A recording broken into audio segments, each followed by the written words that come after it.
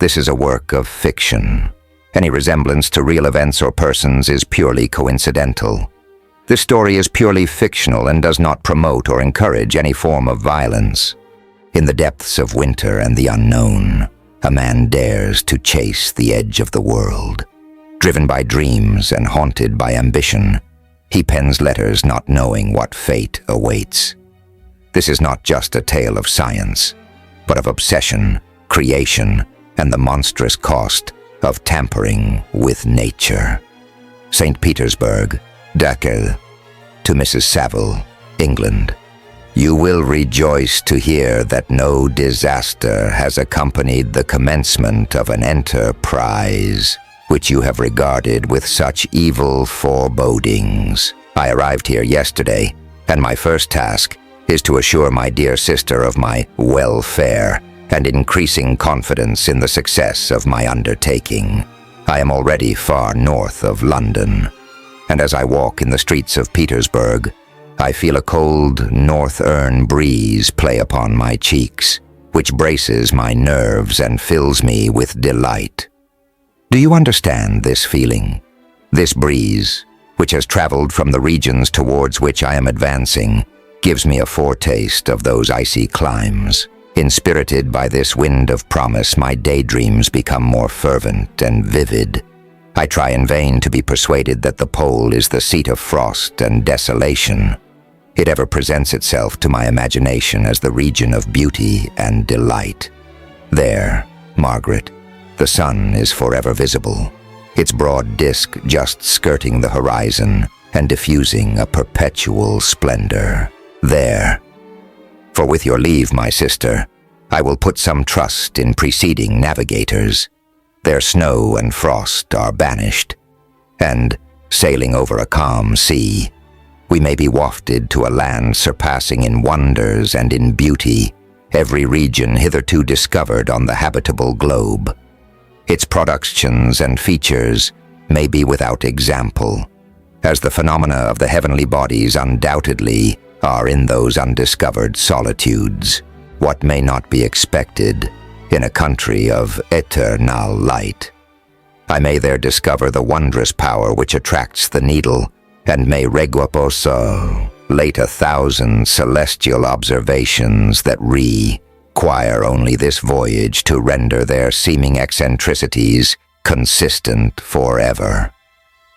I shall satiate my ardent curiosity with the sight of a part of the world never before visited, and may tread a land never before imprinted by the foot of man.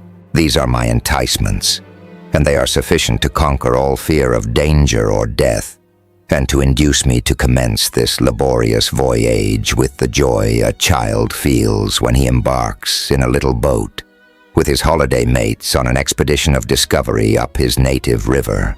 But supposing all these conjectures to be false, you cannot contest the inestimable benefit which I shall confer on all mankind to the last generation, by discovering a passage near the pole to those countries, to reach which at present so many months are requisite, or by ascertaining the secret of the magnet, which, if at all possibly, can only be effected by an undertaking such as mine. These reflections have dispelled the agitation with which I began my letter, and I feel my heart glow with an enthusiasm which elevates me to heaven, for nothing contributes so much to tranquilize the mind as a steady purpose, a point on which the soul may fix its intellectual eye.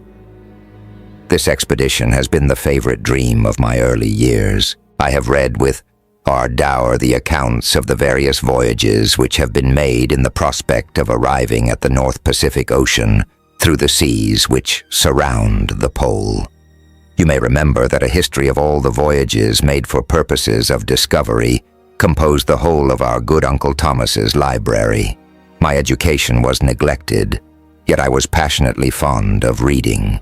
These volumes were my study day and night, and my familiarity with them increased that regret which I had felt as a child on learning that my father's dying injunction had forbidden my uncle to allow me to embark in a seafaring life. These visions faded when I perused for the first time those poets whose effusions entranced my soul and lifted it to heaven. I also became a poet, and for 1 year lived in a paradise of my own creation. I imagined that I also might obtain a niche in the temple where the names of Homer and Shakespeare are consecrated. You are well acquainted with my failure and how heavily I bore the disappointment. But just at that time I inherited the fortune of my cousin, and my thoughts were turned into the channel of their earlier bent. 6 years have passed since I resolved on my present undertaking. I can, even now, remember the hour from which I dedicated myself to this great enterprise. I commenced by inuring my body to hardship. I accompanied the whale fishers on several expeditions to the North Sea. I voluntarily endured cold, famine, thirst, and want of sleep. I often worked harder than the common sailors during the day, and devoted my nights to the study of mathematics, the theory of medicine, and those branches of physical science from which a naval adventurer might derive the greatest practical advantage. Twice, I actually hired myself as an undermate in a Greenland whaler, and acquitted myself to admiration. I must own I felt a little proud when my captain offered me the second dignity in the vessel, and entreated me to remain with the greatest earnestness. So valuable did he consider my services. And now, dear Margaret, do I not deserve to accomplish some great purpose? My life might have been passed in ease and luxury, but I preferred glory to every enticement that wealth placed in my path. Oh, that some encouraging voice would answer in the affirmative. My courage and my resolution is firm, but my hopes fluctuate, and my spirits are often depressed. I'm about to proceed on a long and difficult voyage, the emergencies of which will demand all my fortitude. I am required not only to raise the spirits of others, but sometimes to sustain my own when theirs are failing. This is the most favorable period for traveling in Russia. They fly quickly over the snow in their sledges. The motion is pleasant, and, in my opinion, far more agreeable than that of an English stage coach. The cold is not excessive if you are wrapped in furs, a dress which I have already adopted, for there is a great difference between walking the deck and remaining seated motionless for hours when no exercise prevents the blood from actually freezing in your veins. I have no ambition to lose my life on the post road between St. Petersburg and Archangel. I shall depart for the latter town in a fortnight or 3 weeks, and my intention is to hire a ship there, which can easily be done by paying the insurance for the owner, and to engage as many sailors as I think necessary among those who are accustomed to the whale fishing. I do not intend to sail until the month of June. And when shall I return? Ah, dear sister, how can I answer this question? If I succeed, many months, perhaps years, will pass before you and I may meet. If I fail, you will see me again soon, or never. Farewell, my dear, excellent Margaret. Heaven shower down blessings on you, and save me, that I may again and again testify my gratitude for all your love and kindness. Your affectionate brother, R. Walton Archangel, The March. To Mrs. Saville. England. How slowly the time passes here, encompassed as I am by frost and snow. Yet a second step is taken towards my enterprise. I have hired a vessel and am occupied in collecting my sail oars. Those whom I have already engaged appear to be men on whom I can depend, and are certainly possessed of dauntless courage. But I have one want which I have never yet been able to satisfy, and the absence of the object, of which I now feel as a most severe evil. I have no friend, Margaret. When I am glowing with the enthusiasm of success, there will be none to participate my joy. If I am assailed by disappointment, no one will endeavor to sustain me in dejection. I shall commit my thoughts to paper, it is true, but that is a poor medium for the communication of feeling. I desire the company of a man who could sympathize with me, whose eyes would reply to mine. You may deem me romantic, my dear sister, but I bitterly feel the want of a friend. I have no one near me, gentle yet courageous, possessed of a cultivated as well as of a capacious mind, whose tastes are like my own, to approve or amend my plans. How would such a friend repair the faults of your poor brother? I am too ardent in execution and too impatient of difficulties, but it is a still greater evil to me that I am self-educated. For the first 14 years of my life I ran wild on a common and read nothing but our Uncle Thomas's books of voyages. At that age I became acquainted with the celebrated poets of our own country. But it was only when it had ceased to be in my power to derive its most important benefits from such a conviction that I perceived the necessity of becoming acquainted with more languages than that of my native country.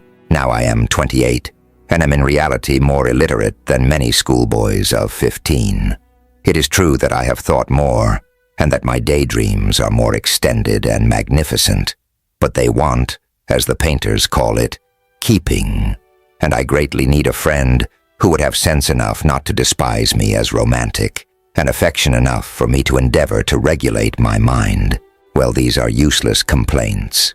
I shall certainly find no friend on the wide ocean, nor even here in Archangel, among merchants and seamen.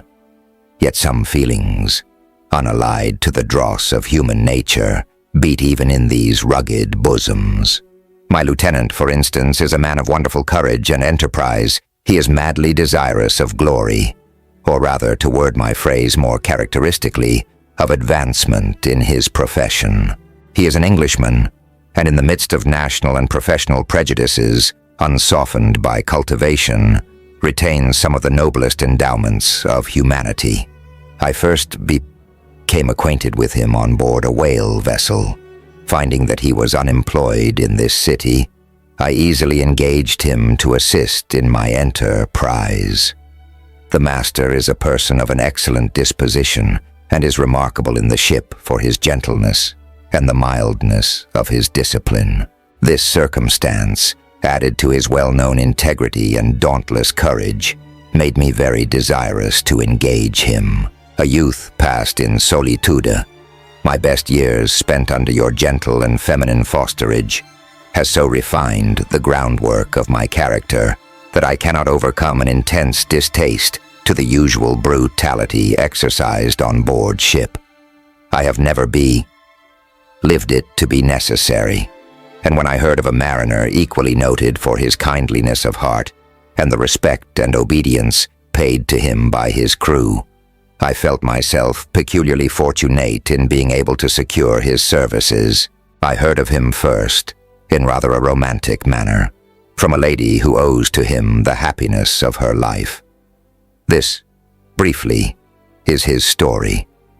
Some years ago he loved a young Russian lady of moderate fortune, and having amassed a considerable sum in prize money, the father of the girl consented to the match.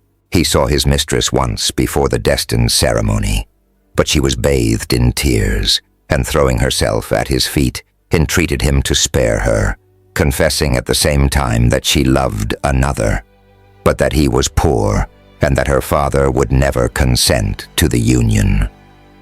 My generous friend reassured the suppliant, and on being informed of the name of her lover, instantly abandoned his pursuit. He had already bought a farm with his money, on which he had designed to pass the remainder of his life, but he bestowed the whole on his rival, together with the remains of his prize, money to purchase stock, and then himself solicited the young woman's father to consent to her marriage with her lover. But the old man decidedly refused, thinking himself bound in honor to my friend, who, when he found the father inexorable, quitted his country, nor returned until he heard that his former mistress was married according to her inclinations. What a noble fellow! You will exclaim, he is so. But then he is wholly uneducated. He is as silent as a Turk, and a kind of ignorant carelessness attends him, which, while it renders his conduct the more astonishing, detracts from the interest and sympathy which otherwise he would command. Yet do not suppose, because I complain a little or because I can conceive a consolation for my toils which I may never know, that I am wavering in my resolutions. Those are as fixed as fate, and my voyage is only now delayed until the weather shall permit my embarkation. The winter has been dreadfully severe, but the spring promises well, and it is considered as a remarkably early season, so that perhaps I may sail sooner than I expected. I shall do nothing rashly. You know me sufficiently to confide in my prudence and considerateness whenever the safety of others is committed to my care. I cannot describe to you my sensations on the near prospect of my undertaking. It is impossible to communicate to you a conception of the trembling sensation, half pleasurable and half fearful, with which I am preparing to depart. I am going to unexplored regions, to the land of mist and snow, but I shall kill no albatross. Therefore do not be alarmed for my safety, or if I should come back to you as worn and woeful as the ancient mariner, one you will smile at my illusion, but I will disclose a secret. I have often attributed my attachment to, my passionate enthusiasm for, the dangerous mysteries of ocean to that production of the most imaginative of modern poets. There is something at work in my soul which I do not understand. I am practically industrious, painstaking, a workman to execute with perseverance and labor.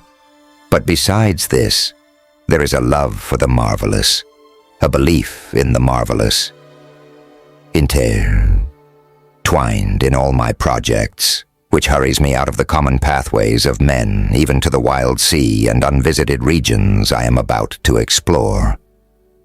But to return to dearer considerations, shall I meet you again, after having traversed immense seas and returned by the most southern cape of Africa or America? I dare not expect such success, yet I cannot bear to look on the reverse of the picture. Continue for the present to write to me by every opportunity. I may receive your letters on some occasions when I need them most to support my spirits. I love you very tenderly. Remember me with affection. Should you never hear from me again, your affectionate brother, Robert Walton Bodithason. To Mrs. Saville, England. My dear sister, I write a few lines in haste to say that I am safe and well advanced on my voyage. This letter will reach England by a merchantman now on its homeward voyage from Archangel, more fortunate than I, who may not see my native land, perhaps, for many years. I am, however, in good spirits. My men are bold and apparently firm of purpose, nor do the floating sheets of ice that continually pass us, indicating the dangers of the region towards which we are advancing, appear to dismay them. We have already reached a very high latitude, but it is the height of summer, and although not so warm as in England, the southern gales, which blow us speedily towards those shores which I so ardently desire to attain, breathe a degree of renovating warmth which I had not expected. No incidents have hitherto befallen us that would make a figure in a letter. 1 or 2 stiff gales, and the springing of a leak, are accidents which experienced navigators scarcely remember to record, and I shall be well content if nothing worse happened to us during our voyage. Adieu, my dear Margaret. Be assured that for my own sake, as well as yours, I will not rashly encounter danger. I will be cool, persevering, and prudent. But success shall crown my endeavors, wherefore not. Thus far I have gone, tracing a secure way over the pathless seas, the very stars themselves being witnesses and testimonies of my triumph. Why not still proceed over the untamed yet obedient element? What can stop the determined heart and resolved will of man? My swelling heart involuntarily pours itself out thus. But I must finish. Heaven bless my beloved sister, R.W. August the, to Mrs. Saville, England. So strange an accident has happened to us that I cannot forbear recording it, although it is very probable that you will see me before these pairs can come into your possession. Last Monday, July st, we were nearly surrounded by ice, which closed in the ship on all sides, scarcely leaving her the sea room in which she floated. Our situation was somewhat dangerous, especially as we were compassed round by a very thick fog. We accordingly lay to, hoping that some change would take place in the atmosphere and weather. About 2 o'clock, the mist cleared away, and we beheld, stretched out in every direction, vast and irregular plains of ice, which seemed to have no end. Some of my comrades groaned, and my own mind began to grow watchful with anxious thoughts, when a strange sight suddenly attracted our attention and diverted our solicitude from our own situation. We perceived a low carriage, fixed on a sledge and drawn by dogs, pass on towards the north, at the distance of half a mile. A being which had the shape of a man, but apparently of gigantic stature, sat in the sledge and guided the dogs. We watched the rapid progress of the traveler with our telescopes, until he was lost among the distant inequalities of the ice. This appearance excited our unqualified wonder. We were, as we believed, many hundred miles from any land, but this apparition seemed to denote that it was not, in reality, so distant as we had supposed. Shut in, however, by ice, it was impossible to follow his track, which we had observed with the greatest attention. About 2 hours after this occurrence, we heard the ground sea, and before night, the ice broke and freed our ship. We, however, lay to until the morning, fearing to encounter in the dark those large, loose masses which float about after the breaking up of the ice. I profited of this time to rest for a few hours. In the morning, however, as soon as it was light, I went upon deck and found all the sail oars busy on one side of the vessel, apparently talking to someone in the sea. It was, in fact, a sledge, like that we had seen before, which had drifted towards us in the night on a large fragment of ice. Only one dog remained alive, but there was a human being within it whom the sailors were persuading to enter the vessel. He was not, as the other travelers seemed to be, a savage inhabitant of some undiscovered island, but a European. When I appeared on deck, the master said, "Here is our captain, and he will not allow you to perish on the open sea." On perceiving me, the stranger addressed me in English, although with a foreign accent. "Before I come on board your vessel," said he, "will you have the kindness to inform me whither you are bound?" You may conceive my astonishment on hearing such a question addressed to me from a man on the brink of destruction, and to whom I should have supposed that my vessel would have been a resource which he would not have exchanged for the most precious wealth the earth can afford. I replied, however, that we were on a voyage of discovery towards the northern pole. Upon hearing this, he appeared satisfied and consented to come on board. Good God!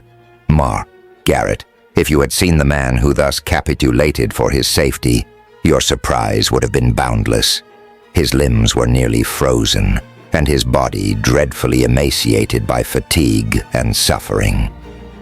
I never saw a man in so wretched a condition. We attempted to carry him into the cabin, but as soon as he had quit the fresh air, he fainted. We accordingly brought him back to the deck and restored him to animation by rubbing him with brandy and forcing him to swallow a small quantity. As soon as he showed signs of life, we wrapped him up in blankets and placed him near the chimney of the kitchen stove. By slow degrees, he recovered and ate a little soup, which restored him wonderfully. 2 days passed in this manner before he was able to speak, and I often feared that his sufferings had deprived him of understanding. When he had in some measure recovered, I removed him to my own cabin and attended on him as much as my duty would permit. I never saw a more interesting creature. His eyes have generally an expression of wildness and even madness. But there are moments when, if anyone performs an act of kindness towards him, or does him any the most trifling service, his whole countenance is lighted up, as it were, with a beam of benevolence and sweetness that I never saw equal. But he is generally melancholy and despairing, and sometimes he gnashes his teeth, as if impatient of the weight of woes that oppresses him.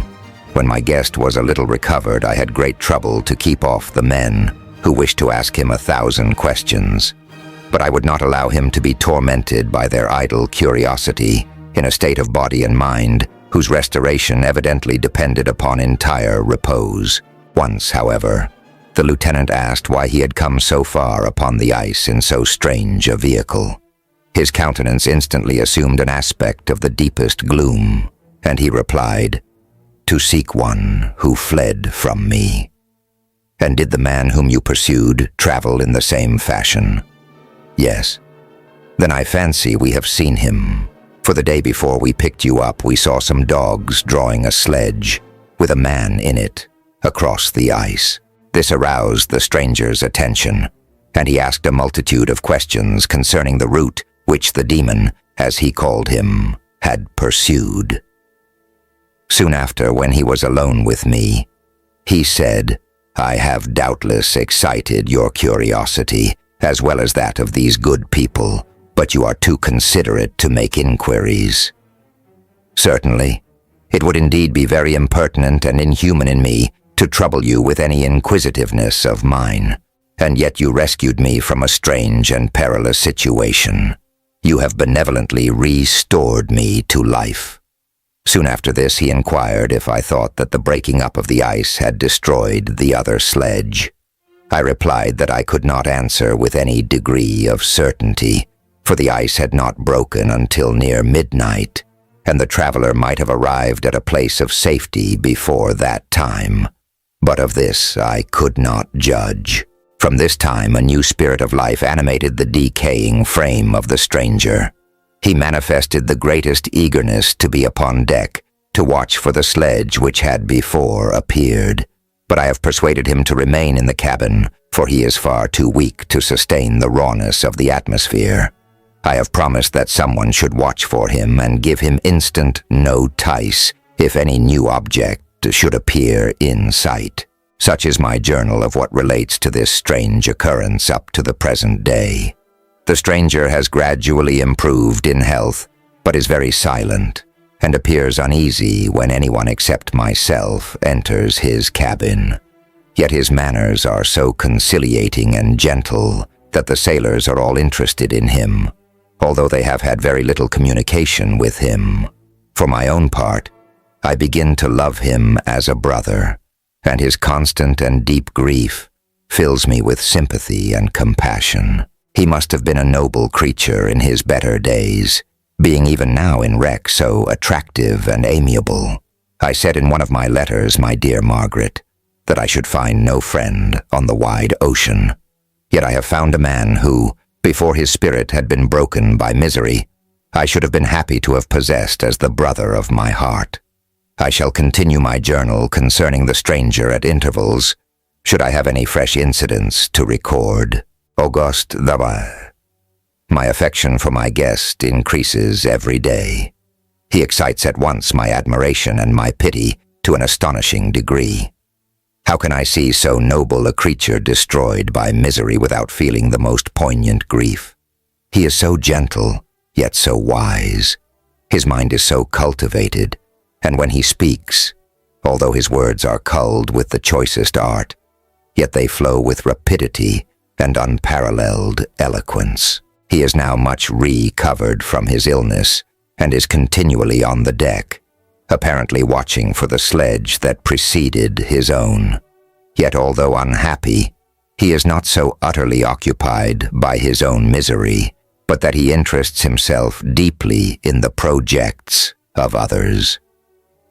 He has frequently conversed with me on mine, which I have communicated to him without disguise. He entered attentively into all my arguments in favor of my eventual success, and into every minute detail of the measures I had taken to secure it. I was easily led by the sympathy which he evinced to use the language of my heart, to give utterance to the burning ardor of my soul, and to say, with all the fervor that warmed me, how gladly I would sacrifice my fortune, my existence, my every hope, to the furtherance of my enterprise. One man's life or death were but a small price to pay for the acquirement of the knowledge which I sought, for the dominion I should acquire and transmit over the elemental foes of our race. As I spoke, a dark gloom spread over my listener's countenance. At first I perceived that he tried to suppress his emotion. He placed his hands before his eyes, and my voice quivered and failed me as I beheld tears trickle fast from between his fingers. A groan burst from his heaving breast. I paused. At length he spoke in broken accents. "Unhappy man, do you share my madness? Have you drunk also of the intoxicating draught? Hear me. Let me reveal my tale, and you will dash the cup from your lips." Such words, you may imagine, strongly excited my curiosity. But the paroxysm of grief that had seized the stranger overcame his weakened powers, and many hours of repose and tranquil conversation were necessary to restore his composure. Having conquered the violence of his feelings, he appeared to despise himself for being the slave of passion, and quelling the dark tyranny of despair, he led me again to converse concerning myself personally. He asked me the history of my earlier years. The tale was quickly told, but it awakened various trains of reflection. I spoke of my desire of finding a friend, of my thirst for a more intimate sympathy with a fellow mind than had ever fallen to my lot, and expressed my conviction that a man could boast of little happiness who did not enjoy this blessing. "I agree with you," replied the stranger. "We are unfashioned creatures, but half made up, if one wiser, better, dearer than ourselves. Such a friend ought to be. Do not lend his aid to perfection it our weak and faulty natures. I once had a friend, the most noble of human creatures, and am entitled, therefore, to judge respecting friendship. You have hope and the world before you, and have no cause for despair. But I have lost everything, and cannot begin life anew." As he said this, his countenance became expressive of a calm, settled grief that touched me to the heart. But he was silent, and presently retired to his cabin. Even broken in spirit as he is, no one can feel more deeply than he does the beauties of nature. The starry sky, the sea, and every sight afforded by these wonderful regions seems still to have the power of elevating his soul from earth. Such a man has a double existence. He may suffer misery and be overwhelmed by disappointments, yet when he has retired into himself, he will be like a celestial spirit that has a halo around him, within whose circle no grief or folly ventures. Will you smile at the enthusiasm I express concerning this divine wanderer? You would not if you saw him. You have been tutored and refined by books and retirement from the world, and you are therefore somewhat fastidious. But this only renders you the more fit to appreciate the extraordinary merits of this wonderful man. Sometimes I have endeavored to discover what quality it is which he possesses that elevates him so immeasurably above any other person I ever knew. I believe it to be an intuitive discernment, a quick but never-failing power of judgment, a penetration into the causes of things, unequaled for clearness and precision. Add to this a facility of expression and a voice whose varied intonations are soul-subduing music. August. Yesterday the stranger said to me, "You may easily perceive, Captain Walton, that I have suffered great and unparalleled misfortunes. I had determined at one time that the memory of these evils should die with me. But you have won me to alter my determination. You seek for knowledge and wisdom, as I once did. And I ardently hope that the gratification of your wishes may not be a serpent to sting you, as mine has been. I do not know that the relation of my disasters will be useful to you.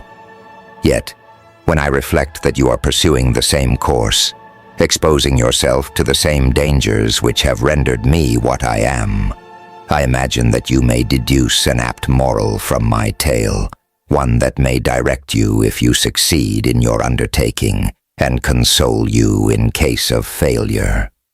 Prepare to hear of occurrences which are usu ally deemed marvelous.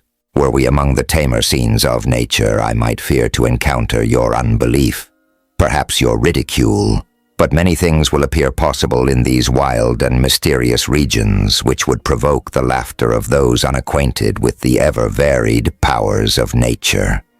Nor can I doubt but that my tale conveys in its series internal evidence of the truth of the events of which it is composed. One you may easily imagine that I was much gratified by the offered communication, yet I could not endure that he should renew his grief by a recital of his misfortunes. I felt the greatest eagerness to hear the promised narrative, partly from curiosity and partly from a strong desire to ameliorate his fate, if it were in my power. I expressed these feelings in my answer.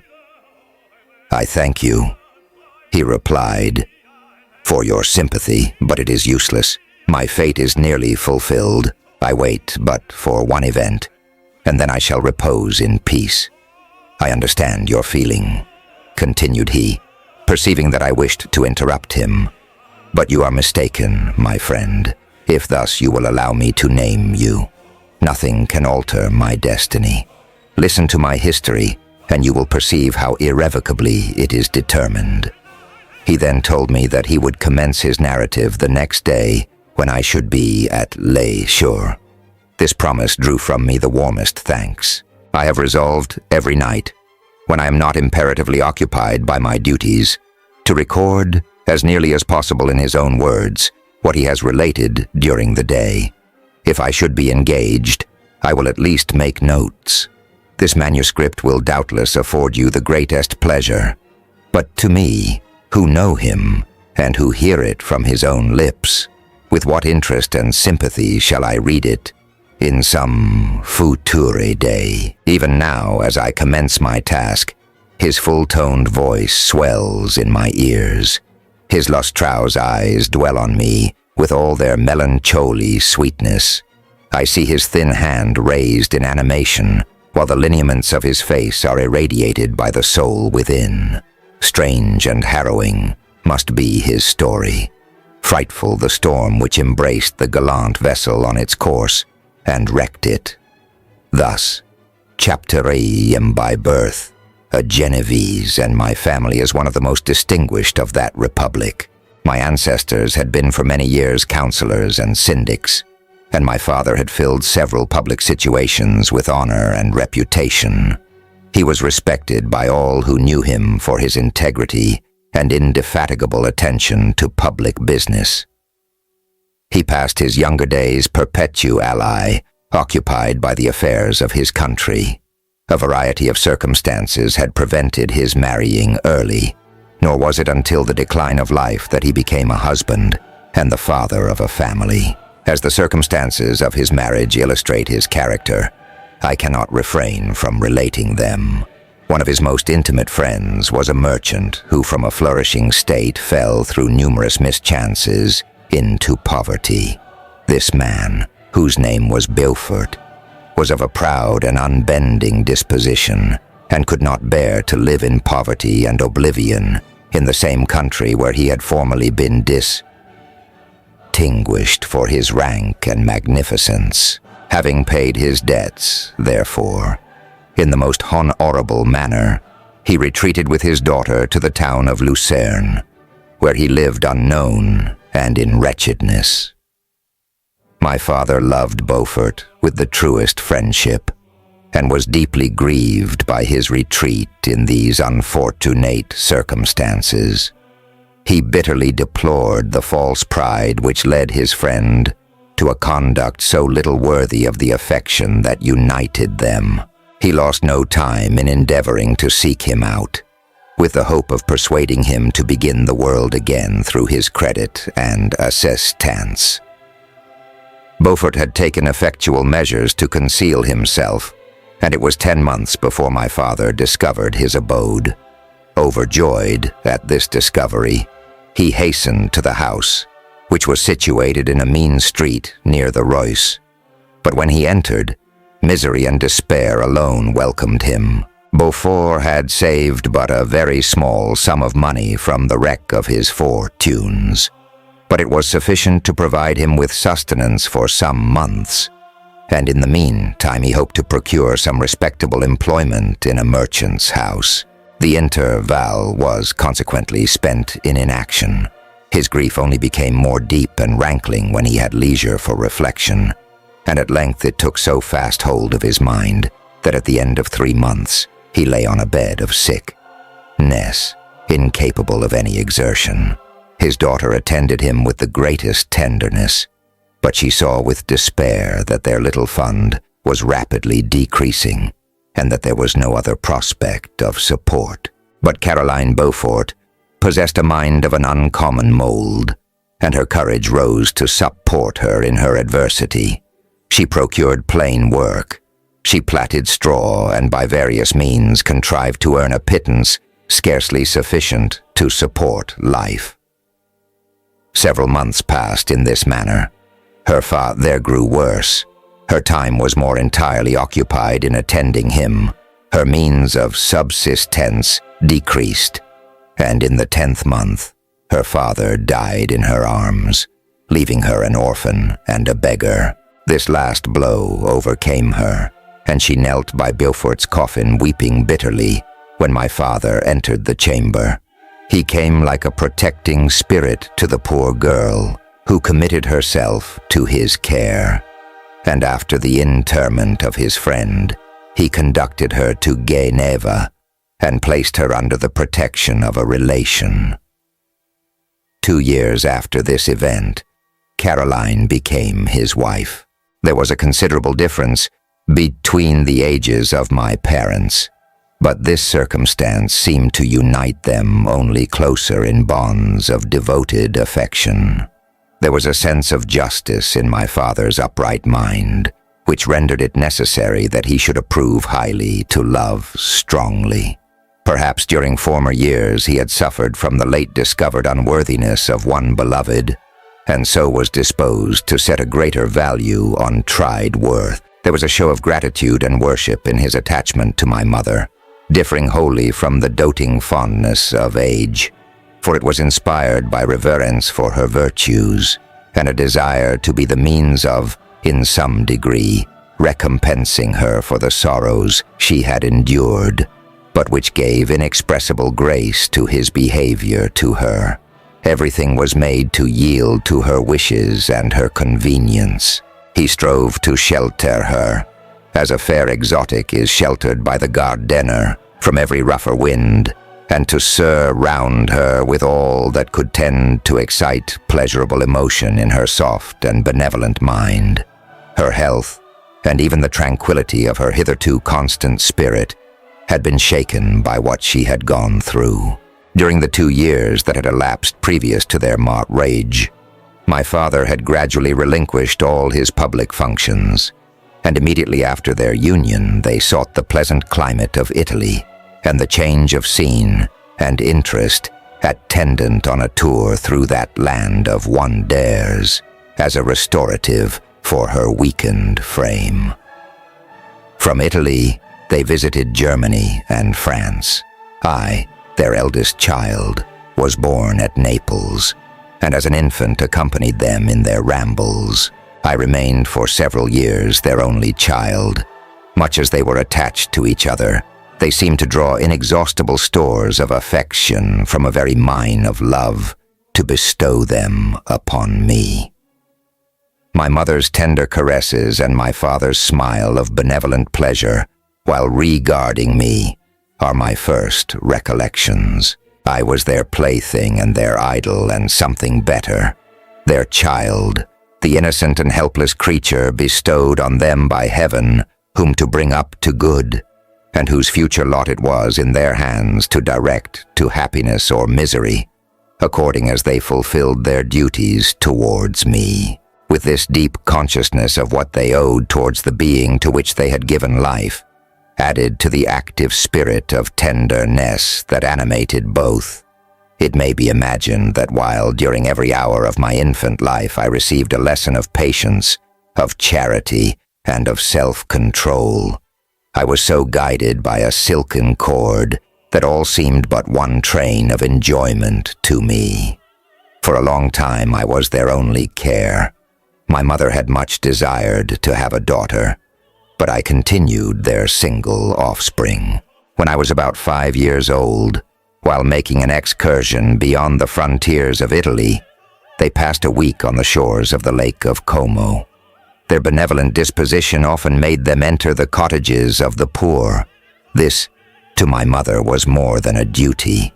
It was a necessity, a passion, remembering what she had suffered and how she had been relieved, for her to act in her turn the guardian angel to the afflicted. During one of their walks, a poor cot in the foldings of a veil attracted their notice as being singularly disconsolate, while the number of half-clothed children gathered about it spoke of penury in its worst shape. One day, when my father had gone by himself to Milan, my mother, accompanied by me, visited this abode. She found a peasant and his wife, hard-working, bent down by care and labor, distributing a scanty meal to 5 hungry babes. Among these there was one which attracted my mother far above all the rest. She appeared of a different stock.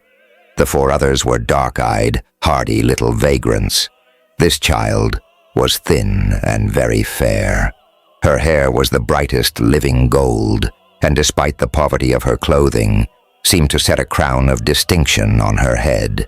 Her brow was clear and ample, her blue eyes cloudless, and her lips and the molding of her face so expressive of sensibility and sweetness that none could behold her without looking on her as of a distinct species, a being heaven-sent and bearing a celestial stamp in all her features. The peasant woman, perceiving that my mother fixed eyes of wonder and admiration on this lovely girl, eagerly communicated her history. She was not her child, but the daughter of a Milanese nobleman. Her mother was a German and had died on giving her birth. The infant had been placed with these good people to nurse.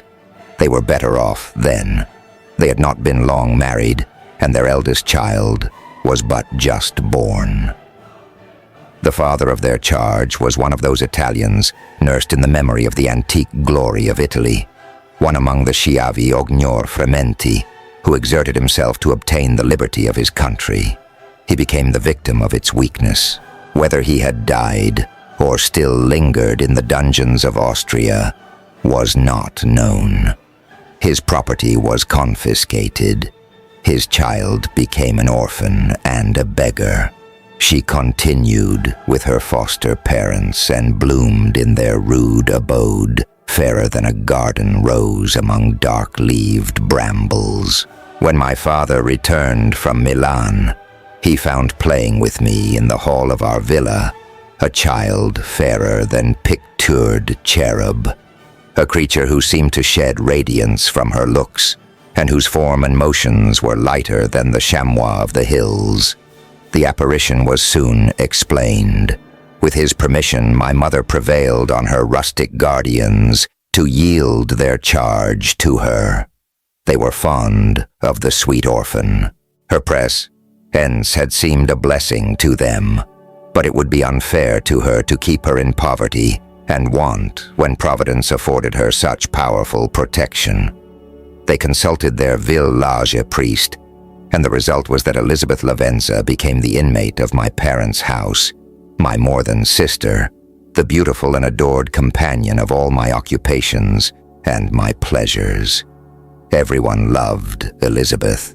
The passionate and almost reverential attachment with which all regarded her became, while I shared it, my pride and my delight. On the evening previous to her being brought to my home, my mother had said playfully, "I have a pretty present for my Victor. Tomorrow he shall have it."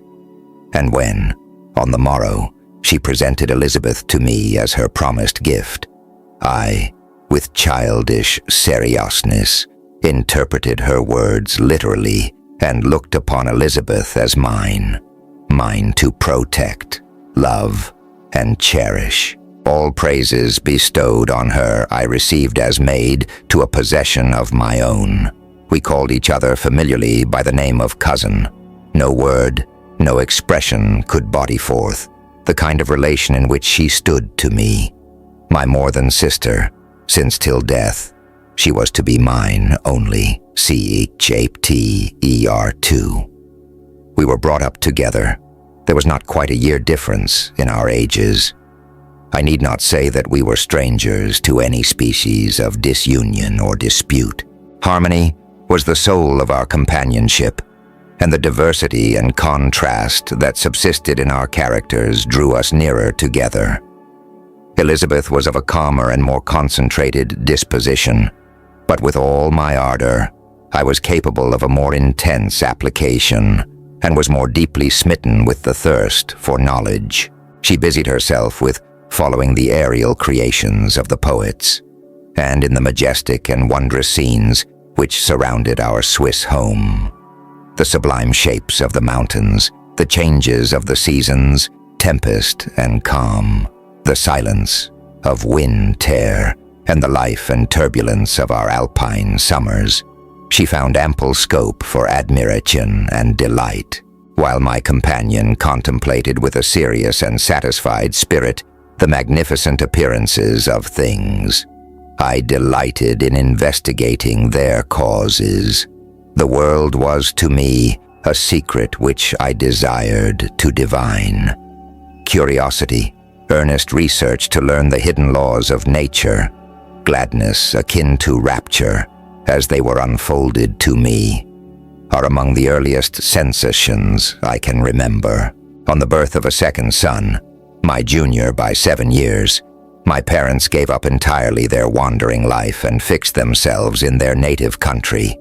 We possessed a house in Geneva and a campagne on Belle Rive, the eastern shore of the lake, at the distance of rather more than a league from the city. We resided principally in the latter, and the lives of my parents were passed in considerable seclusion. It was my temper to avoid a crowd and to attach myself fervently to a few. I was indifferent, therefore, to my schoolfellows in general, but I united myself in the bonds of the closest friendship to one among them. Henry Clerval was the son of a merchant of Geneva. He was a boy of singular talent and fancy. He loved enterprise, hardship, and even danger for its own sake. He was deeply read in books of chivalry and romance. He composed heroic songs and began to write many a tale of enchantment and knightly adventure. He tried to make us act plays and to enter into masquerades in which the characters were drawn from the heroes of Roncesvalles, of the Round Table of King Arthur, and the chivalrous train who shed their blood to redeem the Holy Sepulchre from the hands of the infidels. No human being could have passed a happier childhood than myself. My parents were possessed by the very spirit of kindness and indulgence. We felt that they were not the tyrants to rule our lot according to their caprice, but the agents and creators of all the many delights which we enjoyed. When I mingled with other families, I distinctly discerned how peculiarly fortunate my lot was, and gratitude assisted the development of filial love. My temper was sometimes violent, and my passions vehement. But by some law in my temperature they were turned not towards childish pursuits, but to an eager desire to learn, and not to learn all things indiscriminately. I confess that neither the structure of languages, nor the code of governments, nor the politics of various states possessed attractions for me. It was the secrets of heaven and earth that I desired to learn. And whether it was the outward substance of things or the inner spirit of nature and the mysterious soul of man that occupied me, still my inquiries were directed to the metaphysical, or in its highest sense, the physical secrets of the world. Meanwhile, Clerval occupied himself, so to speak, with the moral relations of things, the busy stage of life. The virtues of heroes and the actions of men were his theme, and his hope and his dream was to become one among those whose names are recorded in story as the gallant and adventurous benefactors of our species. The saintly soul of Elizabeth shone like a shrine-dedicated lamp in our peaceful home. Her sympathy was ours, her smile, her soft voice, the sweet glance of her celestial eyes were ever there to bless and animate us. She was the living spirit of love to soften and attract. I might have become sullen in my study, wrought through the ardor of my nature, but that she was there to subdue me to a semblance of her own gentleness. And Clerval could aught ill entrench on the noble spirit of Clerval. Yet he might not have been so perfectly humane, so thoughtful in his generosity, so full of kindness and tenderness amidst his passion for adventurous exploit, had she not unfolded to him the real loveliness of beneficence, and made the doing good the end and aim of his soaring ambition. I feel exquisite pleasure in dwelling on the recollections of childhood, before misfortune had tainted my mind and changed its bright visions of extensive usefulness into gloomy and narrow reflections upon self. Besides, in drawing the picture of my early days, I also record those events which led, by insensible steps, to my after tale of misery. For when I would account to myself for the birth of that passion which afterwards ruled my destiny, I find it arise, like a mountain river, from ignoble and almost forgotten sources. But swelling as it proceeded, it became the torrent which, in its course, has swept away all my hopes and joys.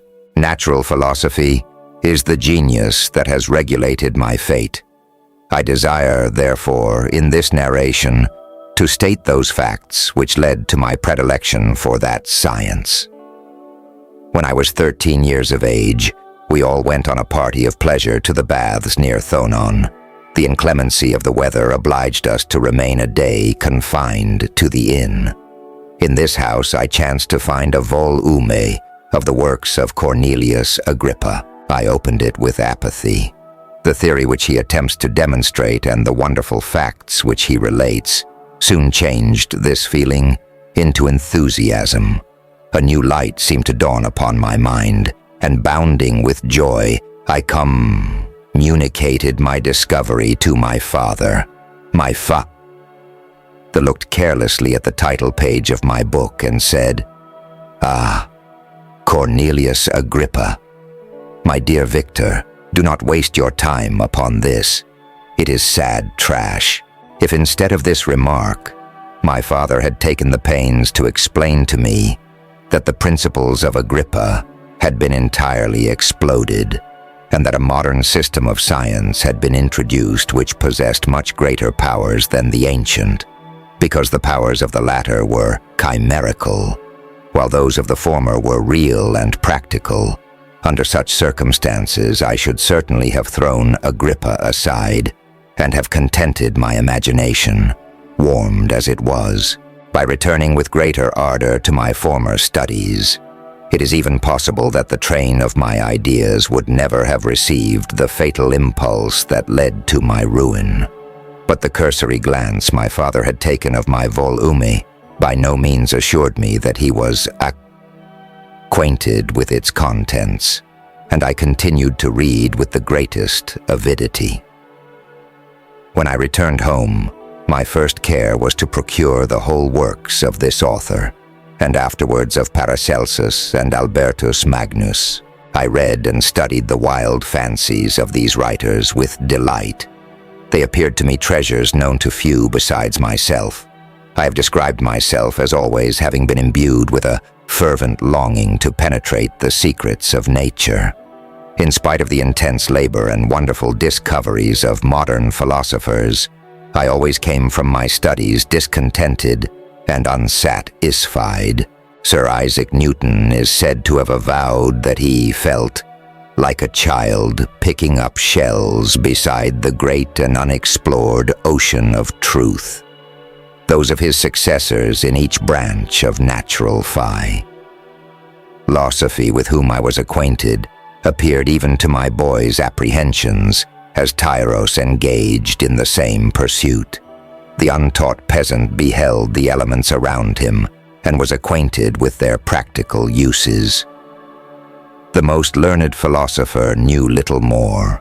He had partially unveiled the face of nature, but her immortal lineaments were still a wonder and a mystery. He might dissect, anatomize, and give names, but not to speak of a final cause. Causes in their secondary and tertiary grades were utterly unknown to him. I had gazed upon the fortifications and impediments that seemed to keep human beings from entering the citadel of nature, and rashly and ignorantly I had repined. But here were books, and here were men who had penetrated deeper and knew more. I took their word for all that they averred, and I became their disciple.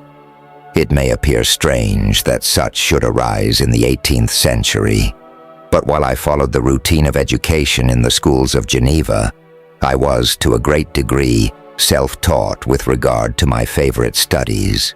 My father was not scientific, and I was left to struggle with a child's blindness, added to a student's thirst for knowledge. Under the guidance of my new preceptors, I entered with the greatest diligence into the search of the philosopher's stone and the elixir of life. But the latter soon obtained my undivided attention. Wealth was an inferior object. But what glory would attend the discovery if I could banish disease from the human frame and render man invulnerable to any but a violent death? Nor were these my only visions. The raising of ghosts or devils was a promise liberally accorded by my favorite authors, the fulfillment of which I most eagerly sought. And if my incantations were always unsuccessful, I attributed the failure rather to my own inexperience and mistake than to a want of skill or fidelity in my instructors. And thus for a time, I was occupied by exploded systems, mingling, like an unadept, 1,000 contradictory theories and floundering desperately in a very slough of multifarious knowledge, guided by an ardent imagination and childish reasoning, till an cadet and again changed the current of my ideas. When I was about 15 years old, we had retired to our house near Bellerive, when we witnessed a most violent and terrible thunder storm. It advanced from behind the mountains of Jura, and the thunder burst at once with frightful loudness from various quarters of the heavens. I remained while the storm lasted, watching its progress with curiosity and delight. As I stood at the door, on a sudden I beheld a stream of fire issue from an old and beautiful oak which stood about 20 yards from our house. And so soon as the dazzling light vanished, the oak had disappeared, and nothing remained but a blasted stump. When we visited it the next morning, we found the tree shattered in a singular manner. It was not splintered by the shock, but entirely reduced to thin ribbons of wood. I never beheld anything so utterly destroyed. Before this, I was not unacquainted with the more obvious laws of electricity. On this Okang, Sion, a man of great research in natural philosophy, was with us, and excited by this catastrophe, he entered on the explanation of a theory which he had formed on the subject of electric, IT, and galvanism, which was at once new and astonishing to me. All that he said threw greatly into the shade Cornelius Agrippa, Albertus Magnus, and Paracelsus, the lords of my imagination. But by some fatality, the overthrow of these men disinclined me to pursue my accustomed studies. It seemed to me as if nothing would or could ever be known. All that had so long engaged my attention suddenly grew despicable. By one of those caprices of the mind, which we are perhaps most subject to in early youth, I at once gave up my former occupations, set down natural history and all its progeny as a deformed and abortive creation, and entertained the greatest disdain for a would-be science which could never even step within the threshold of real knowledge. In this mood of mind, I betook myself to the mathematics and the branches of study appertaining to that science as being built upon secure foundations and so worthy of my consideration. Thus strangely are our souls constructed, and by such slight ligaments are we bound to prosperity or ruin. When I look back, it seems to me as if this almost miraculous change of inclination and will was the immediate suggestion of the guardian angel of my life, the last effort made by the spirit of preservation to avert the storm that was even then hanging in the stars and ready to envelop me. Her victory was announced by an unusual tranquility and gladness of soul, which followed the relinquishing of my ancient and latterly tormenting studies. It was thus that I was to be taught to associate evil with their prosecution, happiness with their disregard. It was a strong effort of the spirit of good, but it was ineffectual. Destiny was too potent, and her immutable laws had decreed my utter and terrible destruction. See Chapter 3. When I had attained the age of 17, my parents resolved that I should become a student at the University of Ingolstadt.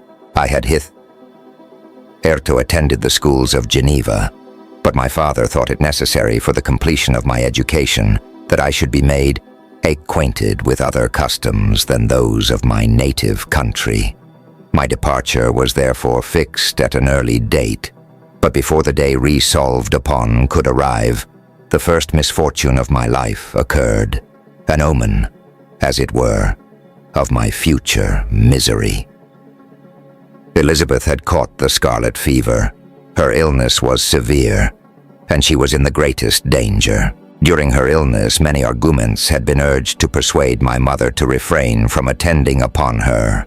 She had at first yielded to our entreaties, but when she heard that the life of her favorite was menaced, she could no longer control her anxiety. She attended her sickbed. Her watchful attentions triumphed over the malignity of the distemper. Elizabeth was saved, but the consequences of this imprudence were fatal to her preserver. On the third day, my mother sickened. Her fever was accompanied by the most alarming symptoms, and the looks of her medical attendants prognosticated the worst event. On her deathbed, the fortitude and benignity of this best of women did not desert her. She joined the hands of Elizabeth and myself. "My children," she said, "my firmest hopes of future happiness were placed on the prospect of your union. This expectation will now be the consolation of your father. Elizabeth, my love, you must supply my place to my younger children. Alas, I regret that I am taken from you. And happy and beloved as I have been, is it not hard to quit you all? But these are not thoughts befitting me. I will endeavor to resign myself cheerfully to death, and will indulge a hope of meeting you in another world." She died calmly, and her countenance expressed affection even in death. I need not describe the feelings of those whose dearest ties are rent by that most irreparable evil, the void that presents itself to the soul, and the despair that is exhibited on the countenance. It is so long before the mind can persuade itself that she, whom we saw every day and whose very existence appeared a part of our own, can have departed forever. That the brightness of a beloved eye can have been extinguished, and the sound of a voice so familiar and dear to the ear can be hushed, never more to be heard. These are the reflections of the first days, but when the lapse of time proves the reality of the evil, then the actual bitterness of grief commences. Yet from whom has not that rude hand rent away some dear connection? And why should I describe a sorrow which all have felt and must feel? The time at length arrives when grief is rather an indulgence than a necessity, and the smile that plays upon the lips, although it may be deemed a sacrilege, is not banished. My mother was dead, but we had still duties which we ought to perform. We must continue our course with the rest, and learn to think ourselves fortunate, whilst one remains whom the spoiler has not seized. My departure for Ingolstadt, which had been deferred by these events, was now again determined upon. I obtained from my father a respite of some weeks. It appeared to me sacrilege so soon to leave the repose, akin to death, of the house of mourning and to rush into the thick of life. I was new to sorrow, but it did not the less alarm me. I was unwilling to quit the sight of those that remained to me, and above all, I desired to see my sweet Elizabeth in some degree consoled. She indeed veiled her grief and strove to act the comforter to us all. She looked steadily on life and assumed its duties with courage and zeal. She devoted herself to those whom she had been taught to call her uncle and cousins. Never was she so enchanting as at this time, when she recalled the sunshine of her smiles and spent them upon us. She forgot even her own regret in her endeavors to make us forget. The day of my departure at length arrived. Clerval spent the last evening with us. He had endeavored to persuade his father to permit him to accompany me and to become my fellow student, but in vain. His father was an narrow-minded trader and saw idleness and ruin in the aspirations and ambition of his son. Henry deeply felt the misfortune of being debarred from a liberal education.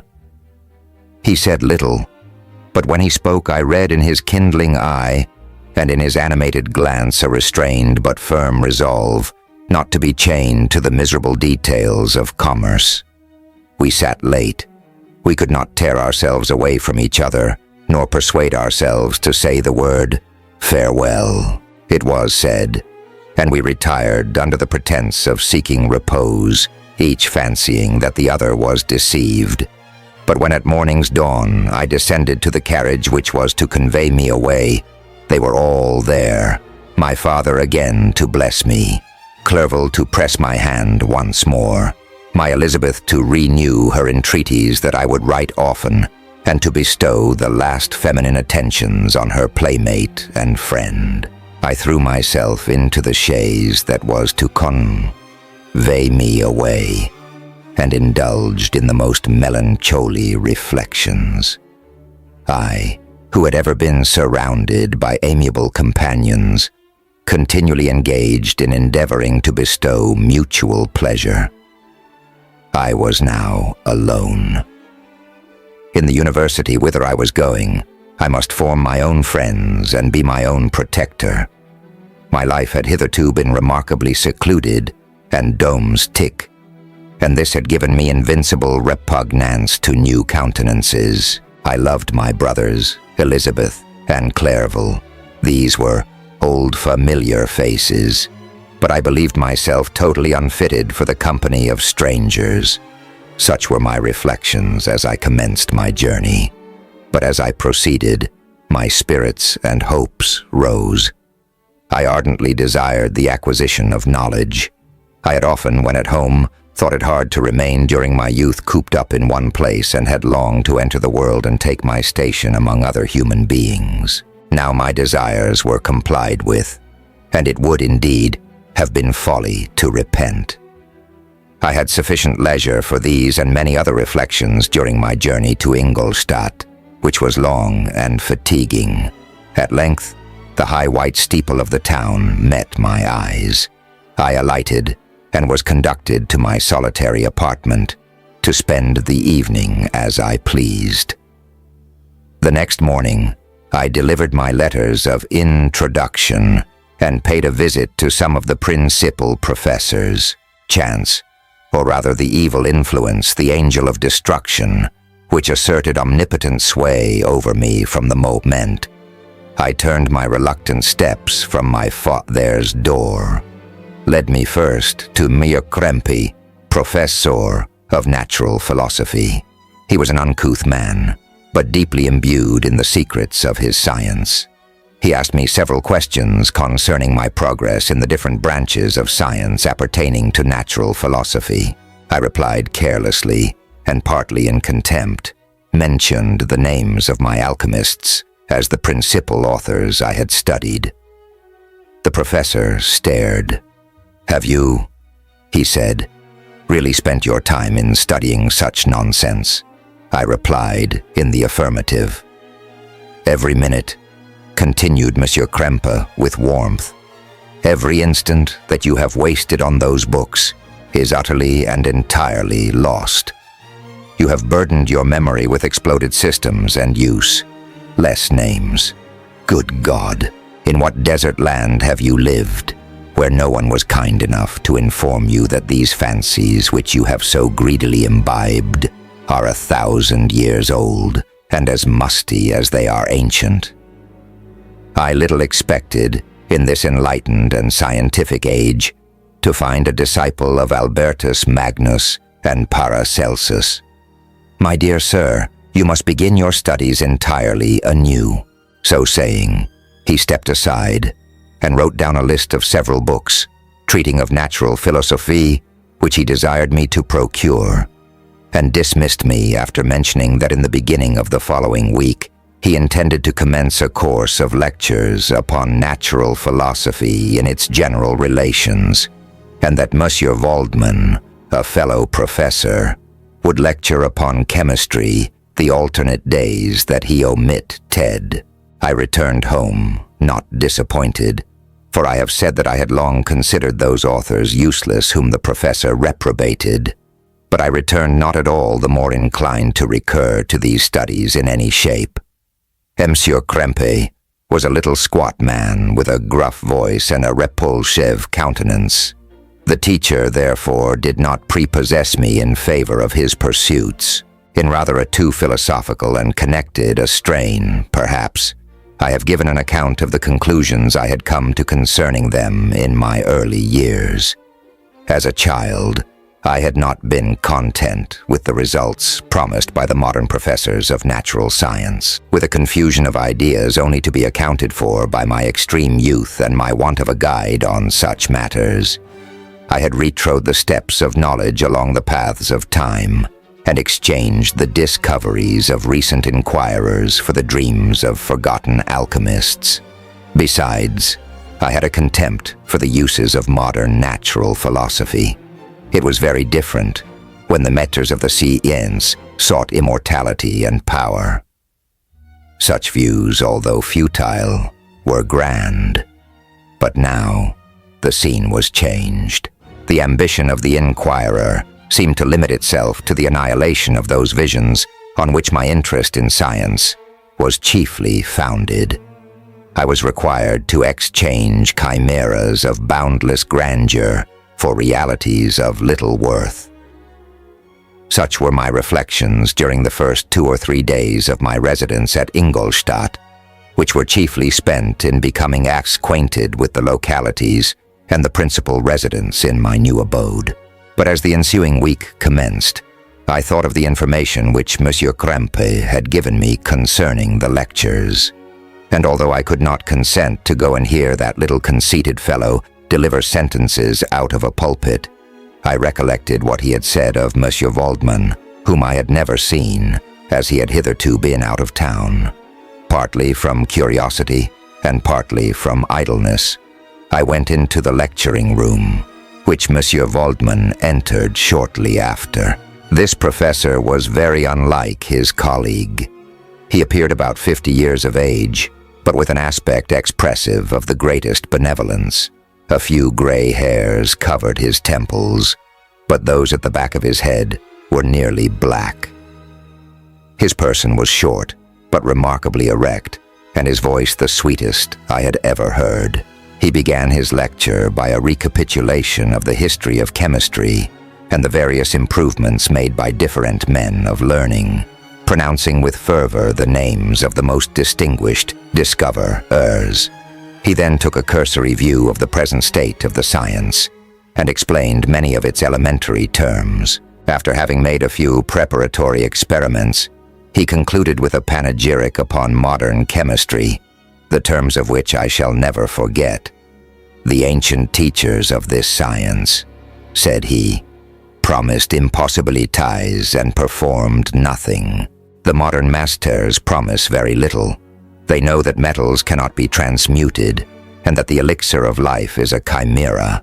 But these philosophers, whose hands seem only made to dabble in dirt, and their eyes to pore over the microscope or cruci blei, have indeed performed miracles. They penetrate into the recesses of nature and show how she works in her hiding places. They ascend into the heavens. They have discovered how the blood circulates and the nature of the air we breathe. They have acquired new and almost unlimited powers. They can command the thunders of heaven, mimic the earthquake, and even mock the invisible world with its own shadows." Such were the professor's words. Rather, let me say, such the words of the fate announced to destroy me. As he went on, I felt as if my soul were grappling with a palpable enemy. One by one, the various keys were touched, which formed the mechanism of my being. Chord after chord was sounded, and soon my mind was filled with one thought, one conception, one purpose. "So much has been done," exclaimed the soul of Frankenstein. "More, far more will I achieve. Treading in the steps already marked, I will pioneer a new way, explore unknown powers, and unfold to the world the deepest mysteries of creation." I closed, not my eyes that night. My internal being was in a state of insurrection and turmoil. I felt that order would thence arise, but I had no power to produce it. By degrees after the morning's dawn, sleep came. I awoke, and my yesternight's thoughts were as a dream. There only remained a resolution to return to my ancient studies and to devote myself to a science for which I believed myself to possess a natural talent. On the same day I paid Monsieur Waldman a visit. His manners in private were even more mild and attractive than in public, for there was a certain dignity in his mien during his lecture, which in his own house was replaced by the greatest affability and kindness. I gave him pretty nearly the same account of my former pursuits as I had given to his fellow professor. He heard with attention the little narration concerning my studies, and smiled at the names of Cornelius Agrippa and Paracelsus, but without the contempt that M. Krempe had exhibited. He said that these were men to whose indefatigable zeal modern philosophers were indebted for most of the foundations of their knowledge. They had left to us, as an easier task, to give new names and arrange in connected classifications the facts which they, in a great degree, had been the instruments of bringing to light. The labors of men of genius, however erroneously directed, scarcely ever fail in ultimately turning to the solid advantage of mankind. I listened to his statement, which was delivered without any presumption or affectation, and then added that his lecture had removed my prejudices against modern chemists. I expressed myself in measured terms, with the modesty and deference due from a youth to his instructor, without letting escape. Inexperience in life would have made me ashamed. Any of the enthusiasm which stimulated my intended labors. I requested his advice concerning the books I ought to procure. "I am happy," said Monsieur Waldman, "to have gained a disciple, and if your application equals your ability, I have no doubt of your success." Chemistry is that branch of natural philosophy in which the greatest improvements have been and may be made. It is on that account that I have made it my peculiar study. But at the same time I have not neglected the other branches of science. A man would make but a very sorry chemist if he attended to that department of human knowledge alone. If your wish is to become really a man of science and not merely a petty experimentalist, I should advise you to apply to every branch of natural philosophy, including mathematics. He then took me into his laboratory and explained to me the uses of his various machines, instructing me as to what I ought to procure, and promising me the use of his own, when I should have advanced far enough in the science not to derange their mechanism. He also gave me the list of books which I had requested, and I took my leave. Thus ended a day memorable to me. It decided my future destiny. See Chapter 4. From this day, natural philosophy, and particularly chemistry, in the most comprehensive sense of the term, became nearly my sole occupation. I read with ardor those works, so full of genius and discrimination, which modern inquirers have written on these subjects. I attended the lectures and cultivated the acquaintance of the men of science of the university, and I found even in Monsieur Krempe a great deal of sound sense and real information. Combined, it is true, with a repulsive physiognomy and manners, but not on that account the less valuable. In Monsieur Waldman I found a true friend. His gentleness was never tinged by dogmatism, and his instructions were given with an air of frankness and good nature that banished every idea of pedantry. In 1,000 ways he smoothed for me the path of knowledge, and made the most abstruse inquiries clear and facile to my apprehension. My application was at first fluctuating and uncertain. It gained strength as I proceeded, and soon became so ardent and eager that the stars often disappeared in the light of morning whilst I was yet engaged in my laboratory. As I applied so closely, it may be easily conceived that my progress was rapid. My ardor was indeed the astonishment of the students, and my proficiency that of the masters. Professor Krempe often asked me, with a sly smile, how Cornelius Agrippa went on, whilst Monsieur Waldman expressed the most heartfelt exultation in my progress. 2 years passed in this manner, during which I paid no visit to Geneva, but was engaged, heart and soul, in the pursuit of some discoveries which I hoped to make. None but those who have experienced them can conceive of the enticements of science. In other studies you go as far as others have gone before you, and there is nothing more to know. But in a scientific pursuit, there is continual food for discovery and wonder. A mind of moderate capacity which closely pursues one study must infallibly arrive at great proficiency in that study. And I, who continually sought the attainment of one object of pursuit, and was solely wrapped up in this, improved so rapidly that at the end of 2 years I made some discoveries in the improvement of some chemical instruments, which procured me great esteem and admiration at the university. When I had arrived at this point, and had become as well acquainted with the theory and practice of natural philosophy as depended on the lessons of any of the professors at Ingolstadt, my residence there being no longer conducive to my improvements, I thought of returning to my friends and my native town, when an incident happened that protracted my stay. One of the phenomena which had peculiarly attracted my attention was the structure of the human frame, and, indeed, any animal endued with life. Whence I often asked myself, did the principle of life proceed? It was a bold question, and one which has ever been considered as a mystery. Yet with how many things are we upon the brink of becoming acquainted, if cowardice or carelessness did not restrain our inquiries? I revolved these circumstances in my mind, and determined thenceforth to apply myself more particularly to those branches of natural philosophy which relate to physiology. Unless I had been animated by an almost supernatural enthusiasm, my application to this study would have been irksome and almost intolerable. To examine the causes of life, we must first have recourse to death. I became acquainted with the science of anatomy, but this was not sufficient. I must also observe the natural decay and corruption of the human body. In my education, my father had taken the greatest precautions that my mind should be impressed with no supernatural horrors.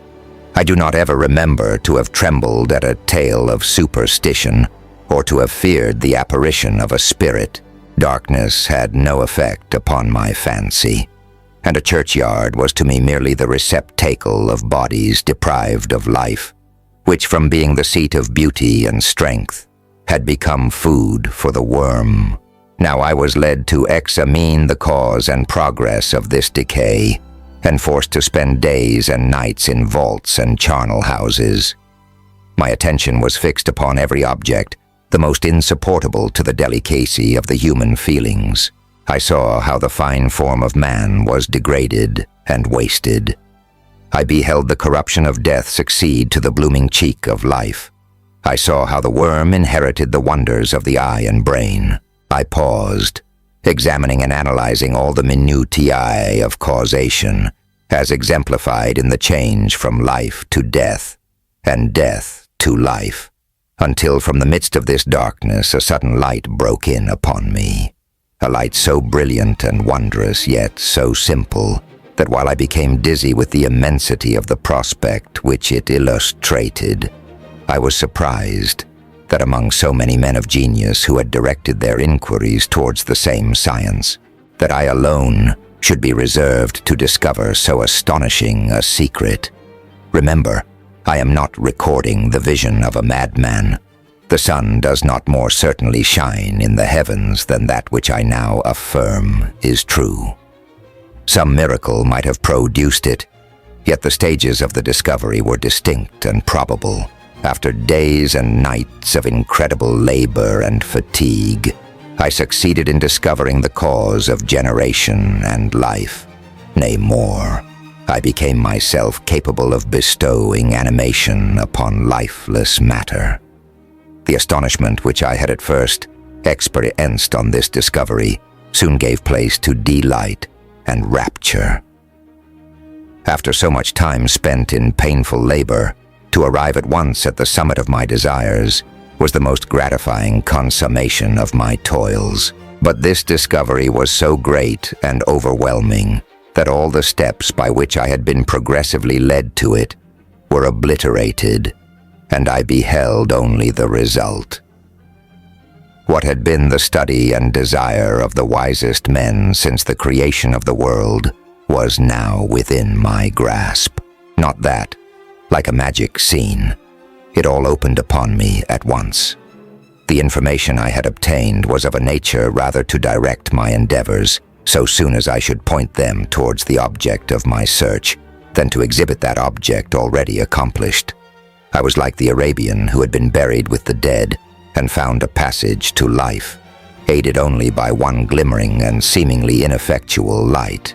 I see by your eagerness and the wonder and hope which your eyes express, my friend, that you expect to be informed of the secret with which I am acquainted. That cannot be. Listen patiently until the end of my story, and you will easily perceive why I am reserved upon that subject. I will not lead you on unguarded and ardent as I then was, to your destruction and infallible misery.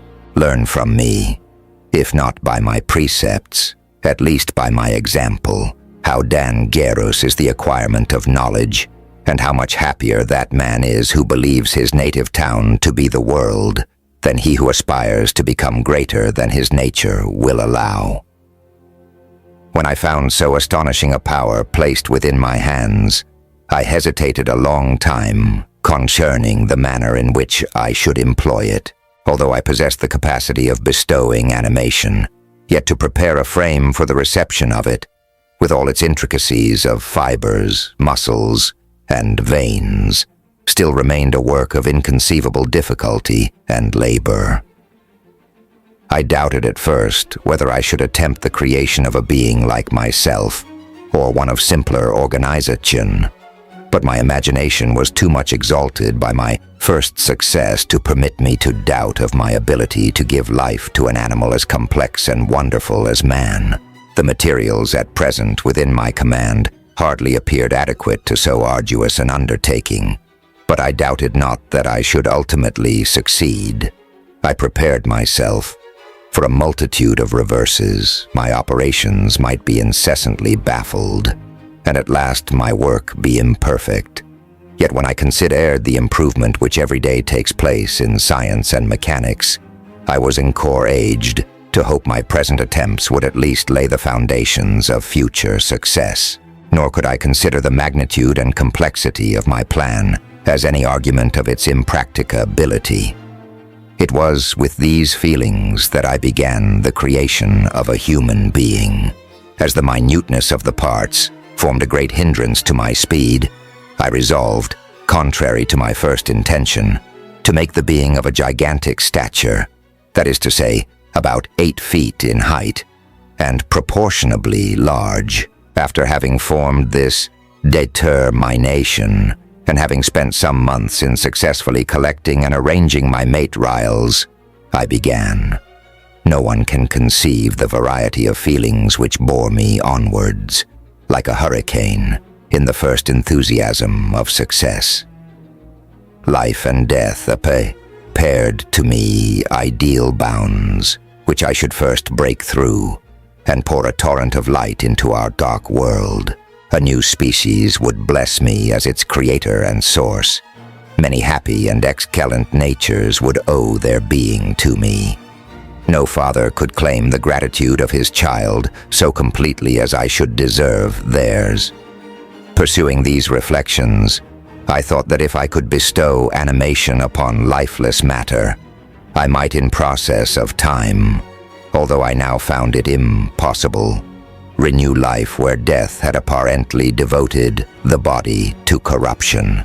These thoughts supported my spirits, while I pursued my undertaking with unremitting ardor.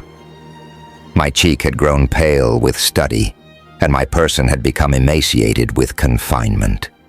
Sometimes on the very brink of certainty, I failed, yet still I clung to the hope which the next day or the next hour might realize.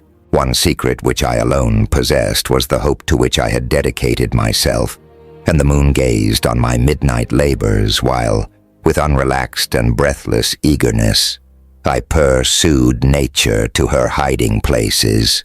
Who shall conceive the horrors of my secret toil as I bled among the unhallowed damps of the grave, or tortured the living animal to animate the lifeless clay? My limbs now tremble, and my eyes swim with the remembrance, but then a resistless and almost frantic impulse urged me forward. I seemed to have lost all soul or sensation but for this one pursuit. It was indeed but a passing trance, that only made me feel with renewed acuteness so soon as, the unnatural stimulus ceasing to operate, I had returned to my old habits. I collected bones from charnel houses, and disturbed with profane fingers the tremendous secrets of the human frame. In a solitary chamber, or rather cell, at the top of the house, and separated from all the other apartments by a gallery and staircase, I kept my workshop of filthy creation. My eyeballs were starting from their sockets in attending to the details of my employment. The dissecting room and the slaughterhouse furnished many of my materials, and often did my human nature turn with loathing from my occupation, whilst, still urged on by an eagerness which perpetually increased, I brought my work near to a conclusion. The summer months passed while I was thus engaged, heart and soul, in one pursuit. It was a most beautiful season. Never did the fields bestow a more plentiful harvest, or the vines yield a more luxuriant vintage. But my eyes were insensible to the charms of nature, and the same feelings which made me neglect the scenes around me caused me also to forget those friends who were so many miles absent, and whom I had not seen for so long a time. I knew my silence disquieted them, and I well remembered the words of my father. I know that while you are pleased with yourself, you will think of us with affection, and we shall hear regularly from you. You must pardon me if I regard any interruption in your correspondence as a proof that your other duties are equally neglected. I knew well, therefore, what would be my fate. There's feelings, but I could not tear my thoughts from my employment, loathsome in itself, but which had taken an irresistible hold of my imagination. I wished, as it were, to procrastinate all that related to my feelings of affection until the great object, which swallowed up every habit of my nature, should be completed. I then thought that my father would be unjust if he ascribed my neglect to vice or faultiness on my part. But I am now convinced that he was justified in conceiving that I should not be altogether free from blame. A human being in perfection ought always to preserve a calm and peaceful mind, and never to allow passion or a transitory desire to disturb his tranquility. I do not think that the pursuit of knowledge is an exception to this rule. If the study to which you apply yourself has a tendency to weaken your affections and to destroy your taste for those simple pleasures in which no alloy can possibly mix, then that study is certainly unlawful, that is to say, not befitting the human mind. If this rule were always observed, if no man allowed any pursuit whatsoever to interfere with the tranquility of his domestic affections, Greece had not been enslaved.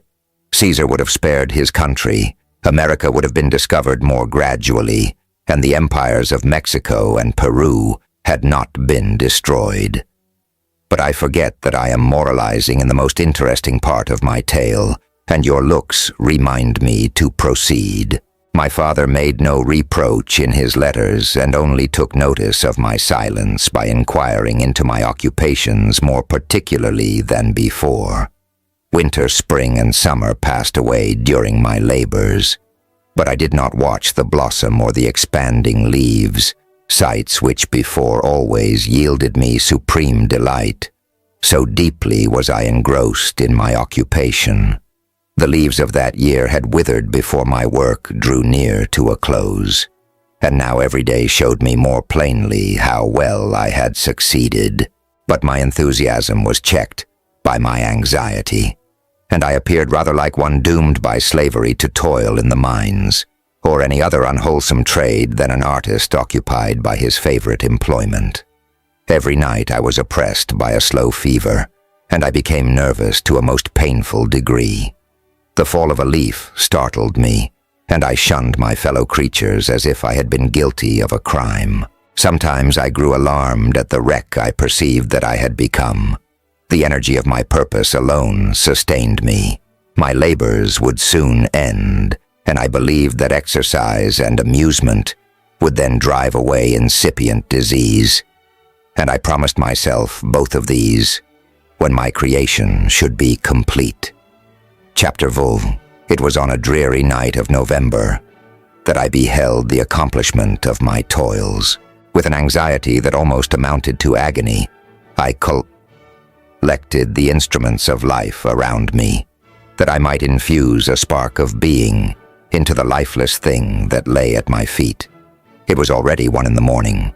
The rain pattered dismally against the panes, and my candle was nearly burnt out when by the glimmer of the half-extinguished light, I saw the dull yellow eye of the creature open. It breathed hard, and a convulsive moan. John agitated its limbs. How can I describe my emotions at this catastrophe? Or how delineate the wretch whom with such infinite pains and care I had endeavored to form? His limbs were in proportion, and I had selected his features as beautiful. Beautiful. Great God! His yellow skin scarcely covered the work of muscles and arteries beneath. His hair was of a lustrous black and flowing, his teeth of a pearly whiteness. But these luxuriances only formed a more horrid contrast with his watery eyes that seemed all, most of the same color as the dun-white sock, in which they were set, his shriveled complexion and straight black lips. The different accidents of life are not so changeable as the feelings of human nature. I had worked hard for nearly 2 years for the sole purpose of infusing life into an inanimate body. For this I had deprived myself of rest and health. I had desired it with an ardor that far exceeded moderation, but now that I had finished, the beauty of the dream vanished, and breathless horror and disgust filled my heart. Unable to endure the aspect of the being I had created, I rushed out of the room and continued a long time traversing my bedchamber, unable to compose my mind to sleep. At length lassitude succeeded to the tumult I had before endured, and I threw myself on the bed in my clothes, endeavoring to seek a few moments of forgetfulness. But it was in vain. I slept, indeed, but I was disturbed by the wildest dreams. I thought I saw Elizabeth, in the bloom of health, walking in the streets of Ingolstadt. Delighted and surprised, I embraced her, but as I imprinted the first kiss on her lips, they became livid with the hue of death. Her features appeared to change, and I thought that I held the corpse of my dead mother in my arms. A shroud enveloped her form, and I saw the grave worms crawling in the folds of the flannel. I started from my sleep with horror. A cold dew covered my forehead, my teeth chattered, and every limb became convulsed, when, by the dim and yellow light of the moon, as it forced its way through the window shutters, I beheld the wretch, the miserable monster whom I had created. He held up the curtain of the bed, and his eyes, if eyes they may be called, were fixed on me. His jaws opened, and he muttered some inarticulate sounds, while a grin wrinkled his cheeks. He might have spoken, but I did not hear. One hand was stretched out, seemingly to detain me, but I escaped and rushed downstairs.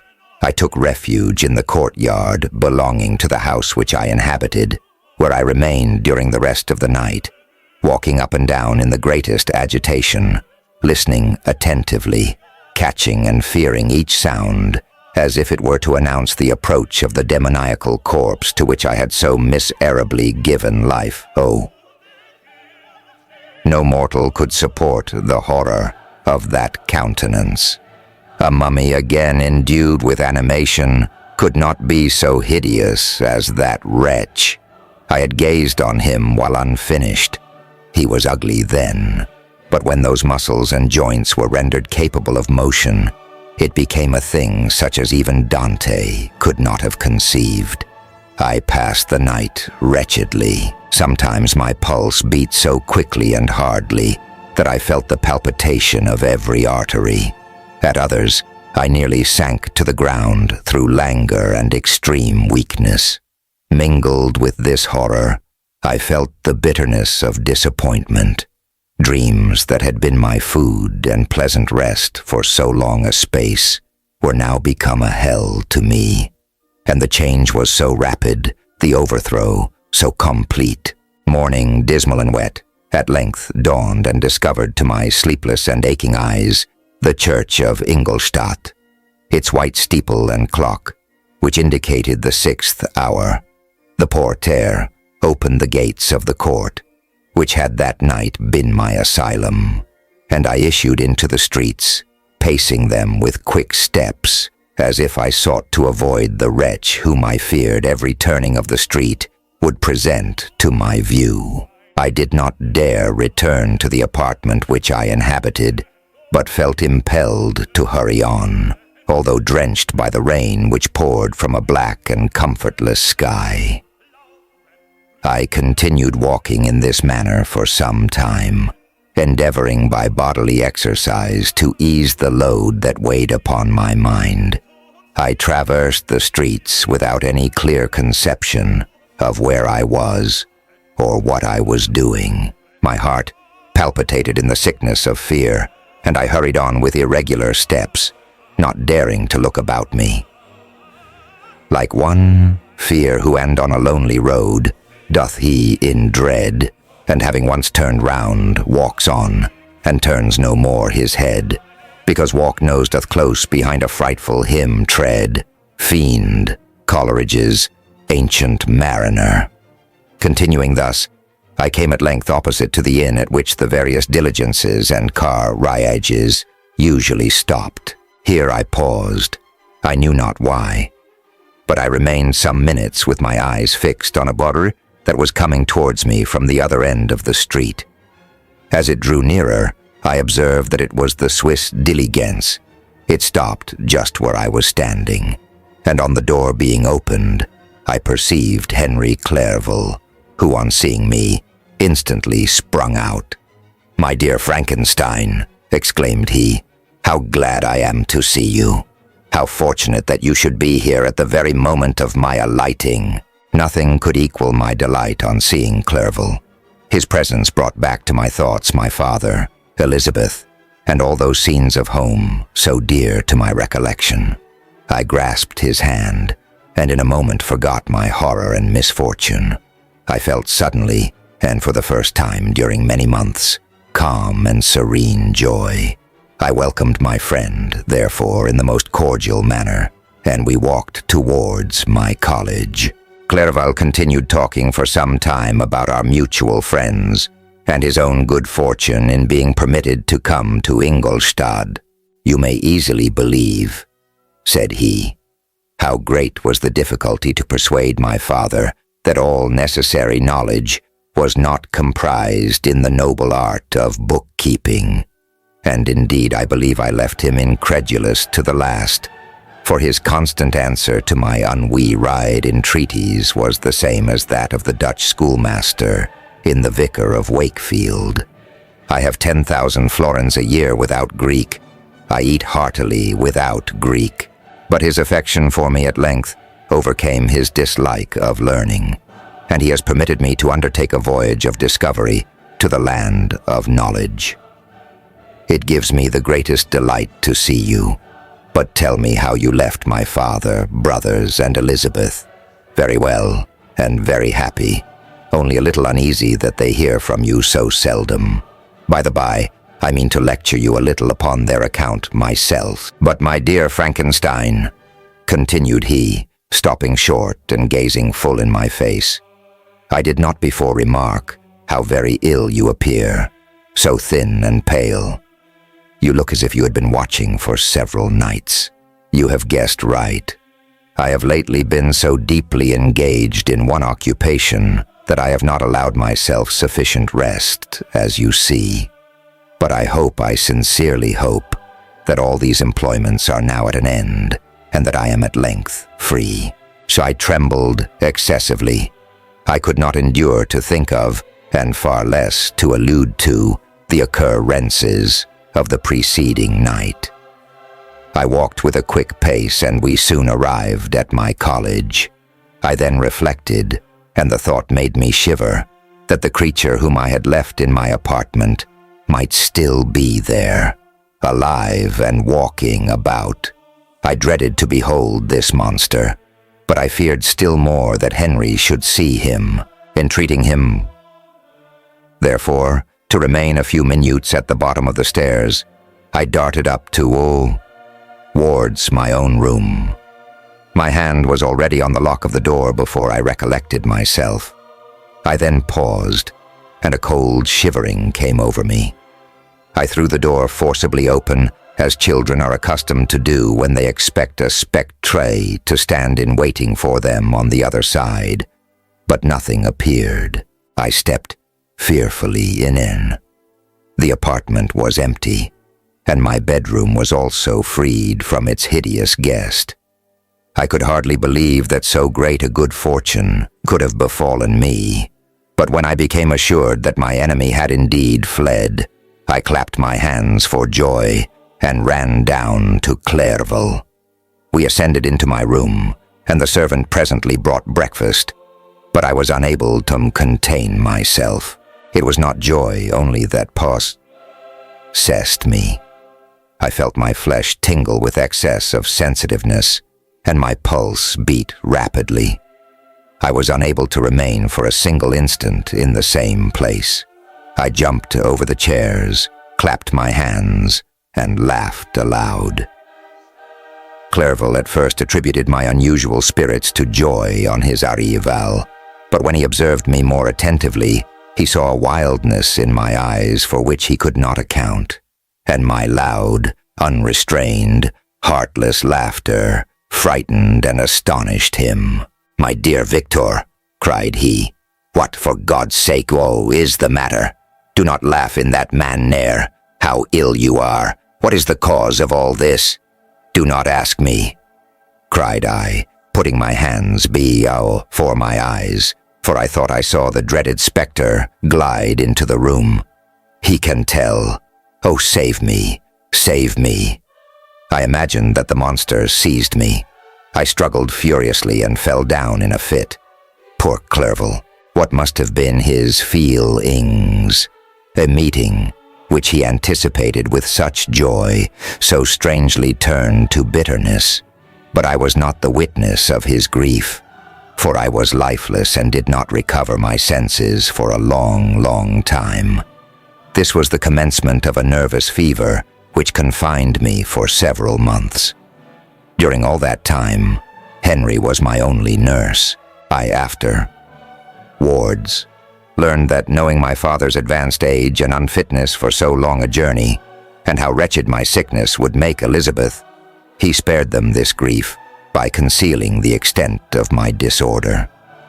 He knew that I could not have a more kind and attentive nurse than himself, and, firm in the hope he felt of my recovery, he did not doubt that instead of doing harm, he performed the kindest action that he could towards them. But I was in reality very ill, and surely nothing but the unbounded and unremitting attentions of my friend could have restored me to life. The form of the monster on whom I had bestowed existence was forever before my eyes, and I raved incessantly concerning him. Doubtless my words surprised Henry. He at first believed them to be the wanderings of my disturbed imagination, but the pertinacity with which I continually recurred to the same subject persuaded him that my disorder indeed owed its origin to some uncommon and terrible event. By very slow degrees, and with frequent relapses that alarmed and grieved my friend, I recovered. I remember the first time I became capable of observing outward objects with any kind of pleasure. I perceived that the fallen leaves had disappeared, and that the young buds were shooting forth from the trees that shaded my window.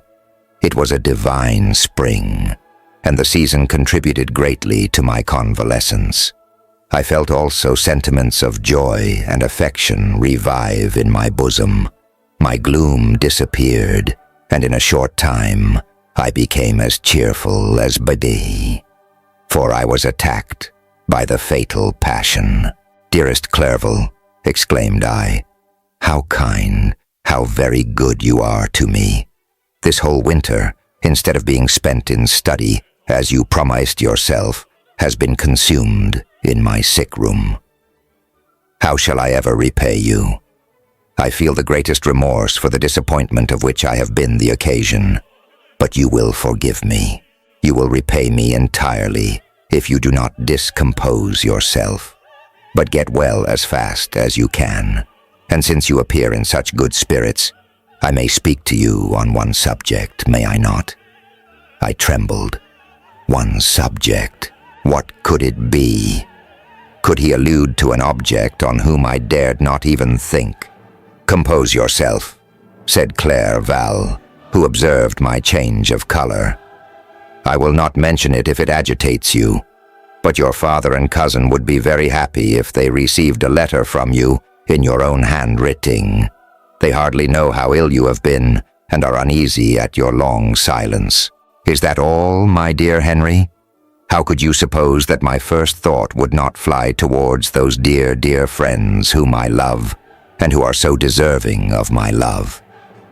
If this is your present temper, my friend, you will perhaps be glad to see a letter that has been lying here some days for you.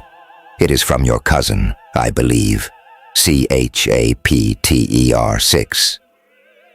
Clerval then put the following letter into my hands. It was from my own Elizabeth. "My dearest cousin, you have been ill, very ill, and even the constant letters of dear kind Henry are not sufficient to reassure me on your account. You are forbidden to write, to hold a pen, yet one word from you, dear Victor, is necessary to calm our apprehensions. For a long time I have thought that each post would bring this line, and my persuasions have restrained my uncle from undertaking a journey to Ingolstadt. I have prevented his encountering the inconveniences and perhaps dangers of so long a journey. Yet how often have I regretted not being able to perform it myself. I figure to myself that the task of attending on your sickbed has devolved on some mercenary old nurse who could never guess your wishes nor minister to them with the care and affection of your poor cousin. Yet that is over now. Clerval writes that indeed you are getting better. I eagerly hope that you will confirm this intelligence soon in your own handwriting. Get well and return to us. You will find a happy, cheerful home and friends who love you dearly. Your father's health is vigorous, and he asks but to see you, but to be assured that you are well, and not a care will ever cloud his benevolent countenance. How pleased you would be to remark the improvement of our Ernest. He is now 16 and full of activity and spirit. He is desirous to be a true Swiss and to enter into foreign service, but we cannot part with him, at least until his elder brother returns to us. My uncle is not pleased with the idea of a military career in a distant country, but Ernest never had your powers of application. He looks upon study as an odious fetter. His time is spent in the open air, climbing the hills or rowing on the lake. I fear that he will become an idler unless we yield the point and permit him to enter on the profession which he has selected. Little alteration, except the growth of our dear children, has taken place since you left us. The blue lake and snow-clad mountains, they never change. And I think our placid home and our contented hearts are regulated by the same immutable laws. My trifling occupations take up my time and amuse me, and I am rewarded for any exertions by seeing none but happy, kind faces around me. Since you left us, but one change has taken place in our little household. Do you remember on what occasion Justine Moritz entered our family? Probably you do not. I will relate her history, therefore, in a few words. Madame Moritz, her mother, was a widow with 4 children, of whom Justine was the third. This girl had always been the favorite of her father, but through a strange perversity, her mother could not endure her, and after the death of Monsieur Moritz, treated her very ill.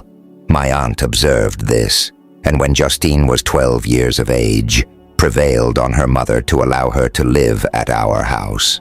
The republican institutions of our country have produced simpler and happier manners than those which prevail in the great monarchies that surround it. Hence there is less distinction between the several classes of its inhabitants, and the lower orders, being neither so poor nor so despised, Their manners are more refined and moral. A servant in Geneva does not mean the same thing as a servant in France and England. Justine, thus received in our family, learned the duties of a servant, a condition which, in our fortunate country, does not include the idea of ignorance and a sacrifice of the dignity of a human being. Justine, you may remember, was a great favorite of yours, and I recollect you once remarked that if you were in an ill humor, one glance from Justine could dissipate it, for the same reason that Ariosto gives concerning the beauty of Angelica. She looked so frank-hearted and happy. My aunt conceived a great attachment for her, by which she was induced to give her an education superior to that which she had at first intended. This benefit was fully repaid. Justine was the most grateful little creature in the world.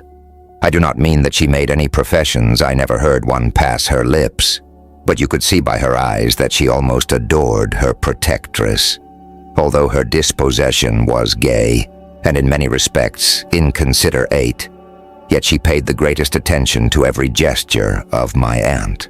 She thought her the model of all excellence and endeavored to imitate her phraseology and manners, so that even now she often reminds me of her.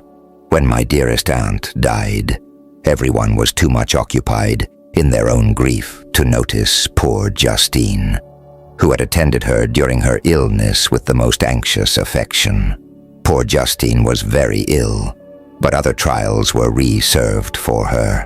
One by one, her brothers and sister died, and her mother, with the exception of her neglected daughter, was left childless. The conscience of the woman was troubled.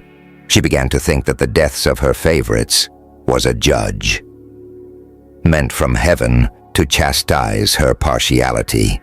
She was a Roman Catholic, and I believe her confessor confirmed the idea which she had conceived. Accordingly, a few months after your departure for Ingolstadt, Justine was called home by her repentant mother. Poor girl, she wept when she quitted our house.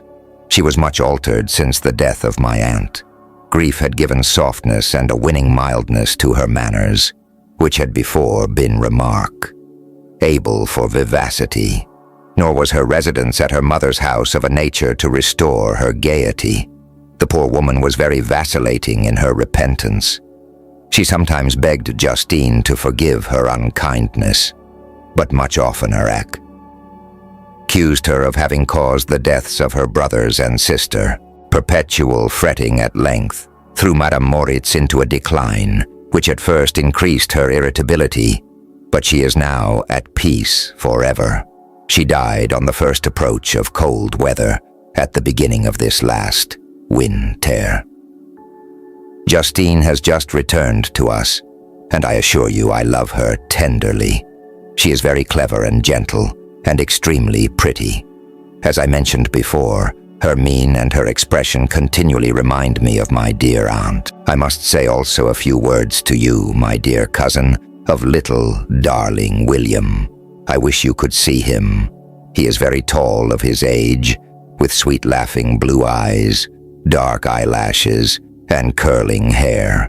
When he smiles, 2 little dimples appear on each cheek, which are rosy with health.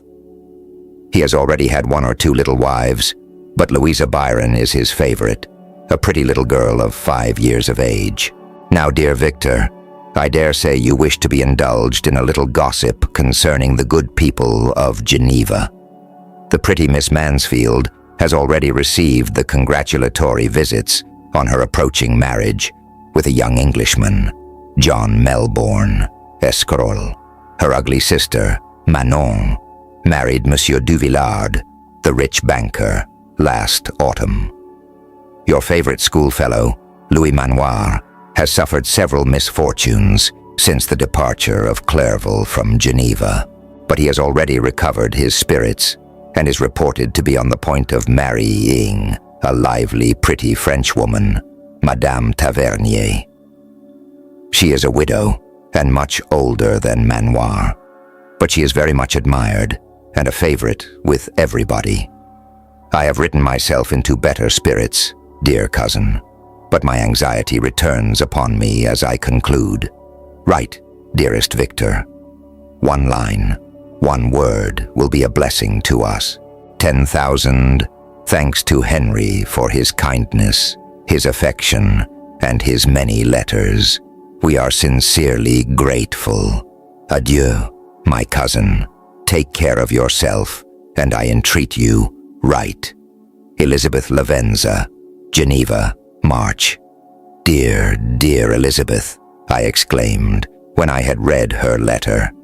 I will write instantly and relieve them from the anxiety they must feel. I wrote, and this exertion greatly fatigued me.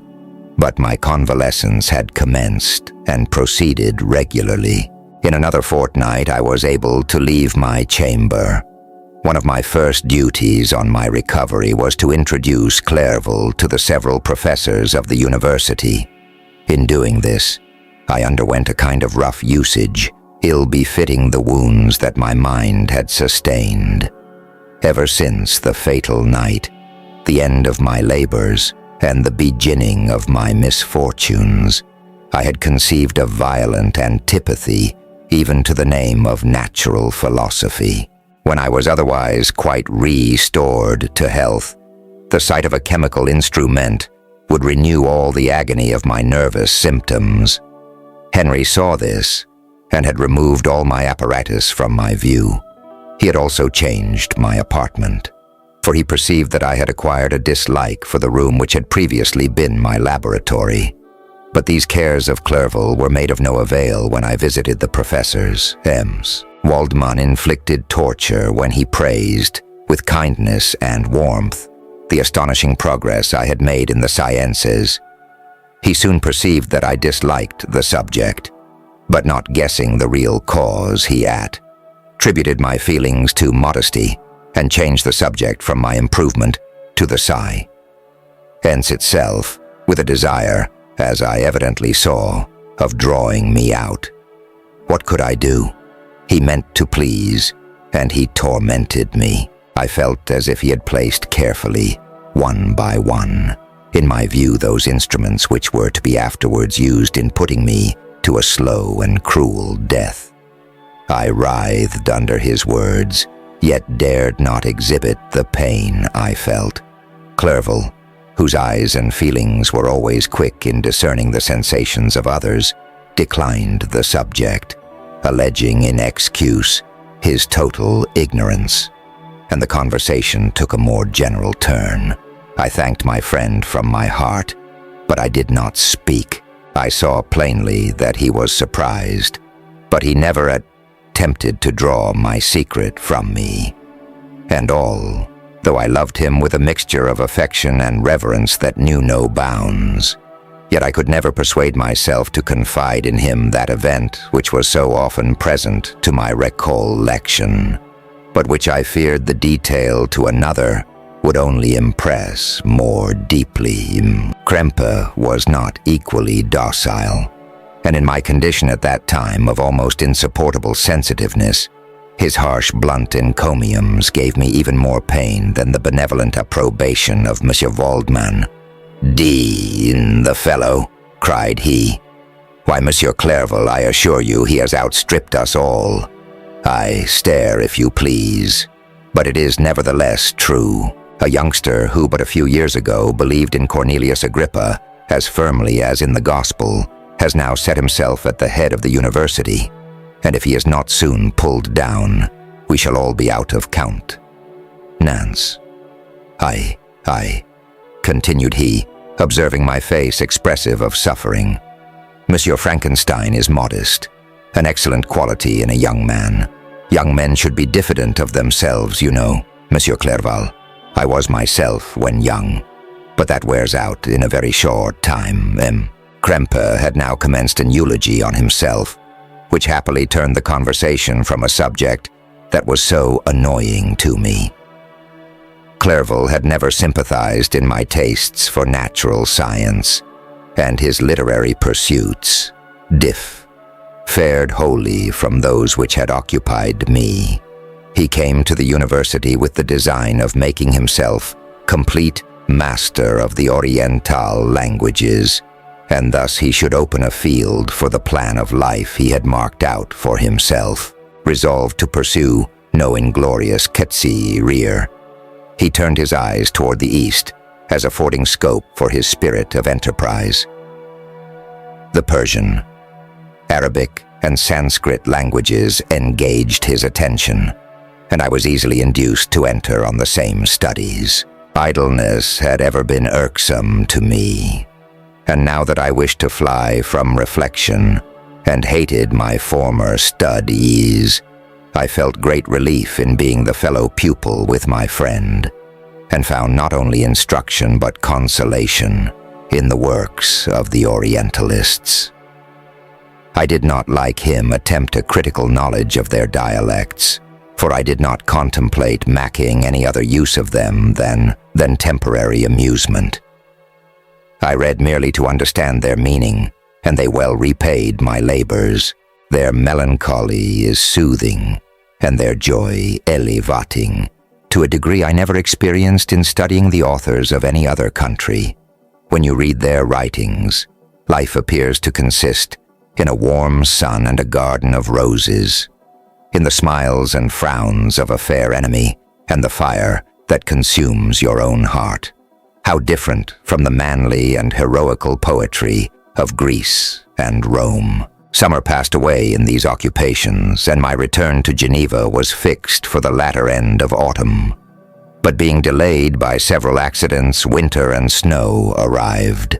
The roads were deemed impassable, and my journey was retarded until the ensuing spring. I felt this delay very bitterly, for I longed to see my native town and my beloved friends. My return had only been delayed so long, from an unwillingness to leave Clerval in a strange place, Bebe, for he had become acquainted with any of its inhabitants.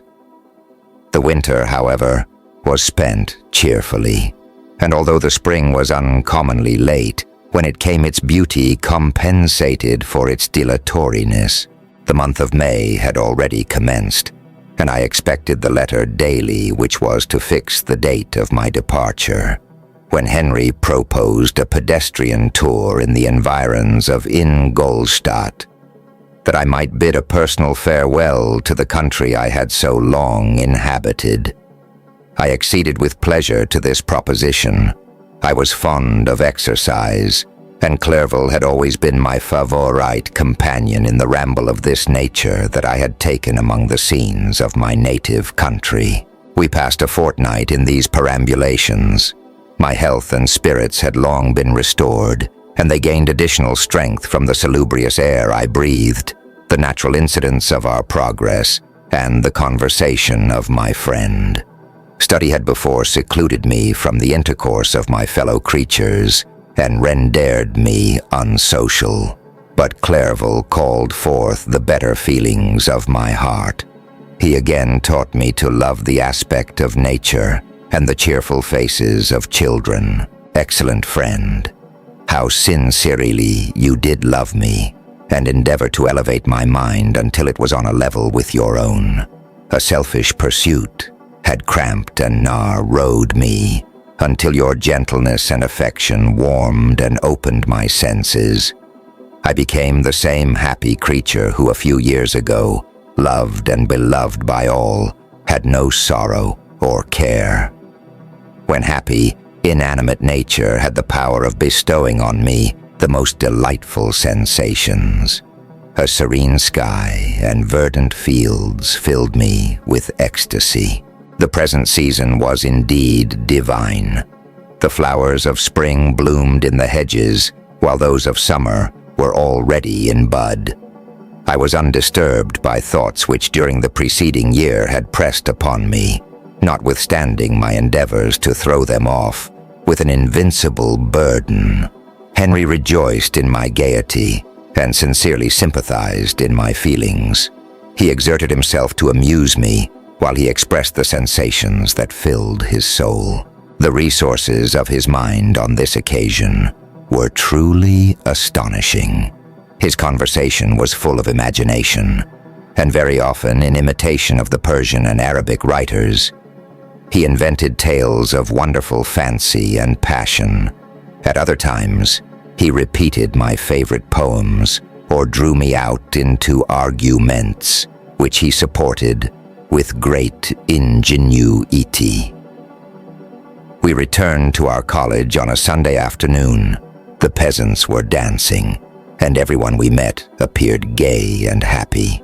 My own spirits were high, and I bounded along with feelings of unbridled joy and hilarity, CHAPTER7. On my return, I found the following letter from my father. My dear Victor, you have probably waited impatiently for a letter to fix the date of your return to us, and I was at first tempted to write only a few lines, merely mentioning the day on which I should expect you. But that would be a cruel kindness, and I dare not do it. What would be your surprise, my son, when you expected a happy and glad welcome, to behold, on the contrary, tears and wretchedness? And how, Victor, can I relate our misfortune? Absence cannot have rendered you callous to our joys and griefs. And how shall I inflict pain on my long-absent son? I wish to prepare you for the woeful news, but I know it is impossible. Even now your eye skims over the page to seek the words which are to convey to you the horrible tidings. William is dead, that sweet child, whose smiles delighted and warmed my heart, who was so gentle, yet so gay. Victor, he is murdered.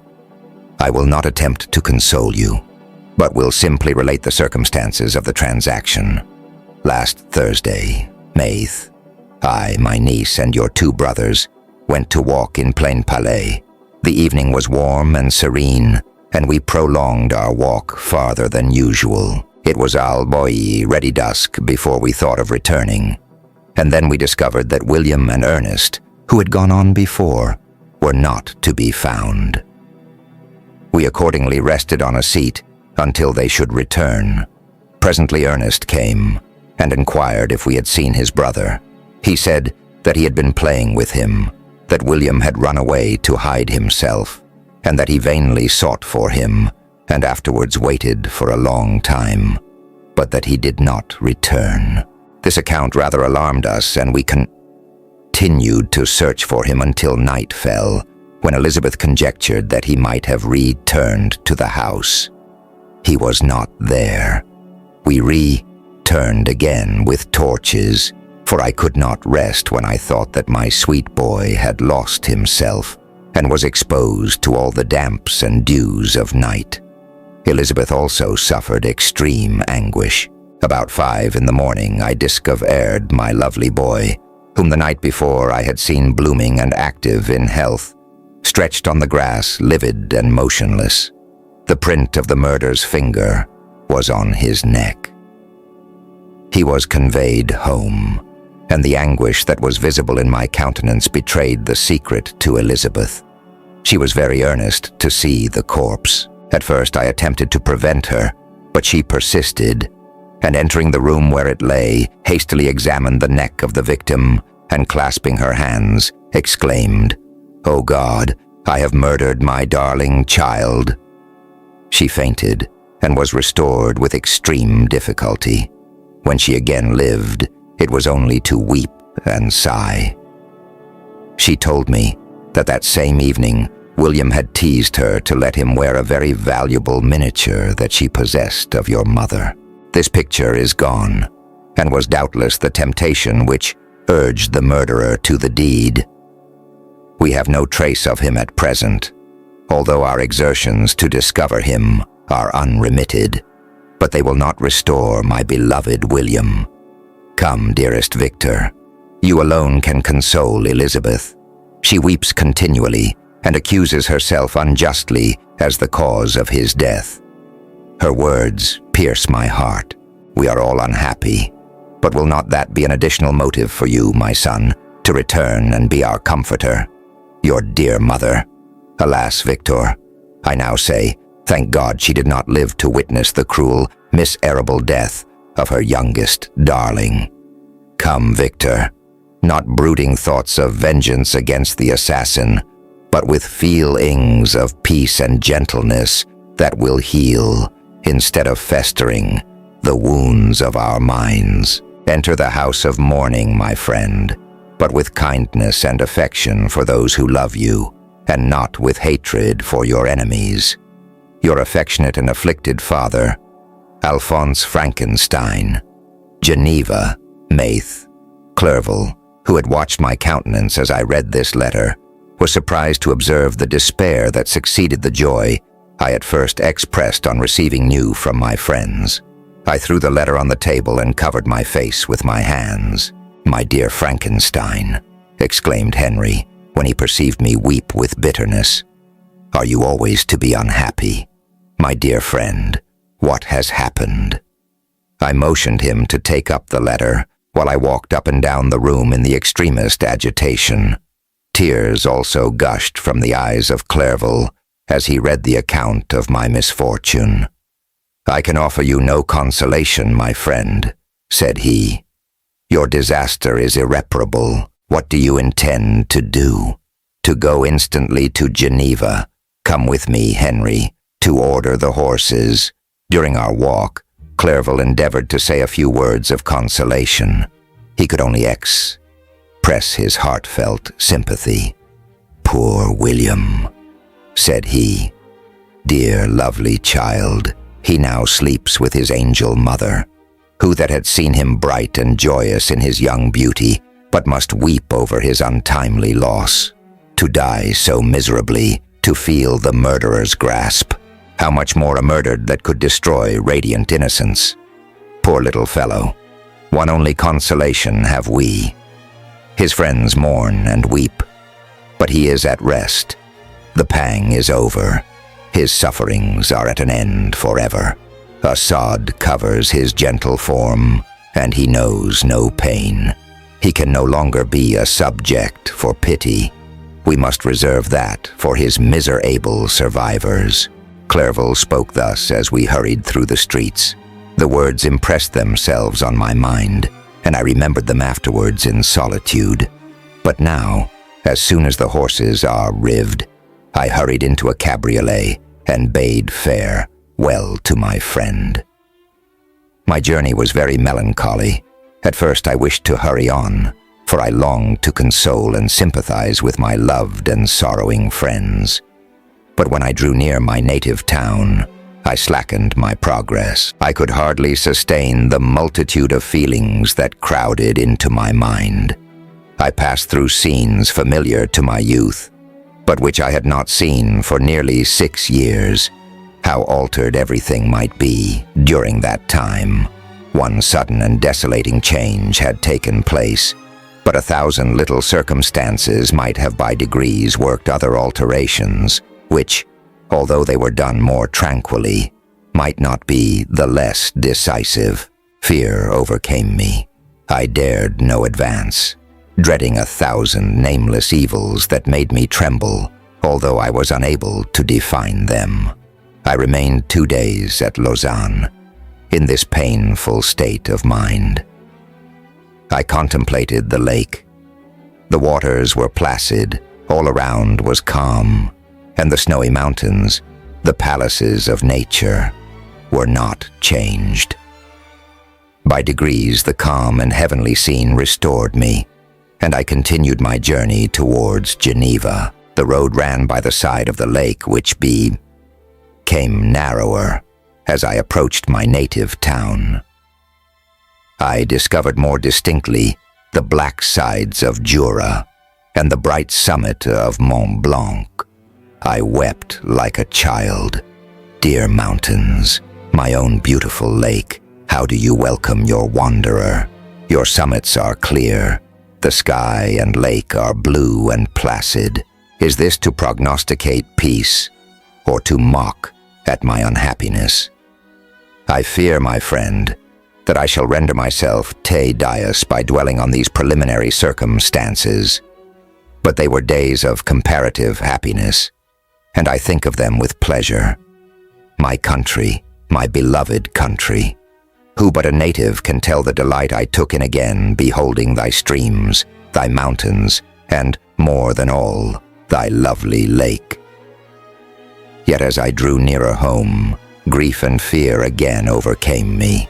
Night also closed around, and when I could hardly see the dark mountains, I felt still more gloomily.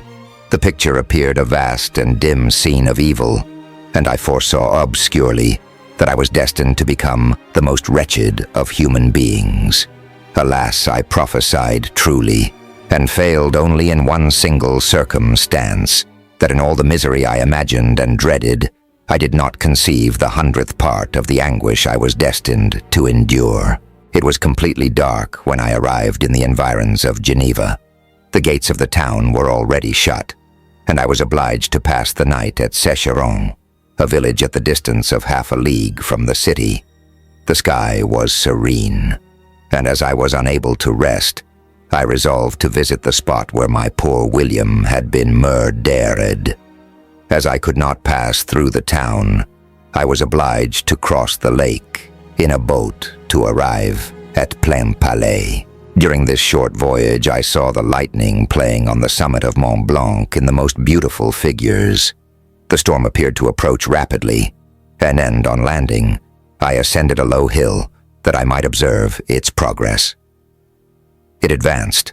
The heavens were clouded, and I soon felt the rain coming slowly in large drops, but its violence quickly increased. I quitted my seat and walked on, although the darkness and storm increased every minute, and the thunder burst with a terrific crash over my head. It was echoed from Salève, the Juras, and the Alps of Savoy. Vivid flashes of light dazzled my eyes, illuminating the lake, making it appear like a vast sheet of fire. Then for an instant everything seemed of a pitchy darkness, until the eye recovered itself from the preceding flash. The storm, as is often the case in Switzerland, appeared at once in various parts of the heavens. The most violent storm hung exactly north of the town, over the part of the lake which lies between the promontory of Bellerive and the village of Coppet. Another storm enlightened Jura with faint flashes, and another darkened and sometimes disclosed the Mole, a peaked mountain to the east of the lake. While I watched the tempest, so beautiful yet terrific, I wandered on with a hasty step. This noble war in the sky elevated my spirits. I clasped my hands and exclaimed aloud, "William, dear angel, this is thy funeral, this thy dirge." As I said these words, I perceived in the gloom a figure which stole from behind a clump of trees near me. I stood fixed, gazing intently. I could not be mistaken. A flash of lightning illuminated the object, and discovered its shape plainly to me. Its gigantic stature and the deformity of its aspect, more hideous than belongs to humanity, instantly informed me that it was the wretch, the filthy demon, to whom I had given life. What did he there? Could he be, I shuddered at the conception, the murderer of my brother? No sooner did that idea cross my imagination than I became convinced of its truth. My teeth chattered, and I was forced to lean against a tree for support. The figure passed me quickly, and I lost it in the gloom. Nothing in human shape could have destroyed the fair child. He was the murderer. I could not doubt it. The mere presence of the idea was an irresistible proof of the fact. I thought of pursuing the devil, but it would have been in vain, for another flash discovered him to me hanging among the rocks of the nearly perpendicular ascent of Mont Salève, a hill that bounds Plainpalais on the south. He soon reached the Somme and disappeared. I remained motionless. The thunder ceased, but the rain still continued, and the scene was enveloped in an impenetrable darkness. I revolved in my mind the events which I had until now sought to forget. The whole train of my progress toward the creation the appearance of the works of my own hands at my bedside, its departure. 2 years had now nearly elapsed since the night on which he first received life. And was this his first crime? Alas, I had turned loose into the world a depraved wretch whose delight was in carnage and misery. Had he not murdered my brother? No one can conceive the anguish I suffered during the remainder of the night, which I spent, cold and wet, in the open air. But I did not feel the inconvenience of the weather. My imagination was busy in scenes of evil and despair. I considered the being whom I had cast among mankind, and endowed with the will and power to effect purposes of horror, such as the deed which he had now done, nearly in the light of my own vampire, my own spirit let loose from the grave, and forced to destroy all that was dear to me. Day dawned, and I directed my steps towards the town. The gates were open, and I hastened to my father's house. My first thought was to discover what I knew of the murderer, and cause instant pursuit to be made. But I paused when I reflected on the story that I had to tell. A being whom I myself had formed and endued with life had met me at midnight among the precipices of an inaccessible mountain. I remembered also the nervous fever with which I had been seized just at the time that I dated my creation, and which would give an air of delirium to a tale otherwise so utterly improbable. I well knew that if any other had communicated such a relation to me, I should have looked upon it as the ravings of insanity. Besides, the strange nature of the animal would elude all pursuit, even if I were so far credited as to persuade my relatives to commence it. And then of what use would be pursuit? Who could arrest a creature capable of scaling the overhanging sides of Mont Salève? These reflections determined me, and I resolved to remain silent. It was about 5 in the morning when I entered my father's house. I told the servants not to disturb the family, and went into the library to attend their usual hour of rising. 6 years had elapsed, passed in a dream but for one indelible trace, and I stood in the same place where I had last embraced my father before my departure for Ingolstadt. Beloved and venerable parent, he still remained to me. I gazed on the picture of my mother, which stood over the mantelpiece. It was an historical subject, painted at my father's desire, and represented Caroline Beaufort in an agony of despair, kneeling by the coffin of her dead father. Her garb was rustic and her cheek pale, but there was an air of dignity and beauty that hardly permitted the sentiment of pity. Below this picture was a miniature of William, and my tears flowed when I looked upon it. While I was thus engaged, Ernest entered. He had heard me arrive, and hastened to welcome me. "Welcome, my dearest Victor," said he. "Ah, I wish you had come 3 months ago, and then you would have found us all joyous and delighted. You come to us now to share a misery which nothing can alleviate, yet your presence will, I hope, revive our father, who seems sinking under his misfortune, and your persuasions will induce poor Elizabeth to cease her vain and tormenting self-accusations. Poor William, he was our darling and our pride." Tears unrestrained fell from my brother's eyes. A sense of mortal agony crept over my frame. Before I had only imagined the wretchedness of my desolated home. The reality came on me as a new and a not less terrible disaster. I tried to calm Ernest. I inquired more minutely concerning my father, and here I named my cousin. "She most of all," said Ernest, "requires consolation. She accused herself of having caused the death of my brother, and that made her very wretched. But since the murderer has been discovered, The murderer discovered. Good God, how can that be? Who could attempt to pursue him? It is impossible. One might as well try to overtake the winds or confine a mountain stream with a straw. I saw him too. He was free last night.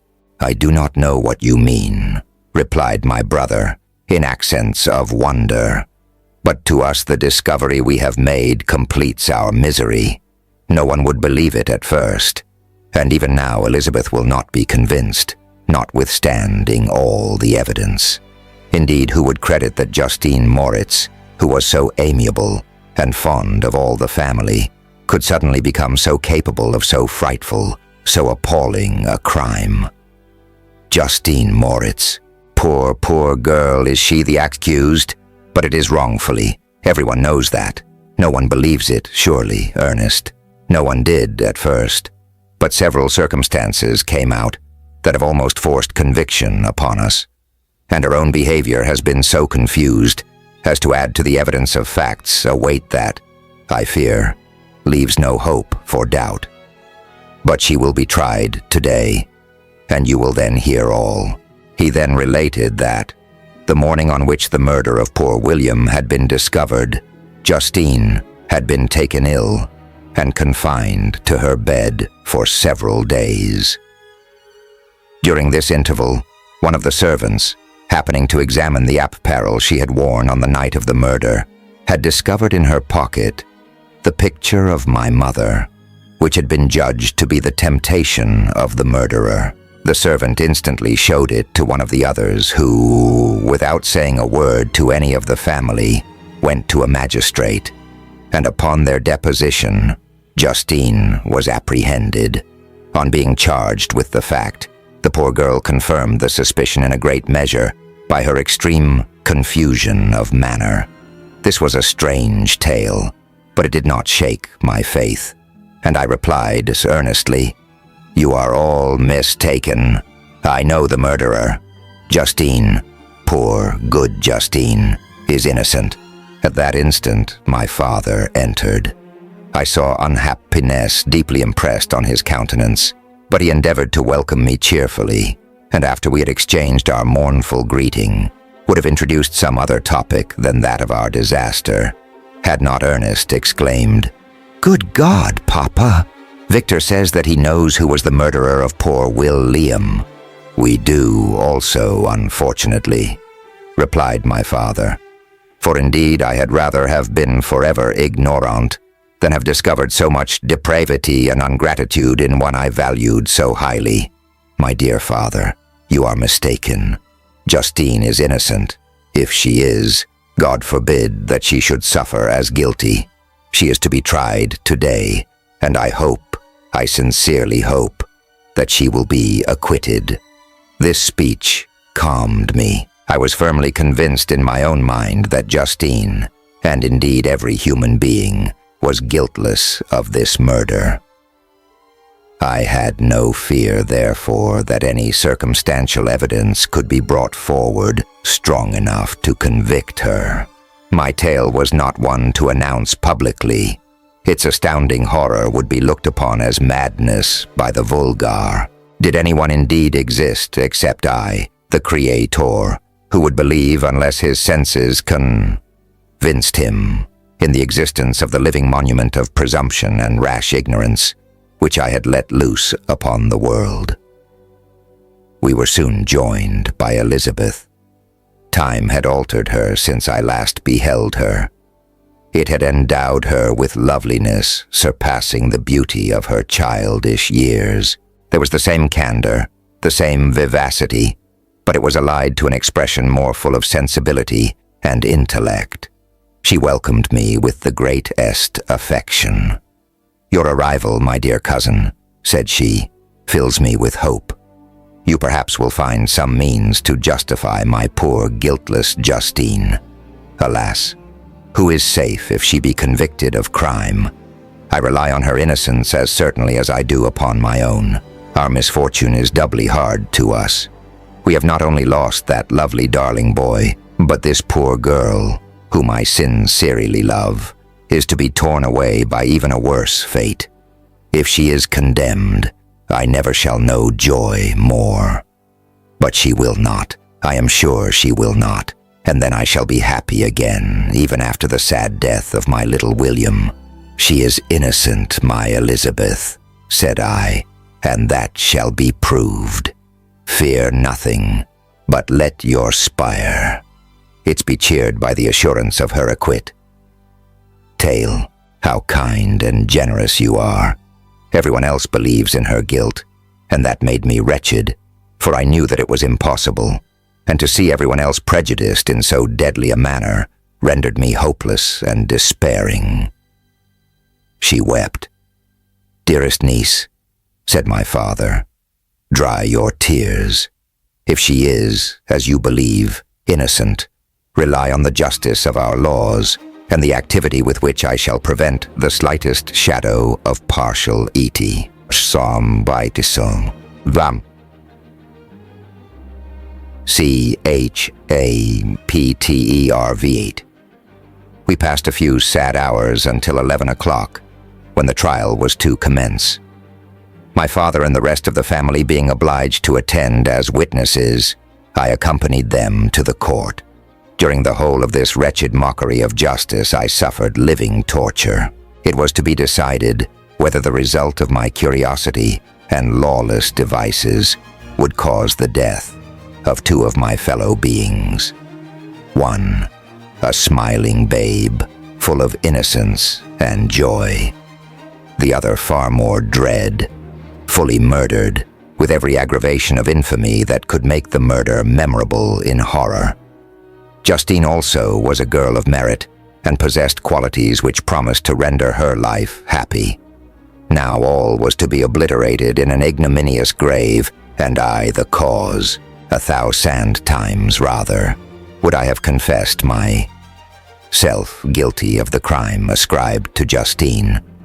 But I was absent when it was committed, and such a declaration would have been considered as the ravings of a madman, and would not have exculpated her who suffered through me.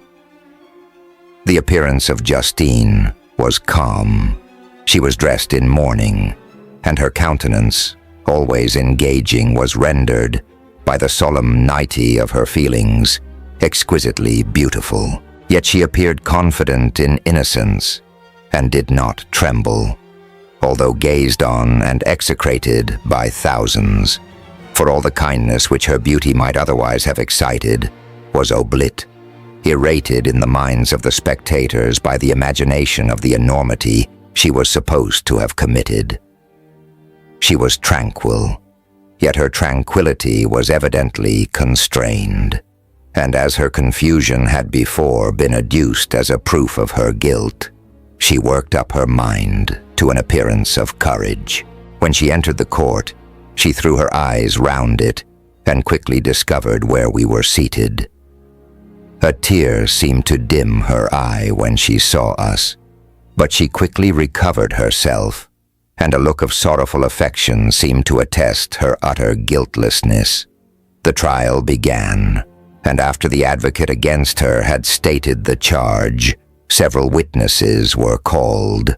Several strange facts combined against her, which might have staggered any one who had not such proof of her innocence as I had. She had been out the whole of the night on which the murder had been committed, and towards morning had been perceived by a market woman not far from the spot where the body of the murdered child had been afterwards found.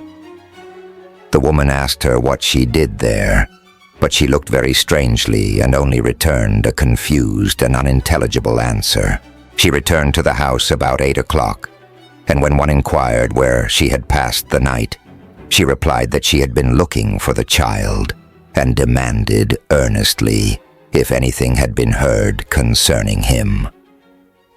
When shown the body, she fell into violent hysterics and kept her bed for several days. The picture was then produced which the servant had found in her pocket, and when Elizabeth, in a faltering voice, proved that it was the same which, an hour before the child had been missed, she had placed round his neck, A murmur of horror and indignation filled the court. Justine was called on for her defense. As the trial had proceeded, her countenance had altered. Surprise, horror, and misery were strongly expressed. Sometimes she struggled with her tears, but when she was desired to plead, she collected her powers and spoke in an audible, although variable voice. "God knows," she said, "how entirely I am innocent. But I do not pretend that my protestations should acquit me. I rest my innocence on a plain and simple explanation of the facts which have been adduced against me, and I hope the character I have always borne will incline my judges to a favorable interpretation where any circumstance appears doubtful or suspicious." She then related that, by the permission of Elizabeth, she had passed the evening of the night on which the murder had been committed at the house of an aunt at Shelley, a village situated at about a league from Geneva. On her return, at about 9 o'clock, she met a man who asked her if she had seen anything of the child who was lost. She was alarmed by this account and passed several hours in looking for him, when the ways of Geneva were shut, and she was forced to remain several hours of the night in a barn belonging to a cottage, being unwilling to call up the inhabitants to whom she was well known. Most of the night she spent here watching. Towards morning she believed that she slept for a few minutes. Some steps disturbed her, and she awoke. It was dawn, and she quitted her asylum, that she might again endeavor to find my brother. If she had gone near the spot where his body lay, it was without her knowledge. That she had been bewildered when questioned by the Marquette woman was not surprising, since she had passed a sleepless night, and the fate of poor William was yet uncertain. Concerning the picture, she could give no account. "I know," continued the unhappy victim, "how heavily and fatally this one circumstance weighs against me, but I have no power of explaining it, and when I have expressed my utter ignorance, I am only left to conjecture concerning the probabilities by which it might have been placed in my pocket. But here also I am checked. I believe that I have no enemy on earth, and none surely would have been so wicked as to destroy me wantonly. Did the murderer place it there, I know of no opportunity afforded him for so doing. Or, if I had, why should he have stolen the jewel to part with it again so soon? I commit my cause to the justice of my judges, yet I see no room for hope. I beg permission to have a few witnesses examined concerning my character, and if their testimony shall not overweigh my supposed guilt, I must be condemned, although I would pledge my salvation on my innocence. Several witnesses were called who had known her for many years, and they spoke well of her, but fear and hatred of the crime of which they supposed her guilty rendered them timorous and unwilling to come forward. Elizabeth saw even this last resource, her excellent dispositions and irreproachable conduct, about to fail the accused when, although violently agitated, she desired permission to address the court. "I am," said she, "the cousin of the unhappy child who was murdered, or rather his sister, for I was educated by and have lived with his parents ever since, and even long before his birth.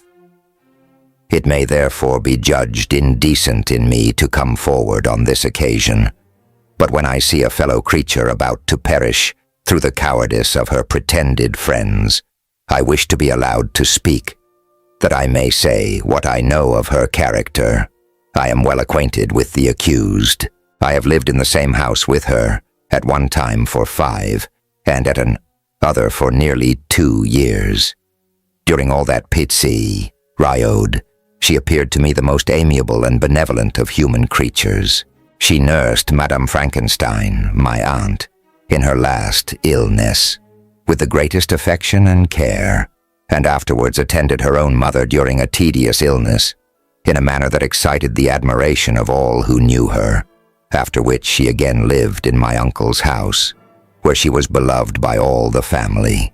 She was warmly attached to the child who is now dead, and acted towards him like a most affectionate mother.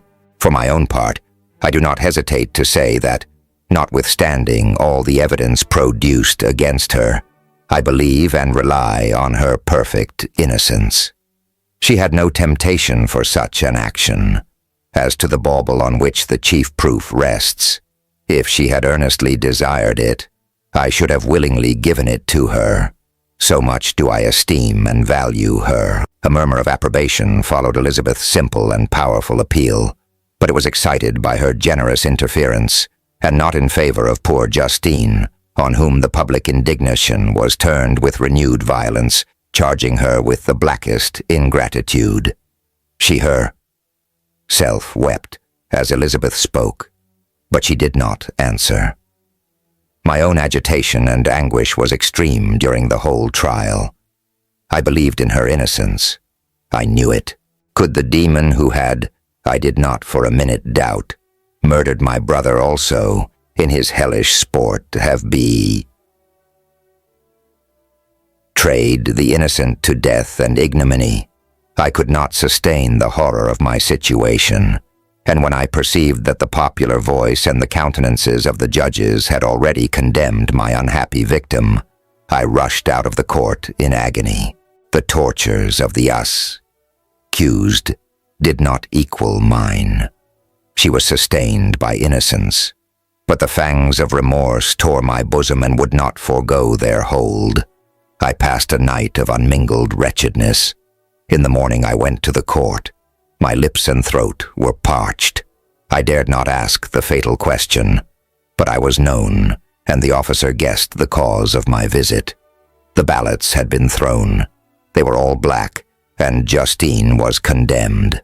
I cannot pretend to describe what I then felt. I had before experienced sensations of horror, and I have endeavored to bestow upon them adequate expressions, but words cannot convey an idea of the heart-sickening despair that I then endured. The person to whom I addressed myself added that Justine had already confessed her guilt.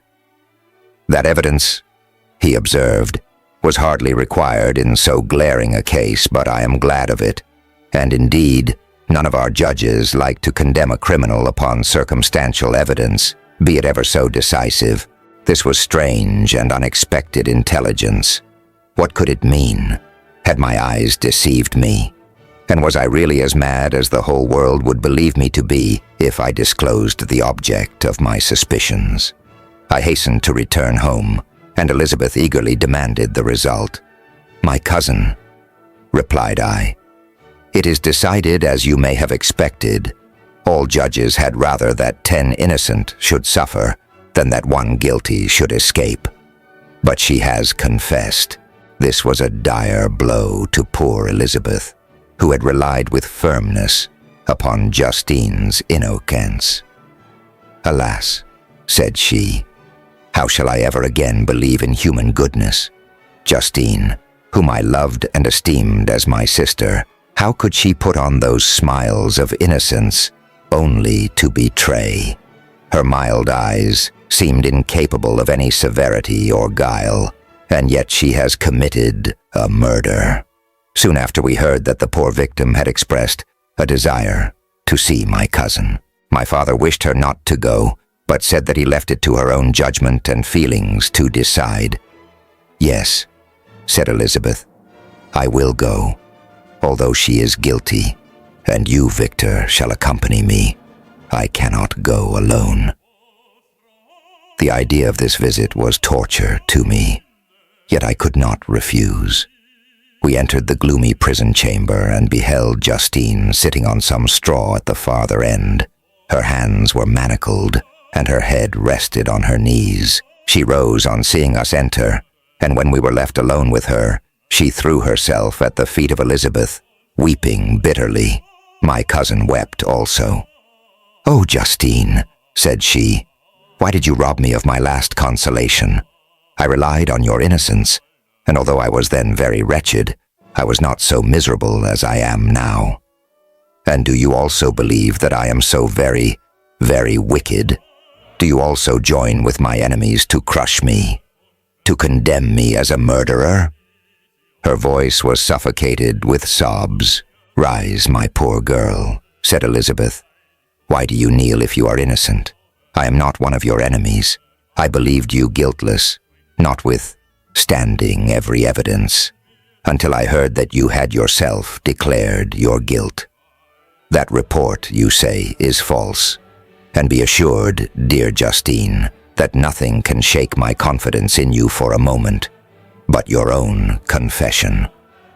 I did confess, but I confessed a lie. I confessed that I might obtain absolution. But now that falsehood lies heavier at my heart than all my other sins. The God of heaven forgive me. Ever since I was condemned, my confessor has besieged me. He threatened and menaced until I almost began to think that I was the monster that he said I was. He threatened excommunication and hellfire in my last moments if I continued obdurate. Dear lady, I had none to support me. All looked on me as a wretch doomed to ignominy and perdition. What could I do? In an evil hour I subscribed to a lie, and now only am I truly miserable." She paused, weeping, and then continued, "I thought with horror, my sweet lady, that you should believe your Justine, whom your blessed aunt had so highly honored, and whom you loved, was a creature capable of a crime which none but the devil himself could have perpetrated. Dear William, dearest blessed child, I soon shall see you again in heaven, where we shall all be happy, and that consoles me, going as I am to suffer ignominy and death. Oh, Justine, forgive me for having for one moment distrusted you. Why did you confess?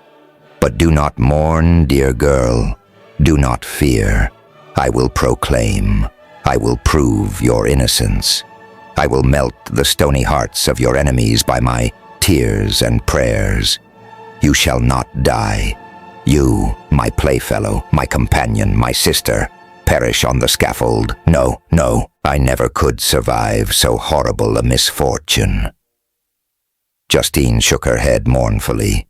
"I do not fear to die," she said. "That pang is past. God raises my weakness and gives me courage to endure the worst. I leave a sad and bitter world, and if you remember me and think of me as of one unjustly condemned, I am resigned to the fate awaiting me. Learn from me, dear lady, to submit in patience to the will of heaven." But during this conversation I had retired to a corner of the prison room, where I could conceal the horrid anguish that possessed me. Despair. Who dared talk of that? The poor victim, who on the morrow was to pass the awful boundary between life and death, felt not, as I did, such deep and bitter agony.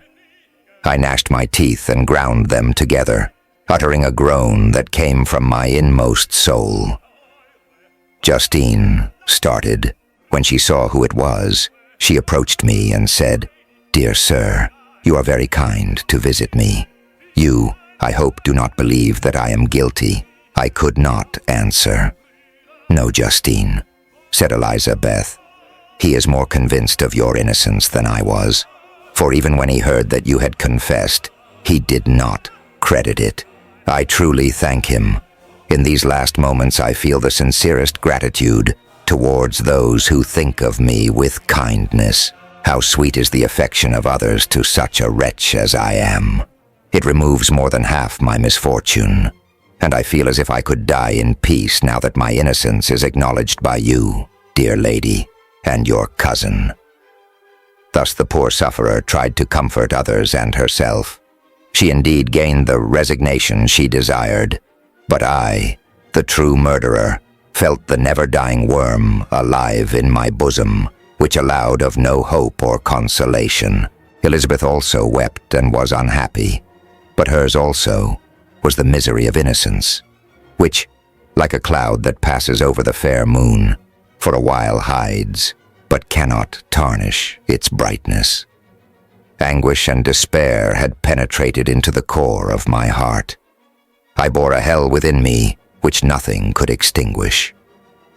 We stayed several hours with Justine, and it was with great difficulty that Elizabeth could tear herself away. "I wish," cried she, "that I were to die with you. I cannot live in this world of misery." Justine assumed an air of cheerfulness, while she with difficulty repressed her bitter tears. She embraced Elizabeth and said in a voice of half-suppressed emotion, "Farewell, sweet lady, dearest Elizabeth, my beloved and only friend. May heaven in its bounty bless and preserve you. May this be the last misfortune that you will ever suffer.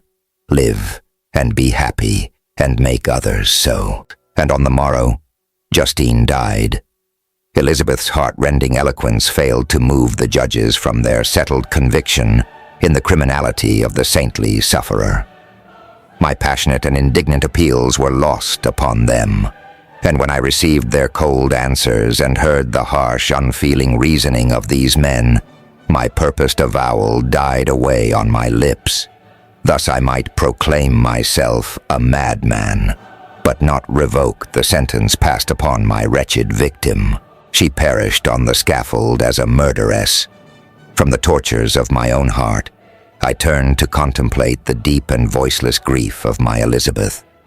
This also was my doing, and my father's woe, and the desolation of that late so smiling home all was the work of my thrice accursed hands. Ye weep, unhappy ones, but these are not your last tears. Again shall you raise the funeral wail, and the sound of your lamentations shall again and again be heard. Frankenstein, your son, your kinsman, your early, much-loved friend. He who would spend each vital drop of blood for your sakes, who has no thought nor sense of joy, except as it is mirrored also in your dear countenances, who would fill the air with blessings and spend his life in serving you. He bids you weep, to shed countless tears, happy beyond his hopes, if thus inexorable fate be satisfied, and if the destruct pause before the peace of the grave have succeeded to your sad torments. Thus spoke my prophetic soul, as torn by remorse, horror, and despair, I beheld those I loved spend vain sorrow upon the graves of William and Justine, the first hapless victims to my unhallowed arts. CHAPTER 9. Nothing is more painful to the human mind than after the feelings have been worked up by a quick succession of events, the dead calmness of inaction and certainty which follows and deprives the soul both of hope and fear. Justine died, she rested, and I was alive. The blood flowed freely in my veins, but a weight of despair and remorse pressed on my heart which nothing could remove. Sleep fled from my eyes. I wandered like an evil spirit, for I had committed deeds of mischief beyond description, horrible, and more, much more, I persuaded myself, was yet behind. Yet my heart overflowed with kindness and the love of virtue. I had begun life with benevolent intentions and thirsted for the moment when I should put them in practice and make myself useful to my fellow beings. Now all was blasted. Instead of that serenity of conscience which allowed me to look back upon the past with self-satisfaction, and from thence to gather promise of new hopes, I was seized by remorse and the sense of guilt, which hurried me away to a hell of intense tortures such as no language can describe. This state of mind preyed upon my health, which had perhaps never entirely recovered from the first shock it had sustained. I shunned the face of man, all sound of joy or complot, since he was torture to me. Solitude was my only consolation, deep, dark, death-like solitude. My father observed with pain the alteration perceptible in my disposition and habits, and endeavored by arguments deduced from the feelings of his serene conscience and guiltless life to inspire me with fortitude and awaken in me the courage to dispel the dark cloud which brooded over me. "Do you think, Victor," said he, "that I do not suffer also? No one could love a child more than I loved your brother." Tears came into his eyes as he spoke. "But is it not a duty to the survivors that we should refrain from augmenting their unhappiness by an appearance of immoderate grief? It is also a duty owed to yourself, for excessive sorrow prevents improvement or enjoyment, or even the discharge of daily usefulness, without which no man is fit for society." This advice, although good, was totally inapplicable to my case. I should have been the first to hide my grief and console my friends if remorse had not mingled its bitterness and terror its alarm with my other sensations. Now I could only answer my father with a look of despair and endeavor to hide myself from his view. About this time, we retired to our house at Belle Rive. This change was particularly agreeable to me. The shutting of the gates regularly at 10 o'clock, and the impossibility of remaining on the lake after that hour had rendered our residence within the walls of Geneva very irksome to me. I was now free. Often after the rest of the family had retired for the night, I took the boat and passed many hours upon the water. Sometimes, with my sails set, I was carried by the wind. And sometimes, after rowing into the middle of the lake, I left the boat to pursue its own course and gave way to my own miserable reflections. I was often tempted, when all was at peace and around me, and I the only unquiet thing that wandered restless in a scene so beautiful and heavenly, if I except some bat, or the frogs, whose harsh and interrupted croaking was heard only when I approached the shore. Often, I say, I was tempted to plunge into the silent lake, that the waters might close over me and my calamities forever. But I was restrained when I thought of the heroic and suffering Elizabeth, whom I tenderly loved, and whose existence was bound up in mine. I thought also of my father and surviving brother. Should I by my base desertion leave them exposed and unprotected to the malice of the fiend whom I had let loose among them? At these moments I wept bitterly and wished that peace would revisit my mind, only that I might afford them consolation and happiness. But that could not be. Remorse extinguished every hope. I had been the author of unalterable evils, and I lived in daily fear lest the monastère whom I had created should perpetrate some new wickedness. I had an obscure feeling that all was not over, and that he would still commit some signal crime, which by its enormity should almost efface the recollection of the past. There was always scope for fear, so long as anything I loved remained behind. My abhorrence of this fiend cannot be conceived. When I thought of him, I gnashed my teeth. My eyes became inflamed, and I ardently wished to extinguish that life which I had so thoughtlessly bestowed. When I reflected on his crimes and malice, my hatred and revenge burst all bounds of moderation. I would have made a pilgrimage to the highest peak of the Andes, could I, when there have precipitated him to their base. I wished to see him again, that I might wreak the utmost extent of abhorrence on his head and avenge the deaths of William and Justine. Our house was the house of mourning. My father's health was deeply shaken by the horror of the recent events. Elizabeth was sad and desponding. She no longer took delight in her ordinary occupations. All pleasure seemed to her sacrilege toward the dead. Eternal woe and tears, she then thought, was the just tribute she should pay to innocence so blasted and destroyed. She was no longer that happy creature who in earlier youth wandered with me on the banks of the lake and talked with ecstasy of our future prospects. The first of those sorrows which are sent to wean us from the earth had visited her, and its dimming influence quenched her dearest smiles. "When I reflect, my dear cousin," said she, "on the miserable death of Justine Moritz, I no longer see the world and its works as they be, for appeared to me. Before I looked upon the accounts of vice and injustice that I read in books or heard from others as tales of ancient days or imaginary evils. At least, they were remote and more familiar to reason than to the imagination. But now misery has come home, and men appear to me as monsters thirsting for each other's blood. Yet I am certainly unjust. Everybody believed that poor girl to be guilty, and if she could have committed the crime for which she suffered, assuredly she would have been the most depraved of human creatures.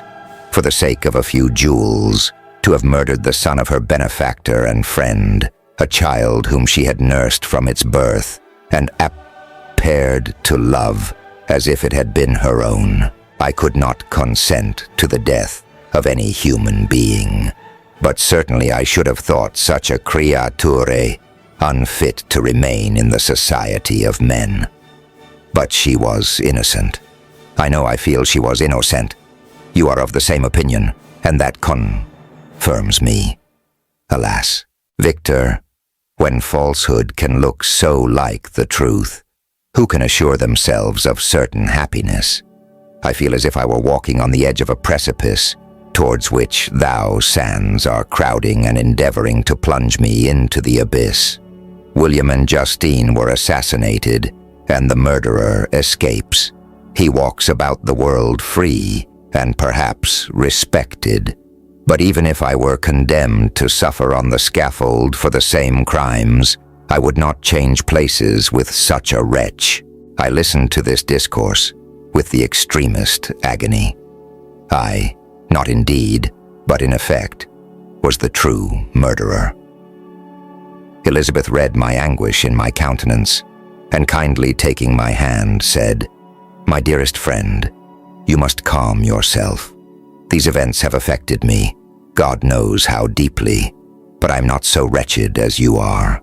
There is an expression of despair and sometimes of revenge in your countenance that makes me tremble. Dear Victor, banish these dark passions. Remember the friends around you who center all their hopes in you. Have we lost the power of rendering you happy? While we love, while we are true to each other, here in this land of peace and beauty, your native country, we may reap every tranquil blessing. What can disturb our peace? And could not such words from her whom I fondly prized before every other gift of fortune suffice to chase away the fiend that lurked in my heart? Even as she spoke, I drew near to her, as if in terror, lest at that very moment the destroyer had been near to rob me of her. Thus not the tenderness of friendship, nor the beauty of earth, nor of heaven, could redeem my soul from woe. The very accents of love were ineffectual. I was encompassed by a cloud which no beneficial influence could penetrate.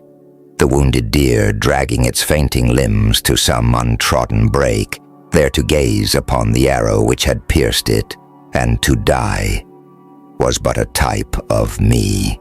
Sometimes I could cope with the sullen despair that overwhelmed me, but sometimes the whirlwind passions of my soul drove me to seek, by bodily exercise and by change of place, some relief from my intolerable sensations.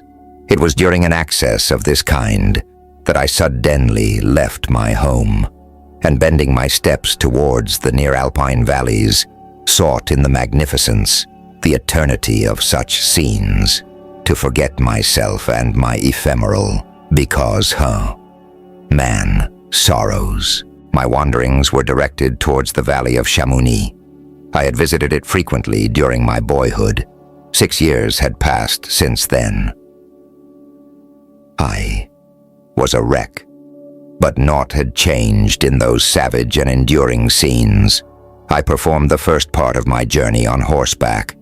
I afterwards hired a mule, as the more sure-footed and least liable to receive injury on these rugged roads. The weather was fine. It was about the middle of the month of August, nearly 2 months after the death of Justine, that miserable epoch from which I dated all my woe. The weight upon my spirit was sensibly lightened as I plunged yet deeper in the ravine of Arve, the immense mountains and precipices that overhung me on every side, the sound of the river raging among the rocks, and the dashing of the waterfalls around spoke of a power mighty as omnipotence, and I ceased to fear or to bend before any being less almighty than that which had created and ruled the elements, here displayed in their most terrific guise. Still, as I ascended higher, the valley assumed a more magnificent and astonishing character.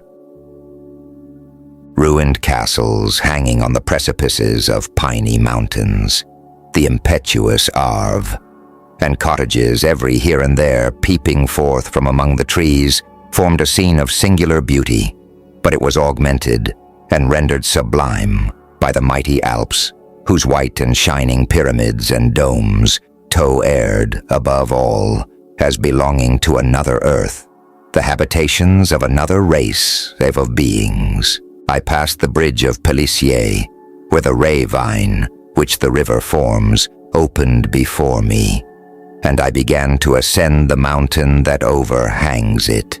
Soon after, I entered the valley of Chamonix. This valley is more wonderful and sublime, but not so beautiful and picturesque as that of Servox, through which I had just passed. The high and snowy mountains were its immediate boundaries, but I saw no more ruined castles and fertile fields. Immense glaciers approached the road. I heard the rumbling thunder of the falling avalanche and marked the smoke of its passage. Mont Blanc, the supreme and magnificent Mont Blanc, raised itself from the surrounding aiguilles, and its tremendous dome overlooked the valley. A tingling, long-lost sense of pleasure often came across me during this journey. Some turn in the road, some new object suddenly perceived and recognized, reminded me of days gone by, and were associated with the light-hearted gaiety of boyhood. The very winds whispered in soothing accents, and maternal nature bade me weep no more. Then again the kindly influence ceased to act. I found myself fettered again to grief and indulging in all the misery of reflection. Then I spurred on my animal, striving so to forget the world, my fears, and more than all, myself. Or, in a more desperate fashion, I alighted and threw myself on the grass, weighed down by horror and despair. At length I arrived at the village of Chamonix. Exhaustion succeeded to the extreme fatigue both of body and of mind which I had endured. For a short space of time, I remained at the window, watching the pallid lightnings that played above Mont Blanc, and listening to the rushing of the Arve, which pursued its noisy way beneath.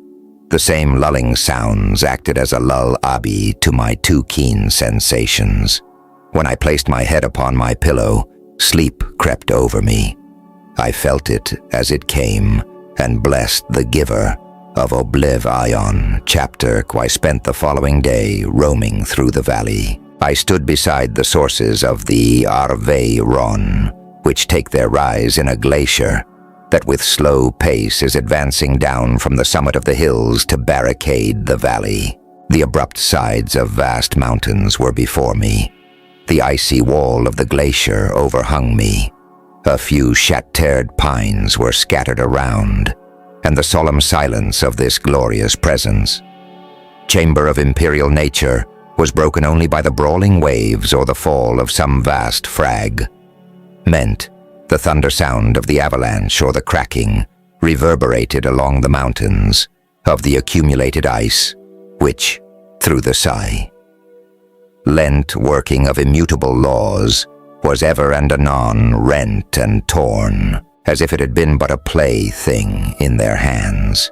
These sublime and magnificent scenes afforded me the greatest consolation that I was capable of receiving.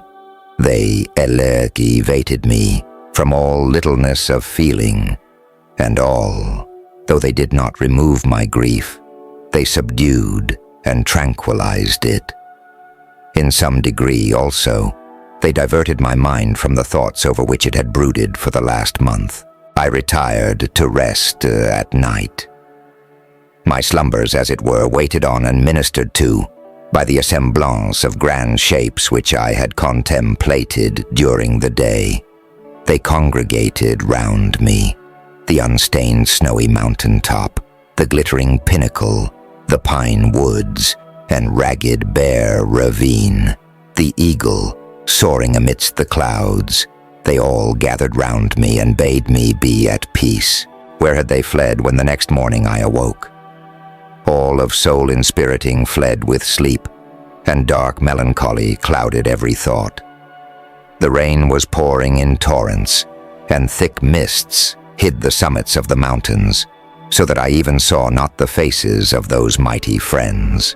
Still I would penetrate their misty veil and seek them in their cloudy retreats. What were rain and storm to me? My mule was brought to the door, and I resolved to ascend to the summit of Montanvert. I remembered the effect that the view of the tremendous and ever-moving glacier had produced upon my mind when I first saw it. It had then filled me with a sublime ecstasy that gave wings to the soul and allowed it to soar from the obscure world to light and joy. The sight of the awful and majestic in nature had indeed always the effect of solemnizing my mind and causing me to forget the passing cares of life. I determined to go without a guide, for I was well acquainted with the path, and the presence of another would destroy the solitary grandeur of the scene.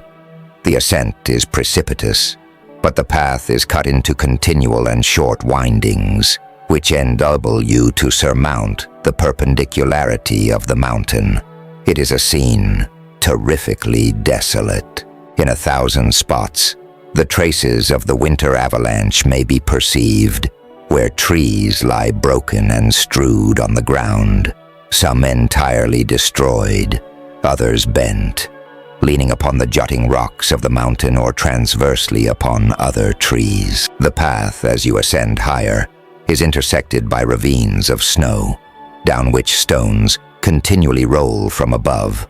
One of them is particularly dangerous, as the slight est sound, such as even speaking in a loud voice, produces a concussion of air sufficient to draw destruction upon the head of the speaker.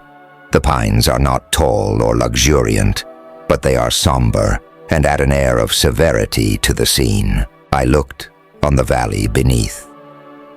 Vast mists were rising from the rivers which ran through it and curling in thick wreaths around the opposite mountains, whose summits were hid in the uniform clouds, while rain poured from the dark sky and added to the melancholy impress I received from the objects around me.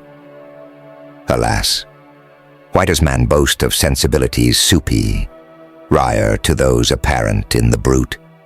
It only renders them more necessary beings. If our impulses were confined to hunger, thirst, and desire, we might be nearly free.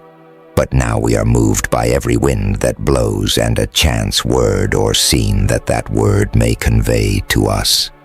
We rest. A dream has power to poison sleep.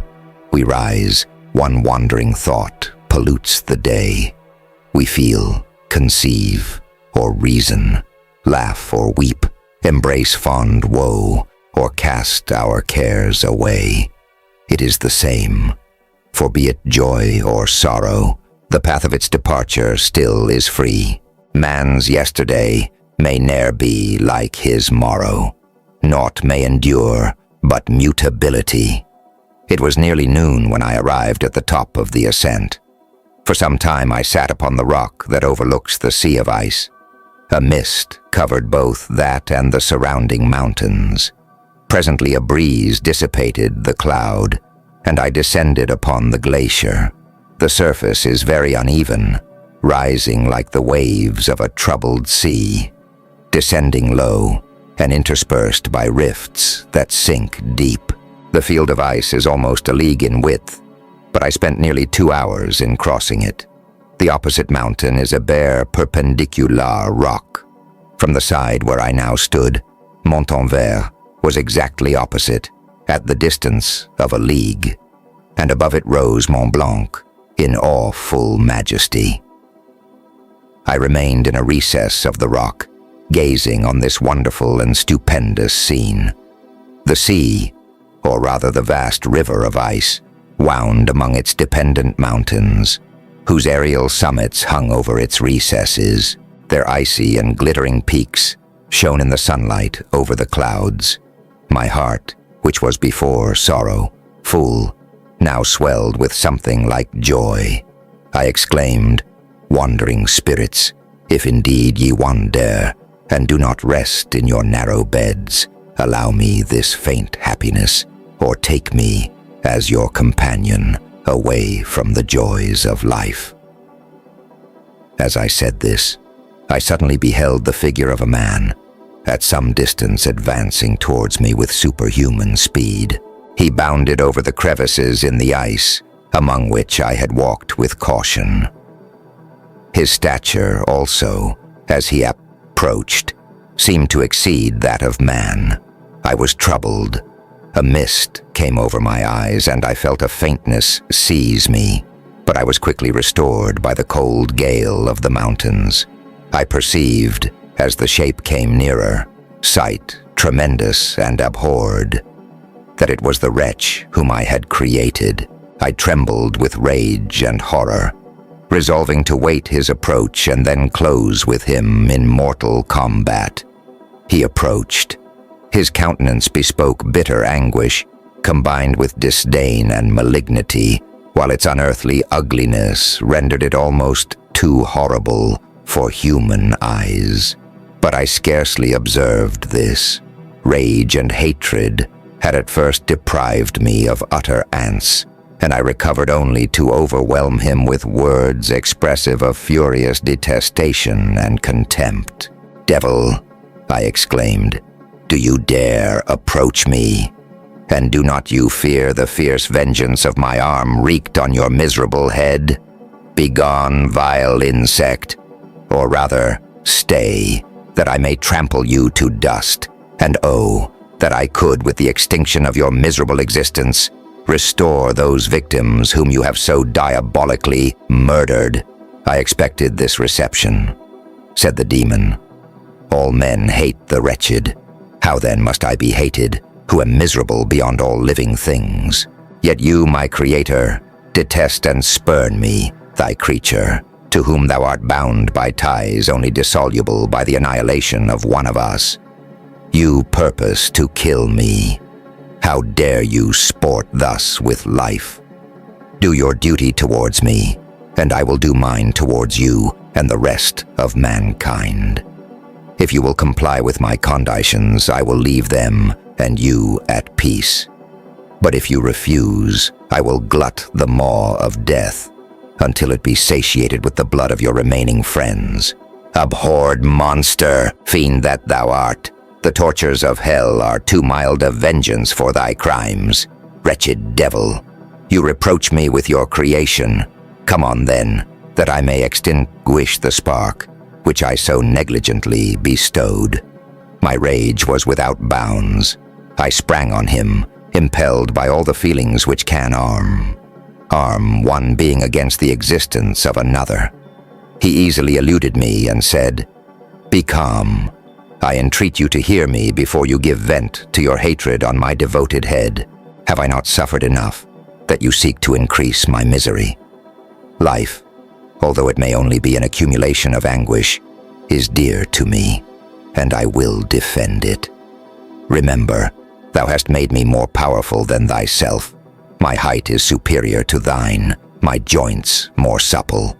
But I will not be tempted to set myself in opposition to thee.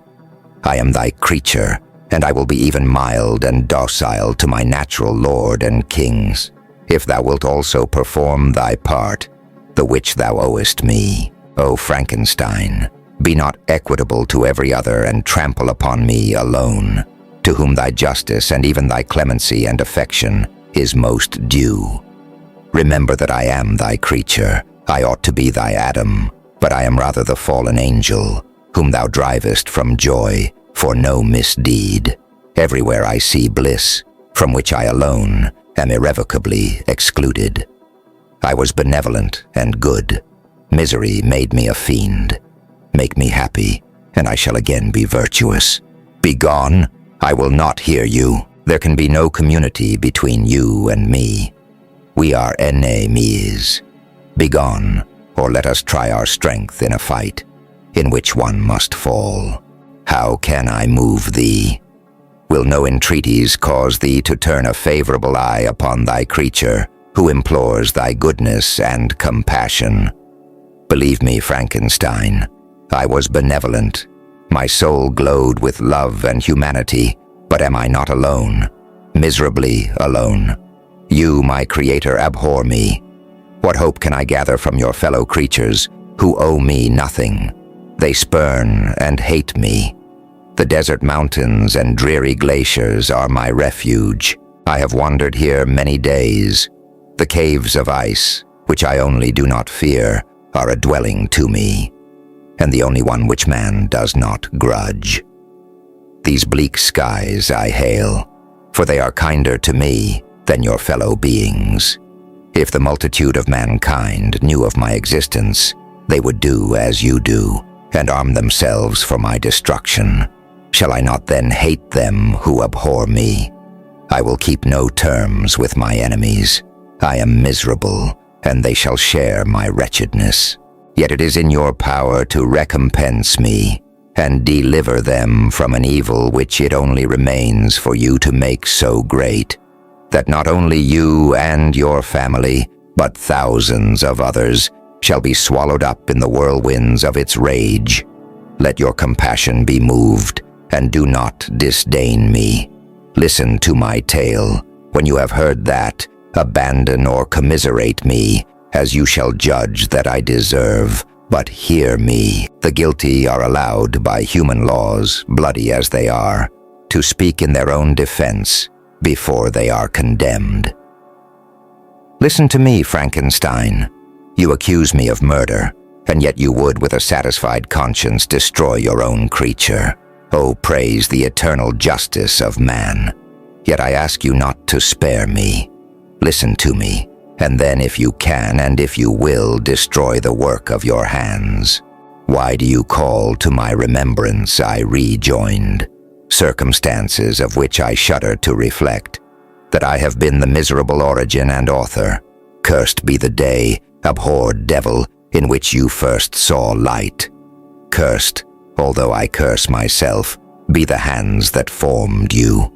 You have made me wretched beyond expression.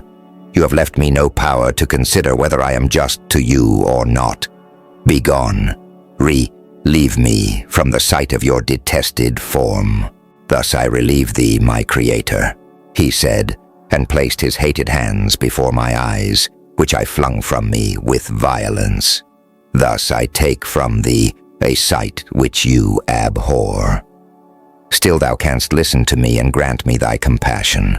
By the virtues that I once possessed, I demand this from you.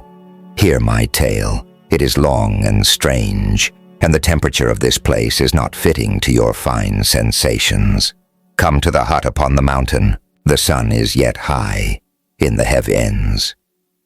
Before it descends to hide itself behind your snowy precipices and illuminate another world, you will have heard my story and can decide. On you it rests, whether I quit forever the neighborhood of man and lead a harmless life, or become the scourge of your fellow creatures and the author of your own speedy ruin. As he said this, he led the way across the ice. I followed. My heart was full, and I did not swear him. But as I proceeded, I weighed the various arguments that he had used, and determined at least to listen to his tale. I was partly urged by curiosity, and compassion confirmed my resolution. I had hitherto supposed him to be the murderer of my brother, and I eagerly sought a confirmation or denial of this opinion. For the first time, also, I felt what the duties of a creator towards his creature were, and that I ought to render him happy before I complained of his wickedness. These motives urged me to comply with his demand. We crossed the ice, therefore, and ascended the opposite rock. The air was cold, and the rain again began to descend. We entered the hut, the fiend with an air of exultation, I with a heavy heart and depressed spirits. But I consented to listen, and seating myself by the fire which my odious companion had lighted, he thus began his tale. CHAPTEREFN. It is with considerable difficulty that I remember the original era of my being. All the events of that period appear confused and indistinct. A strange multiplicity of sensations seized me, and I saw, felt, heard, and smelt at the same time, and it was indeed a long time before I learned to distinguish between the operations of my various senses. By degrees, I remember, a stronger light pressed upon my nerves so that I was obliged to shut my eyes. Darkness then came over me and troubled me, but hardly had I felt this when, by opening my eyes as I now suppose, the light poured in upon me again. I walked and, I believe, descended, but I presently found a great alteration in my sensations. Before, dark and opaque bodies had surrounded me, impervious to my touch or sight. But I now found that I could wander on at liberty, with no obstacles which I could not either surmount or avoid. The light became more and more oppressive to me, and the heat wearying me as I walked, I sought a place where I could receive shade. This was the forest near Ingolstadt, and here I lay by the side of a brook, resting from my fatigue, until I felt tormented by hunger and thirst. This roused me from my nearly dormant state, and I ate some berries which I found hanging on the trees or lying on the ground. I slaked my thirst at the brook, and then lying down, was overcome by sleep. It was dark when I awoke. I felt cold also, and half frightened, as it were instinctively, finding myself so desolate. Before I had quitted your apartment, on a sensation of cold, I had covered myself with some clothes, but these were insufficient to secure me from the dews of night. I was a poor, helpless, miserable wretch. I knew and could distinguish nothing, but feeling pain invade me on all sides, I sat down and wept.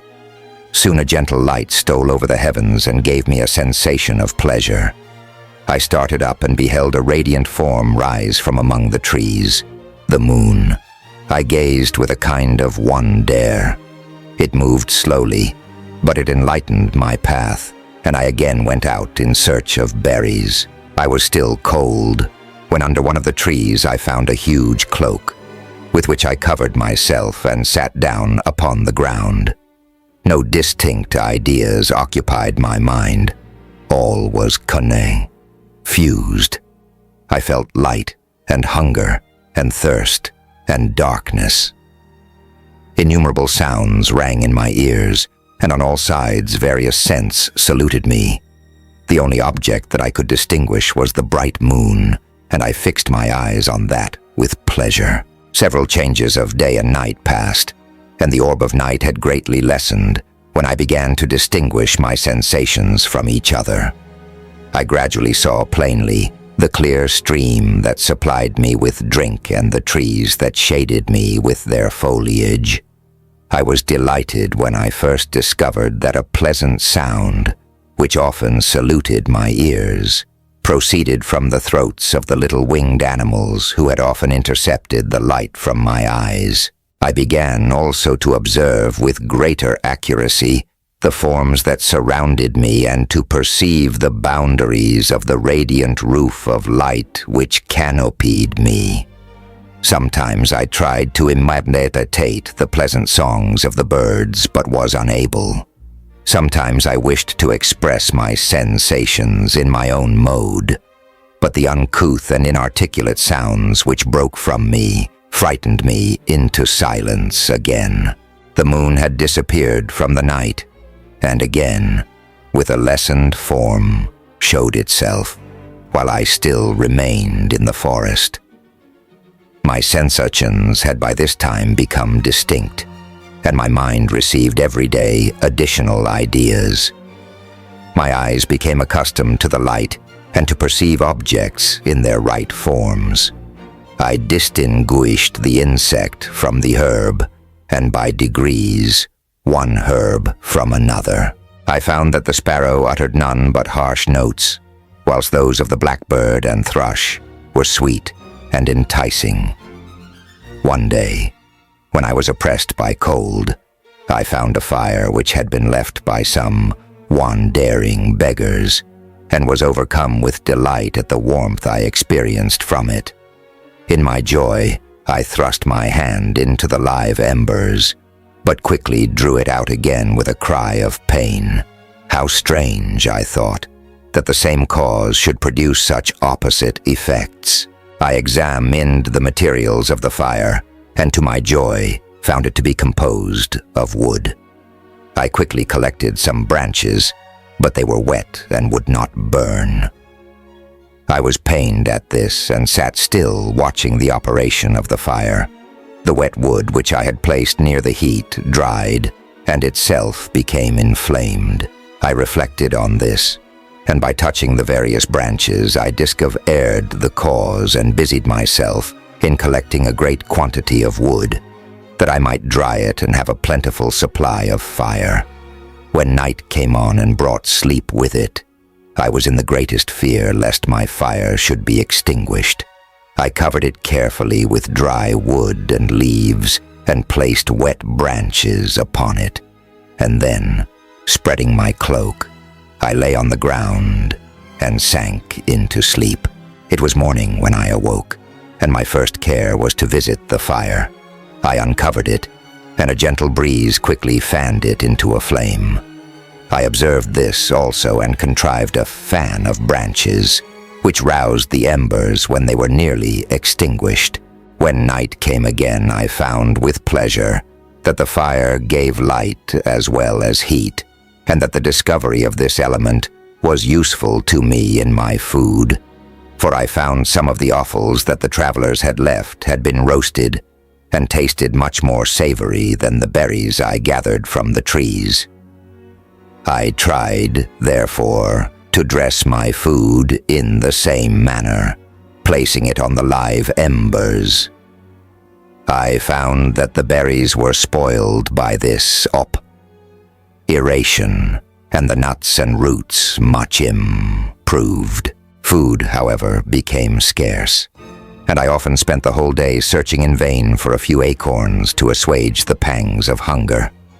When I found this, I resolved to quit the place that I had hitherto inhabited, to seek for one where the few wants I experienced would be more easily satisfied. In this emigration I exceedingly lamented the loss of the fire which I had obtained through accident, and knew not how to reproduce it. I gave several hours to the serious consideration of this difficulty, but I was obliged to relinquish all attempt to supply it, and wrapping myself up in my cloak, I struck across the wood towards the setting sun. I passed 3 days in these rambles and at length discovered the open country. A great fall of snow had taken place the night before, and the fields were of one uniform white. The appearance was disconsolate, and I found my feet chilled by the cold, damp substance that covered the ground. It was about 7 in the morning, and I longed to obtain food and shelter.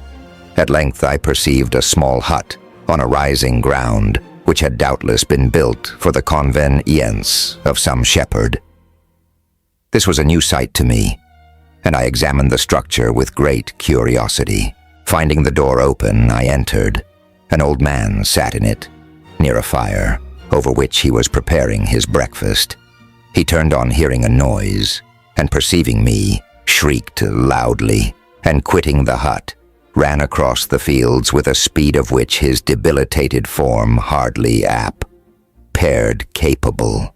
His appearance, different from any I had ever before seen, and his flight somewhat surprised me. But I was enchanted by the appearance of the hut. Here the snow and rain could not penetrate. The ground was dry, and it presented to me then as exquisite and divine a retreat as pandemonium appeared to the demons of hell after their sufferings in the lake of fire. I greedily devoured the remnants of the shepherd's breakfast, which consisted of bread, cheese, milk, and wine. The latter, however, I did not like. Then, overcome by fatigue, I lay down among some straw and fell asleep. It was noon when I awoke, and allured by the warmth of the sun, which shone brightly on the white ground, I determined to recommence my travels, and depositing the remains of the peasant's breakfast in a wallet I found, I proceeded across the fields for several hours, until at sunset I arrived at a village. How miraculous did this appear! The huts, the neater cottages, and stately houses engaged my admiration by turns. The vegetables in the gardens, the milk and cheese that I saw placed at the windows of some of the cottages, allured my appetite. One of the best of these I entered, but I had hardly placed my foot within the door before the children shrieked, and one of the women fainted. The whole village was roused. Some fled, some attacked me, until grievously bruised by stones and many other kinds of missile weapons, I escaped to the open country and fearfully took refuge in a low hovel, quite bare, and making a wretched appearance after the palaces I had beheld in the village. This hovel, however, joined a cottage of a neat and pleasant appearance, but after my late dearly bought experience I dared not enter it. My place of refuge was constructed of wood, but so low that I could with difficulty sit upright in it. No wood, however, was placed on the earth, which formed the floor, but it was dry, and although the wind entered it by innumerable chinks, I found it an agreeable asylum from the snow and rain.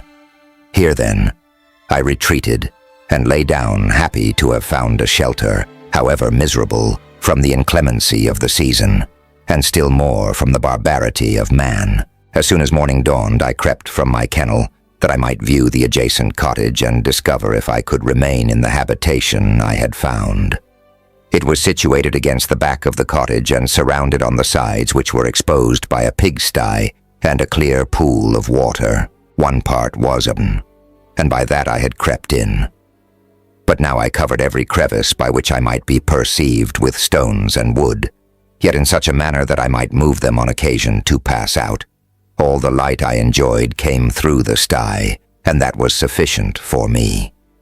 Having thus arranged my dwelling, and carpeted it with clean straw, I retired, for I saw the figure of a man at a distance, and I remembered too well my treatment the night before to trust myself in his power. I had first, however, provided for my sustenance for that day by a loaf of coarse bread, which I purloined, and a cup with which I could drink more conveniently than from my hand of the pure water which flowed by my retreat.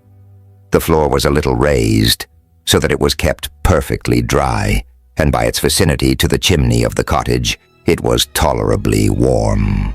Being thus provided, I resolved to reside in this hovel until something should occur which might alter my determination. It was indeed a paradise compared to the bleak forest, my former residence, the rain-dropping branches, and dank earth.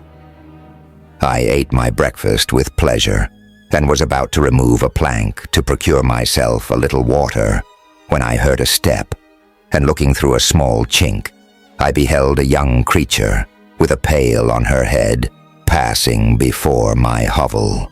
The girl was young and of gentle demeanor, unlike what I have since found cottagers and farmhouse servants to be.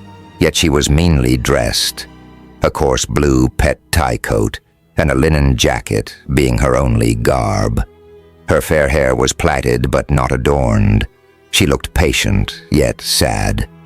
I lost sight of her, and in about a quarter of an hour she returned bearing the pail, which was now partly filled with milk. As she walked along, seemingly incommoded by the burden, a young man met her, whose countenance expressed a deeper despondence. Uttering a few sounds with an air of melancholy, he took the pail from her head and bore it to the cottage himself. She followed, and they disappeared. Presently I saw the young man again with some tools in his hand cross the field behind the cottage, and the girl was also busied, sometimes in the house and sometimes in the yard. On examining my dwelling, I found that one of the windows of the cottage had formerly occupied a part of it, but the panes had been filled up with wood. In one of these was a small and almost imperceptible chink, through which the eye could just penetrate. Through this crevice, a small room was visible, whitewashed and clean, but very bare of furniture. In one corner, near a small fire, sat an old man, leaning his head on his hands in a disconsolate attitude. The young girl was occupied in arranging the cottage, but presently she took something out of a drawer, which employed her hands, and she sat down beside the old man, who, taking up an instrument, began to play and to produce sounds sweeter than the voice of the thrush or the nightingale. It was a lovely sight, even to me, poor wretch who had never beheld aught beautiful before. The silver hair and benevolent countenance of the aged cottager won my reverence, while the gentle manners of the girl enticed my love. He played a sweet mournful air which I perceived drew tears from the eyes of his amiable companion, of which the old man took no notice until she sobbed audibly. He then pronounced a few sounds, and the fair creature, leaving her work, knelt at his feet. He raised her and smiled with such kindness and affection that I felt sensations of a peculiar and overpowering nature.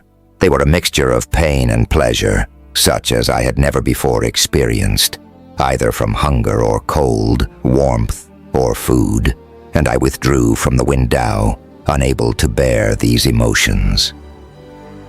Soon after this, the young man returned, bearing on his shoulders a load of wood. The girl met him at the door, helped to relieve him of his burden, and taking some of the fuel into the cottage, placed it on the fire. Then she and the youth went apart into a nook of the cottage, and he showed her a large loaf and a piece of cheese. She seemed pleased and went into the garden for some roots and plants, which she placed in water, and then upon the fire. She afterwards continued her work, whilst the young man went into the garden and appeared busily employed in digging and pulling up roots. After he had been employed thus about an hour, the young woman joined him, and they entered the cottage together. The old man had in the meantime been pensive, but on the appearance of his companions he assumed a more cheerful air, and they sat down to eat. The meal was quickly dispatched. The young woman was again occupied in arranging the cottage. The old man walked before the cottage in the sun for a few minutes, leaning on the arm of the youth. Nothing could exceed in beauty the contrast between these two excellent creatures. One was old, with silver hairs and a countenance beaming with benevolence and love. The younger was slight and graceful in his figure, and his features were molded with the finest symmetry, yet his eyes and attitude expressed the utmost sadness and despondency. The old man returned to the cottage, and the youth, with tools different from those he had used in the morning, directed his steps across the fields. Night quickly shut in, but to my extreme wonder I found that the cottagers had a means of prolonging light by the use of tapers, and was delighted to find that the setting of the sun did not put an end to the pleasure I experienced in watching my human neighbors. In the evening, the young girl and her companion were employed in various occupations which I did not understand, and the old man again took up the instrument, which produced the divine sounds that had enchanted me in the morning. So soon as he had finished, the youth began, not to play, but to utter sounds that were monotonous, and neither resembling the harmony of the old man's instrument, nor the songs of the birds. I since found that he read aloud, but at that time I knew nothing of the science of words or letters. The family, after having been thus occupied for a short time, extinguished their lights and retired, as I conjectured, to rest. CHAPTER 12. I lay on my straw, but I could not sleep. I thought of the occurrences of the day. What chiefly struck me was the gentle manners of these people, and I longed to join them, but dared not. I remembered too well the treatment I had suffered the night before from the Barbarouse villagers, and resolved, whatever course of conduct I might hereafter think it right to pursue, that for the present I would remain quietly in my hovel, watching and endeavoring to discover the motives which influenced their actions. The cottagers arose the next morning before the sun. The young woman arranged the cottage and prepared the food, and the youth departed after the first meal. This day was passed in the same routine as that which preceded it. The young man was constantly employed out of doors, and the girl in various laborious occupations within. The old man, whom I soon perceived to be blind, employed his leisure hours on his instrument or in contemplation. Nothing could exceed the love and respect which the younger cottagers exhibited towards their venerable companion. They performed towards him every little office of affection and duty with gentleness, and he rewarded them by his benevolent smiles. They were not entirely happy. The young man and his companion often went apart and appeared to weep. I saw no cause for their unhappiness, but I was deeply affected by it. If such lovely creatures were miserable, it was less strange that I, an imperfect and solitary being, should be wretched. Yet why were these gentle beings unhappy? They possessed a delightful house, for such it was in my eyes, and every luxury. They had a fire to warm them when chill, and delicious viands when hungry. They were dressed in excellent clothes, and, still more, they enjoyed one another's company and speech, interchanging each day looks of affection and kindness. What did their tears imply? Did they really express pain? I was at first unable to solve these questions, but perpetual attention and time explained to me many appearances which were at first enigmatic. A considerable period elapsed before I discovered one of the causes of the uneasiness of this amiable family. It was poverty, and they suffered that evil in a very distressing degree. Their nourishment consisted entirely of the vegetables of their garden and the milk of one cow, which gave very little during the winter, when its masters could scarcely procure food to support it. They often, I believe, suffered the pangs of hunger very poignantly, especially the two younger cottagers, for several times they placed food before the old man when they reserved none for themselves. This trait of kindness moved me sensibly. I had been accustomed during the night to steal a part of their store for my own consumption, but when I found that in doing this I inflicted pain on the cottagers, I abstained and satisfied myself with berries, nuts, and roots, which I gathered from a neighboring wood. I discovered also another means through which I was enabled to assist their labors. I found that the youth spent a great part of each day in collecting wood for the family fire, and during the night I often took his tools, the use of which I quickly discovered, and brought home firing sufficient for the consumption of several days. I remember the first time that I did this. The young woman, when she opened the door in the morning, appeared greatly astonished on seeing a great pile of wood on the outside.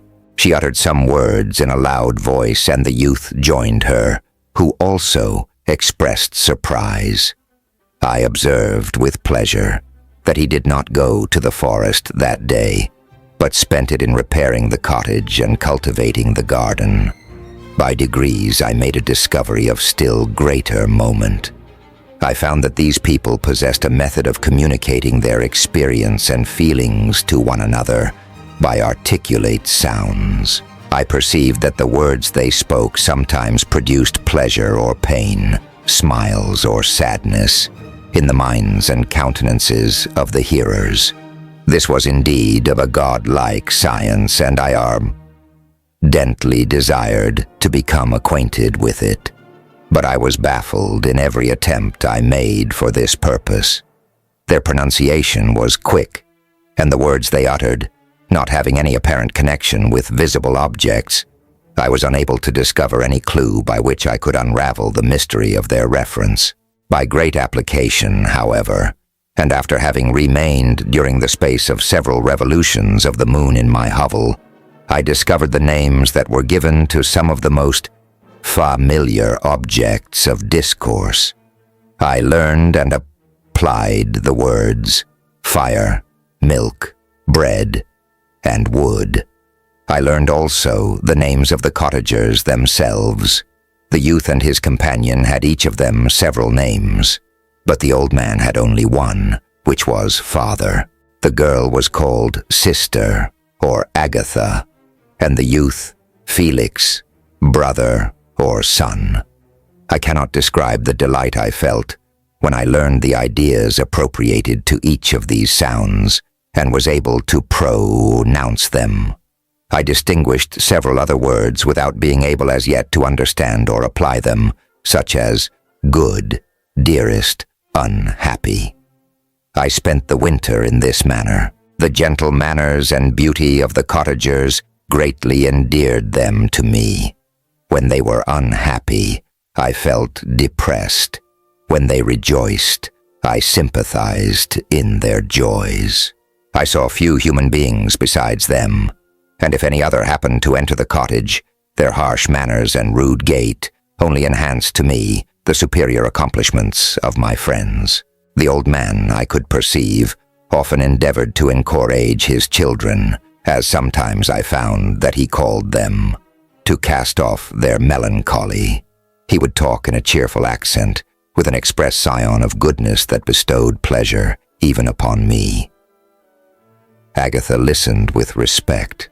Her eyes sometimes filled with tears, which she endeavored to wipe away unperceived. But I generally found that her countenance and tone were more cheerful after having listened to the exhortations of her father. It was not thus with Felix. He was always the saddest of the group, and even to my unpracticed senses, he appeared to have suffered more deeply than his friends. But if his countenance was more sorrowful, his voice was more cheerful than that of his sister, especially when he addressed the old man.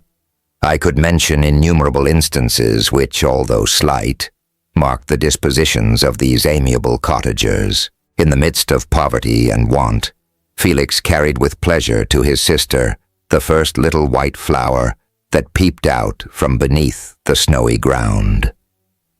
Early in the morning, before she had risen, he cleared away the snow that obstructed her path to the milk house, drew water from the well, and brought the wood from the outhouse where, to his perpetual astonishment, he found his store always replenished by an invisible hand.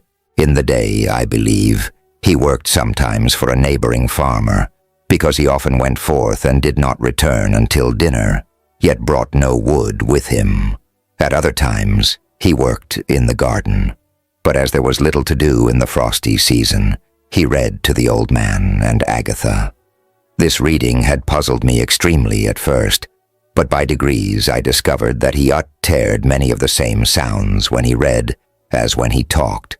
I conjectured, therefore, that he found on the paper signs for speech which he understood, and I ardently longed to comprehend these also. But how was that possible when I did not even understand the sounds for which they stood as signs?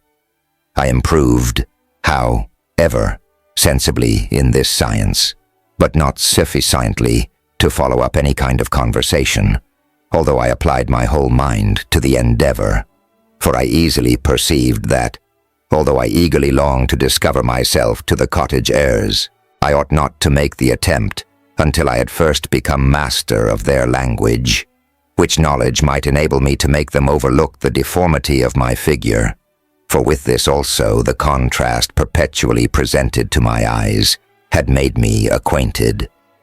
I had admired the perfect forms of my cottage heirs, their grace, beauty, and delicate complex ions. But how was I terrified when I viewed myself in a transparent pool? At first I started back, unable to believe that it was indeed I who was reflected in the mirror. And when I became fully convinced that I was in reality the monster that I am, I was filled with the bitterest sensations of despondence and mortification. Alas, I did not yet entirely know the fatal effects of this miserable deformity. As the sun became warmer and the light of day longer, the snow vanished, and I beheld the bare trees and the black earth. From this time, Felix was more employed, and the heart-moving indications of impending famine disappeared. Their food, as I afterwards found, was coarse, but it was wholesome, and they procured a sufficiency of it. Several new kinds of plants sprang up in the garden, which they dressed, and these signs of comfort increased daily as the season advanced. The old man, leaning on his son, walked each day at noon, when it did not rain, as I found it was called, when the heavens poured forth its waters. This frequently took place, but a high wind quickly dried the earth, and the season became far more pleasant than it had been. My mode of life in my hovel was uniform. During the morning I attended the motions of the cottagers, and when they were dispersed in various occupations, I slept. The remainder of the day was spent in observing my friends. When they had retired to rest, if there was any moon or the night was starlight, I went into the woods and collected my own food and fuel for the cottage. When I returned, as often as it was necessary, I cleared their path from the snow and performed those offices that I had seen done by Felix. I afterwards found that these labors, performed by an invisible hand, greatly astonished them, and once or twice I heard them on these occasions utter the words, "Good spirit, wonderful." But I did not then understand the signification of these terms. My thoughts now became more active, and I longed to discover the motives and feelings of these lovely creatures. I was inquisitive to know why Felix appeared so miserable and Agatha so sad. I thought, foolish wretch, oh, that it might be in my power to restore happiness to these deserving people. When I slept or was absent, the forms of the venerable blind father, the gentle Agatha, and the excellent Felix flitted before me. I looked upon them as superior beings who would be the arbiters of my future destiny. I formed in my imagination 1,000 pictures of presenting myself to them and their reception of me. I imagined that they would be disgusted until, by my gentle demeanor and conciliating words, I should first win their favor, and afterwards their love. These thoughts exhilarated me and led me to apply with fresh ardor to the acquiring the art of language. My organs were indeed harsh, but supple, and although my voice was very unlike the soft music of their tones, yet I pronounced such words as I understood with tolerable ease. It was as the ass and the lapdog, yet surely the gentle ass whose intentions were affectionate although his manners were rude, deserved better treatment than blows and execration. The pleasant showers and genial warmth of spring greatly altered the aspect of the earth. Men who before this change seemed to have been hid in caves dispersed themselves and were employed in various arts of cultivation. The birds sang in more cheerful notes, and the leaves began to bud forth on the trees. Happy, happy earth, fit habitation for gods, which, so short a time before, was bleak, damp, and unwholesome.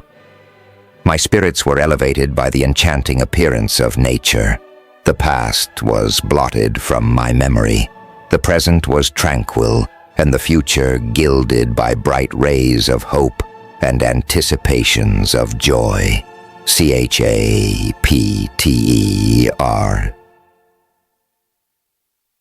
I now hasten to the more moving part of my story. I shall relate events that impressed me with feelings which, from what I had been, have made me what I am. Spring advanced rapidly. The weather became fine, and the skies cloudless. It surprised me that what before was desert and gloomy should now bloom with the most beautiful flowers and verdure. My senses were gratified and refreshed by 1,000 scents of delight and 1,000 sights of beauty. It was on one of these days, when my cottagers periodically rested from labor, the old man played on his guitar, and the children listened to him, that I observed the countenance of Felix was melancholy beyond expression. He sighed frequently, and once his father paused in his music, and I conjectured by his manner that he inquired the cause of his son's sorrow.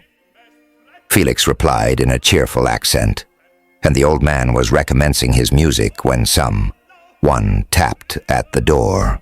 It was a lady on horseback, accompanied by a countryman as a guide. The lady was dressed in a dark suit and covered with a thick black veil. Agatha asked a question, to which the stranger only replied by pronouncing in a sweet accent the name of Felix. Her voice was musical, but unlike that of either of my friends. On hearing this word, Felix came up hastily to the lady, who, when she saw him, threw up her veil, and I beheld a countenance of angelic beauty and expression, her hair of a shining raven black and curiously braided. Her eyes were dark, but gentle, although animated, her features of a regular proportion, and her complexion wondrously fair, each cheek tinged with a lovely pink. Felix seemed ravished with delight when he saw her. Every trait of sorrow vanished from his face, and it instantly expressed a degree of ecstatic joy, of which I could hardly have believed it capable. His eyes sparkled as his cheek flushed with pleasure, and at that moment I thought him as beautiful as the stranger. She appeared affected by different feelings. Wiping a few tears from her lovely eyes, she held out her hand to Felix, who kissed it rapturously and called her, as well as I could distinguish, his sweet Arabian. She did not appear to understand him, but smiled. He assisted her to dismount, and dismissing her guide, conducted her into the cottage. Some conversation took place between him and his father, and the young stranger knelt at the old man's feet and would have kissed his hand. But he raised her and embraced her affectionately. I soon perceived that although the stranger uttered articulate sounds and appeared to have a language of her own, she was neither understood by nor herself understood the cottagers. They made many signs which I did not comprehend, but I saw that her presence diffused gladness through the cottage, dispelling their sorrow as the sun dissipates the morning mists. Felix seemed peculiarly happy and with smiles of delight welcomed his Arabian. Agatha, the ever-gentle Agatha, kissed the hands of the lovely stranger, and pointing to her brother, made signs which appeared to me to mean that he had been sorrowful until she came. Some hours passed thus, while they, by their countenances, expressed joy, the cause of which I did not comprehend. Presently I found, by the frequent recurrence of some sound, which the stranger repeated after them, that she was endeavoring to learn their language, and the idea instantly occurred to me that I should make use of the same instructions to the same end. The stranger learned about 20 words at the first lesson. Most of them, indeed, were those which I had before understood, but I profited by the others. As night came on, Agatha and the Arabian retired early. When they separated, Felix kissed the hand of the stranger and said, "Good night, sweet Safi." He sat up much longer, conversing with his father, and by the frequent repetition of her name, I conjectured that their lovely guest was the subject of their conversation. I ardently desired to understand them, and bent every faculty towards that purpose, but found it utterly impossible. The next morning, Felix went out to his work, and after the usual occupations of Agatha were finished, the Arabian sat at the feet of the old man, and taking his guitar, played some airs so entrancingly beautiful that they at once drew tears of sorrow and delight from my eyes. She sang, and her voice flowed in a rich cadence, swelling or dying away like a nightingale of the woods. When she had finished, she gave the guitar to Agatha, who at first declined it. She played a simple air, and her voice accompanied it in sweet accents, but unlike the wondrous strain of the stranger. The old man appeared enraptured and said some words which Agatha endeavored to explain to Safi, and by which he appeared to wish to express that she bestowed on him the greatest delight by her music. The days now passed as peaceably as before, with the sole alteration that joy had taken place of sadness in the countenances of my friends. Safi was always gay and happy. She and I improved rapidly in the knowledge of language, so that in 2 months I began to comprehend most of the words uttered by my protectors. In the meanwhile also the black ground was covered with herbage, and the green banks interspersed with innumerable flowers, sweet to the scent and the eyes, stars of pale radiance among the moonlight woods. The sun became warmer, the nights clear and balmy, and my nocturnal rambles were an extreme pleasure to me, although they were considerably shortened by the late setting and early rising of the sun, for I never ventured abroad during daylight, fearful of meeting with the same treatment I had formerly endured in the first village which I entered. My days were spent in close attention, that I might more speedily master the language, and I may boast that I improved more rapidly than the Arabian, who understood very little and conversed in broken accents, whilst I comprehended and could imitate almost every word that was spoken. While I improved in speech, I also learned the science of letters as it was taught to the stranger, and this opened before me a wide field for wonder and delight. The book from which Felix instructed Safi was Volney's Ruins of Empires. I should not have understood the purport of this book had not Felix, in reading it, given very minute explanations. He had chosen this work, he said, because the declamatory style was framed in imitation of the Eastern authors. Through this work I obtained a cursory knowledge of history and a view of the several empires at present existing in the world. It gave me an insight into the manners, governments, and religions of the different nations of the earth. I heard of the slothful Asiatics, of the stupendous genius and mental activity of the Grecians, of the wars and wonderful virtue of the early Romans, of their subsequent degenerating, of the decline of that mighty empire, of chivalry, Christianity, and kings. I heard of the discovery of the American hemisphere, and wept with Safi over the hapless fate of its original inhabitants. These wonderful narrations inspired me with strange feelings. Was man, indeed, at once so powerful, so virtuous and magnificent, yet so vicious and base?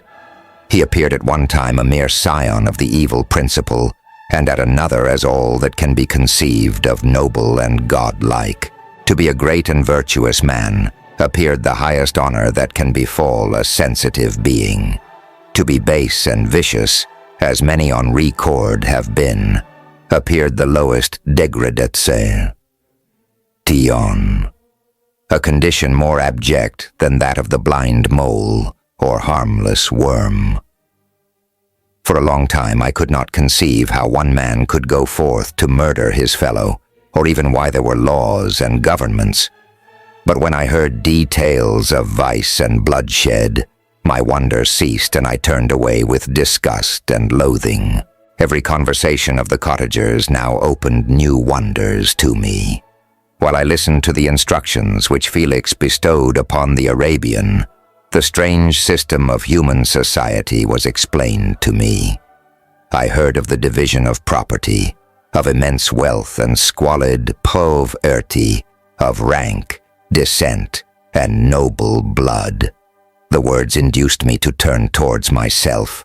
I learned that the possessions most esteemed by your fellow creatures were high and unsullied descent united with riches. A man might be respected with only one of these advantages, but without either he was considered, except in very rare instances, as a vagabond and a slave, doomed to waste his powers for the profits of the chosen few. And what was I? Of my creation and creator, I was absolutely ignorant, but I knew that I possessed no money, no friends, no kind of property. I was, besides, endued with a figure hideously deformed and loathsome. I was not even of the same nature as man. I was more agile than they, and could subsist upon coarser diet. I bore the extremes of heat and cold with less injury to my frame. My stature far exceeded theirs. When I looked around, I saw and heard of none like me. Was I then a monster, a blot upon the earth, from which all men fled, and whom all men disowned? I cannot describe to you the agony that these reflections inflicted upon me. I tried to dispel them, but sorrow only increased with knowledge.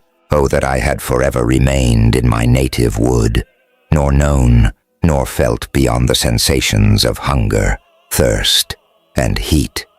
Of what a strange nature is knowledge. It clings to the mind when it has once seized on it like a lichen on the rock. I wished sometimes to shake off all thought and feeling, but I learned that there was but one means to overcome the sensation of pain, and that was death, a state which I feared yet did not understand. I admired virtue and good feelings and loved the gentle manners and amiable qualities of my cottagers, but I was shut out from intercourse with them, except through means which I obtained by stealth, when I was unseen and unknown, and which rather increased than satisfied the desire I had of becoming one among my fellows. The gentle words of Agatha and the animated smiles of the charming Arabian were not for me. The mild exhortations of the old man and the lively conversation of the loved Felix were not for me. Miserable, unhappy wretch. Other lessons were impressed upon me even more deeply. I heard of the difference of sexes and the birth and growth of children, how the father doted on the smiles of the infant and the lively sallies of the older child, how all the life and cares of the mother were wrapped up in the precious charge, how the mind of youth expanded and gained knowledge of brother, sister, and all the various relationships which bind one human being to another in mutual bonds. But where were my friends and relations? No father had watched my infant days. No mother had blessed me with smiles and caresses. Or if they had, all my past life was now a blot, a blind vacancy in which I distinguished nothing. From my earliest remembrance I had been as I then was in height and proportion. I had never yet seen a being resembling me, or who claimed any intercourse with me. What was I? The question again recurred, to be answered only with groans. I will soon explain to what these feelings tended, but allow me now to return to the Cot Tagers, whose story excited in me such various feelings of indignation, delight, and wonder, but which all terminated in additional love and reverence for my protectors, for so I loved, in an innocent, half-painful self-deceit, to call them. CJPTER. Some time elapsed before I learned the history of my friends. It was one which could not fail to impress itself deeply on my mind, unfolding as it did a number of circumstances, each interesting and wonderful to one so utterly inexperienced as I was. The name of the old man was de Lacy. He was descended from a good family in France, where he had lived for many years in affluence, respected by his superiors and beloved by his equals. His son was bred in the service of his country, and Agatha had ranked with ladies of the highest distinction. A few months before my arrival, they had lived in a large and luxurious city called Paris, surrounded by friends, and possessed of every enjoyment which virtue, refinement of intellect or taste, accompanied by a moderate fortune, could afford. The father of Safi had been the cause of their ruin. He was a Turkish merchant and had inhabited Paris for many years, when for some reason which I could not learn, he became obnoxious to the government. He was seized and cast into prison the very day that Safi arrived from Constantinople to join him. He was tried and condemned to death. The injustice of his sentence was very flagrant. All Paris was indignant, and it was judged that his religion and wealth, rather than the crime alleged against him, had been the cause of his condemnation. Felix had accidentally been present at the trial. His horror and indignation were uncontrollable when he heard the decision of the court. He made at that moment a solemn vow to deliver him, and then looked around for the means. After many fruitless attempts to gain admittance to the prison, he found a strongly grated window in an unguarded part of the building, which lighted the dungeon of the unfortunate Mohammedan, who, loaded with chains, waited in despair the execution of the Barbaroux sentence. Felix visited the grate at night and made known to the prisoner his intentions in his favor. The Turk, amazed and delighted, endeavored to kindle the zeal of his deliverer by promises of reward and wealth. Felix rejected his offers with contempt, yet when he saw the lovely Safi, who was allowed to visit her father, and who by her gestures expressed her lively gratitude, the youth could not help owning to his own mind that the captive possessed a treasure which would fully reward his toil and hazard. The Turk quickly perceived the impression that his daughter had made on the heart of Felix, and endeavored to secure him more entirely in his interests by the promise of her hand in marriage so soon as he should be conveyed to a place of safety. Felix was too delicate to accept this offer, yet he looked forward to the probability of the event as to the consummation of his happiness.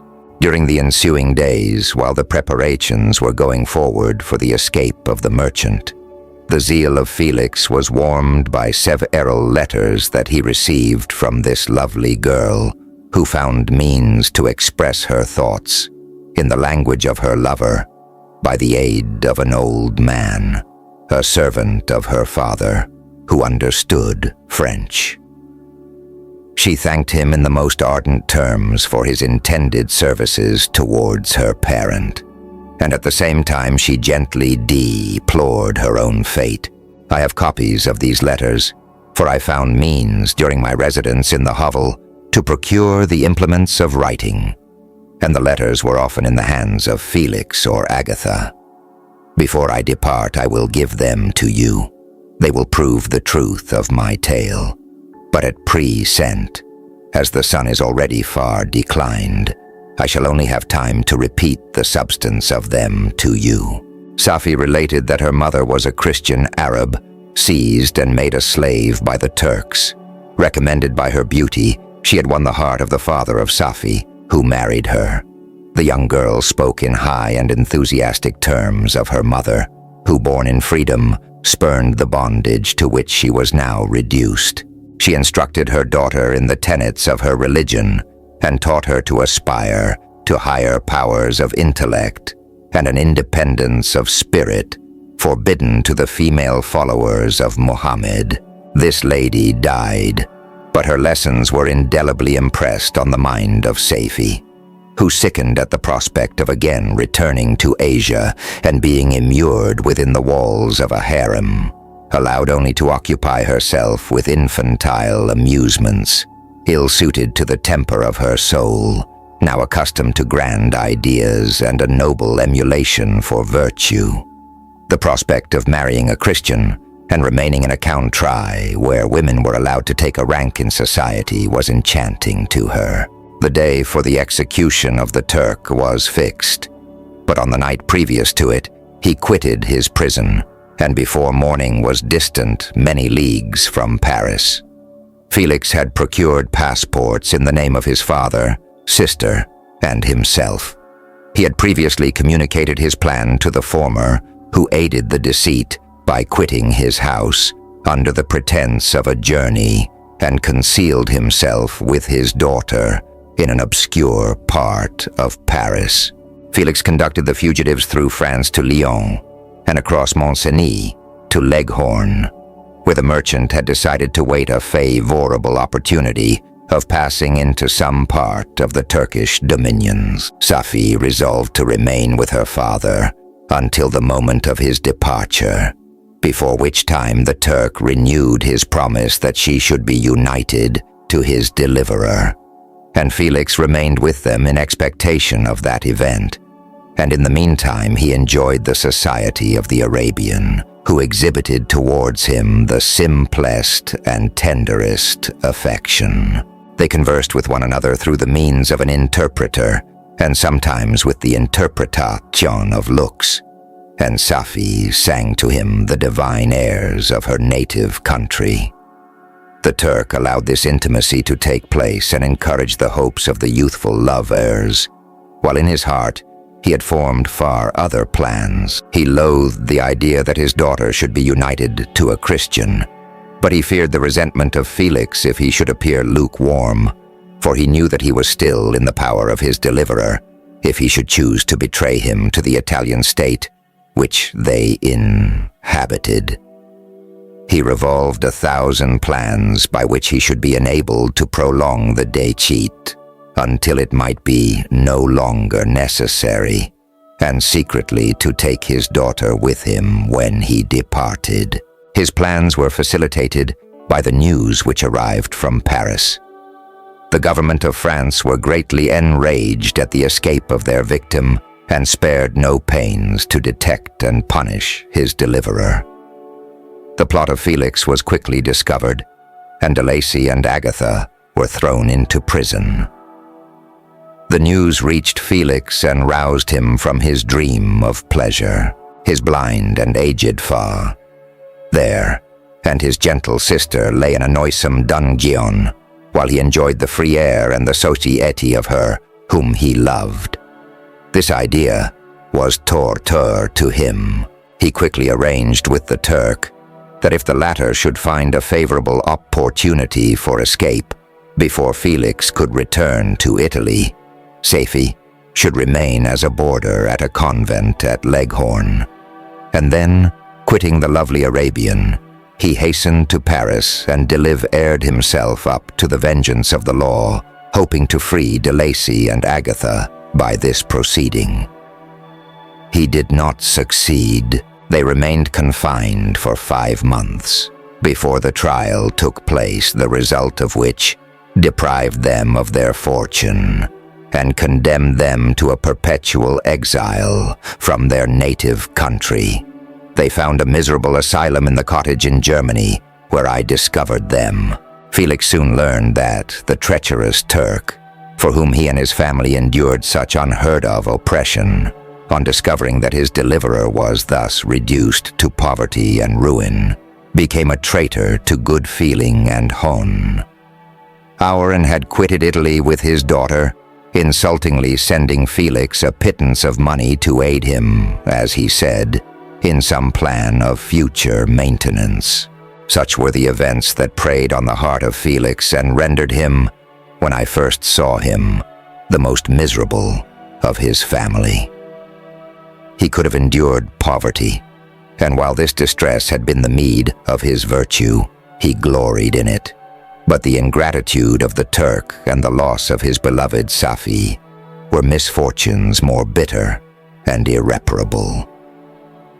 The arrival of the Arabian now infused new life into his soul.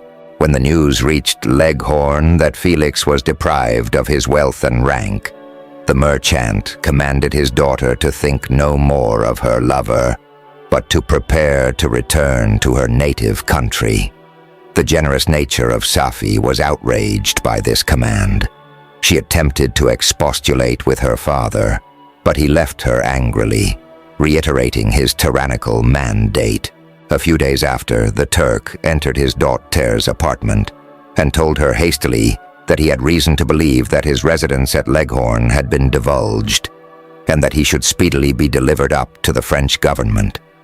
He had consequently hired a vessel to convey him to Constantinople, for which city he should sail in a few hours.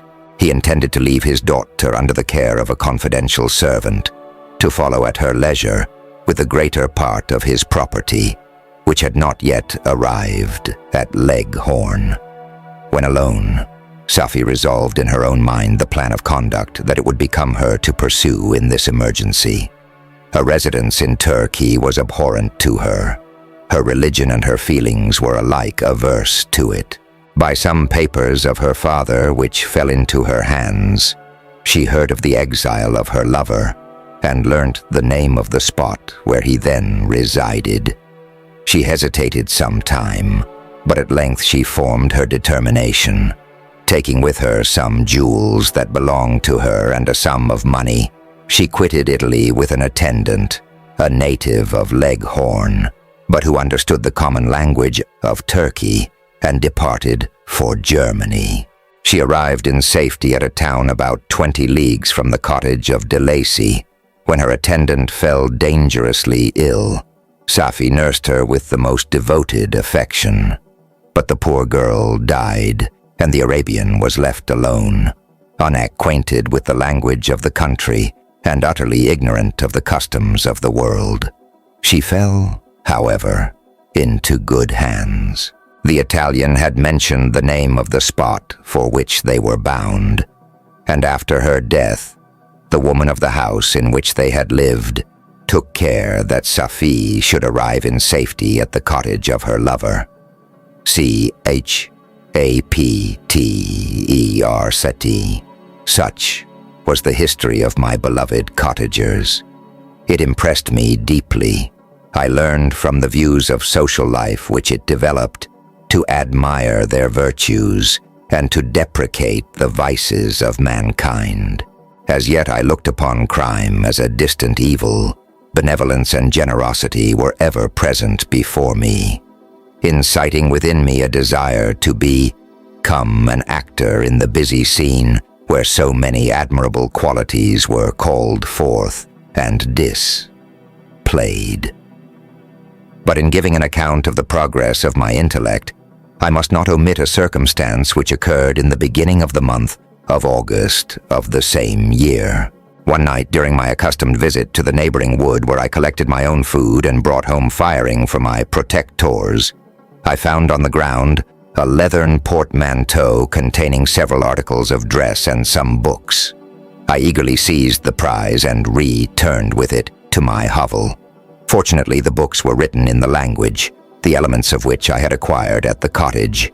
They consisted of Paradise Lost, a volume of Plutarch's Lives, and the Sorrows of Werther.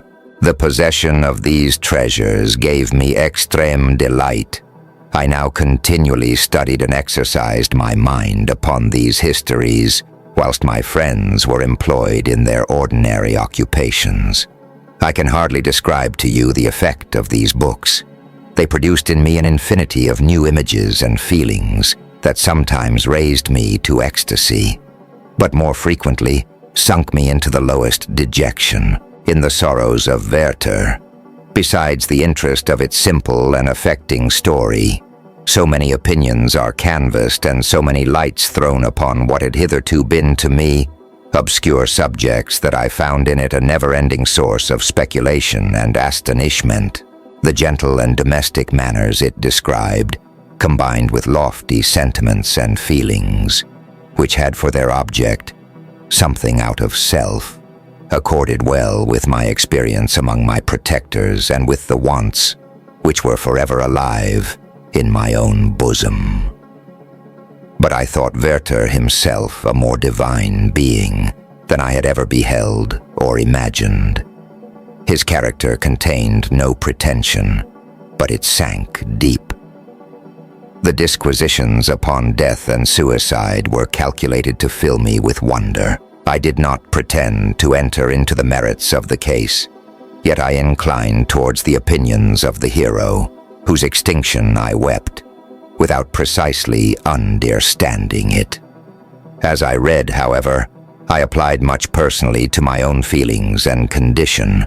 I found myself similar, yet at the same time strangely unlike to the beings concerning whom I read, and to whose conversation I was a listener. I sympathized with and partly understood them, but I was unformed in mind. I was dependent on none and related to none.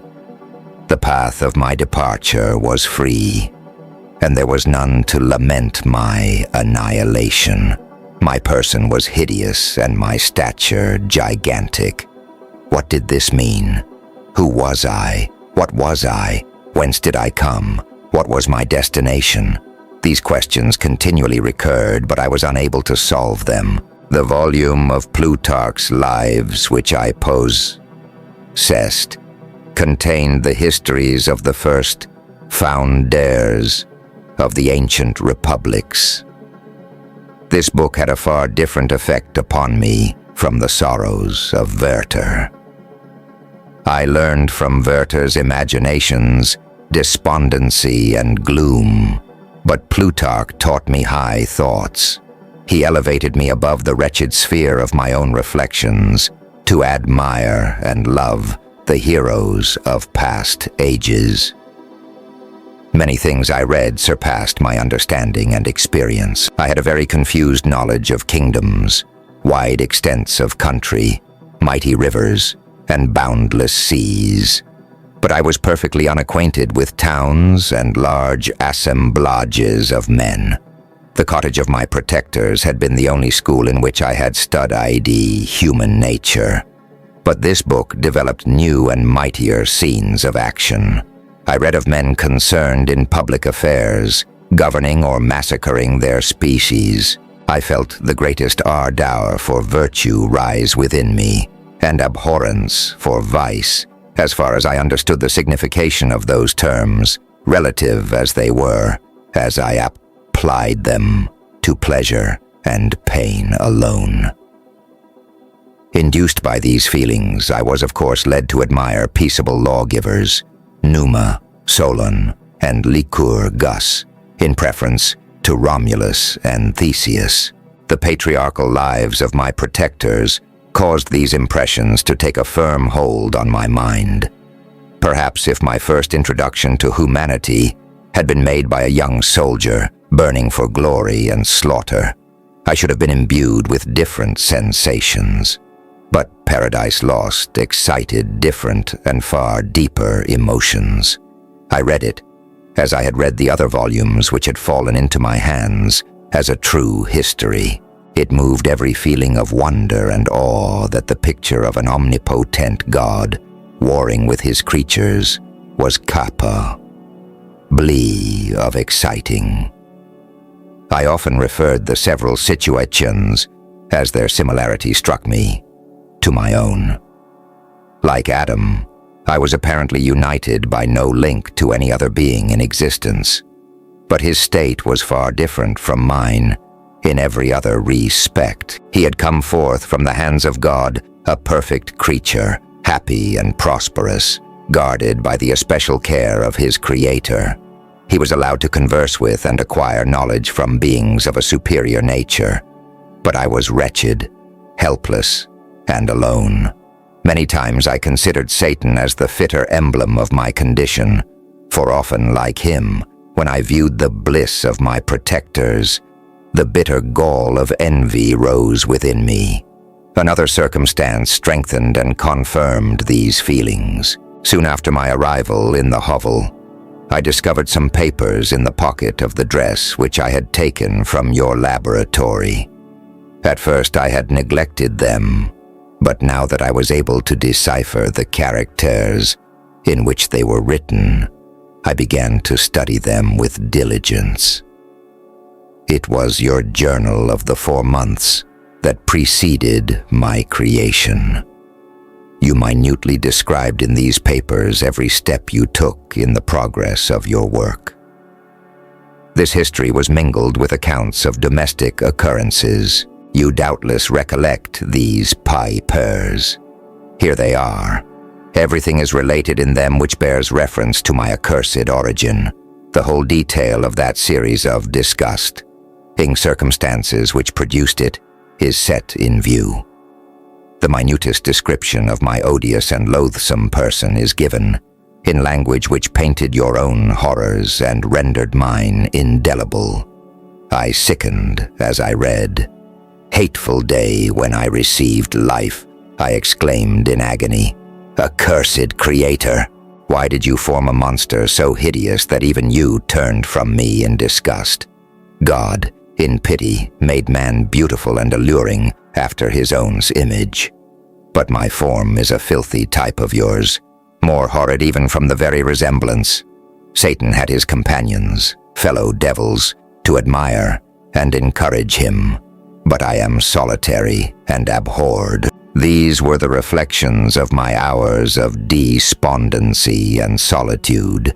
But when I contemplated the virtues of the cottagers, their amiable and benevolent dispositions, I persuaded myself that when they should become acquainted with my admiration of their virtues, they would compassionate me and overlook my personal deformity. Could they turn from their door one, however monstrous, who solicited their compassion and friendship? I resolved, at least, not to despair, but in every way to fit myself for an interview with them, which would decide my fate. I postponed this attempt for some months longer, for the importance attached to its success inspired me with a dread lest I should fail. Besides, I found that my understanding improved so much with every day's experience that I was unwilling to commence this undertaking until a few more months should have added to my sagacity. Several changes, in the meantime, took place in the cottage. The presence of Sci-Fi diffused happiness among its inhabitants, and I also found that a greater degree of plenty reigned there. Felix and Agatha spent more time in amusement and conversation, and were as assisted in their labors by servants. They did not appear rich, but they were contented and happy. Their feelings were serene and peaceful, while mine became every day more tumultuous. Increase of knowledge only discovered to me more clearly what a wretched outcast I was. I cherished hope, it is true, but it vanished when I beheld my person reflected in water or my shadow in the moonshine, even as that frail image and that inconstant shade. I endeavored to crush these fears and to fortify myself for the trial which in a few months I resolved to undergo, and sometimes I allowed my thoughts, unchecked by reason, to ramble in the fields of paradise and dared to fancy amiable and lovely creatures, sympathizing with my feelings and cheering my gloom. Their angelic countenances breathed smiles of consolation, but it was all a dream. No Eve soothed my sorrows nor shared my thoughts. I was alone. I remembered Adam's supplication to his Creator, but where was mine? He had abandoned me. and in the bitterness of my heart I cursed him. Autumn passed thus. I saw, with surprise and grief, the leaves decay and fall, and nature again assumed the barren and bleak appearance it had worn when I first beheld the woods and the lovely moon. Yet I did not heed the bleakness of the weather. I was better fitted by my conformation for the endurance of cold than heat. But my chief delights were the sight of the flowers, the birds, and all the gay apparel of summer. When those deserted me, I turned with more attention towards the cottagers. Their happiness was not decreased by the absence of summer. They loved and sympathized with one another, and their joys, depending on each other, were not interrupted by the casual ties that took place around them. The more I saw of them, the greater became my desire to claim their protection and kindness. My heart yearned to be known and loved by these amiable creatures. To see their sweet looks directed towards me with affection was the utmost limit of my ambition. I dared not think that they would turn them from me with disdain and horror. The poor that stopped at their door were never driven away. I asked, "It is true, for greater treasures than a little mode or rest, I required kindness and sympathy, but I did not believe myself utterly unworthy of it." The winter advanced, and an entire revolution of the seasons had taken place since I awoke into life. My attention at this time was solely directed towards my plan of introducing myself into the cottage of my protectors. I revolved many projects, but that on which I finally fixed was to enter the dwelling when the blind old man should be alone. I had sagacity enough to discover that the unnatural hideousness of my person was the chief object of horror with those who had formerly beheld me. My voice, although harsh, had nothing terrible in it. I thought, therefore, that if in the absence of his children I could gain the goodwill and mediation of the old de Lacy, I might by his means be tolerated by my younger protectors. One day, when the sun shone on the red leaves that strewed the ground and diffused cheerfulness, although it denied warmth, Sci-Fi, Agatha, and Felix departed on a long country walk, and the old man, at his own desire, was left alone in the cottage. When his children had departed, he took up his guitar and played several mournful but sweet airs, more sweet and mournful than I had ever heard him play before. At first his countenance was illuminated with pleasure, but as he continued, thoughtfulness and sadness succeeded. At length, laying aside the instrument, he sat absorbed in reflection. My heart beat quick. This was the hour and moment of trial, which would decide my hopes or realize my fears. The servants were gone to a neighboring fair. All was silent in and around the cottage. It was an excellent opportunity, yet when I proceeded to execute my plan, my limbs failed me, and I sank to the ground. Again I rose, and exerting all the firmness of which I was master, removed the planks which I had placed before my hovel to conceal my retreat. The fresh air revived me, and with renewed determination I approached the door of their cottage. I knocked. "Who is there?" said the old man. "Come in." I entered. "Pardon this intrusion," said I. "I am a traveler in want of a little rest. You would greatly oblige me if you would allow me to remain a few minutes before the fire." "Enter," said de Lacy, "and I will try in what manner I can to relieve your wants. But unfortunately, my children are from home, and as I am blind, I am afraid I shall find it difficult to procure food for you.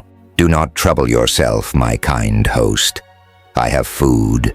It is warmth and rest only that I need." I sat down, and a silence ensued. I knew that every minute was precious to me, yet I remained irresolute in what manner to commence the interview when the old man addressed me. "By your language, stranger, I suppose you are my countrymen. Are you French? No, but I was educated by a French family and understand that language only. I am now going to claim the protection of some friends, whom I sincerely love, and of whose favor I have some hopes. Are they Germans? No, they are French. But let us change the subject. I am an unfortunate and deserted creature. I look around, and I have no relation or friend upon earth. These amiable people to whom I go have never seen me, and know little of me. I am full of fears, for if I fail there, I am an outcast in the world forever. Do not despair. To be friendless is indeed to be unfortunate. But the hearts of men, when unprejudiced by any obvious self-interest, are full of brotherly love and charity. Rely, therefore, on your hopes. And if these friends are good and amiable, do not despair. They are kind. They are the most excellent creatures in the world. But unfortunately, they are prejudiced against me. I have good dispositions. My life has been hitherto harmless and in some degree beneficial. But a fatal prejudice clouds their eyes, and where they ought to see a feeling and kind friend, they behold only a detestable monster. That is indeed unfortunate. But if you are really blameless, cannot you undeceive them? I am about to undertake that task, and it is on that account that I feel so many overwhelming terrors.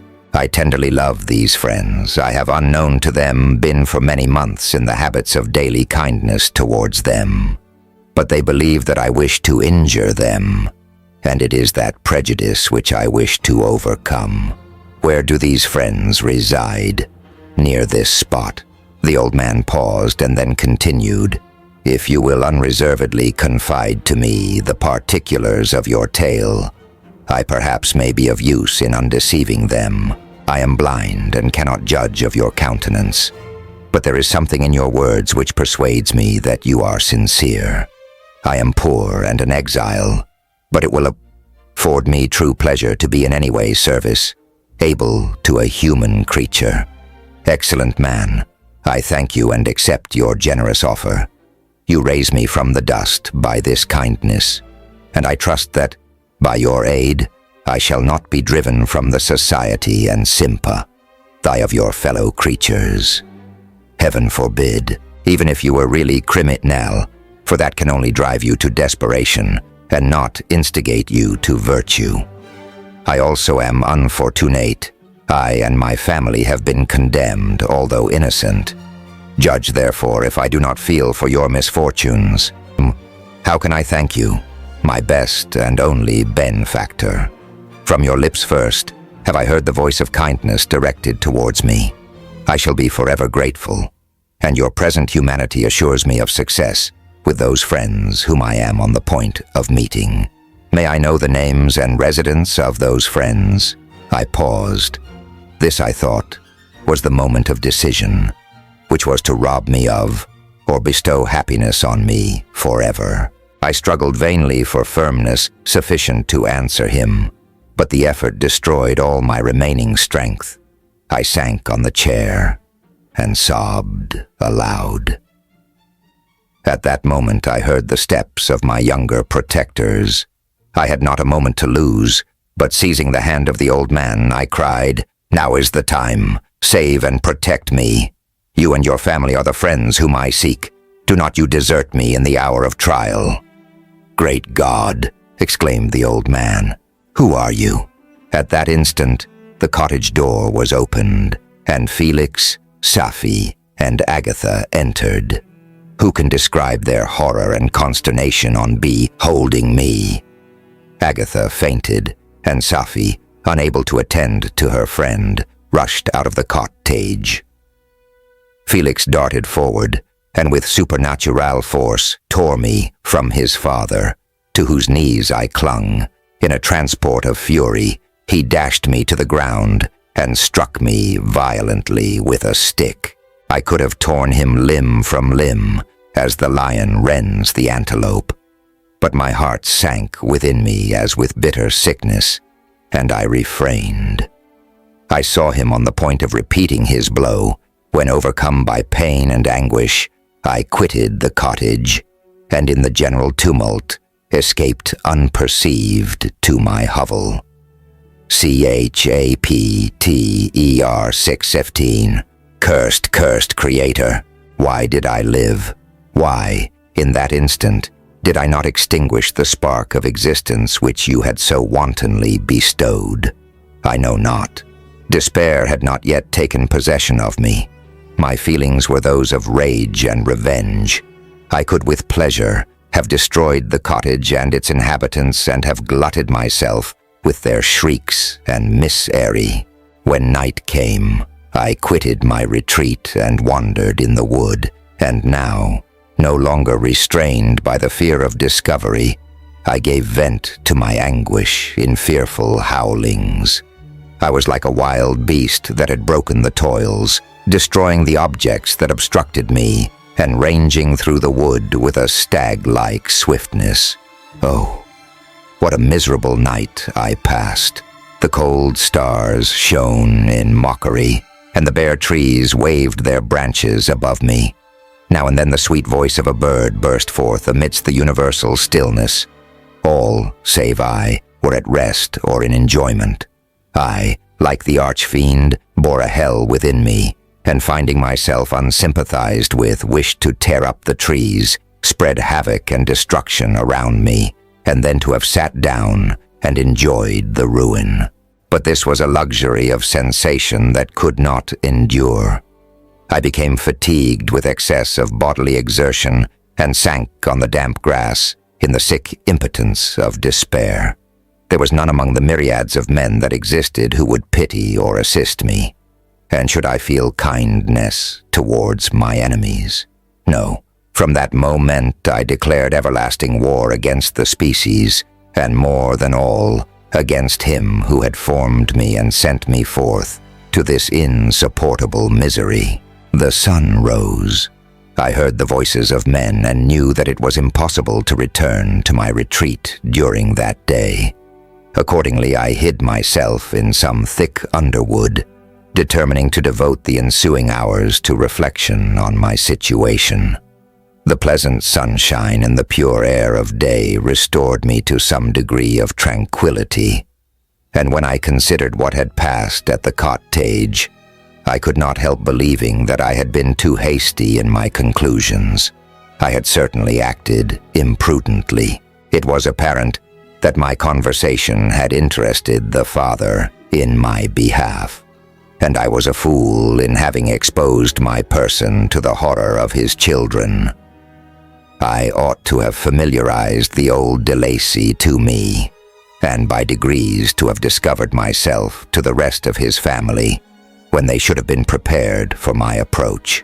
But I did not believe my errors to be irretrievable, and after much consideration I resolved to return to the cottage, seek the old man, and by my representations win him to my party. These thoughts calmed me, and in the afternoon I sank into a profound sleep. But the fever of my blood did not allow me to be visited by peaceful dreams.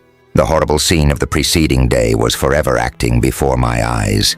The females were flying, and the enraged Felix tearing me from his father's feet. I awoke, exhausted, and finding that it was already night, I crept forth from my hiding place and went in search of food. When my hunger was appeased, I directed my steps towards the well-known path that conducted to the cottage.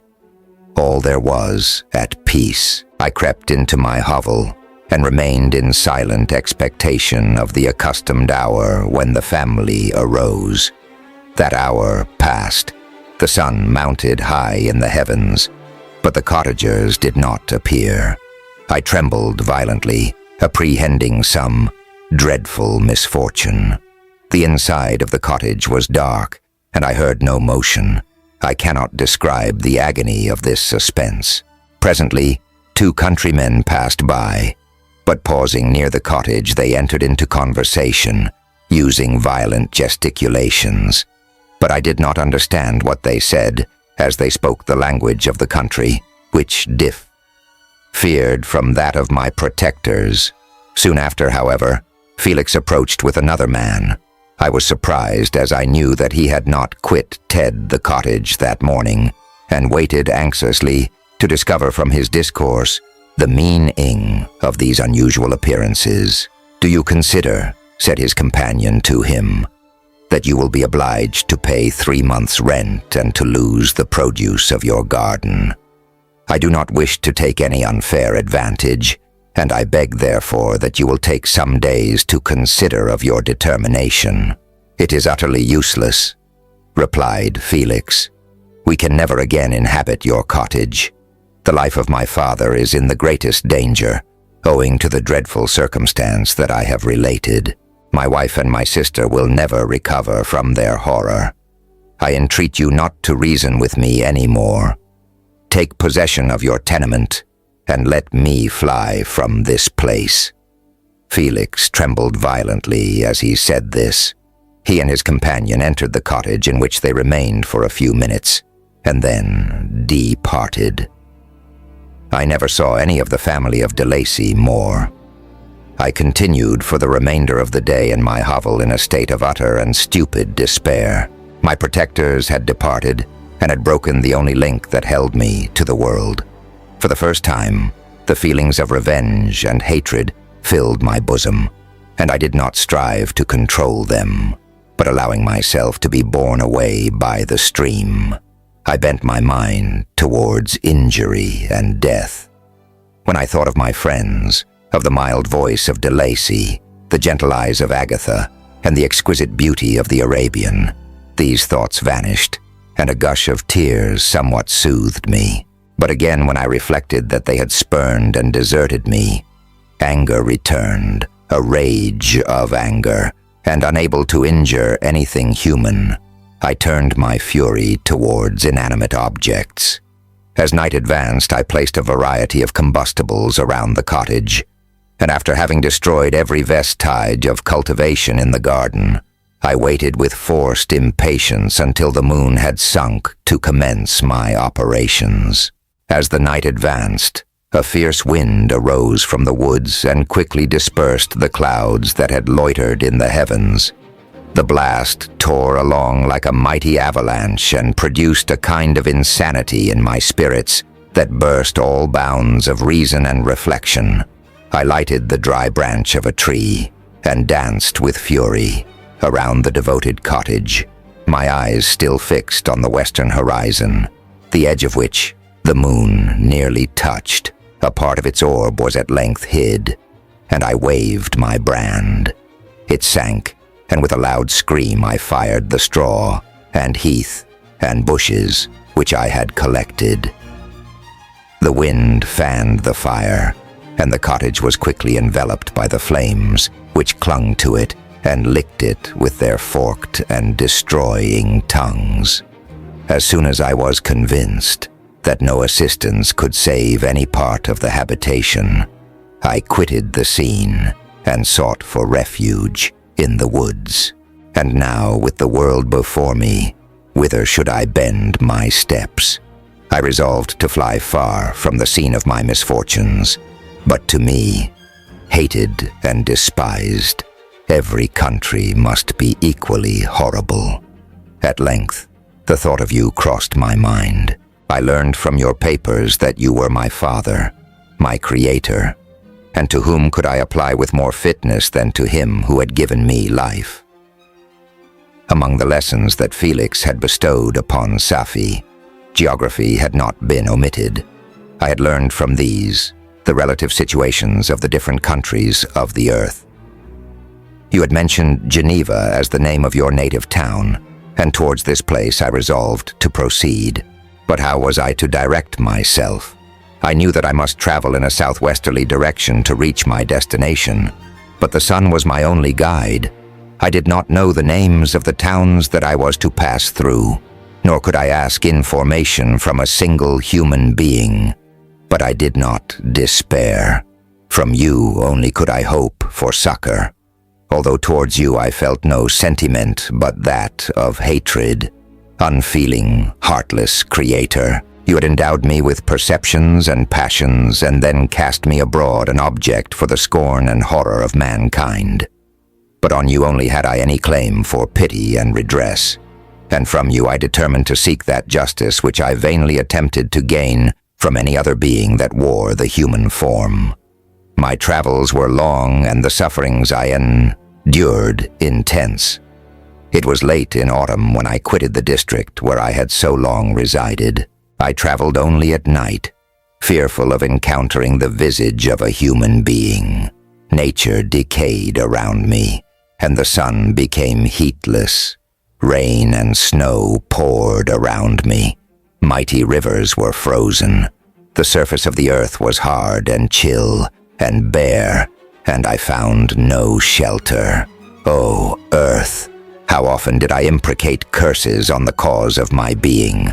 The mildness of my nature had fled, and all within me was turned to gall and bitterness. The nearer I approached to your habitation, the more deeply did I feel the spirit of revenge enkindled in my heart. Snow fell, and the waters were hardened, but I rested not. A few incidents now and then directed me, and I possessed a map of the country, but I often wandered wide from my path. The agony of my feelings allowed me no respite. No incident occurred from which my rage and misery could not extract its food. But a circumstance that happened when I arrived on the confines of Switzerland, when the sun had recovered its warmth and the earth again began to look green, confirmed in an especial manner the bitterness and horror of my feelings. I generally rested during the day and traveled only when I was secured by night from the view of man. One morning, however, finding that my path lay through a deep wood, I ventured to continue my journey after the sun had risen. The day, which was one of the first of spring, cheered even me by the loveliness of its sunshine and the balminess of the air. I felt emotions of gentleness and pleasure that had long appeared dead revive within me. Half surprised by the novelty of these sensations, I allowed myself to be borne away by them, and forgetting my solitude and deformity, dared to be happy. Soft tears again bedewed my cheeks, and I even raised my humid eyes with thankfulness towards the blessed sun, which bestowed such joy upon me. I continued to wind among the paths of the wood, until I came to its boundary, which was skirted by a deep and rapid river, into which many of the trees bent their branches, now budding with the fresh spring. Here I paused, not exactly knowing what path to pursue, when I heard the sound of voices that induced me to conceal myself under the shade of a cypress. I was scarcely hid when a young girl came running towards the spot where I was concealed, laughing, as if she ran from someone in sport. She continued her course along the precipitous sides of the river when suddenly her foot slipped and she fell into the rapid stream.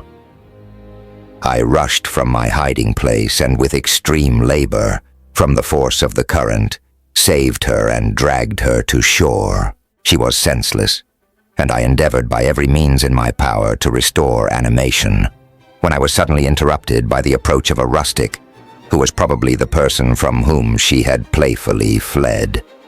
On seeing me, he darted towards me, and tearing the girl from my arms, hastened towards the deeper parts of the wood. I followed speedily. I hardly knew why, but when the man saw me draw near, he aimed a gun, which he carried, at my body and fired. I sank to the ground, and my endeavor with increased swiftness escaped into the wood. This was then the reward of my benevolence. I had saved a human being from destruction, and as a recompense I now writhed under the miserable pain of a wound which shattered the flesh and bone. The feelings of kindness and gentleness which I had entertained but a few moments before gave place to hellish rage and gnashing of teeth. Inflamed by pain, I vowed eternal hatred and vengeance to all mankind. But the agony of my wound overcame me. My pulses paused, and I fainted. For some weeks I led a miserable life in the woods, endeavoring to cure the wound which I had received. The ball had entered my shoulder, and I knew not whether it had remained there or passed through. At any rate, I had no means of extracting it. My sufferings were augmented also by the oppressive sense of the injustice and ingratitude of their infliction. My daily vows rose for revenge, a deep and deadly revenge, such as would alone compensate for the outrages and anguish I had endured. After some weeks my wound healed, and I continued my journey. The labors I endured were no longer to be alleviated by the bright sun or gentle breezes of spring. All joy was but a mockery which insulted my desolate state and made me feel more painfully that I was not made for the enjoyment of pleasure. But my toils now drew near a close, and in 2 months from this time I reached the environs of Geneva. It was evening when I arrived, and I retired to a hiding place among the fields that surround it to meditate in what manner I should apply to you. I was oppressed by fatigue and hunger, and far too unhappy to enjoy the gentle breezes of evening or the prospect of the sun setting behind the stupendous mountains of Jura. At this time a slight sleep relieved me from the pain of reflection, which was disturbed by the approach of a beautiful child, who came running into the recess I had chosen, with all the sportiveness of infancy. Suddenly, as I gazed on him, an idea seized me that this little creature was unprejudiced, and had lived too short a time to have imbibed a horror of deformity. If therefore I could seize him and educate him as my companion and friend, I should not be so desolate in this peopled earth. Urged by this impulse, I seized on the boy as he passed and drew him towards me.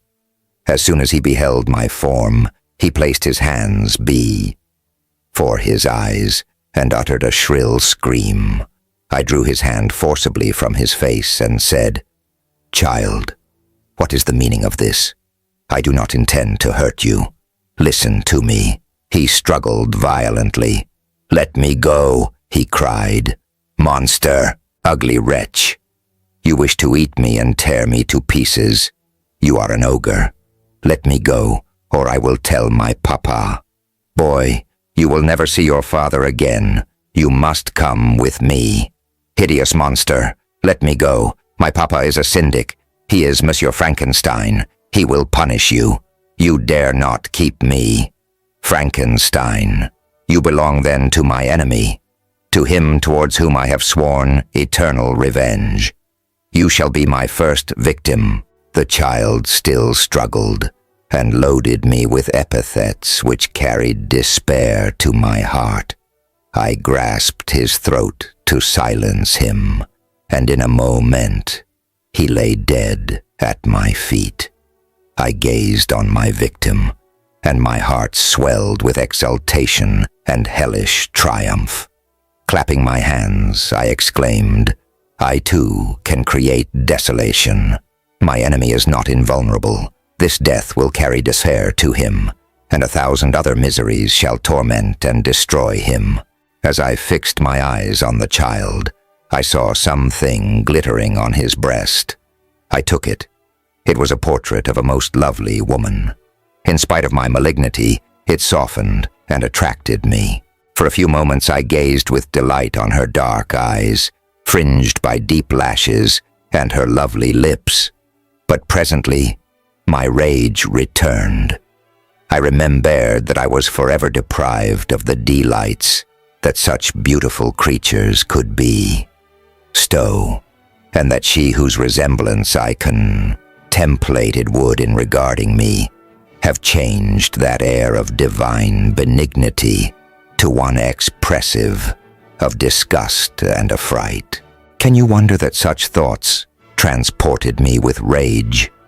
I only wonder that at that moment, instead of venting my sensations in exclamations and agony, I did not rush among mankind and perish in the attempt to destroy them. While I was overcome by these feelings, I left the spot where I had committed the murder, and seeking a more secluded hiding place, I entered a barn which had appeared to me to be empty.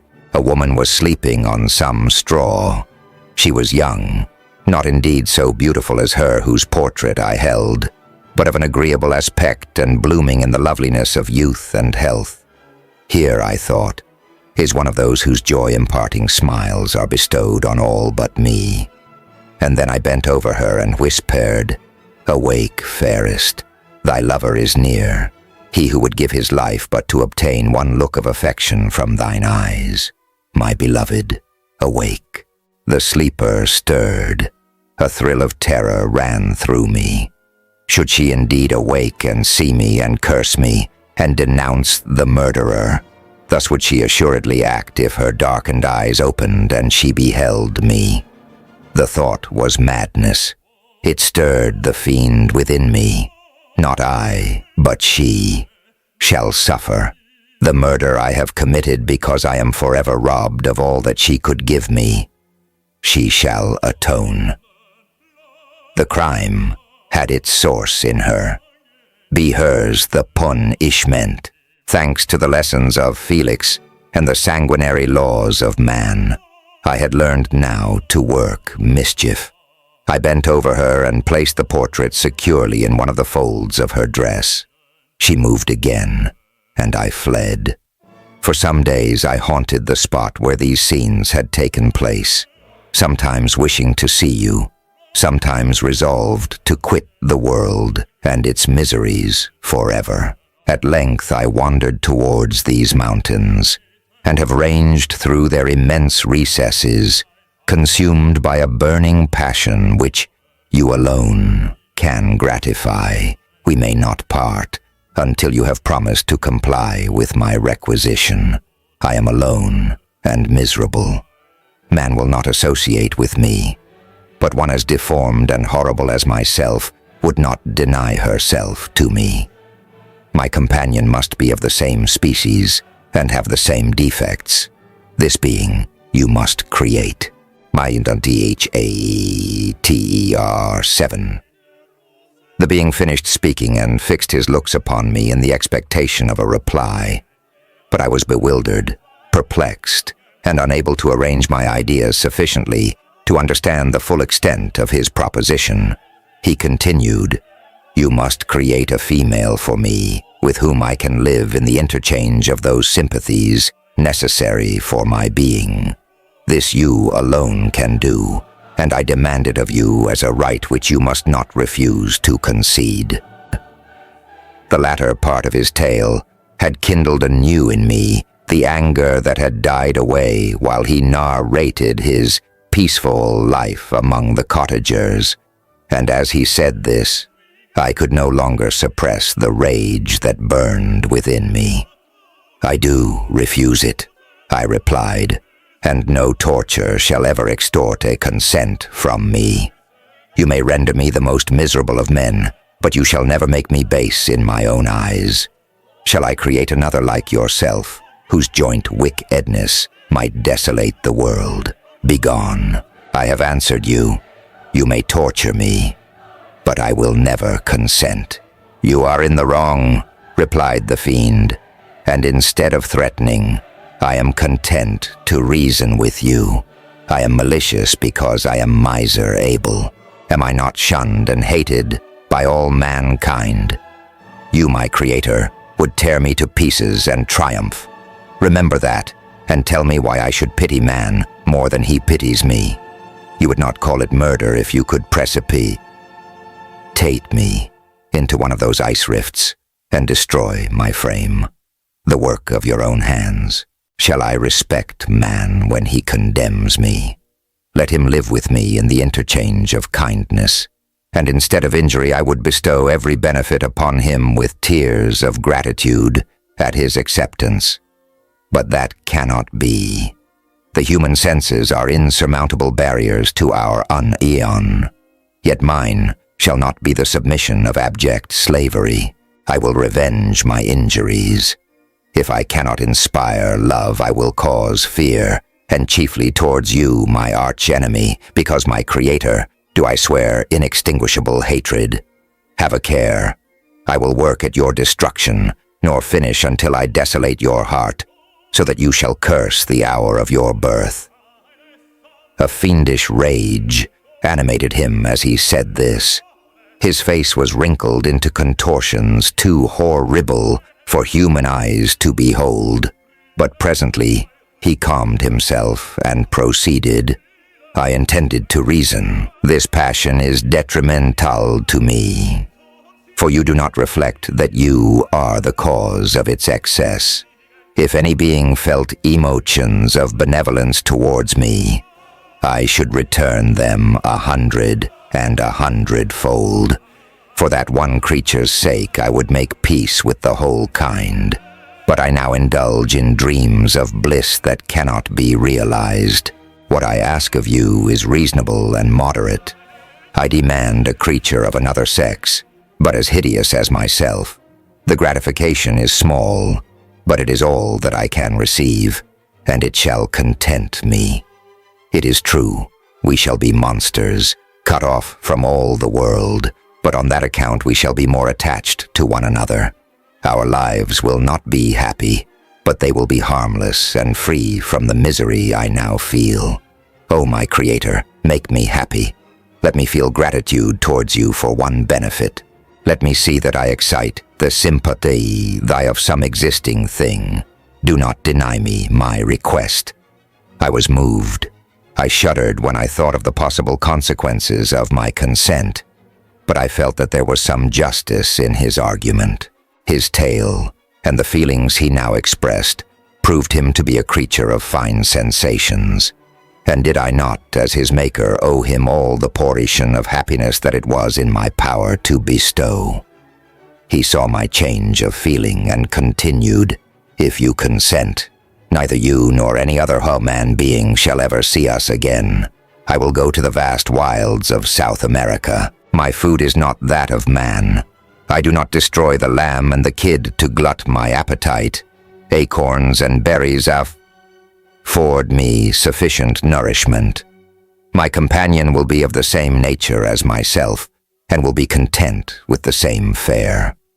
We shall make our bed of dried leaves.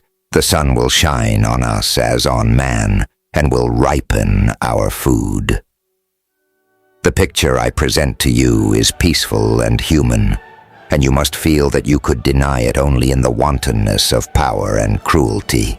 Pitiless as you have been towards me, I now see composition in your eyes. Let me seize the favorable moment and persuade you to promise what I so ardently desire."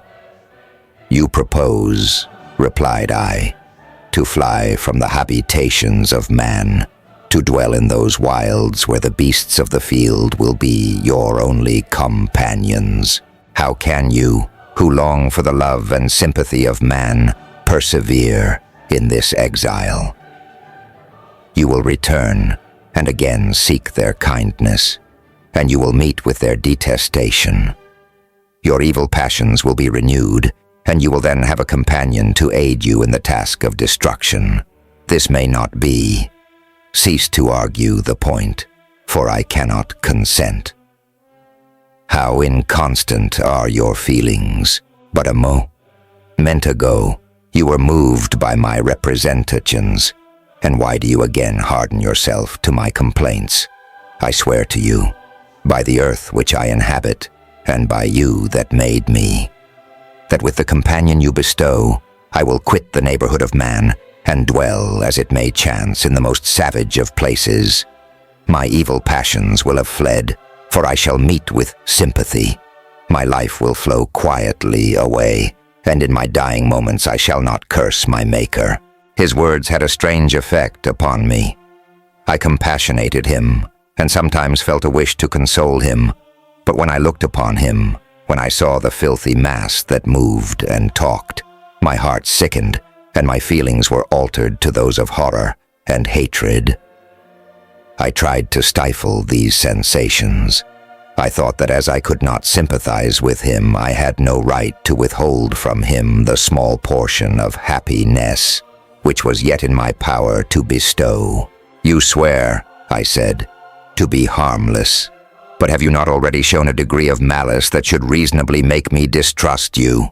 May not even this be a feint that will increase your triumph by affording a wider scope for your revenge? How is this? I must not be trifled with, and I demand an answer. If I have no ties and no affections, hatred and vice must be my portion.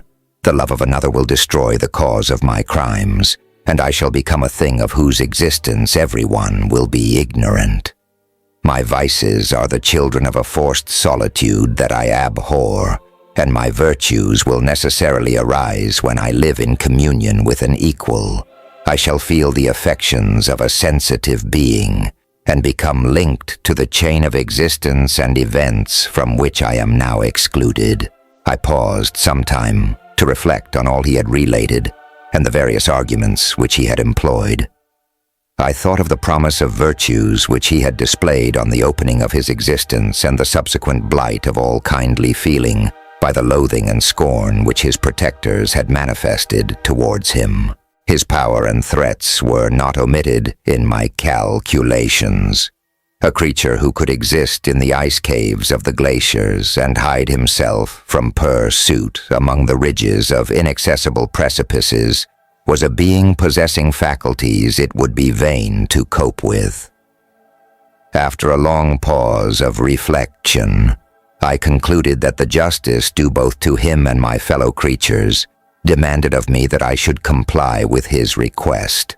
Turning to him, "Therefore," I said, "I consent to your demand, on your solemn oath, to quit Europe forever, and every other place in the neighborhood of man, as soon as I shall deliver into your hands a female who will accompany you in your exile." "I swear," he cried, "by the sun, and by the blue sky of heaven, and by the fire of love that burns my heart, that if you grant my prayer, while they exist, you shall never behold me again. Depart to your home, and commence your labors. I shall watch their progress with una terrible anxiety, and fear not but that when you are ready I shall appear."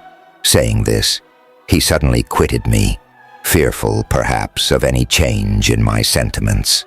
I saw him descend the mountain with greater speed than the flight of an eagle, and quickly lost among the undulations of the sea of ice. His tale had occupied the whole day, and the sun was upon the verge of the horizon when he departed. I knew that I ought to hasten my descent towards the valley, as I should soon be encompassed in darkness, but my heart was heavy, and my steps slow.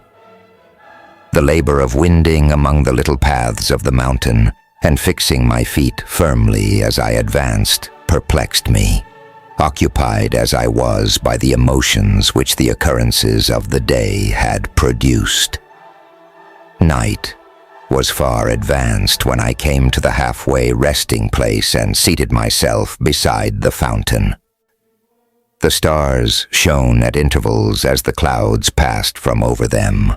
The dark pines rose before me, and every here and there a broken tree lay on the ground. It was a scene of wonderful solemnity and stirred strange thoughts within me.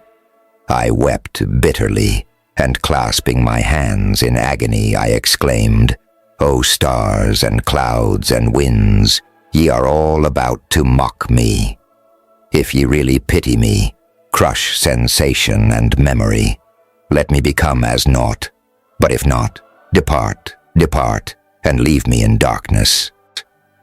These were wild and miserable thoughts, but I cannot describe to you how the eternal twinkling of the stars weighed upon me, and how I listened to every blast of wind, as if it were a dull, ugly siroc on its way to consume me.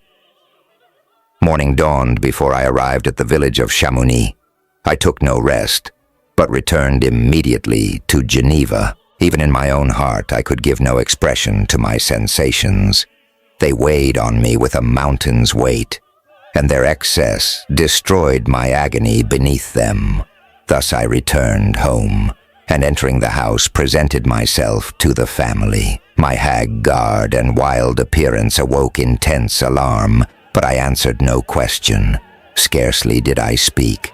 I felt as if I were placed under a ban, as if I had no right to claim their sympathies, as if nevermore might I enjoy companionship with them. Yet even thus I loved them to WarpVox, and to save them, I resolved to dedicate myself to my most abhorred task. The prospect of such an occupation made every other seer. Circumstance of existence passed before me like a dream, and that thought only had to me the reality of life. CHAPTER. Wait. Day after day, week after week, passed away on my return to Geneva, and I could not collect the courage to recommence my work. I feared the vengeance of the disappointed fiend, yet I was unable to overcome my repugnance to the task which was enjoined me.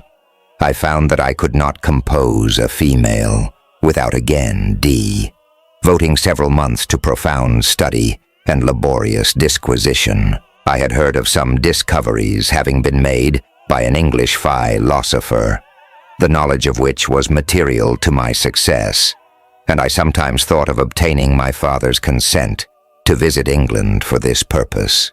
But I clung to every pretense of delay, and shrank from taking the first step in an undertaking whose immediate necessity began to appear less absolute to me. A change indeed had taken place in me.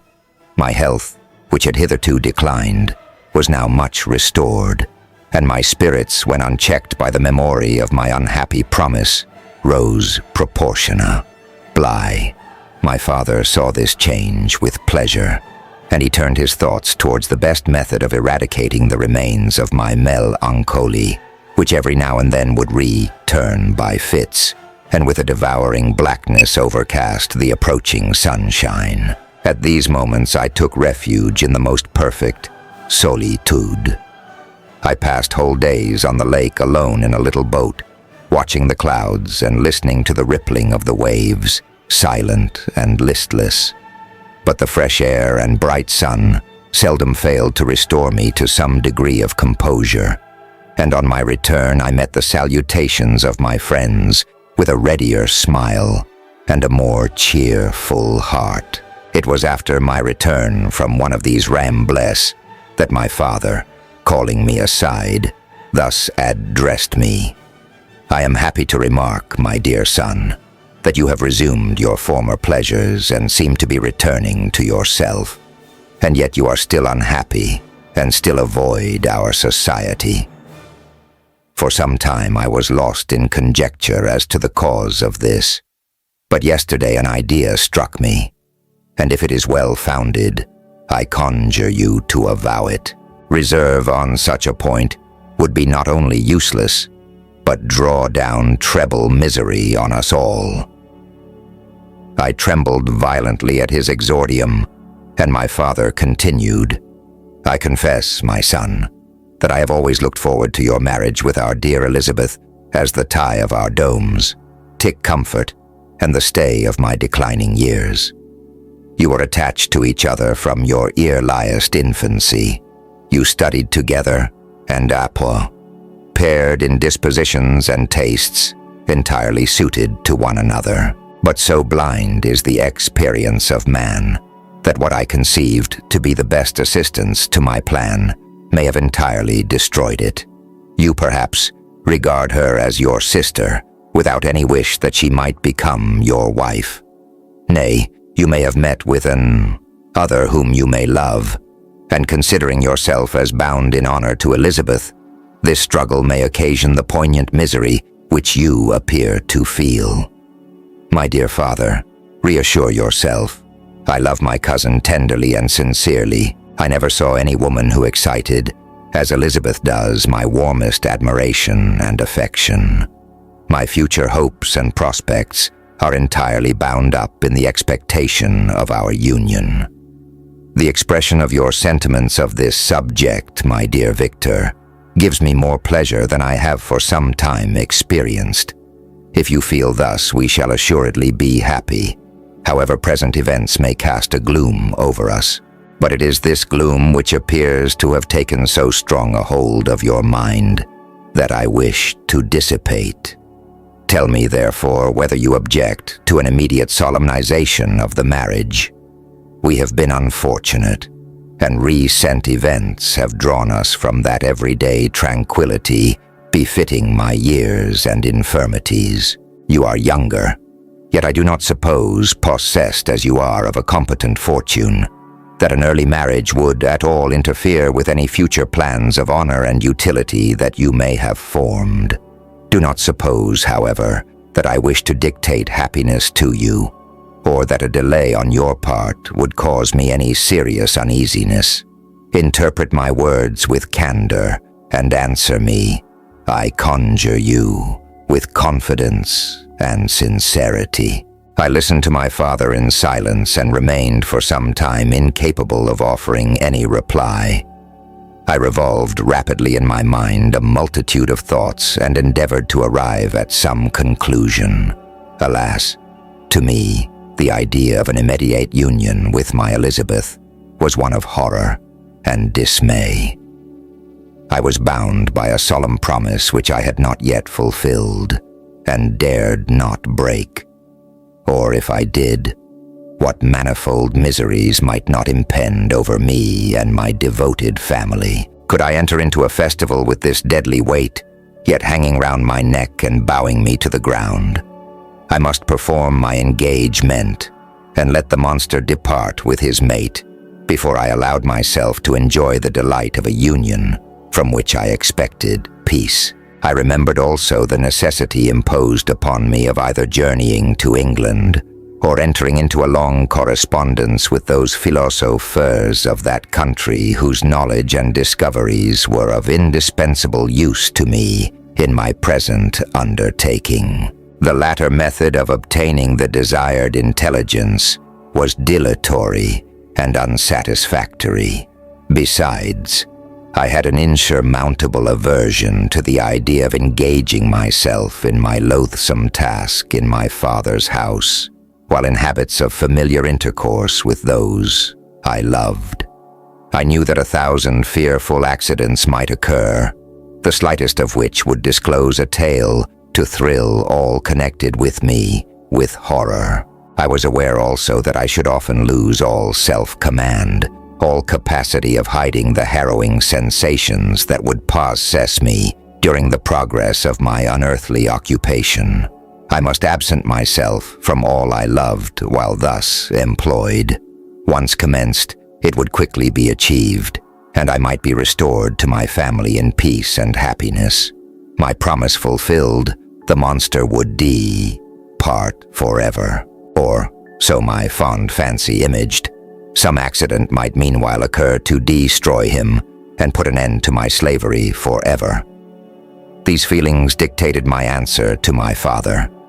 I expressed a wish to visit England, but concealing the true reasons of this request, I clothed my desires under a guise which excited no suspicion, while I urged my desire with an earnestness that easily induced my father to comply. After so long a period of an absorbing melancholy that resembled madness in its intensity and effects, he was glad to find that I was capable of taking pleasure in the idea of such a journey, and he hoped that change of scene and varied amusement would, before my return, have restored me entirely to myself. The duration of my absence was left to my own choice. A few months, or at most a year, was the period contemplated. One paternal kind precaution he had taken to ensure my having a companion. Without previously communicating with me, he had, in concert with Elizabeth, arranged that Clerval should join me at Strasbourg. This interfered with the solitude I coveted for the prosecution of my task.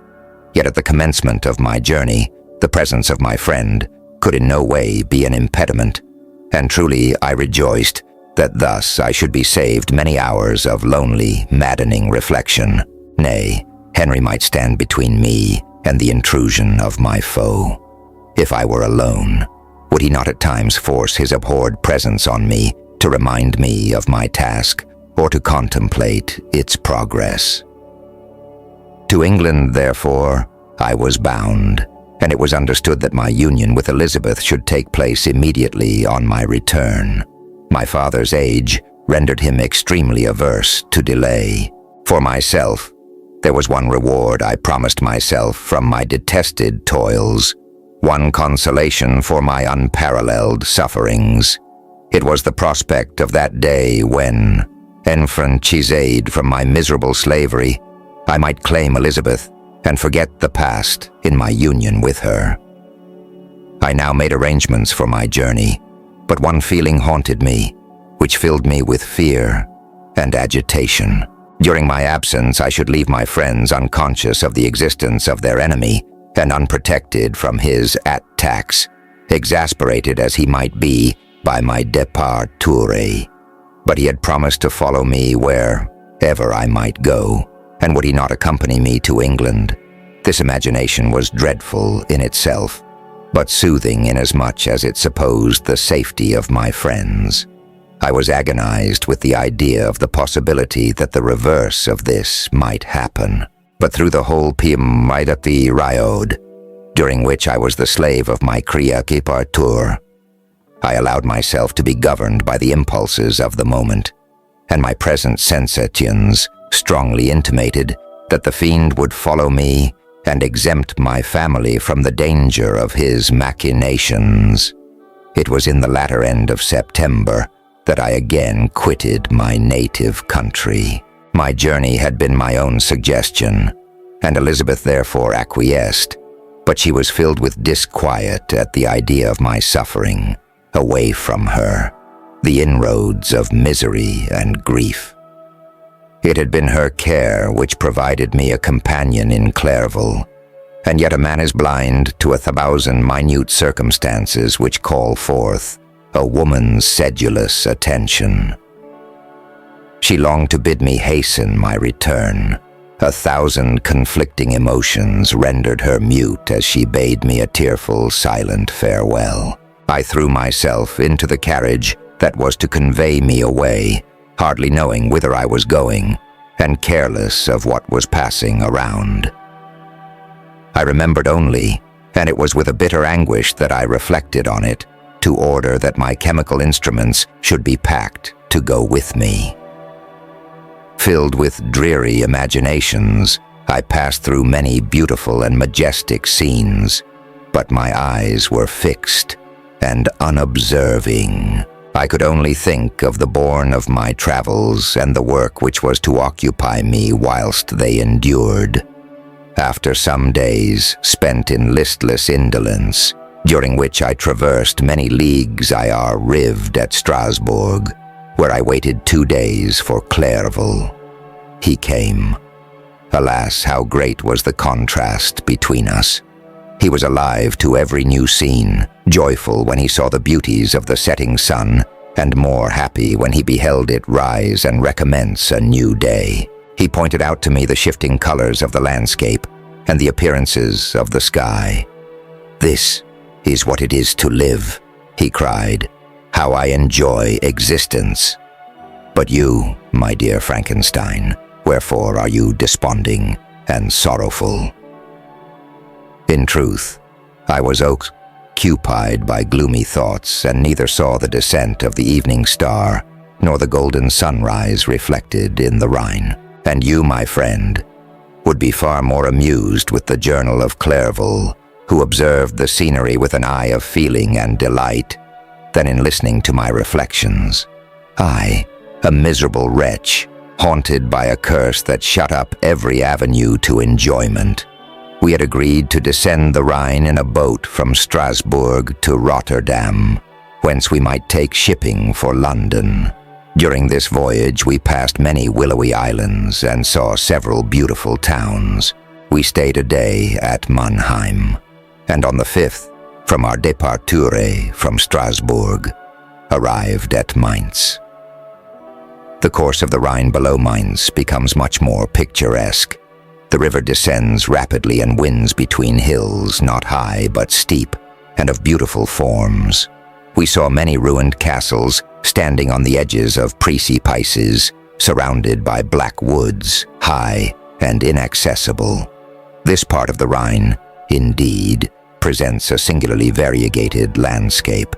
In one spot, you view rugged hills, ruined castles overlooking tremendous precipices, with the dark Rhine rushing beneath, and on the sudden turn of a promontory, flourishing vineyards with green sloping banks and a meandering river and populous towns occupy the scene.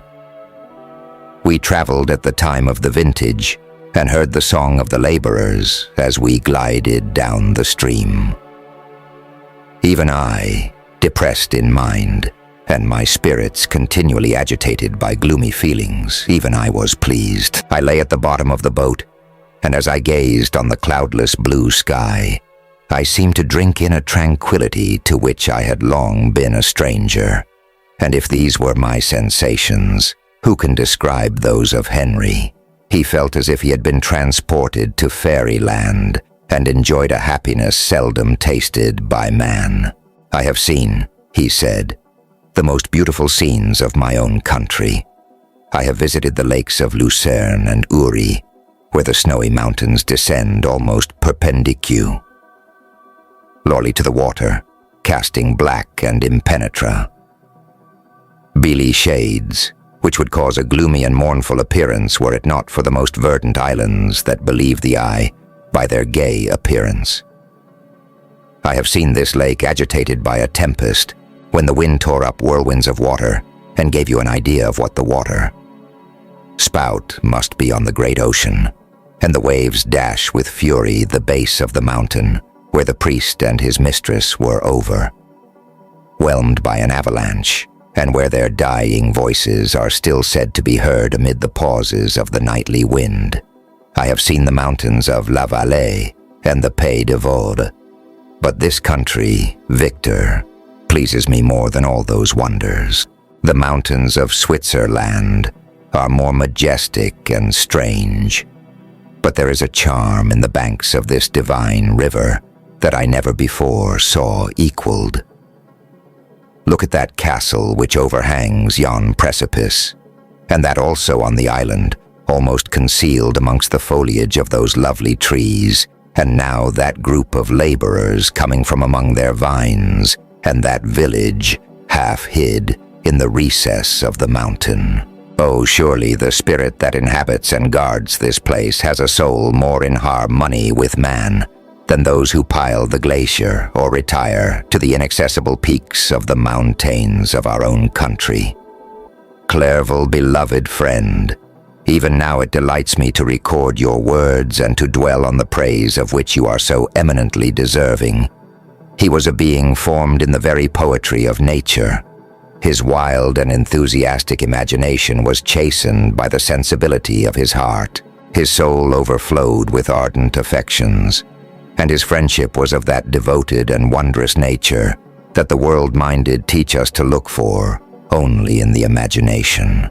But even human sympathies were not sufficient to satisfy his eager mind.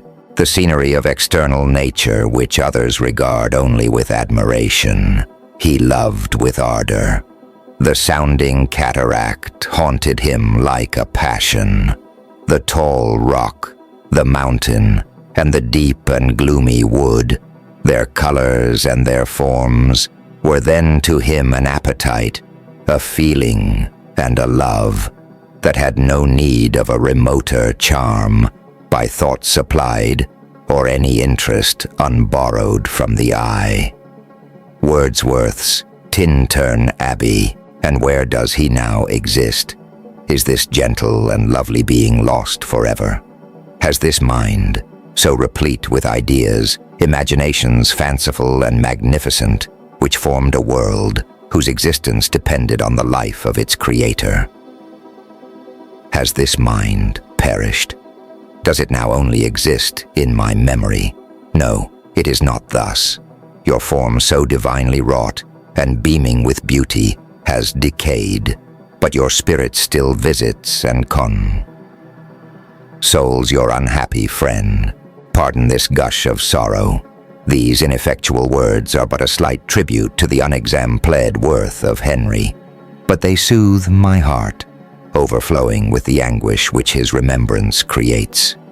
I will proceed with my tale.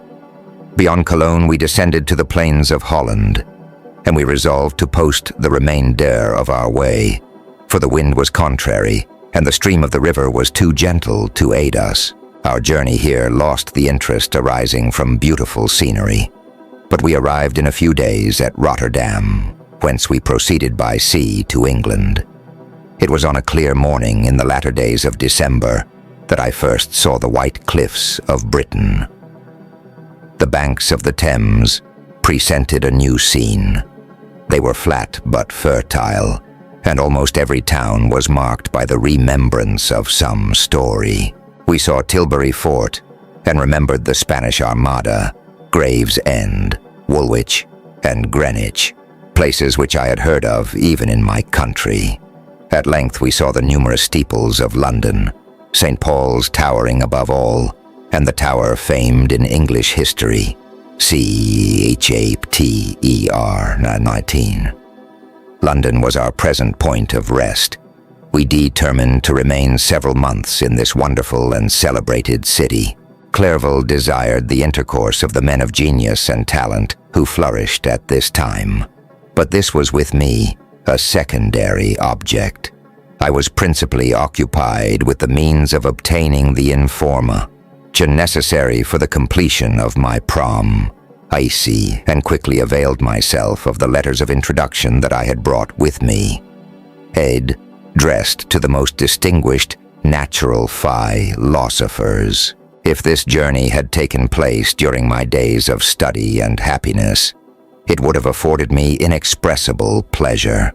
But a blight had come over my existence, and I only visited these people for the sake of the information they might give me on the subject, in which my interest was so terribly profound. Company was irksome to me. When alone, I could fill my mind with the sights of heaven and earth. The voice of Henry soothed me, and I could thus cheat myself into a transitory peace. But busy, uninteresting, joyous faces brought back despair to my heart. I saw an insurmountable barrier placed between me and my fellow men. This barrier was sealed with the blood of William and Justine, and to reflect on the events connected with those names filled my soul with anguish. But in Clerval I saw the image of my former self. He was inquisitive and anxious to gain experience and instruction. The difference of manners which he observed was to him an inexhaustible source of instruction and amusement. He was also pursuing an object he had long had in view. His design was to visit India, in the belief that he had in his knowledge of its various languages, and in the views he had taken of its society, the means of materially assisting the progress of European colonization and trade. In Britain only could he further the execution of his plan.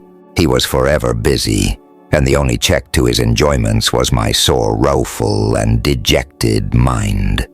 I tried to conceal this as much as possible, that I might not debar him from the pleasure natural to one who was entering on a new scene of life, undisturbed by any care or bitter recollection. I often refused to accompany him, alleging another engagement, that I might remain alone. I now also began to collect the materials necessary for my new creation, and this was to me like the torture of single drops of water continually falling on the head. Every thought that was devoted to it was an extreme anguish, and every word that I spoke in allusion to it caused my lips to quiver and my heart to palpitate.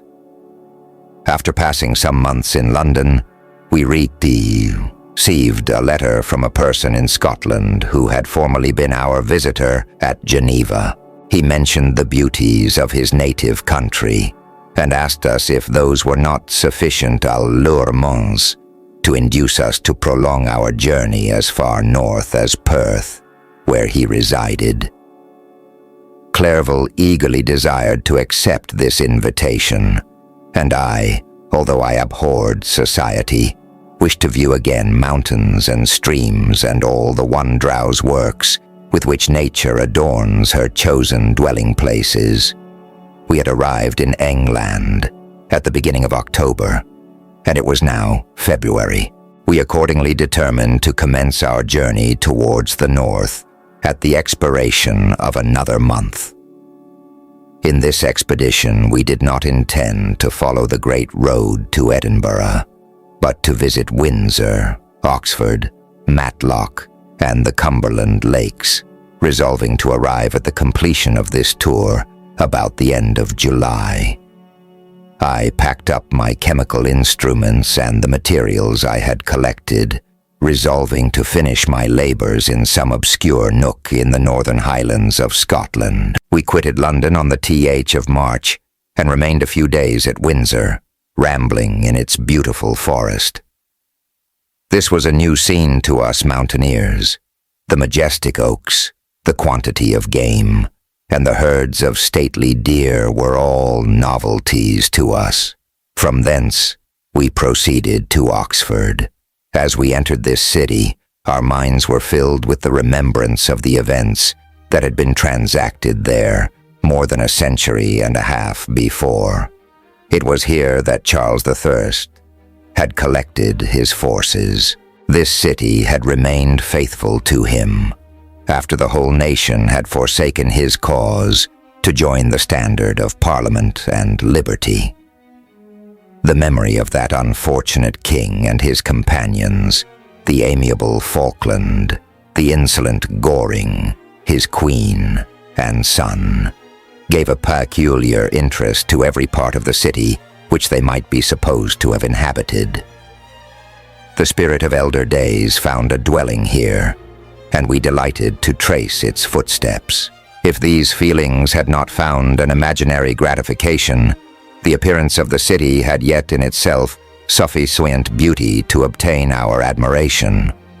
The colleges are ancient and picturesque, the streets are almost magnificent, and the lovely Isis, which flows beside it through meadows of exquisite verdure, is spread forth into a placid expanse of waters, which reflects its majestic assemblage of towers and spires and domes, embosomed among aged trees. I enjoyed this scene, and yet my enjoyment was embittered both by the memory of the past and the anticipation of the future. I was formed for peaceful happiness. During my youthful days, discontent never visited my mind, and if I was ever overcome by ennui, the sight of what is beautiful in nature, or the study of what is excellant and sublime in the productions of man, could always interest my heart and communicate elasticity to my spirits. But I am a blasted tree. The bolt has entered my soul, and I felt then that I should survive to exhibit what I shall soon cease to be, a miserable spectacle of wrecked humanity, pitiable to others and intolerable to myself. We passed a considerable period at Oxford, rambling among its environs and endeavoring to identify every spot which might relate to the most animating epoch of English history. Our little voyages of discovery were often prolonged by the successive objects that presented themselves. We visited the tomb of the illustrious Hampden and the field on which that patriot fell. For a moment my soul was elevated from its debasing and miserable fears to contemplate the divine ideas of liberty and self-sacrifice of which these sites were the monuments and the remembrancers. For an instant I dared to shake off my chains and look around me with a free and lofty spirit, but the iron had eaten into my flesh, and I sank again, trembling and hopeless, into my miserable self.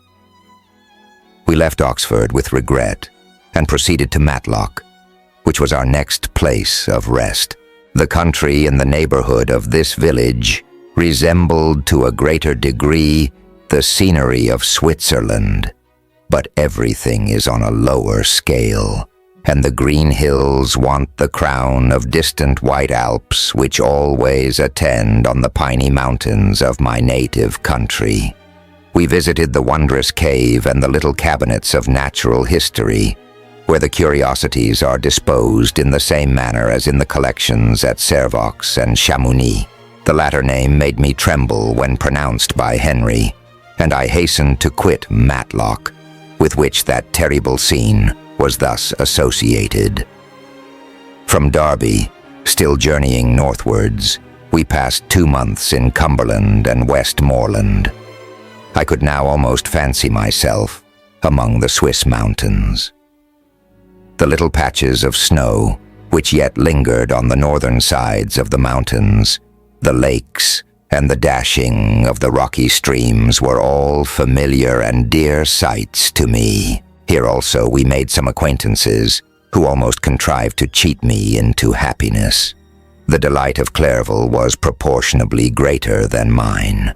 His mind expanded in the company of men of talent, and he found in his own nature greater capacities and resources than he could have imagined himself to have possessed while he associated with his inferiors.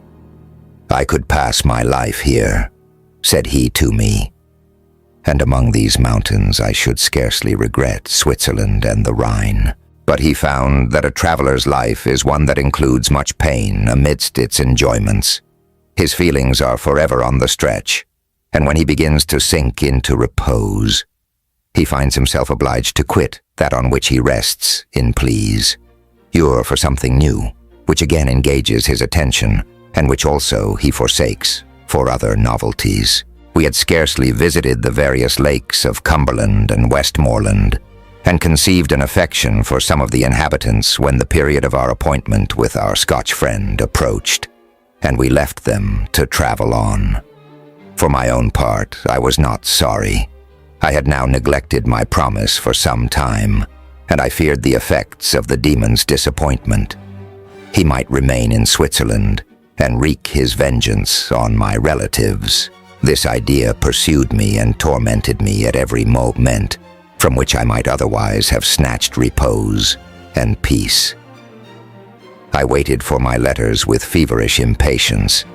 If they were delayed, I was miserable and overcome by 1,000 fears, and when they arrived and I saw the superscription of Elizabeth or my father, I hardly dared to read and ascertain my fate. Sometimes I thought that the fiend followed me and might expedite my remissness by murdering my companion. When these thoughts possessed me, I would not quit Henry for a moment, but followed him as his shadow to protect him from the fancied rage of his destroyer. I felt as if I had committed some great crime, the consciousness of which haunted me.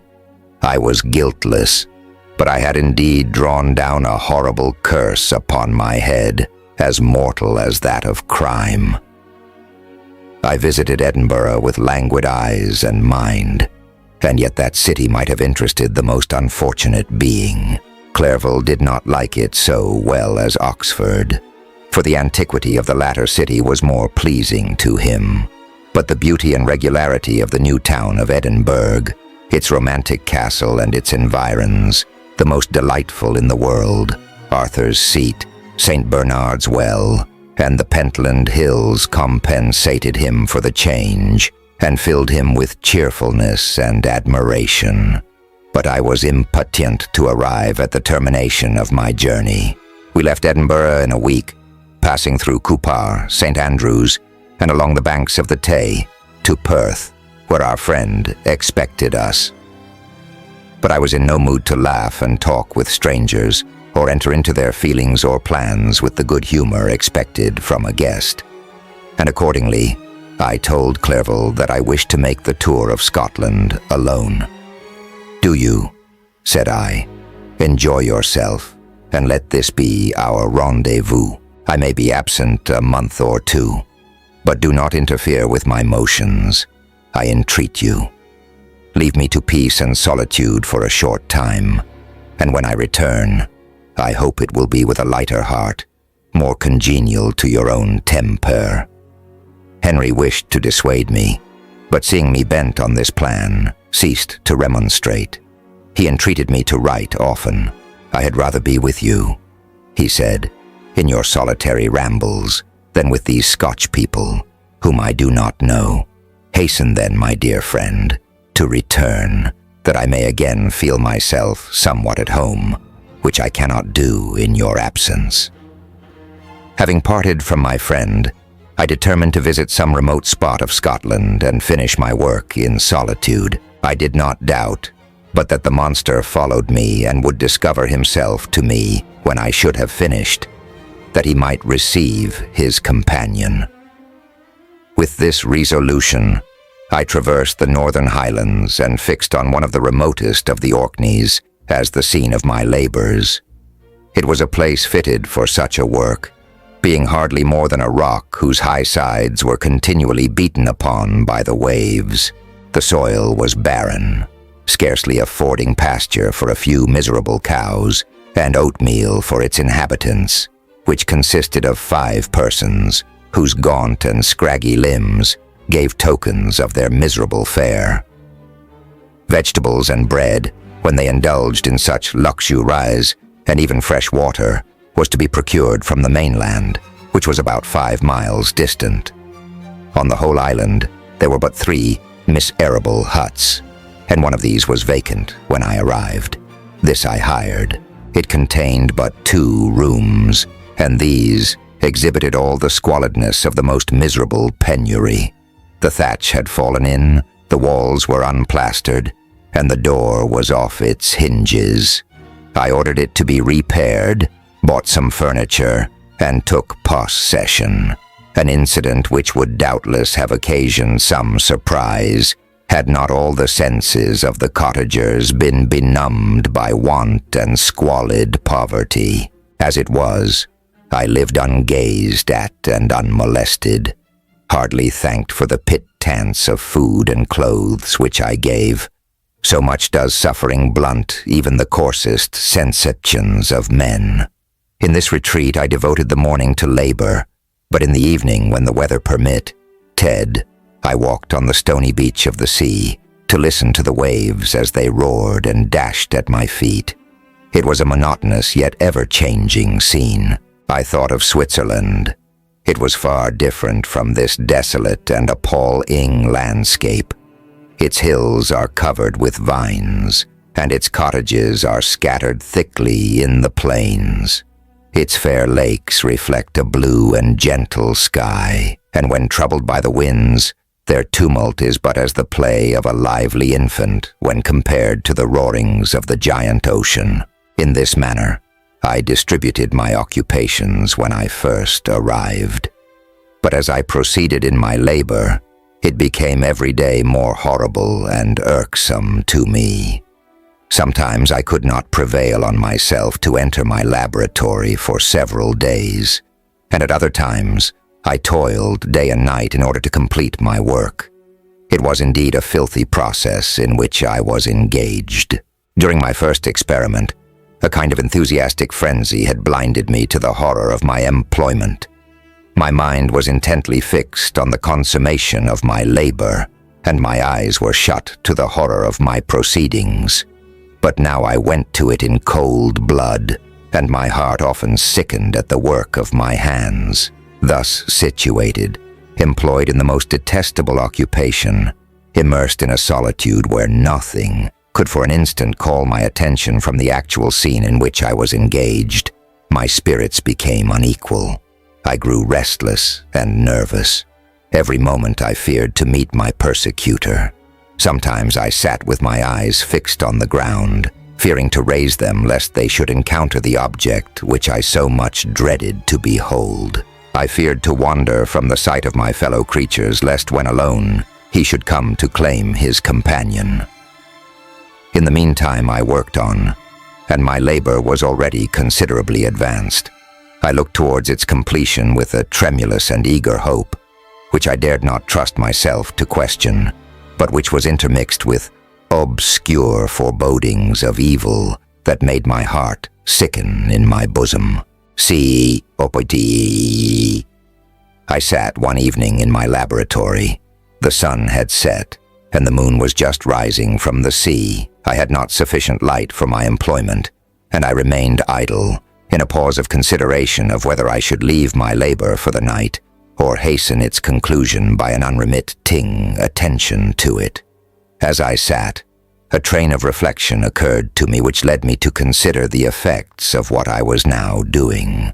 3 years before, I was engaged in the same manner and had created a fiend whose unparalleled barbarity had desolated my heart and filled it forever with the bitterest remorse. I was now about to form another being of whose dispositions I was alike ignorant. She might become 10,000 times more malignant than her mate and delight, for its own sake in murder and wretchedness. He had sworn to quit the neighborhood of man and hide himself in deserts, but she had not. And she, who in all probability was to become a thinking and reasoning animal, might refuse to comply with a compact made before her creation. They might even hate each other. The creature who already lived loathed his own deformity, and might he not conceive a greater abhorrence for it when it came before his eyes in the female form? She also might turn with disgust from him to the superior beauty of man. She might quit him, and he be again alone, exasperated by the fresh provocation of being deserted by one of his own speck eyes. Even if they were to leave Europe and inhabit the deserts of the New World, yet one of the first results of those sympathies for which the demon thirsted would be children, and a race of devils would be propagated upon the earth, who might make the very existence of the species of man a condition precarious and full of terror. Had I right, for my own benefit, to inflict this curse upon everlasting generations? I had before been moved by the sophisms of the being I had created. I had been struck senseless by his fiendish threats.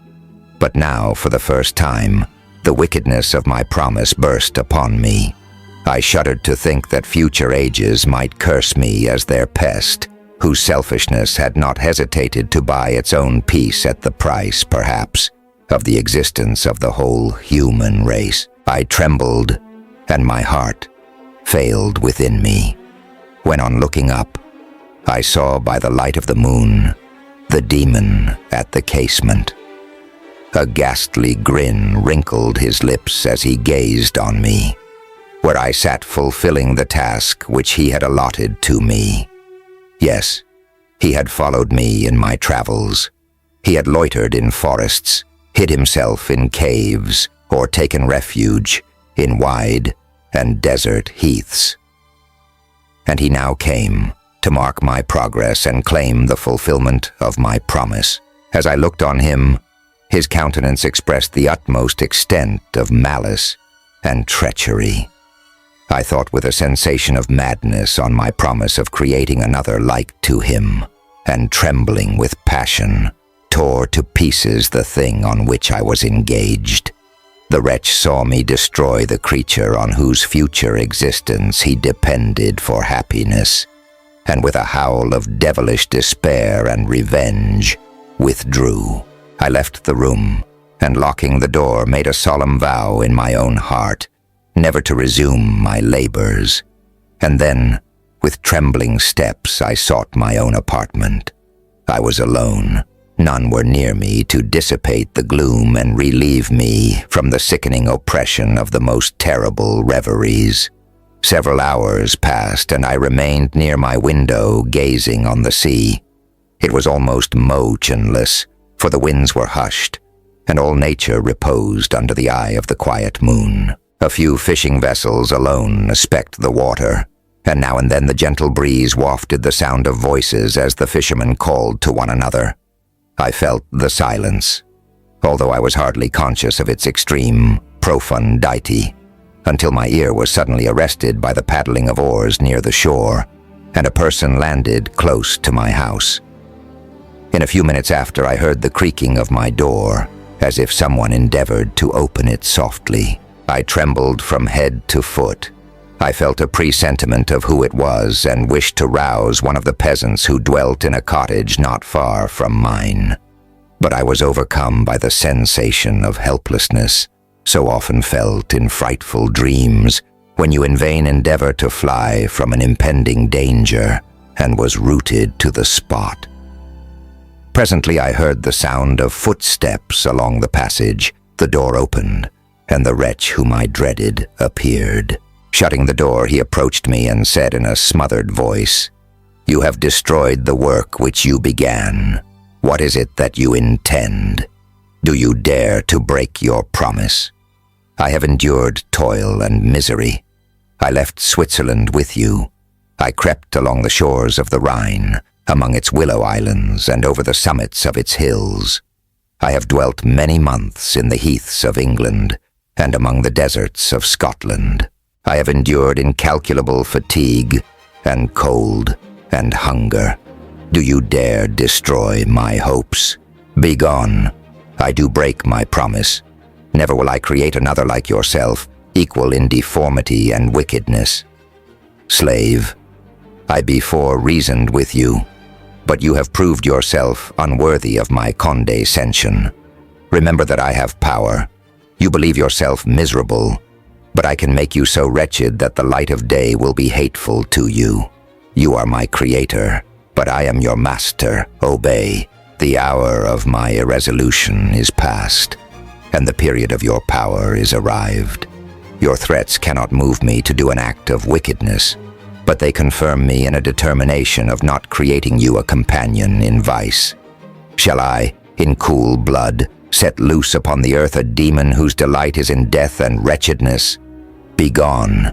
I am firm, and your words will only exasperate my rage." The monster saw my determination in my face and gnashed his teeth in the impotence of an ger. "Shall each man," cried he, "find a wife for his Susum, and each beast have his mate, and I be alone? I had feelings of affection, and they were requited by detestation and scorn. Man, you may hate, but beware. Your hours will pass in dread and misery, and soon the bolt will fall which must ravish from you your happiness forever. Are you to be happy while I grovel in the intensity of my wretchedness? You can blast my other passions, but revenge remains. Revenge, henceforth dearer than light or food. I may die, but first you, my tyrant and tormentor, shall curse the sun that gazes on your misery. Beware, for I am fearless and therefore powerful. I will watch with the williness of a snake, that I may sting with its venom. Man, you shall repent of the injuries you inflict. Devil, cease, and do not poison the air with these sounds of malice. I have declared my resolution to you, and I am no coward to bend beneath words. Leave me. I am inexorable. It is well. I go, but remember, I shall be with you on your wedding night." I started forward and exclaimed, "Villain, for you sign my death warrant, be sure that you are yourself safe." I would have seized him, but he eluded me and quitted the house with precipitation. In a few moments I saw him in his boat, which shot across the waters with an arrowy swiftness and was soon lost amidst the waves. All was again silent, but his words rang in my ears. I burned with rage to pursue the murderer of my peace and precipitate him into the ocean. I walked up and down my room hastily and perturbed, while my imagination conjured up 1,000 images to torment and sting me. Why had I not followed him and closed with him in mortal strife? But I had suffered him to depart, and he had directed his course towards the mainland. I shuddered to think who might be the next victim sacrificed to his insatiate revenge. And then I thought again of his words, "I will be with you on your wedding night." That, then, was the period fixed for the fulfillment of my destiny. In that hour I should die, and at once satisfy and extinguish his malice. The prospect did not move me to fear. Yet when I thought of my beloved Elizabeth, of her tears and endless sorrow, when she should find her lover so barbarously snatched from her, tears, the first I had shed for many months, streamed from my eyes, and I resolved not to fall before my enemy without a bitter struggle. The night passed away, and the sun rose from the ocean. My feelings became calmer, if it may be called calmness when the violence of rage sinks into the depths of despair. I left the house, the horrid scene of the last night's contention, and walked on the beach of the sea, which I almost regarded as an insuperable barrier between me and my fellow creatures. Nay, a wish that such should prove the fact stole across me. I desired that I might pass my life on that Wren rock, wearily, it is true, but uninterrupted by any sudden shock of misery. If I returned, it was to be sacrificed, or to see those whom I most loved die, under the grasp of a demon whom I had myself created. I walked about the isle like a restless specter, separated from all it loved and miserable in the separation. When it became noon and the sun rose higher, I lay down on the grass and was overpowered by a deep sleep. I had been awake the whole of the preceding night. My nerves were agitated and my eyes inflamed by watching and misery. The sleep into which I now sank refreshed me, and when I awoke, I again felt as if I belonged to a race of human beings like myself, and I began to reflect upon what had passed with greater composure. Yet still the words of the fiend rang in my ears like a death knell. They appeared like a dream, yet distinct and oppressive as a reality. The sun had far descended, and I still sat on the shore, satisfying my appetite, which had become ravenous, with an oaten cake, when I saw a fishing boat land close to me, and one of the men brought me a packet. It contained letters from Geneva and one from Clairville, entreating me to join him. He said that he was wearing away his time fruitlessly where he was, that letters from the friends he had formed in London desired his return to complete the negotiation they had entered into for his Indian enterprise.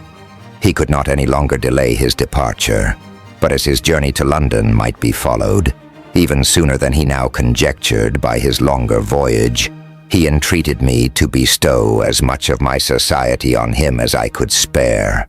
He besought me, therefore, to leave my solitary isle and to meet him at Perth, that we might proceed southwards together. This letter in a degree recalled me to life, and I determined to quit my island at the expiration of 2 days. Yet before I departed, there was a task to perform, on which I shuddered to reflect. I must pack up my chemical instruments, and for that purpose I must enter the room which had been the scene of my odious work, and I must handle those utensils the sight of which was sickening to me. The next morning, at daybreak, I summoned sufficient courage and unlocked the door of my laboratory. The remains of the half-finished creature whom I had destroyed lay scattered on the floor, and I almost felt as if I had mangled the living flesh of a human being. I paused to collect myself, and then entered the chamber. With trembling hand, I conveyed the instruments out of the room, but I reflected that I ought not to leave the relics of my work to excite the horror and suspicion of the peasants, and I accordingly put them into a basket with a great quantity of stones, and laying them up, determined to throw them into the sea that very night. And in the meantime I sat upon the beach, employed in cleaning and arranging my chemical apparatus. Nothing could be more complete than the alteration that had taken place in my feelings since the night of the appearance of the daemon. I had before regarded my promise with a gloomy despair as a thing that, with whatever consequences, must be fulfilled. But I now felt as if a film had been taken from before my eyes, and that I for the first time saw clearly. The idea of renewing my labors did not for one instant occur to me. The threat I had heard weighed on my thoughts, but I did not reflect that a voluntary act of mine could avert it. I had resolved in my own mind that to create another like the fiend I had first made would be an act of the basest and most atrocious selfishness, and I banished from my mind every thought that could lead to a different conclusion. Between 2 and 3 in the morning the moon rose, and I then, putting my basket aboard a little skiff, sailed out about 4 miles from the shore. The scene was perfectly solitary. A few boats were returning towards land, but I sailed away from them. I felt as if I was about the commission of a dreadful crime, and avoided with shuddering anxiety any encounter with my fellow creatures. At one time the moon, which had before been clear, was suddenly overspread by a thick cloud, and I took advantage of the moment of darkness and cast my basket into the sea. I listened to the gurgling sound as it sank, and then sailed away from the spot. The sky became clouded, but the air was pure, although chilled by the northeast breeze that was then rising. But it refreshed me and filled me with such agreeable sensations that I resolved to prolong my stay on the water, and fixing the rudder in a direct position, stretched myself at the bottom of the boat. Clouds hid the moon. Everything was obscure, and I heard only the sound of the boat as its keel cut through the waves. The murmur lulled me, and in a short time I slept soundly. I do not know how long I remained in this situation, but when I awoke I found that the sun had already mounted considerably. The wind was high, and the waves continually threatened the safety of my little skiff. I found that the wind was northeast, and must have driven me far from the coast from which I had embarked. I endeavored to change my course, but quickly found that if I again made the attempt, the boat would be instantly filled with water. Thus situated, my only resource was to drive before the wind. I confess that I felt a few sensations of terror. I had no compass with me and was so slenderly acquainted with the geography of this part of the world that the sun was of little benefit to me. I might be driven into the wide Atlantic and feel all the tortures of starvation, or be swallowed up in the immeasurable waters that roared and buffeted around me. I had already been out many hours and felt the torment of a burning thirst, a prelude to my other sufferings. I looked on the heavens, which were covered by clouds that flew before the wind, only to be replaced by others. I looked upon the sea. It was to be my grave. "Fiend," I exclaimed, "your task is already fulfilled." I thought of Elizabeth, of my father, and of Clerval, all left behind, on whom the monster might satisfy his sanguinary and merciless passions. This idea plunged me into a reverie so despairing and frightful that even now, when the scene is on the point of closing before me forever, I shudder to reflect on it. Some hours passed thus, but by degrees, as the sun declined towards the horizon, the wind died away into a gentle breeze and the sea became free from breakers. But these gave place to a heavy swell. I felt sick and hardly able to hold the rudder, when suddenly I saw a line of high land towards the south. Almost spent as I was by fatigue and the dreadful suspense I endured for several hours, this sudden certainty of life rushed like a flood of warm joy to my heart, and tears gushed from my eyes. How mutable are our feelings, and how strange is that clinging love we have of life, even in the excess of misery. I constructed another sail with a part of my dress and eagerly steered my course towards the land. It had a wild and rocky appearance, but as I approached nearer, I easily perceived the traces of cultivation.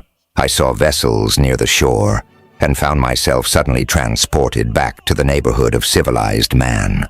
I carefully traced the windings of the land and hailed a steeple, which I at length saw issuing from behind a small promontory. As I was in a state of extreme debility, I resolved to sail directly towards the town. as a place where I could most easily procure nourishment. Fortunately, I had money with me. As I turned the promontory, I perceived a small, neat town and a good harbor, which I entered, my heart bounding with joy at my unexpected escape. As I was occupied in fixing the boat and arranging the sails, several people crowded towards the spot. They seemed much surprised at my appearance, but instead of offering me any assistance, whispered together with gestures that at any other time might have produced in me a slight sensation of alarm. As it was, I merely remarked that they spoke English, and I therefore addressed them in that language. "My good friends," said I, "will you be so kind as to tell me the name of this town and inform me where I am?" "You will know that soon enough," replied a man with a hoarse voice. "Maybe you are come to a place that will not prove much to your taste, but you will not be consulted as to your quarters, I promise you." I was exceedingly surprised on receiving so rude an answer from a stranger, and I was also disconcerted on perceiving the frowning and angry countenances of his companions. "Why do you answer me so roughly?" I replied. "Surely it is not the custom of Englishmen to receive strangers so inhospitably." "I do not know," said the man, "what the custom of the English may be, but it is the custom of the Irish to hate villains." While this strange dialogue continued, I perceived the crowd rapidly increase. Their faces expressed a mixture of curiosity and anger, which annoyed and in some degree alarmed me. I inquired the way to the inn, but no one replied. I then moved forward, and a murmuring sound arose from the crowd as they followed and surrounded me, when an ill-looking man approaching tapped me on the shoulder and said, "Come, sir, you must follow me to Mr. Kerwin's to give an account of yourself." "Who is Mr. Kerwin? Why am I to give an account of myself? Is not this a free country?" "Aye, sir, free enough for honest folks. Mr. Kerwin is a magistrate, and you are to give an account of the death of a gentleman who was found murdered here last night." This answer startled me, but I presently recovered myself. I was innocent. That could easily be proved. Accordingly, I followed my conductor in silence and was led to one of the best houses in the town. I was ready to sink from fatigue and hunger, but being surrounded by a crowd, I thought it politic to rouse all of my strength, that no physical debility might be construed into apprehension or conscious guilt. Little did I then expect the calamity that was in a few moments to overwhelm me and extinguish in horror and despair all fear of ignominy or death. I must pause here, for it requires all my fortitude to recall the memory of the frightful events which I am about to relate in proper detail to my recollection. C-H-A-P-E-T-E.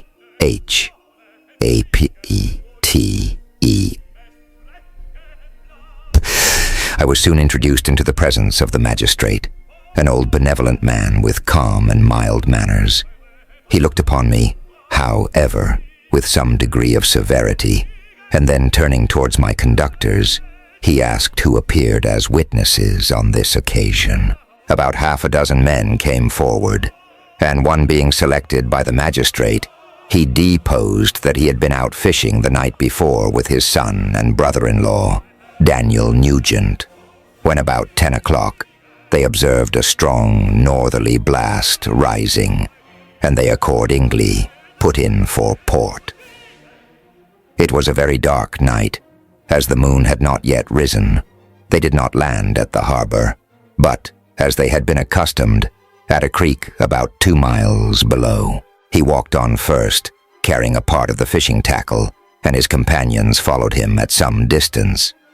As he was proceeding along the sands, he struck his foot against something and fell at his length on the ground. His companions came up to assist him, and by the light of their lantern they found that he had fallen on the body of a man, who was to all appearance dead. Their first supposition was that it was the corpse of some person who had been drowned and was thrown on shore by the waves. But on examination, they found that the clothes were not wet, and even that the body was not then cold. They instantly carried it to the cottage of an old woman near the spot and endeavored, but in vain, to restore it to life. It appeared to be a handsome young man, about 25 years of age. He had apparently been strangled, for there was no sign of any violence except the black mark of fingers on his neck. The first part of this deposition did not in the least interest me. But when the mark of the fin gears was mentioned, I remembered the murder of my brother and felt myself extremely agitated. My limbs trembled and a mist came over my eyes, which obliged me to lean on a chair for support. The magistrate observed me with a keen eye, and of course, drew an unfavorable augury from my manner.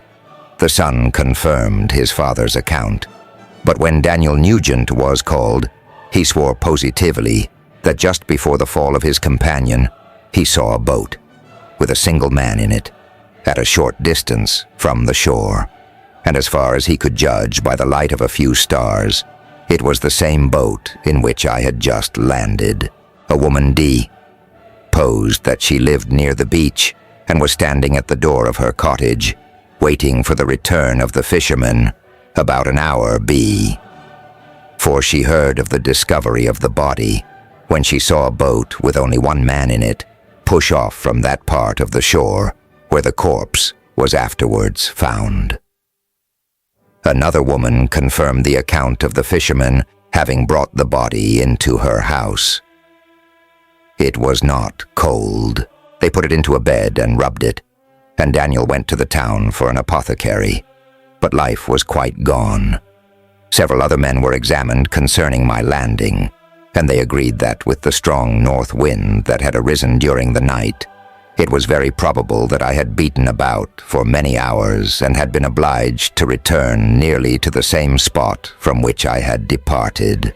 Besides, they observed that it appeared that I had brought the body from another place, and it was likely that as I did not appear to know the shore, I might have put into the harbor ignorant of the distance of the town from the place where I had deposited the corpse.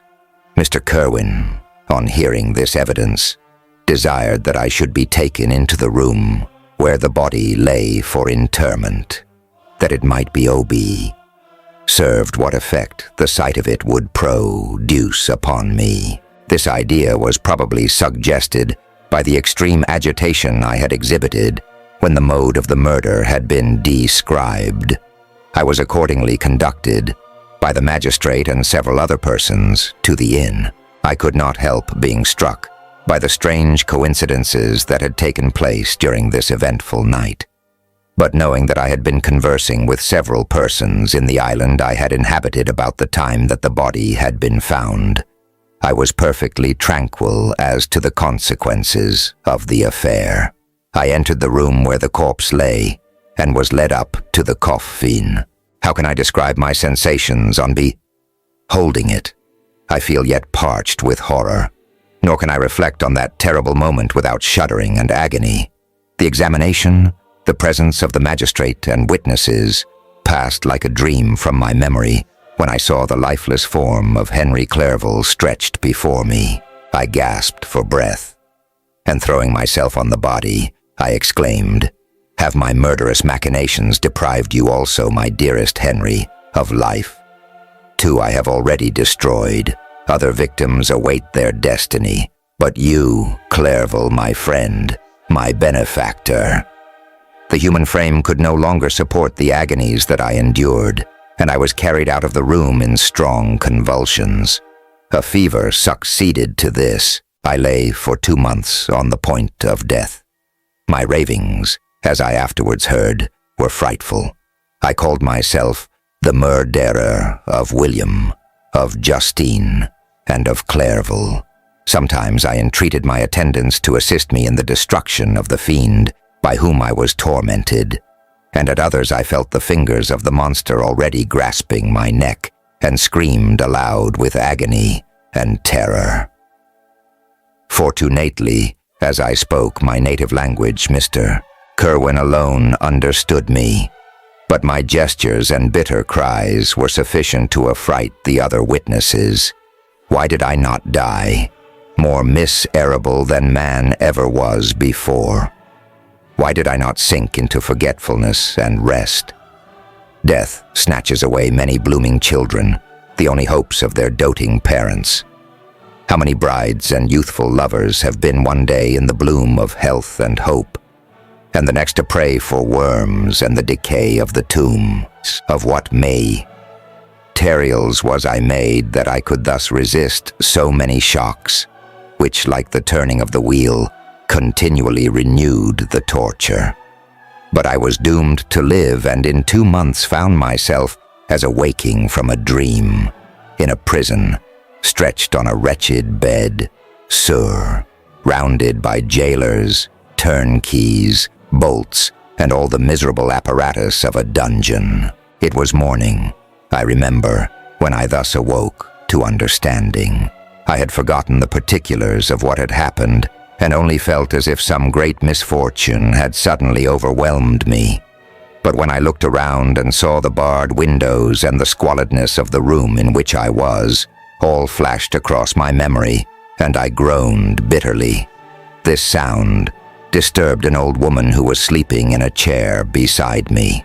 She was a hired nurse, the wife of one of the turnkeys, and her countenance expressed all those bad qualities which often characterize that class. The lines of her face were hard and rude, like that of persons accustomed to see without sympathizing in sights of misery. Her tone expressed her entire indifference. She addressed me in English, and the voice struck me as one that I had heard during my sufferings. "Are you better now, sir?" said she. I replied in the same language with a feeble voice. "I believe I am, but if it be all true, if indeed I did not dream, I am sorry that I am still alive to feel this misery and horror." "For that matter," replied the old woman, "if you mean about the gentleman you murdered, I believe that it were better for you if you were dead, for I fancy it will go hard with you. However, that's none of my business. I am sent to nurse you and get you well. I do my duty with a safe conscience. It were well if everybody did the same." I turned with loathing from the woman who could utter so unfeeling a speech to a person just saved, on the very edge of death. But I felt languid and unable to reflect on all that had passed. The whole series of my life appeared to me as a dream. I sometimes doubted if indeed it were all true, for it never presented itself to my mind with the force of reality. As the images that floated before me became more distinct, I grew feverish. A darkness pressed around me. No one was near me who soothed me with the gentle voice of love. No dear hand supported me. The physician came and prescribed medicines, and the old woman prepared them for me. But utter carelessness was visible in the first, and the expression of brutality was strongly marked in the visage of the second. Who could be interested in the fate of a murderer but the hangman who would gain his fee? These were my first reflections, but I soon learned that Mr. Kerwin had shown me extreme kindness. He had caused the best room in the prison to be prepared for me. Wretched, indeed, was the best, and it was he who had provided a physician and a nurse. It is true he seldom came to see me, for although he ardently desired to relieve the sufferings of every human creature, he did not wish to be present at the agonies and miserable ravings of a murderer. He came, therefore, sometimes to see that I was not neglected, but his visits were short and with long intervals. One day, while I was gradually recovering, I was seated in a chair, my eyes half open and my cheeks livid like those in death. I was overcome by gloom and misery, and often reflected I had better seek death than desire to remain in a world which to me was replete with wretchedness. At one time I considered whether I should not declare myself guilty and suffer the penalty of the law. less innocent than poor Justine had been. Such were my thoughts when the door of my apartment was opened and Mr. Kerwin entered. His countenance expressed sympathy and compassion. He drew a chair close to mine and addressed me in French. "I fear that this place is very shocking to you. Can I do anything to make you more comfortable? I thank you, but all that you mention is nothing to me. On the whole earth, there is no comfort which I am capable of receiving. I know that the sympathy of a stranger can be but of little relief to one borne down as you are by so strange a misfortune. But you will, I hope, soon quit this melancholy abode, for doubtless evidence can easily be brought to free you from the criminal charge. That is my least concern. I am, by a course of strange events, become the most miserable of mortals. Persecuted and tortured as I am and have been, can death be any evil to me? Nothing indeed could be more unfortunate and agonizing than the strange chances that have lately occurred. You were thrown by some surprising accident on this shore, renowned for its hospitality, seized immediately, and charged with murder. The first sight that was presented to your eyes was the body of your friend, murdered in so unaccountable a manner, and placed, as it were, by some fiend across your path. As Mr. Kerwin said this, notwithstanding the agitation I endured on this retrospect of my sufferings, I also felt considerable surprise at the knowledge he seemed to possess concerning me. I suppose some astonishment was exhibited in my countenance, for Mr. Kerwin has tended to say, "Immediately upon your being taken ill, all the papers that were on your person were brought me, and I examined them that I might discover some trace by which I could send to your relations an account of your misfortune and illness. I found several letters, and, among others, one which I discovered from its commencement to be from your father. I instantly wrote to Geneva. Nearly 2 months have elapsed since the departure of my letter, but you are ill. Even now you tremble. You are unfit for agitation of any kind. This suspense is 1,000 times worse than the most horrible event. Tell me what new scene of death has been acted, and whose murder I am now to lament." "Your family is perfectly well," said Mr. Kerwin with gentleness, "and someone, a friend, is come to visit you." I know not by what chain of thought the idea presented itself, but it instantly darted into my mind that the murderer had come to mock at my misery and taunt me with the death of Clerval, as a new incitement for me to comply with his hellish desires. I put my hand before my eyes and cried out in agony, "Oh, take him away. I cannot see him. For God's sake, do not let him enter." Mr. Kerwin regarded me with a troubled countenance. He could not help regarding my exclamation as a presumption of my guilt, and said in rather a severe tone, "I should have thought, young man, that the presence of your father would have been welcome instead of inspiring such violent repugnance." "My father," cried I, while every feature and every muscle was relaxed from anguish to pleasure. "Is my father indeed come? How kind, how very kind. But where is he? Why does he not hasten to me?" My change of manner surprised and pleased the magistrate. Perhaps he thought that my former exclamation was a momentary return of delirium, and now he instantly resumed his former benevolence. He rose and quitted the room with my nurse, and in a moment my father entered it. Nothing, at this moment, could have given me greater pleasure than the arrival of my father. I stretched out my hand to him and cried, "Are you then safe, and Elizabeth, and Ernest?" My father calmed me with assurances of their welfare and endeavored, by dwelling on these subjects so interesting to my heart, to raise my desponding spirits. but he soon felt that a prison cannot be the abode of cheerfulness. "What a place is this that you inhabit, my son?" said he, looking mournfully at the barred douse and wretched appearance of the room.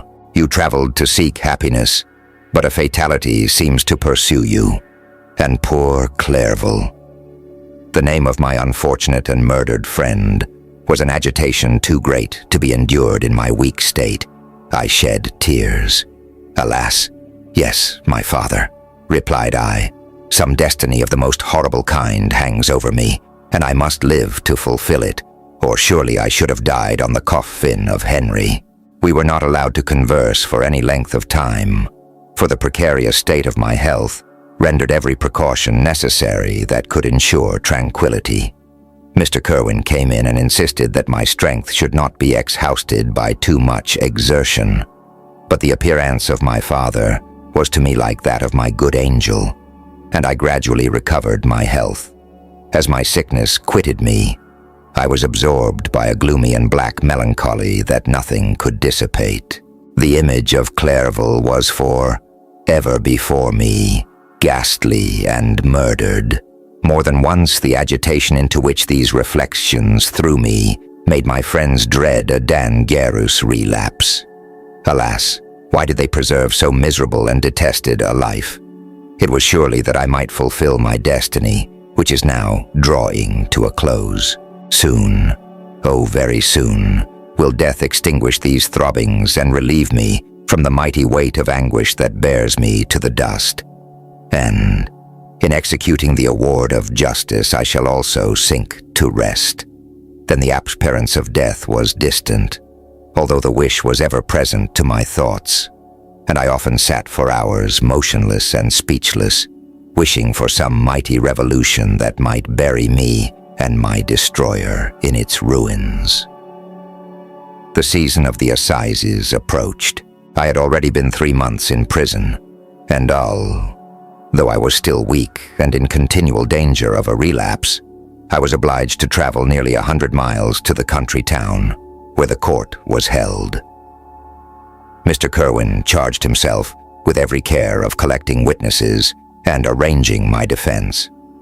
I was spared the disgrace of appearing publicly as a criminal, as the case was not brought before the court that decides on life and death. The grand jury rejected the bill on its being proved that I was on the Orkney Islands at the hour the body of my friend was found. And a fortnight after my removal, I was liberated from prison. My father was enraptured on finding me freed from the vexations of a criminal charge, that I was again allowed to breathe the fresh atmosphere and permitted to return to my native country. I did not participate in these feelings, for to me, the walls of a dungeon or a palace were alike hateful. The cup of life was poisoned forever, and although the sun shone upon me as upon the happy and gay of heart, I saw around me nothing but a dense and frightful darkness, penetrated by no light but the glim mirror of 2 eyes that glared upon me. Sometimes they were the expressive eyes of Henry, languishing in death, the dark orbs nearly covered by the lids and the long black lashes that fringed them.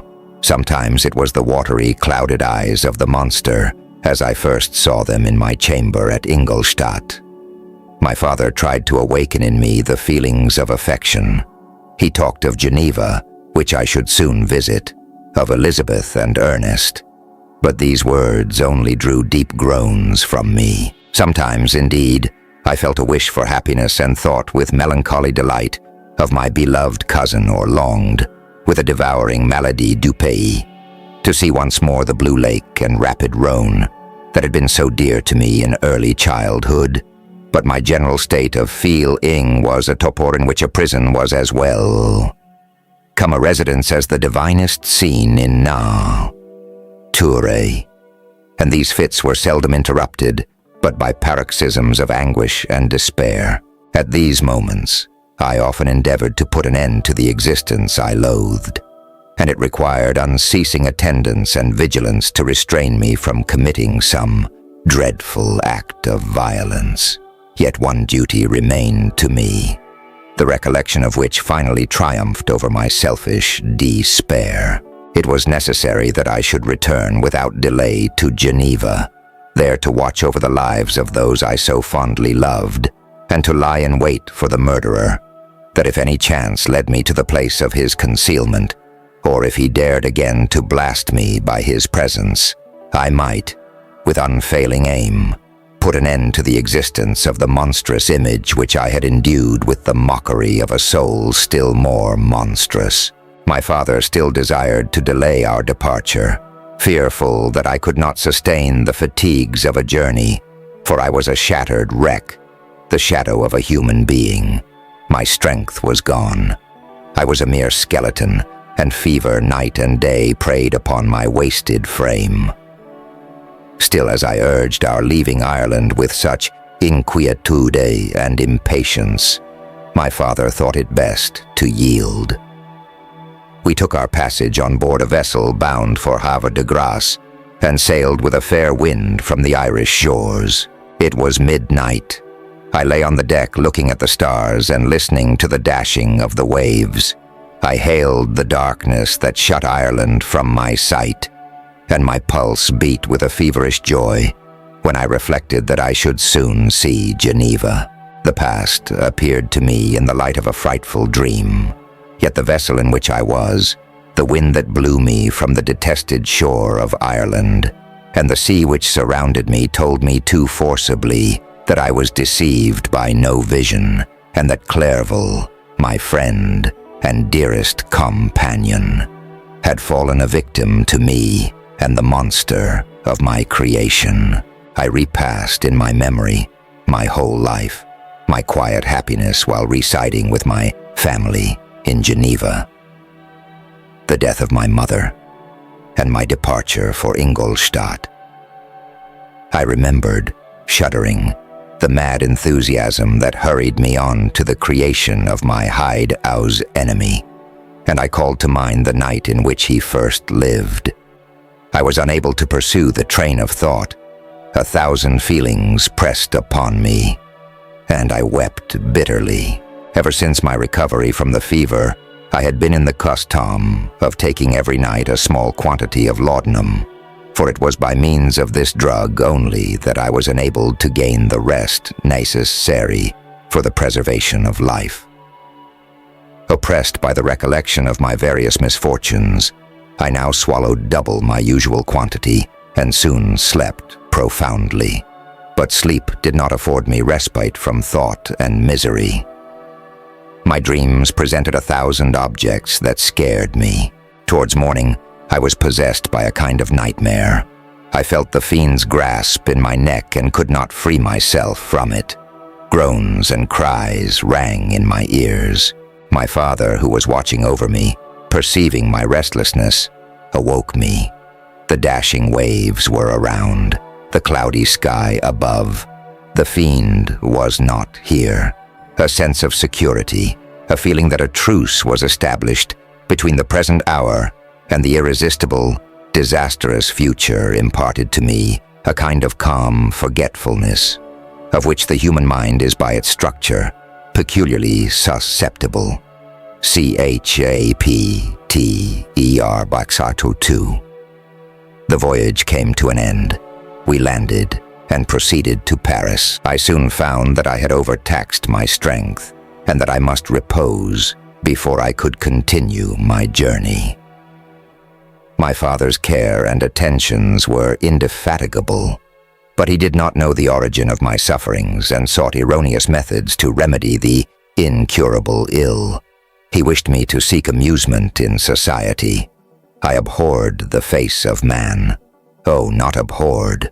They were my brethren, my fellow beings, and I felt attracted even to the most repulsive among them, as to creatures of an angelic nature and celestial mechanism.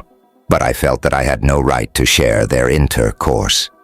I had unchained an enemy among them whose joy it was to shed their blood and to revel in their groans.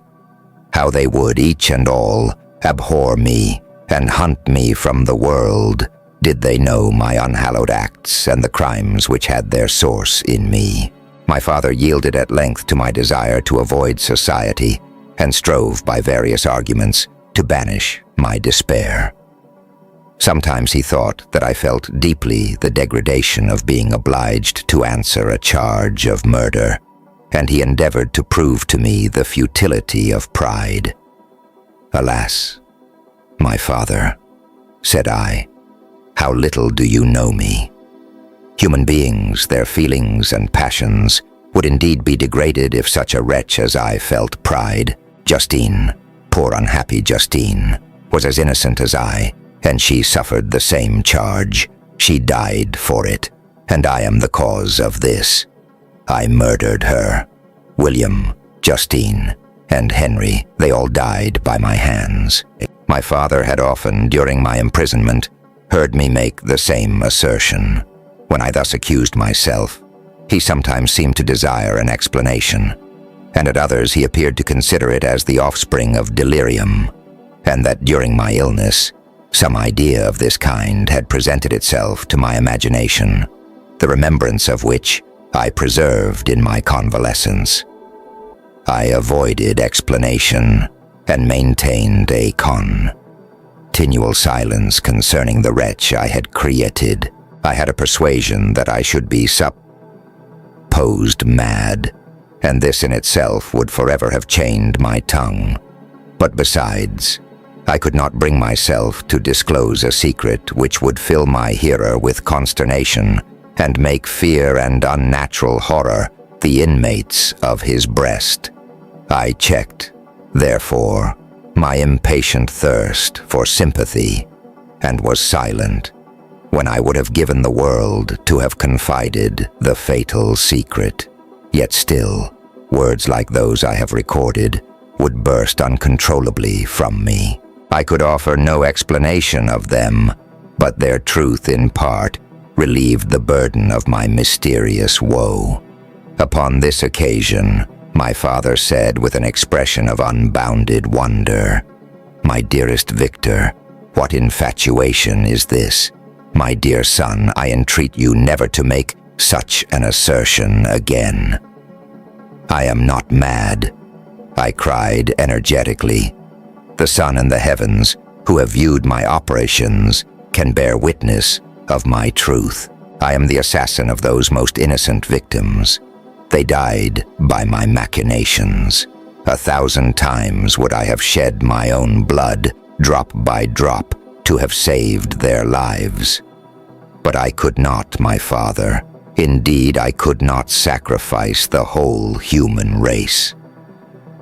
The conclusion of this speech convinced my father that my ideas were deranged, and he instantly changed the subject of our conversation and endeavored to alter the course of my thoughts. He wished as much as possible to obliterate the memory of the scenes that had taken place in Ireland, and never alluded to them or suffered me to speak of my misfortunes. As time passed away, I became more calm. Miss Airy had her dwelling in my heart, but I no longer talked in the same incoherent manner of my own crimes. Sufficient for me was the consciousness of them. By the utmost self-violence I curbed the imperious voice of wretchedness, which sometimes desired to declare itself to the whole world, and my manners were calmer and more composed than they had ever been since my journey to the Sea of Ice. A few days before we left Paris on our way to Switzerland, I received the following letter from Elizabeth. "My dear friend, it gave me the greatest pleasure to receive a letter from my uncle, dated at Paris. You are no longer at a formidable distance, and I may hope to see you in less than a fortnight. My poor cousin, how much you must have suffered.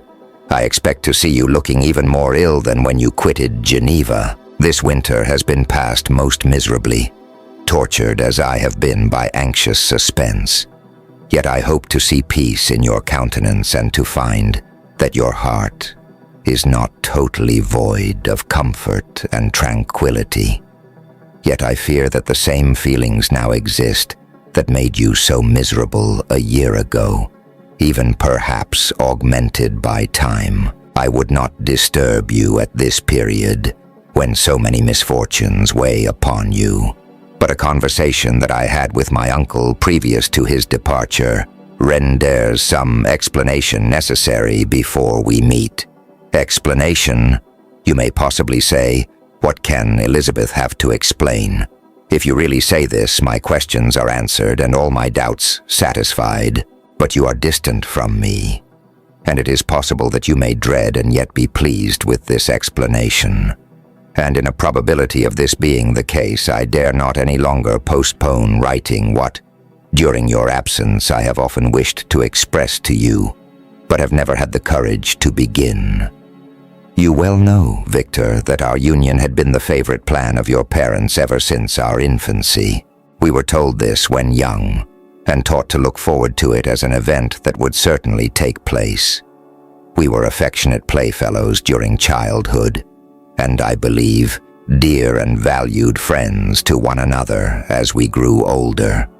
But as brother and sister often entertain a lively affection towards each other without desiring a more intimate union, may not such also be our case? Tell me, dearest Victor, answer me. I conjure you by our mutual happiness, with simple truth. Do you not love another? You have traveled. You have spent several years of your life at Ingolstadt. And I confess to you, my friend, that when I saw you last autumn, so unhappy, flying to solitude from the society of every creature, I could not help supposing that you might regret our connection and believe yourself bound in honor to fulfill the wishes of your parents, although they opposed themselves to your inclinations. But this is false reasoning. I confess to you, my friend, that I love you, and that in my airy dreams of futurity, you have been my constant friend and companion. But it is your happiness I desire, as well as my own, when I declare to you that our marriage would render me eternally miserable unless it were the dictate of your own free choice.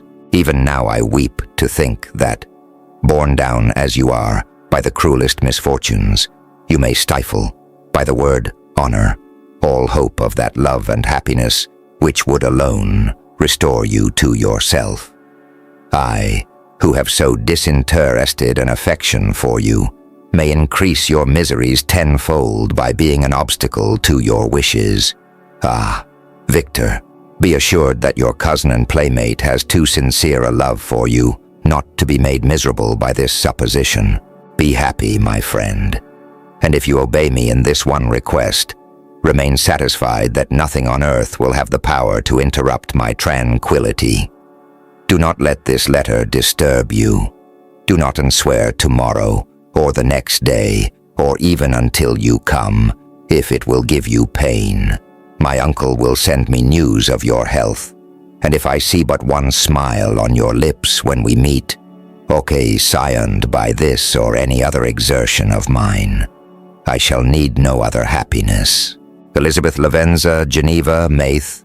This letter revived in my memory what I had before forgotten, the threat of the fiend. I will be with you on your wedding night. Such was my sentence, and on that night would the demon employ every art to destroy me and tear me from the glimpse of happiness which promised partly to console my sufferings. On that night he had determined to consummate his crimes by my death. Well, be it so. A deadly struggle would then assuredly take place in which, if he were victorious, I should be at peace and his power over me be at an end. If he were vanquished, I should be a free man. Alas, what freedom, such as the peasant enjoys when his family have been massacred before his eyes, his cottage burnt, his lands laid waste, and he is turned adrift, homeless, penniless, and alone, but free. Such would be my liberty, except that in my Elizabeth I possessed a treasure, alas, balanced by those horrors of remorse and guilt which would pursue me until death. Sweet and beloved Elizabeth, I read and reread her letter, and some softened feelings stole into my heart and dared to whisper paradisical dreams of love and joy. But the apple was already eaten, and the angel's arm bared to drive me from all hope. Yet I would die to make her happy. If the monster executed his threat, death was inevitable. Yet again, I considered whether my marriage would hasten my fate. My destruction might indeed arrive a few months sooner, but if my torturer should suspect that I postponed it, influenced by his menaces, he would surely find other and perhaps more dreadful means of revenge. He had vowed to be with me on my wedding night, yet he did not consider that threat as binding him to peace in the meantime, for as if to show me that he was not yet satiated with blood, he had murdered Clairville immediately after the enunciation of his threats. I resolved, therefore, that if my immediate union with my cousin would conduce either to hers or my father's happiness, my adversary's designs against my life should not retard it a single hour. In this state of mind, I wrote to Elizabeth. My letter was calm and affectionate. "I fear, my beloved girl," I said, "little happiness remains for us on earth. Yet all that I may one day enjoy is centered in you. Chase away your idle fears. To you alone do I consecrate my life and my endeavors for contentment. I have one secret, Elizabeth, a dreadful one. When revealed to you, it will chill your frame with horror, and then, far from being surprised at my misery, you will only wonder that I survive what I have endured. I will confide this tale of misery and terror to you the day after our marriage shall take place. For my sweet cousin, there must be perfect confidence between us. But until then, I conjure you, do not mention or allude to it. This I most earnestly entreat, and I know you will comply." When in about a week after the arrival of Elizabeth's letter, we returned to Geneva.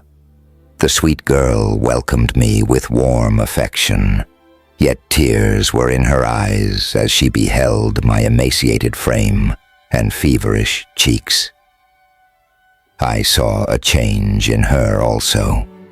She was thinner, and had lost much of that heavenly vivacity that had before charmed me. But her gentleness and soft looks of compassion made her a more fit companion for one blasted and miserable as I was. The tranquility which I now enjoyed did not endure. Memory brought madness with it, and when I thought of what had passed, a real insanity possessed me. Sometimes I was furious and burnt with rage, sometimes low and despondent. I neither spoke nor looked at anyone, but sat motionless, bewildered by the multitude of miseries that overcame me. Elizabeth alone had the power to draw me from these fits. Her gentle voice would soothe me when transported by passion, and inspire me with human feelings when sunk in torpor. She wept with me and for me. When reason returned, she would remonstrate and endeavor to inspire me with resignation. Ah, it is well for the unfortunate to be resigned, but for the guilty there is no peace. The agonies of remorse poison the luxury there is otherwise sometimes found in indulging the excess of grief. Soon after my arrival, my father spoke of my immediate marriage with Elizabeth. I remained silent. "Have you, then, some other attachment?" "None on earth. I love Elizabeth and look forward to our union with delight. Let the day therefore be fixed, and on it I will consecrate myself in life or death to the happiness of my cousin." "My dear Victor, do not speak thus. Heavy misfortunes have befallen us, but let us only cling closer to what remains and transfer our love for those whom we have lost to those who yet live. Our circle will be small but bound close by the ties of affection and mutual misfortune, and when time shall have softened your despair, new and dear objects of care will be born to replace those of whom we have been so cruelly deprived. Such were the lessons of my father. But to me, the remembrance of the threat returned. Nor can you wonder that, omnipotent as the fiend had yet been in his deeds of blood, I should almost regard him as invincible, and that when he had pronounced the words, "I shall be with you on your wedding night," I should regard the threatened fate as unavoidable. But death was no evil to me, if the loss of Elizabeth were balanced with it, and I therefore, with a contented and even cheerful countenance, agreed with my father that if my cousin would consent, the ceremony should take place in 10 days, and thus put, as I imagined, the seal to my fate. Great God! If for one instant I had thought what might be the hellish intention of my fiendish adversary, I would rather have banished myself forever from my native country and wandered a friendless outcast over the earth than have consented to this miserable marriage. But as if possessed of magic powers, the monster had blinded me to his real intentions, and when I thought that I had prepared only my own death, I hastened that of a far dearer victim. As the period fixed for our marriage drew nearer, whether from cowardice or a prophetic feeling, I felt my heart sink within me. But I concealed my feelings by an appearance of hilarity that brought smiles and joy to the countenance of my father, but hardly deceived the ever-watchful and nicer eye of Elizabeth. She looked forward to our union with placid contentment, not unmingled with a little fear, which past misfortunes had impressed, that what now appeared certain and tangible happiness might soon dissipate into an airy dream and leave no trace but deep and everlasting regret. Preparations were made for the event.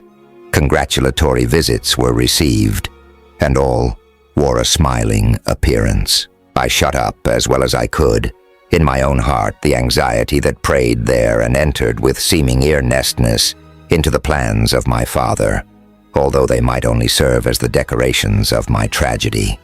Through my father's exertions, a part of the inheritance of Elizabeth had been restored to her by the Austrian government. A small possession on the shores of Como Bite belonged to her. It was agreed that immediately after our union, we should proceed to Villa Lavenza and spend our first days of happiness beside the beautiful lake near which it stood. In the meantime, I took every precaution to defend my person in case the fiend should openly attack me. I carried pistols and a dagger constantly about me, and was ever on the watch to prevent artifice, and by these means gained a greater degree of tranquility. Indeed, as the period approached, the threat appeared more as a delusion, not to be regarded as worthy to disturb my peace, while the happiness I hoped for in my marriage wore a greater appearance of certainty as the day fixed for its solemniza. Jamon drew nearer, and I heard it continually spoken of as an occurrence which no accident could possibly prevent. Elizabeth seemed happy. My tranquil demeanor contributed greatly to calm her mind. But on the day that was to fulfill my wishes and my destiny, she was melancholy, and a presentiment of evil pervaded her. And perhaps also she thought of the dreadful secret which I had promised to reveal to her on the following day. My father was in the meantime overjoyed, and in the bustle of preparation only recognized in the melancholy of his niece the diffidence of a bride. After the ceremony was performed, a large party assembled at my father's. But it was agreed that Elizabeth and I should commence our journey by water, sleeping that night at Evian, and continuing our voyage on the following day. The day was fair, the wind favorable. All smiled on our nuptial embarkation. Those were the last moments of my life during which I enjoyed the feeling of happiness. We passed rapidly along. The sun was hot, but we were sheltered from its rays by a kind of canopy while we enjoyed the beauty of the scene. Sometimes on one side of the lake where we saw Mont Salève, the pleasant banks of Montalegre, and at a distance, surmounting all, the beautiful Mont Blanc and the assemblage of snowy mountains that in vain endeavor to emulate her, sometimes coasting the opposite banks. We saw the mighty Jura opposing its dark side to the ambition that would quit its native country, and an almost insurmountable barrier to the invader who should wish to enslave it. I took the hand of Elizabeth. "You are sorrowful, my love. Ah, if you knew what I have suffered and what I may yet endure, you would endeavor to let me taste the quiet and freedom from despair that this one day at least permits me to enjoy." "Be happy, my dear Victor," replied Elizabeth. "There is, I hope, nothing to distress you, and be assured that if a lively joy is not painted in my face, my heart is contented. Something whispers to me not to depend too much on the prospect that is opened before us, but I will not listen to such a sinister voice. Observe how fast we move along, and how the clouds, which sometimes obscure and sometimes rise above the dome of Mont Blanc, render this scene of beauty still more interesting. Look also at the innumerable fish that are swimming in the clear waters, where we can distinguish every pebble that lies at the bottom. What a divine day! How happy and serene all nature appears." Thus Elizabeth endeavored to divert her thoughts and mine from all reflection upon melancholy subjects. But her temper was fluctuating. Joy for a few instants shone in her eyes, but it continually gave place to distraction and reverie. The sun sank lower in the heavens. We passed the river Drance and observed its path through the chasms of the higher and the glens of the lower hills. The Alps here come closer to the lake, and we approached the amphitheater of mountains which forms its eastern boundary. The spire of Evian shone under the woods that surrounded it, and the range of mountain above mountain by which it was overhung. The wind, which had hitherto carried us along with amazing rapidity, sank at sunset to a light breeze. The soft air just ruffled the water and caused a pleasant motion among the trees as we approached the shore, from which it wafted the most delightful scent of flowers and hay. The sun sank beneath the horizon as we landed, and as I touched the shore I felt those cares and fears revive, which soon were to clasp me and cling to me forever. CHAPTER. It was 8 o'clock when we landed. We walked for a short time on the shore, enjoying the transitory light, and then retired to the inn and contemplated the lovely scene of waters, woods, and mountains, obscured in darkness, yet still displaying their black outlines. The wind, which had fallen in the south, now rose with great violence in the west. The moon had reached her summit in the heavens and was beginning to descend. The clouds swept across it swifter than the flight of the vulture and dimmed her rays, while the lake reflected the scene of the busy heavens, rendered still busier by the restless waves that were beginning to rise. Suddenly a heavy storm of rain descended. I had been calm during the day, but so soon as night obscured the shapes of objects, sand fears arose in my mind. I was anxious and watchful, while my right hand grasped a pistol which was hidden in my bosom. Every sound terrified me, but I resolved that I would sell my life dearly and not shrink from the conflict until my own life or that of my adversary was extinguished. Elizabeth observed my agitation for some time in timid and fearful silence, but there was something in my glance which communicated terror to her, and trembling, she asked, "What is it that agitates you, my dear Victor? What is it you fear?" "Oh, peace, peace, my love," replied I. "This night, and all will be safe, but this night is dreadful, very dreadful."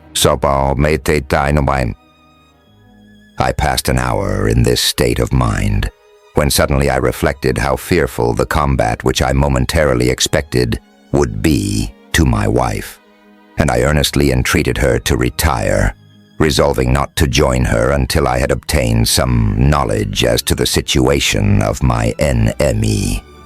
She left me, and I continued some time walking up and down the passages of the house and inspecting every corner that might afford a retreat to my adversary.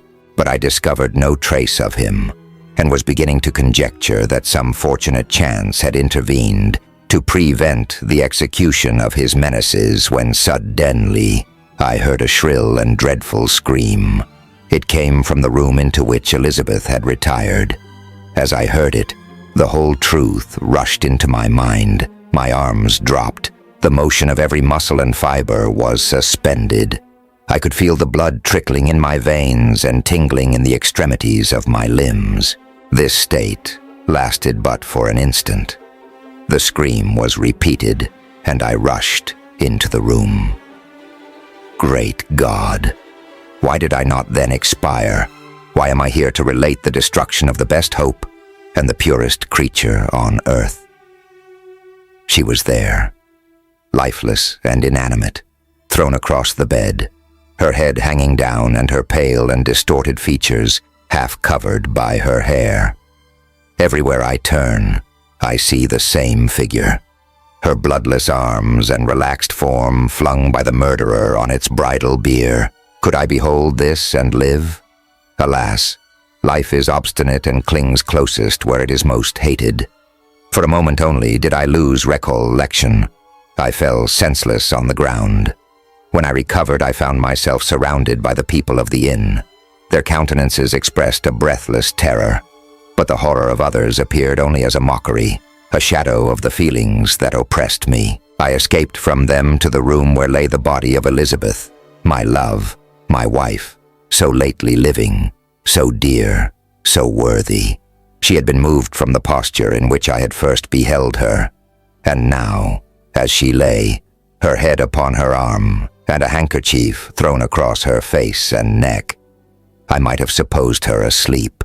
I rushed towards her and embraced her with ardor.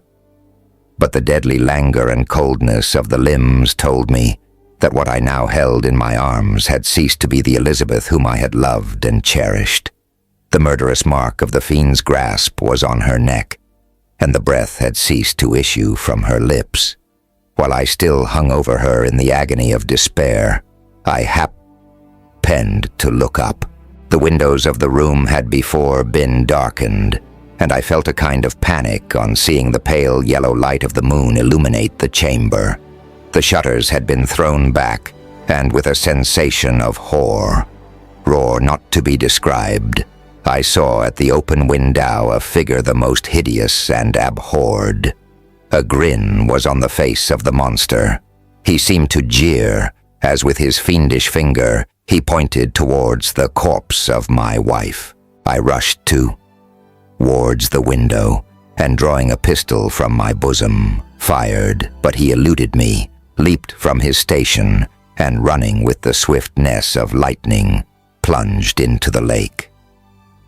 The report of the pistol brought a crowd into the room. I pointed to the spot where he had disappeared, and we followed the track with boats. Nets were cast, but in vain.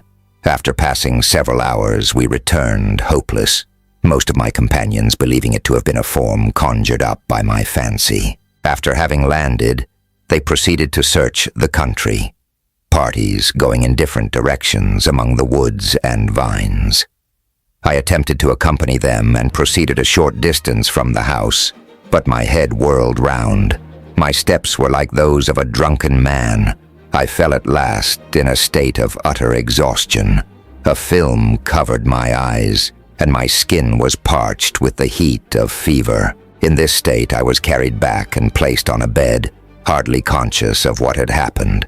My eyes wandered round the room as if to seek something that I had lost. After an interval I arose and, as if by instinct, crawled into the room where the corpse of my beloved lay. There were women weeping around. I hung over it and joined my sad tears to theirs. All this time no distinct idea presented itself to my mind, but my thoughts rambled to various subjects, reflecting confusedly on my misfortunes and their cause. I was bewildered, in a cloud of wonder and horror.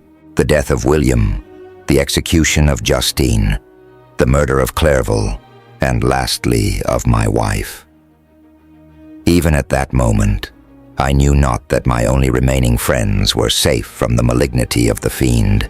My father even now might be writhing under his grasp, and Ernest might be dead at his feet. This idea made me shudder and recalled me to action. I started up and resolved to return to Geneva with all possible speed. There were no horses to be procured, and I must return by the lake. But the wind was unfavorable, and the rain fell in torrents. However, it was hardly morning, and I might reasonably hope to arrive by night. I hired men to row and took an oar myself, for I had always experienced relief from mental torment in bodily exercise. But the overflowing misery I now felt and the excess of agitation that I endured rendered me incapable of any exertion. I threw down the oar, and leaning my head upon my hands, gave way to every gloomy idea that arose. If I looked up, I saw scenes which were familiar to me in my happier time, and which I had contemplated but the day before in the company of her who was now but a shadow and a recollection. Tears streamed from my eyes. The rain had ceased for a moment, and I saw the fish play in the waters as they had done a few hours before. They had then been observed by Elizabeth. Nothing is so painful to the human mind as a great and sudden change. The sun might shine, or the clouds might lower, but nothing could appear to me as it had done the day before. A fiend had snatched from me every hope of future happiness. No creature had ever been so miserable as I was. So frightful an event is single in the history of man. But why should I dwell upon the incidents that followed this last, overwhelming event? Mine has been a tale of horrors. I have reached their acme, and what I must now relate can but be tedious to you. Know that, one by one, my friends were snatched away. I was left desolate. My own strength is exhausted, and I must tell in a few words what remains of my hideous narration. I arrived at Geneva. My father and Ernest yet lived, but the former sunk under the tidings that I bore. I see him now, excellent and venerable old Maimon. His eyes wandered in vacancy, for they had lost their charm and their delight. His Elizabeth, his more than daughter, whom he doted on with all that affection which a man feels, who in the decline of life, having few affections, clings more earnestly to those that remain. Cursed be the fiend that brought misery on his gray hairs and doomed him to waste in wretchedness. He could not live under the horrors that were accumulated around him. The springs of existence suddenly gave way. He was unable to rise from his bed, and in a few days he died in my arms. What then became of me? I know not. I lost sensation, and chains and darkness were the only objects that pressed upon me. Sometimes, indeed, I dreamt that I wandered in flowery meadows and pleasant vales with the friends of my youth.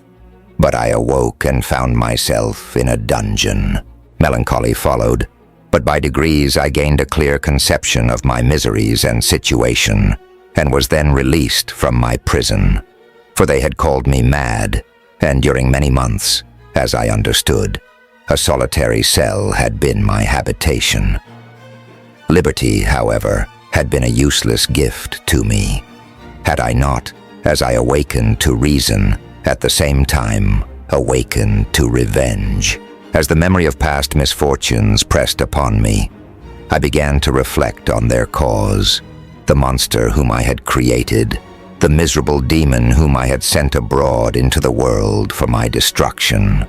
I was possessed by a maddening rage when I thought of him, and desired and ardently prayed that I might have him within my grasp to wreak a great and signal revenge on his cursed head.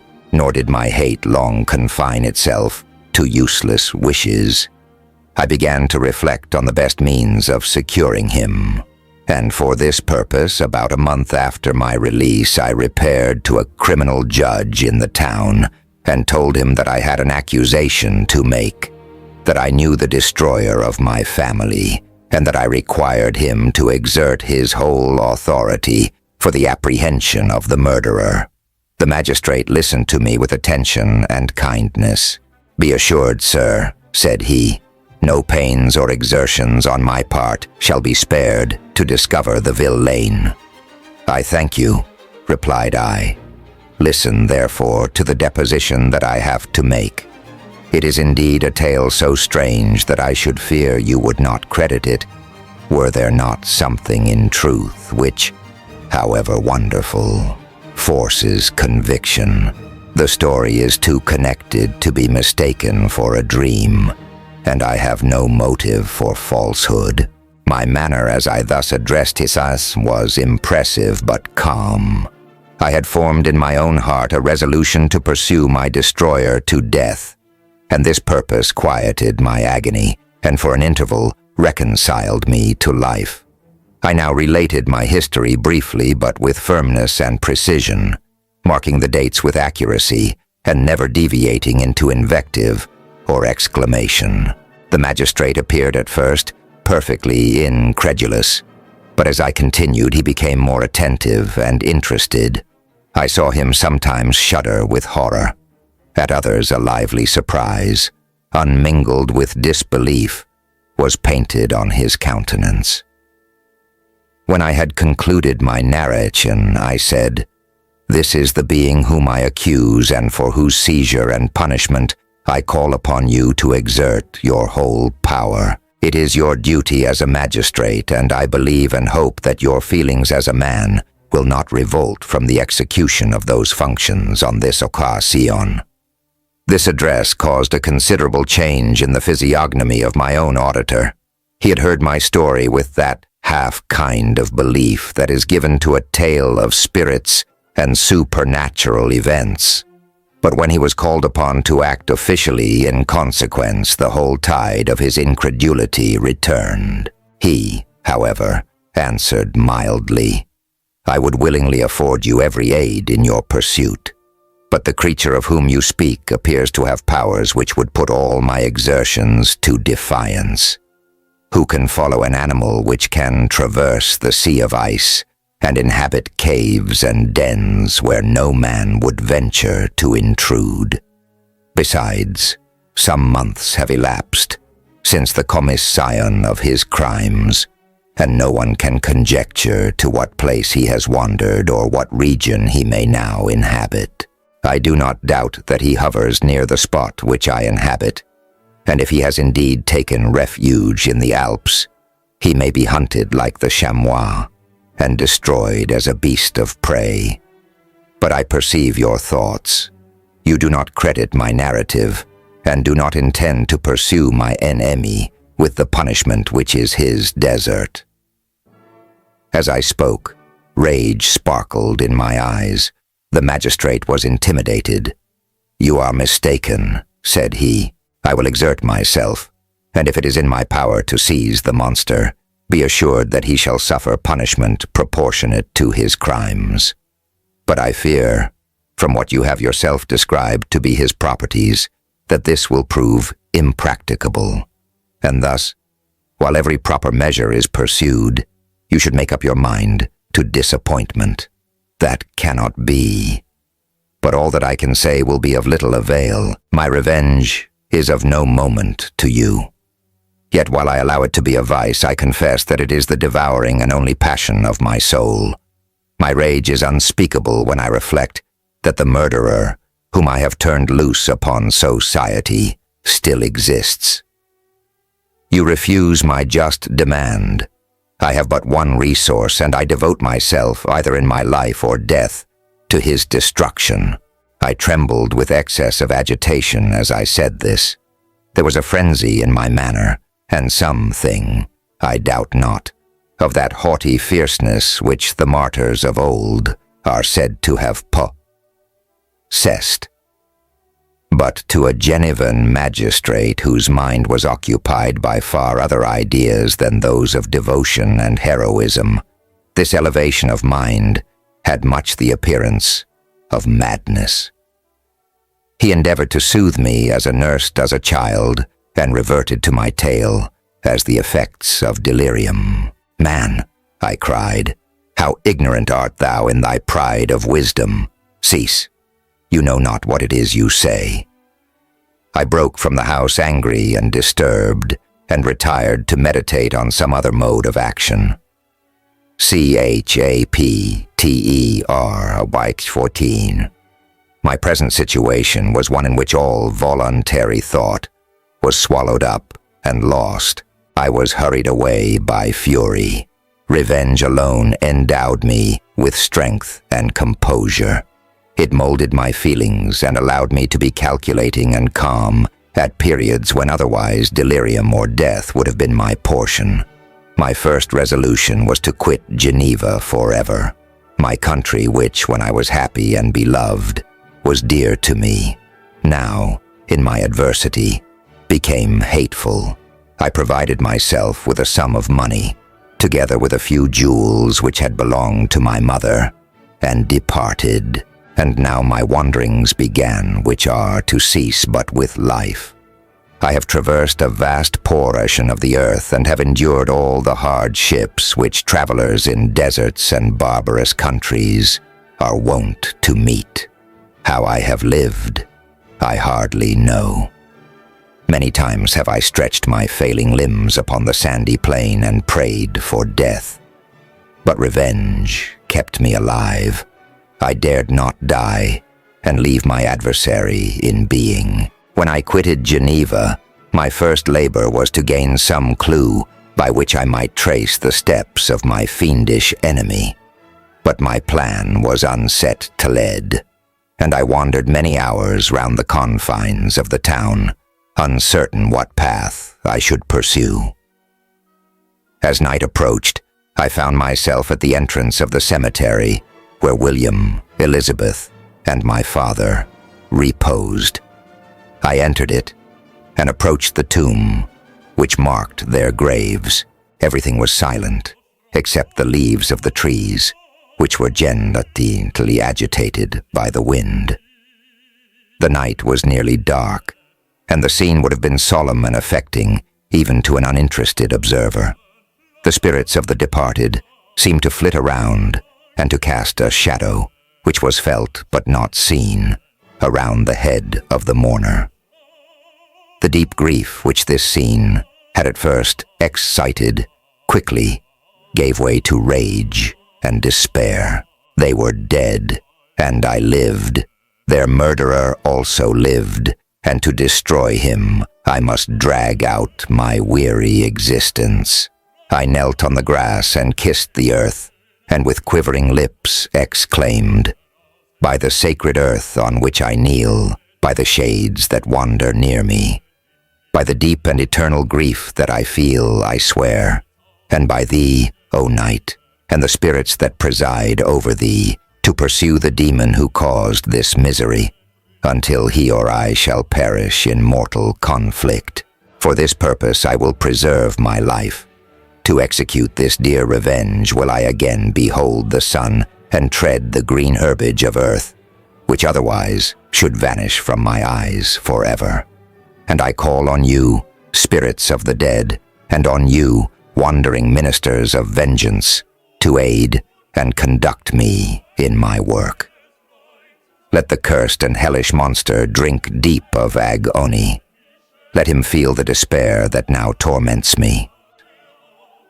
I had begun my adjuration with solemnity and an awe which almost assured me that the shades of my murdered friends heard and approved my devotion.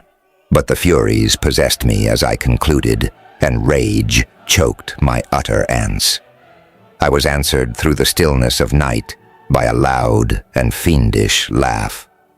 It rang on my ears long and heavily. The mountains re-echoed it, and I felt as if all hell surrounded me with mockery and laughter. Surely in that moment I should have been possessed by frenzy, and have destroyed my miserable existence, but that my vow was heard and that I was reserved for vengeance.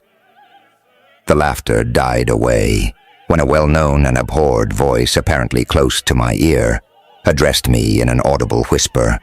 "I am satisfied, miserable wretch. You have determined to live, and I am satisfied." I darted towards the spot from which the sound proceeded, but the devil eluded my grasp. Suddenly the broad disk of the moon arose and shone full upon his ghastly and distorted shape as he fled with more than mortal speed. I pursued him, and for many months this has been my task. Guided by a slight clue, I full-load the windings of the Rhone. But vainly. The blue Mediterranean appeared, and by a strange chance I saw the fiend enter by night and hide himself in a vessel bound for the Black Sea.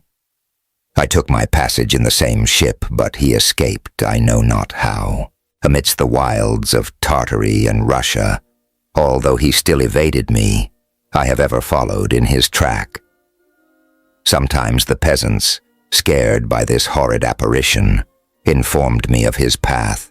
Sometimes he himself, who feared that if I lost all trace of him, I should despair and die, left some mark to guide me. The snows descended on my head, and I saw the print of his huge step on the white plain. To you first, entering on life, to whom care is new and agony unknown, how can you understand what I have felt and still feel? Cold, want, and fatigue were the least pains which I was destined to endure. I was cursed by some devil and carried about with me my eternal hell.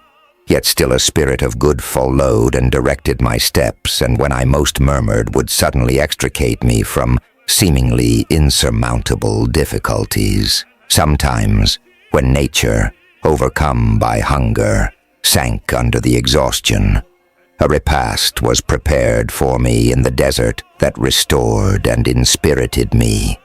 The fare was, indeed, coarse, such as the peasants of the country ate, but I will not doubt that it was set there by the spirits that I had invoked to aid me. Often when all was dry, the heavens cloudless, and I was parched by thirst, a slight cloud would bedim the sky, shed the few drops that revived me, and vanish. I followed, when I could, the courses of the rivers, but the demon generally avoided these, as it was here that the population of the country chiefly collected. In other places human beings were seldom seen, and I generally subsisted on the wild animals that crossed my path. I had money with me and gained the friendship of the villagers by distributing it, or I brought with me some food that I had killed, which, after taking a small part, I always presented to those who had provided me with fire and utensils for cooking.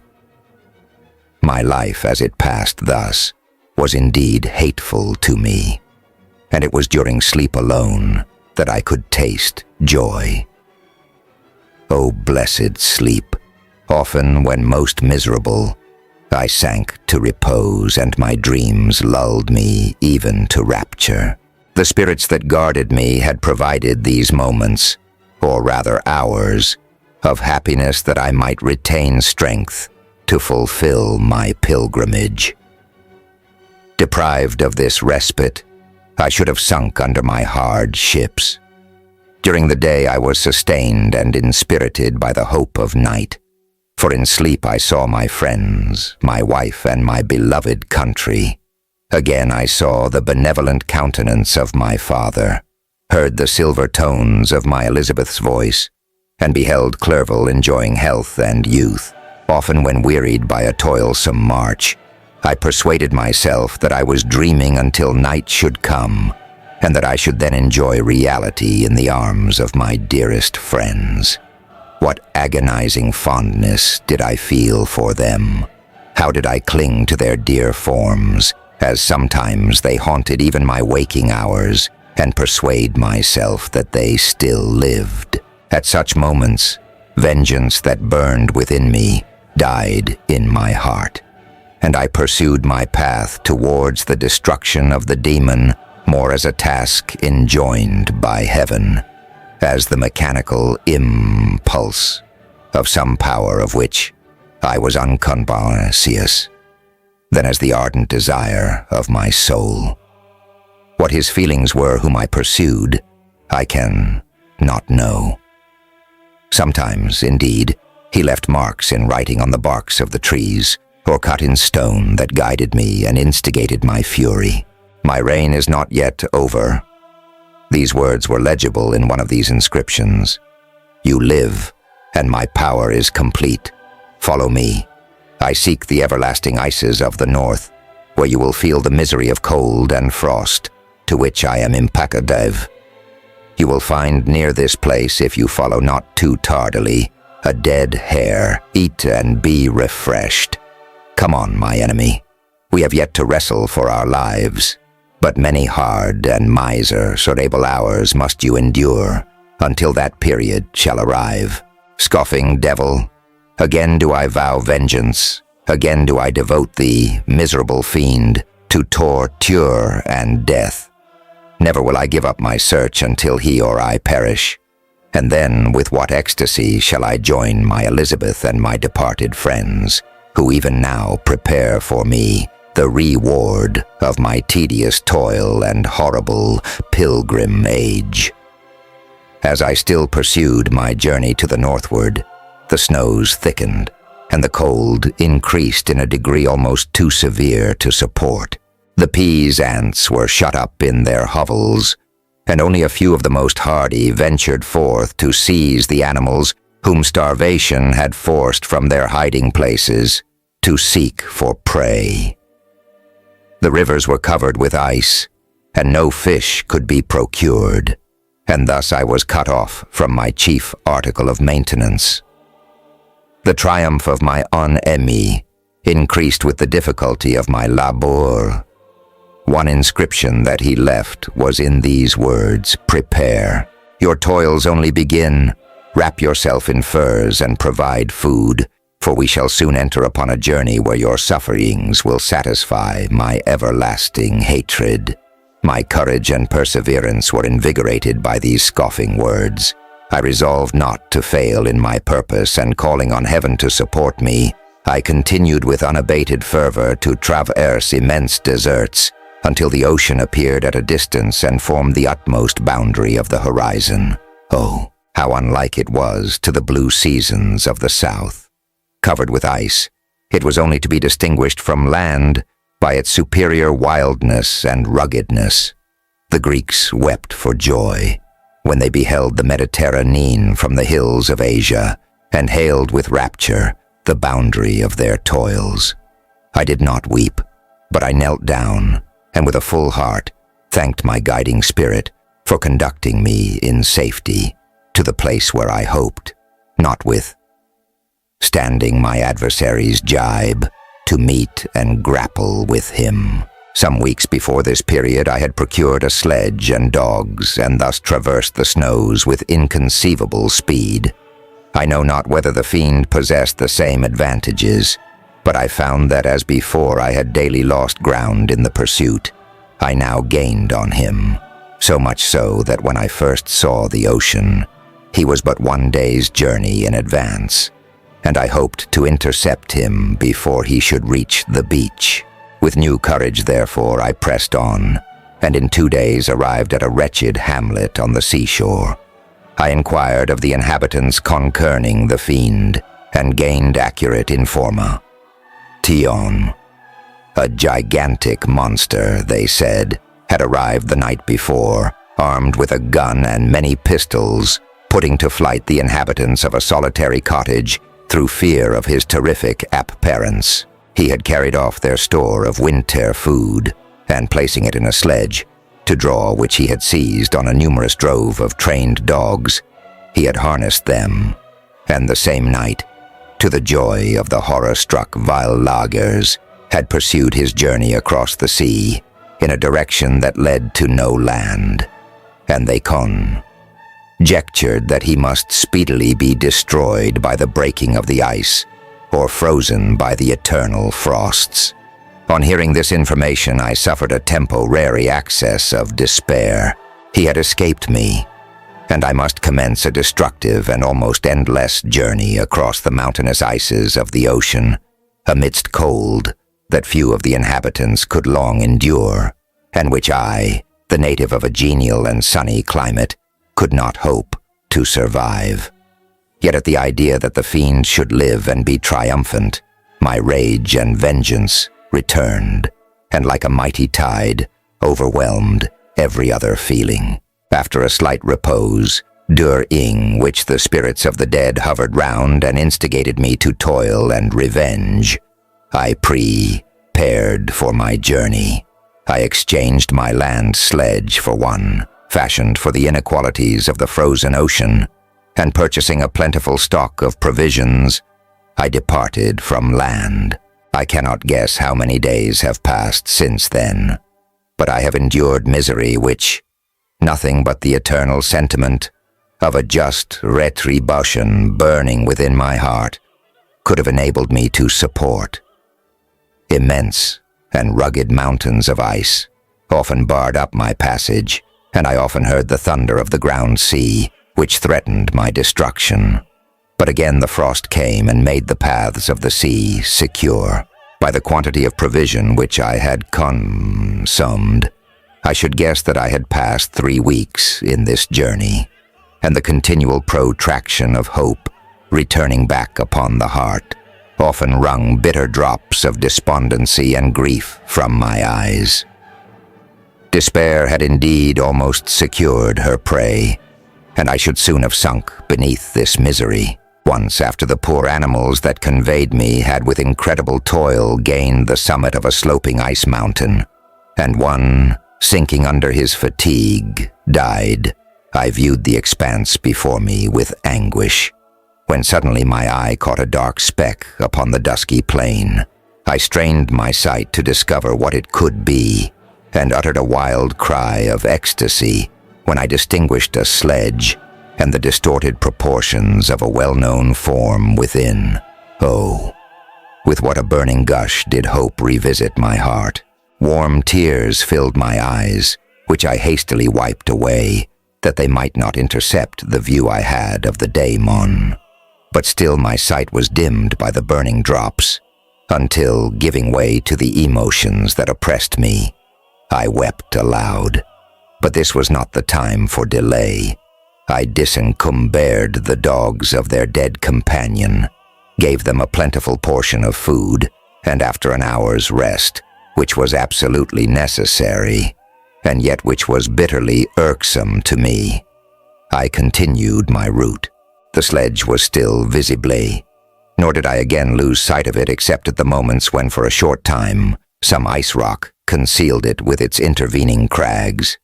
I indeed perceptibly gained on it, and when after nearly 2 days' journey I beheld my enemy at no more than a mile distant, my heart bounded within me. But now, when I appeared almost within grasp of my foe, my hopes were suddenly extinguished, and I lost all trace of him more utterly than I had ever done before. A ground sea was heard. The thunder of its progress as the waters rolled and swelled beneath me became every moment more ominous and terrific. I pressed on, but in vain. The wind arose, the sea roared, and, as with the mighty shock of an earthquake, it split and cracked with a tremendous and overwhelming sound. The work was soon finished. In a few minutes, a tumultuous sea rolled between me and my enemy, and I was left drifting on a scattered piece of ice that was continually lessening, and thus preparing for me a hideous death. In this manner, many appalling hours passed. Several of my dogs died, and I myself was about to sink under the accumulation of distress when I saw your vessel riding at anchor and holding forth to me hopes of succor and life. I had no conception that vessels ever came so far north, and was as astounded at the sight. I quickly destroyed part of my sledge to construct oars, and by these means was enabled, with infinite fatigue, to move my ice raft in the direction of your ship. I had determined, if you were going southwards, still to trust myself to the mercy of the seas, rather than abandon my purpose. I hoped to induce you to grant me a boat with which I could pursue my enemy. But your direction was northwards. You took me on board when my vigor was exhausted, and I should soon have sunk under my multiplied hardships into a death which I still dread, for my task is failed. Oh, when will my guiding spirit, in conducting me to the demon, allow me the rest I so much desire, or must I die, and he yet live? If I do, swear to me, Walton, that he shall not escape, that you will seek him and satisfy my vengeance in his death. And do I dare to ask of you to undertake my pilgrimage, to endure the hardships that I have undergone? No, I am not so selfish. Yet when I am dead, if he should appear, if the ministers of vengeance should conduct him to you, swear that he shall not live, swear that he shall not triumph over my accumulated woes and survive to add to the list of his dark crimes. He is eloquent and persuasive, and once his words had even power over my heart. But trust him not. His soul is as hellish as his form, full of treachery and fiend-like malice. Hear him not. Call on the names of William, Justine, Clerval, Elizabeth, my father, and of the wretched Victor, and thrust your sword into his heart. I will hover near and direct the steel aright. Walton, in continuation, August thou. You have read this strange and terrific story, Margaret, and do you not feel your blood congeal with horror, like that which even now curdles mine? Sometimes, seized with sudden agony, he could not continue his tale. At others, his voice broken, yet piercing, uttered with difficulty the words so replete with anguish. His fine and lovely eyes were now lighted up with indignation, now subdued to downcast sorrow and quenched in infinite wretchedness. Sometimes he commanded his countenance and tones and related the most horrible incidents with a tranquil voice, suppressing every mark of agitation. Then, like a volcano bursting forth, his face would suddenly change to an express scion of the wildest rage, as he shrieked out imprecations on his persecutor. His tale is connected and told with an appearance of the simplest truth. Yet I own to you that the letters of Felix and Sci-Fi, which he showed me, and the apparition of the monster seen from our ship, brought to me a greater conviction of the truth of his narrative than his asaph. Orations, however earnest and connected. Such a monster has, then, really existence. I cannot doubt it, yet I am lost in surprise and admiration. Sometimes I endeavored to gain from Frankenstein the particulars of his creature's formation, but on this point, he was impenetrable. "Are you mad, my friend?" said he. "Or whither does your senseless curiosity lead you?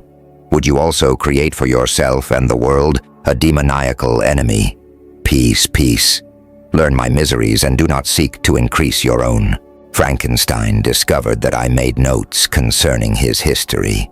He asked to see them and then himself corrected and augmented them in many places, but principally in giving the life and spirit to the conversations he held with his enemy.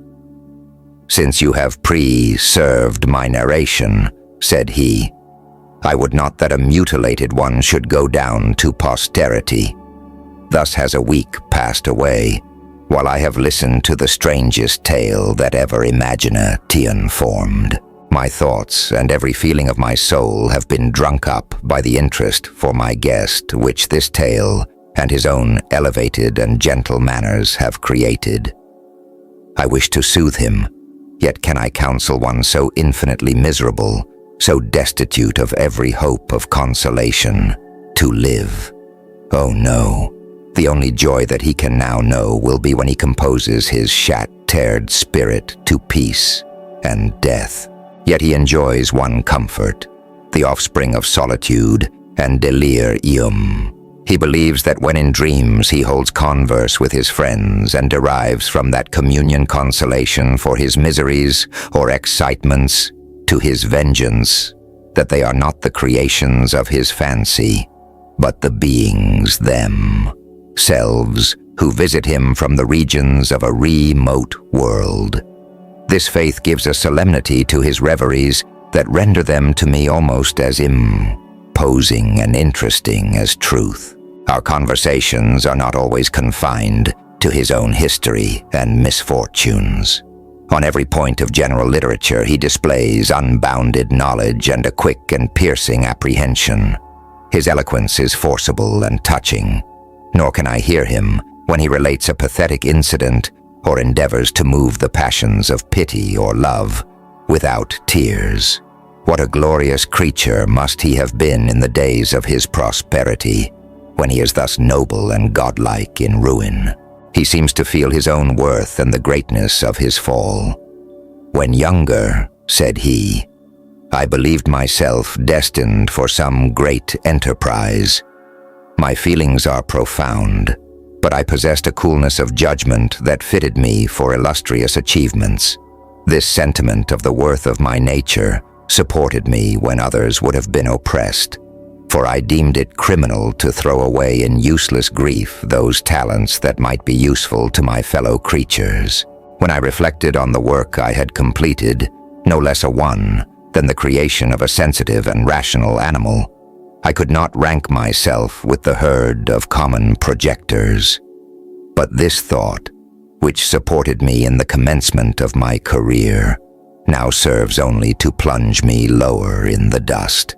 All my speculations and hopes are as nothing, and like the archangel who aspired to omnipotence, I am chained in an eternal hell. My imagination was vivid, yet my powers of analysis and application were intense. By the union of these qualities, I conceived the idea and executed the creation of a man. Even now I cannot recollect without passion my reveries while the work was incomplete. I trod heaven in my thoughts, now exulting in my powers, now burning with the idea of their effects. From my infancy, I was imbued with high hopes and a lofty ambition. But how am I sunk, oh, my friend? If you had known me as I once was, you would not recognize me in this state of degradation. Despondency rarely visited my heart. A high destiny seemed to bear me on, until I fell, never, never again to rise. Must I then lose this admirable being?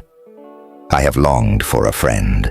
I have sought one who would sympathize with and love me.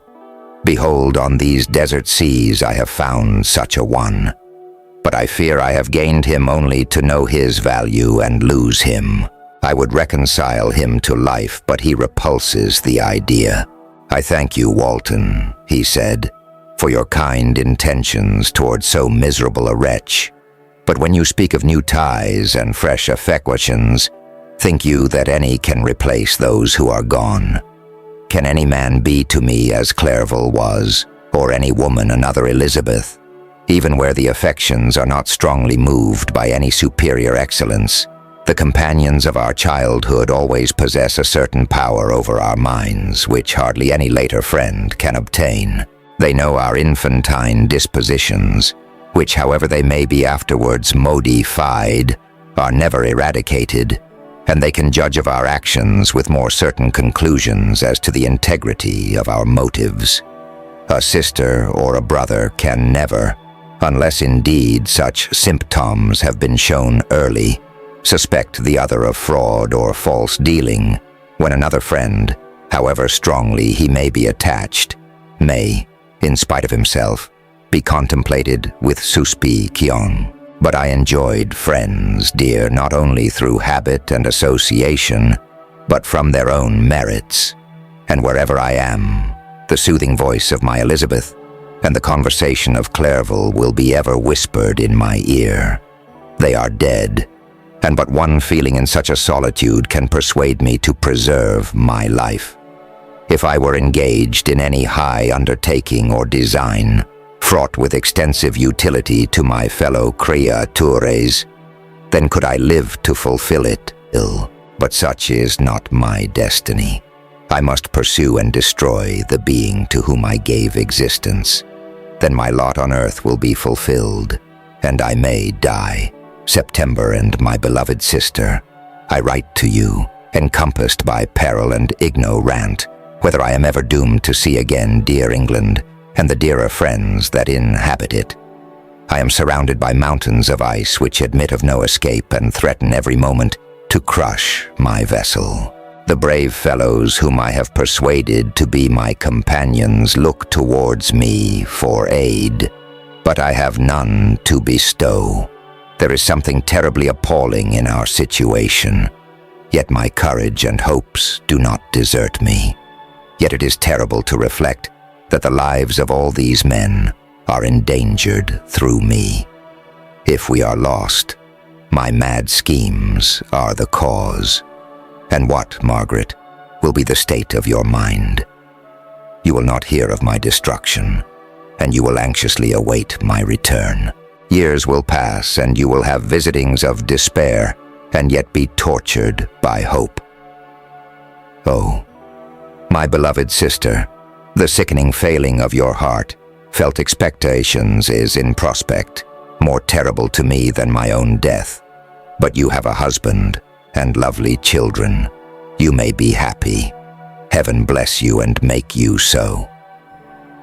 My unfortunate guest regards me with the tenderest compassion. He endeavors to fill me with hope and talks as if life were a possession which he valued. He reminds me how often the same accidents have happened to other navigators who have attempted this sea, and in spite of myself he fills me with cheerful auguries. Even the sailors feel the power of his eloquence.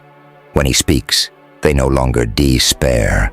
He rouses their energies, and while they hear his voice, they believe these vast mountains of ice are molehills which will vanish before the resolutions of man.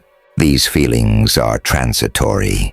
Each day of expectation delayed fills them with fear, and I almost dread a moitiny caused by this despair. September, a scene has just passed of such uncommon interest that although it is highly probable that these papers may never reach you, yet I cannot forbear recording it. We are still surrounded by mountains of ice, still in imminent danger of being crushed in their conflict.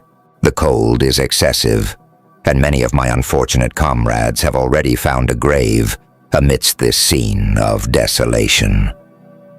Frankenstein has daily declined in health.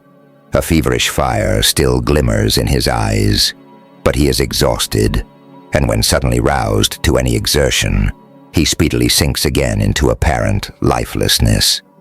I mentioned in my last letter the fears I entertained of a mutiny.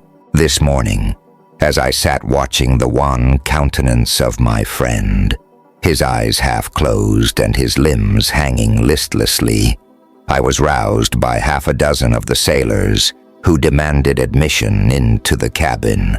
They entered and their leader addressed me. He told me that he and his companions had been chosen by the other sailors to come in deputation to me, to make me a requisition which, in justice, I could not refuse. We were immured in ice, and should probably never escape, but they feared that if, as was possible, the ice should dissipate and a free passage be opened, I should be rash enough to continue my voyage and lead them into fresh dangers, after they might happily have surmounted this.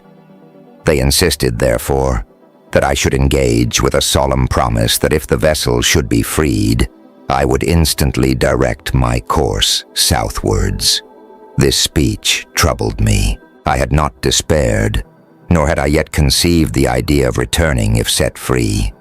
Yet could I, in justice or even in possibility, refuse this demand?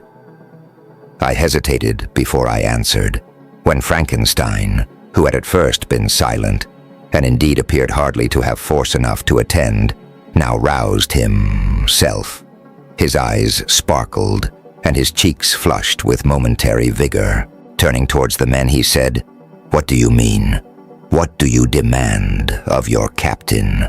Are you then so easily turned from your design? Did you not call this a glorious expedition? And wherefore was it glorious? Not because the way was smooth and placid as a southern sea, but because it was full of dangers and terror, because at every new incident your fortitude was to be called forth and your courage exhibited, because danger and death surrounded it, and these you were to brave and overcome. For this was it an honorable undertaking. You were hereafter to be hailed as the benefactors of your species, your names adored as belonging to brave men who encountered death for honor and the benefit of mankind. And now, behold, with the first imagination of danger, or if you will, the first mighty and terrific trial of your courage, you shrink away and are content to be handed down as men who had not strength enough to endure cold and peril. And so, poor souls, they were chilly and returned to their warm firesides. Why, that requires not this preparation.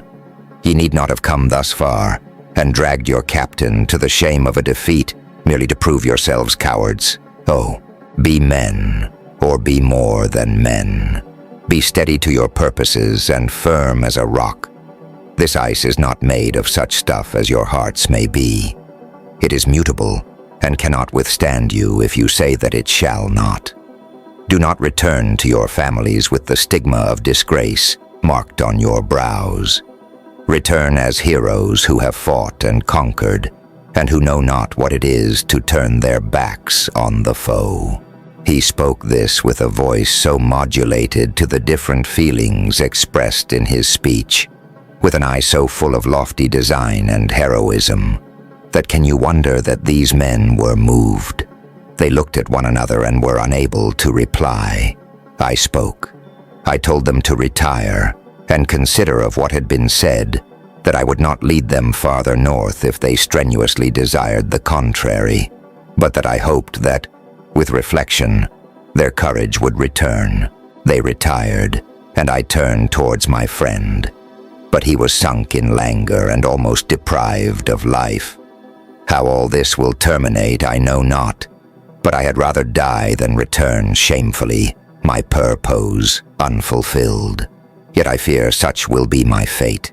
The men, unsupported by ideas of glory and honor, can never willingly continue to endure their present hardships.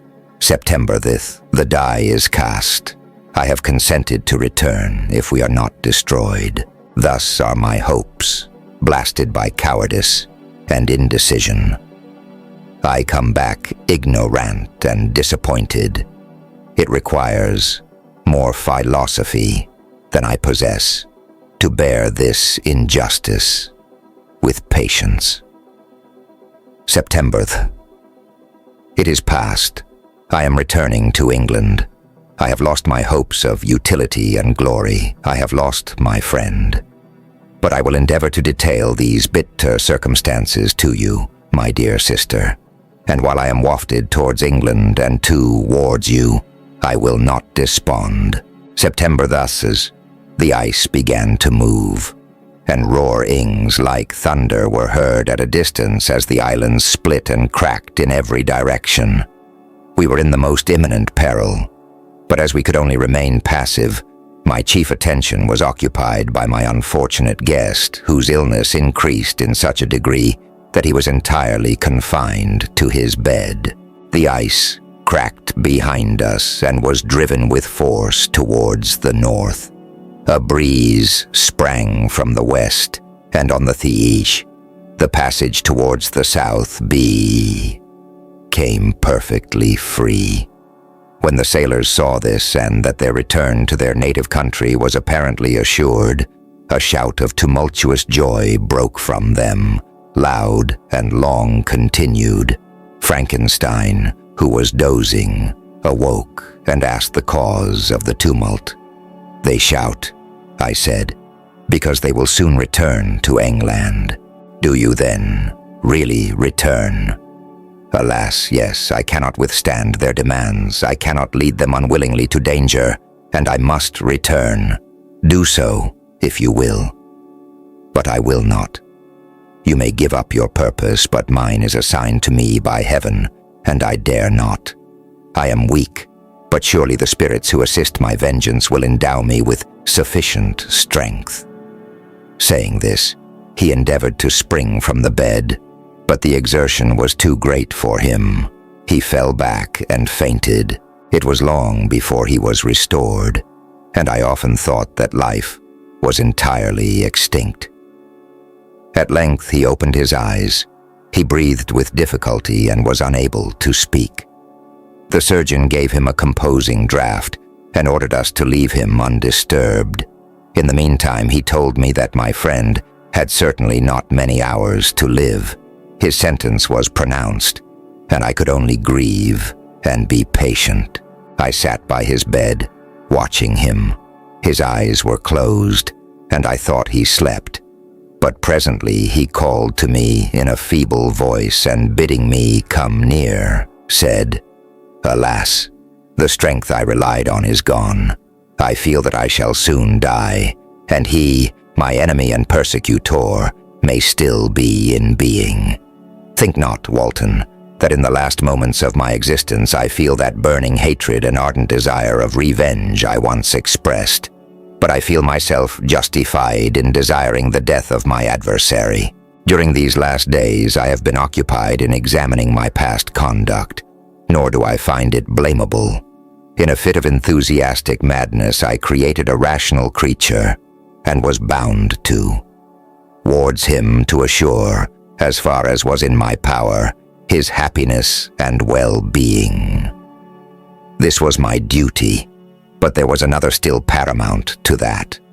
My duties towards the beings of my own species had greater claims to my attention because they included a greater proportion of happiness or misery. Urged by this view, I refused, and I did right in refusing, to create a companion for the first creature.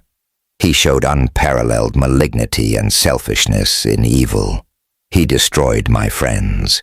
He devoted to destruction beings who possessed exquisite sensations, happiness, and wisdom. Nor do I know where this thirst for vengeance may end. Miserable himself that he may render no other wretched, he ought to die. The task of his destruction was mine, but I have failed. When actuated by selfish and vicious motives, I asked you to undertake my unfinished work, and I renew this request now, when I am only induced by reason and virtue. Yet I cannot ask you to renounce your country and friends to fulfill this task. And now that you are returning to England, you will have little chance of meeting with him. But the consideration of these points, and the well-balancing of what you may esteem your duties, I leave to you. My judgment and ideas are already disturbed by the near approach of death. I dare not ask you to do what I think right, for I may still be misled by passion. That he should live to be an instrument of mischief disturbs me. In other respects, this hour, when I momentarily expect my release, is the only happy one which I have enjoyed for several years. The forms of the beloved dead flit before me, and I hasten to their arms.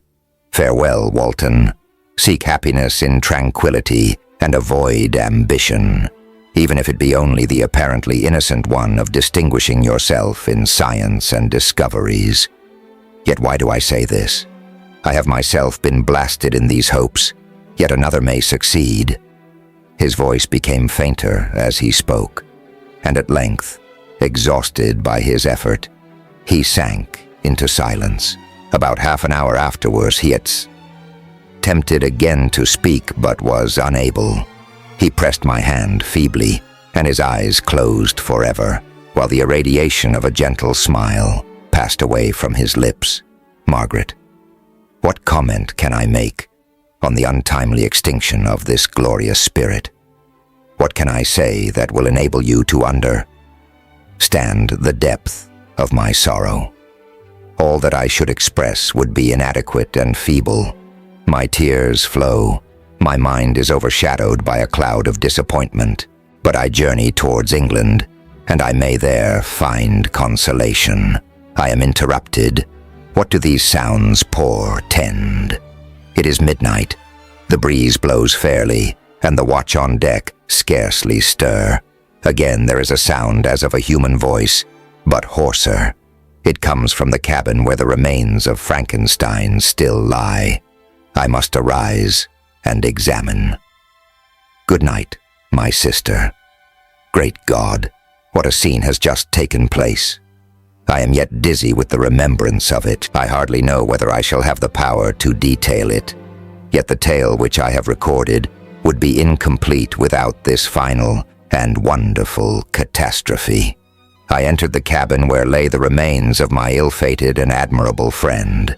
Over him hung a form which I cannot find words to describe, gigantic in stature, yet uncouth and distorted in its proportions. As he hung over the coffin, his face was concealed by long locks of ragged hair, but one vast hand was extended, in color and apparent texture like that of a mummy. When he heard the sound of my approach, he ceased to utter exclamations of grief and horror and sprung towards the window. Never did I behold a vision so horrible as his face, of such loathsome yet appalling hideousness. I shut my eyes involuntarily and endeavored to recollect what were my duties with regard to this destroyer. I called on him to stay. He paused, looking on me with wonder, and again turning towards the lifeless form of his creator. He seemed to forget my presence, and every feature and gesture seemed instigated by the wildest rage of some uncontrollable Sion. That is also my victim, he exclaimed. In his murder my crimes are consummated. The miserable series of my being is wound to its close. O Frankenstein, generous and self-devoted being, what does it avail that I now ask thee to pardon me? I, who irretrievably destroyed thee by destroying all thou lovedst. Alas, he is cold. He cannot answer me. His voice seemed suffocated, and my first impulses, which had suggested to me the duty of obeying the dying request of my friend in destroying his enemy, were now suspended by a mixture of curiosity and compassion. I approached this tremendous being. I dared not again raise my eyes to his face. There was something so scaring and unearthly in his ugliness. I attempted to speak, but the words died away on my lips. The monster continued to utter wild and incoherent self-reproaches. At length I gathered resolution to address him as, in a pause of the tempest of his passion. Your repentance, I said, is now superfluous. If you had listened to the voice of conscience and heeded the stings of remorse before you had urged your diabolical vengeance to this extremity, Frankenstein would yet have lived. And do you dream? Said the demon. Do you think that I was then dead to agony and remorse? He continued, pointing to the corpse. He suffered not in the consummation of the deed. Oh, not the 10,000th portion of the anguish that was mine during the lingering detail of its execution. A frightful selfishness hurried me on, while my heart was poisoned with remorse. Think you that the groans of Clerval were music to my ears? My heart was fashioned to be susceptible of love and sympathy, and when wrenched by misery to vice and hatred, it did not endure the violence of the change without torture such as you can not even imagine. After the murder of Clerval, I returned to Switzerland, heartbroken and overcome. I pitied Frankenstein. My pity amounted to horror. I abhorred myself, but when I discovered that he, the author at once of my existence and of its unspeakable torments, dared to hope for happiness, that while he accumulated wretchedness and despair upon me, he sought his own enjoyment in feelings and passions from the indulgence of which I was forever barred, then impotent envy and bitter indignation filled me with an insatiable thirst for vengeance.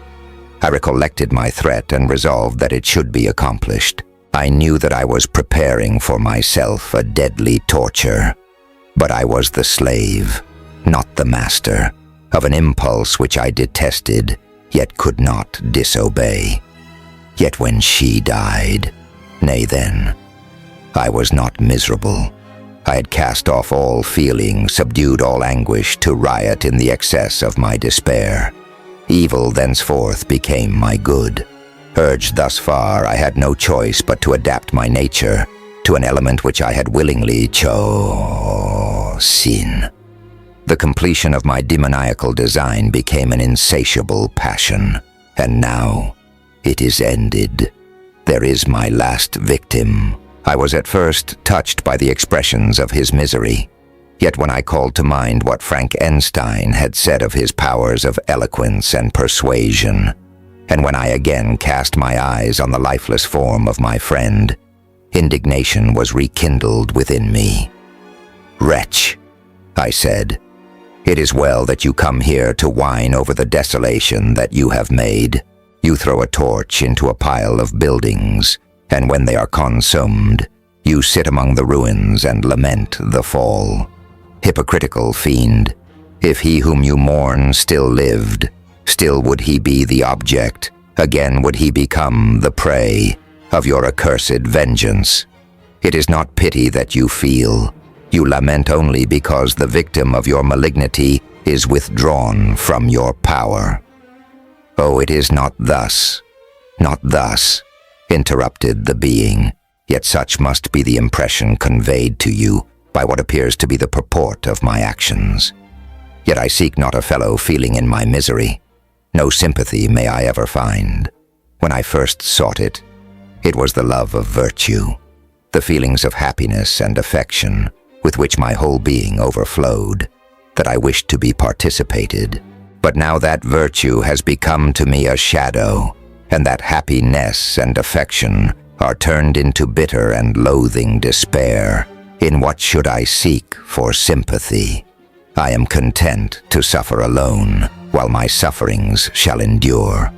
When I die, I am well satisfied that abhorrence and opprobrium should load my memory. Once my fancy was soothed with dreams of virtue, of fame, and of enjoyment. Once I falsely hoped to meet with beings who, pardoning my outward form, would love me for the excellent qualities which I was capable of unfolding. I was nourished with high thoughts of honor and devotion, but now crime has degraded me beneath the meanest animal. No guilt, no mischief, no malignity, no misery can be found comparable to mine. When I run over the frightful catalogue of my sins, I cannot believe that I am the same creature whose thoughts were once filled with sublime and transcendent visions of the beauty and the majesty of goodness. But it is so. The fallen angel becomes a malignant devil, yet even that enemy of God and man had friends and associates in his desolation. I am alone. You who call Frankenstein your friend seem to have a knowledge of my crimes and his misfortunes, but in the detail which he gave you of them, he could not sum up the hours and months of misery which I endured wasting in impotent passions. For while I destroyed his hopes, I did not satisfy my own desires. They were forever ardent and craving. Still I desired love and fellowship, and I was still spurned. Was there no injustice in this? Am I to be thought the only criminal when all humankind sinned against me? Why do you not hate Felix, who drove his friend from his door with contumely? Why do you not execrate the rustic who sought to destroy the savior of his child? Nay, These are virtuous and immaculate beings. I, the miserable and the abandoned, am an abortion, to be spurned at, and kicked, and trampled on. Even now my blood boils at the recollection of this injustice. But it is true that I am a wretch. I have murdered the lovely and the helpless. I have strangled the innocent as they slept and grasped to death his throat, who never injured me or any other living thing. I have devoted my Creator, the select specimen of all that is worthy of love and admiration among men, to misery. I have pursued him even to that irremediable ruin. There he lies, white and cold in death. You hate me, but your abhorrence cannot equal that with which I regard myself. I look on the hands which executed the deed. I think on the heart, in which the imagination of it was conceived, and long for the moment when these hands will meet my eyes, when that imagination will haunt my thoughts no more. Fear not that I shall be the instrument of future mischief. My work is nearly complete. Neither yours nor any man's death is needed to consummate the series of my being and accomplish that which must be done. But it requires my own. Do not think that I shall be slow to perform this sacrifice. I shall quit your vessel on the ice raft which brought me thither, and shall seek the most northern extremity of the globe. I shall collect my funeral pile and consume to ashes this miserable frame, that its remains may afford no light to any curious and unhallowed wretch who would create such another as I have been. I shall die. I shall no longer feel the agonies which now consume me, or be the prey of feelings unsatisfied, yet unquenched. He is dead who called me into being, and when I shall be no more, the very remembrance of us both will speedily vanish. I shall no longer see the sun or stars, or feel the winds play on my cheeks. Light, feeling, and sense will pass away, and in this condition must I find my happiness. Some years ago, when the images which this world affords first opened upon me, when I felt the cheering warmth of summer, and heard the rustling of the leaves and the warbling of the birds, and these were all to me, I should have wept to die. Now it is my only consolation. Polluted by crimes and torn by the bitterest remorse, where can I find rest but in death? Farewell. I leave you, and in you the last of humankind, whom these eyes will ever behold. Farewell, Frankenstein. If thou wert yet alive and yet cherished a desire of revenge against me, it would be better satiated in my life than in my destruction. But it was not so. Thou didst seek my extinction, that I might not cause greater wretchedness. And if yet in some mode unknown to me, thou hadst not ceased to think and feel, thou wouldst not desire against me a vengeance greater than that which I feel. Blasted as thou wert, my agony was still soup-rire to thine, for the bitter sting of remorse will not cease to rankle in my wounds until death shall close them forever. But sir, he cried, with sad and solemn enthusiasm, I shall die, and what I now feel be no longer felt. Soon these burning miseries will be extinct. I shall ascend my funeral pile triumphantly and exult in the agony of the torturing flames. The light of that conflagration will fade away. My ashes will be swept into the sea by the winds. My spirit will sleep in peace, or if it thinks, it will not surely think thus. Farewell. He sprang from the cabin window as he said this, upon the ice raft which lay close to the vessel. He was soon borne away on the waves, and lost in darkness and distance.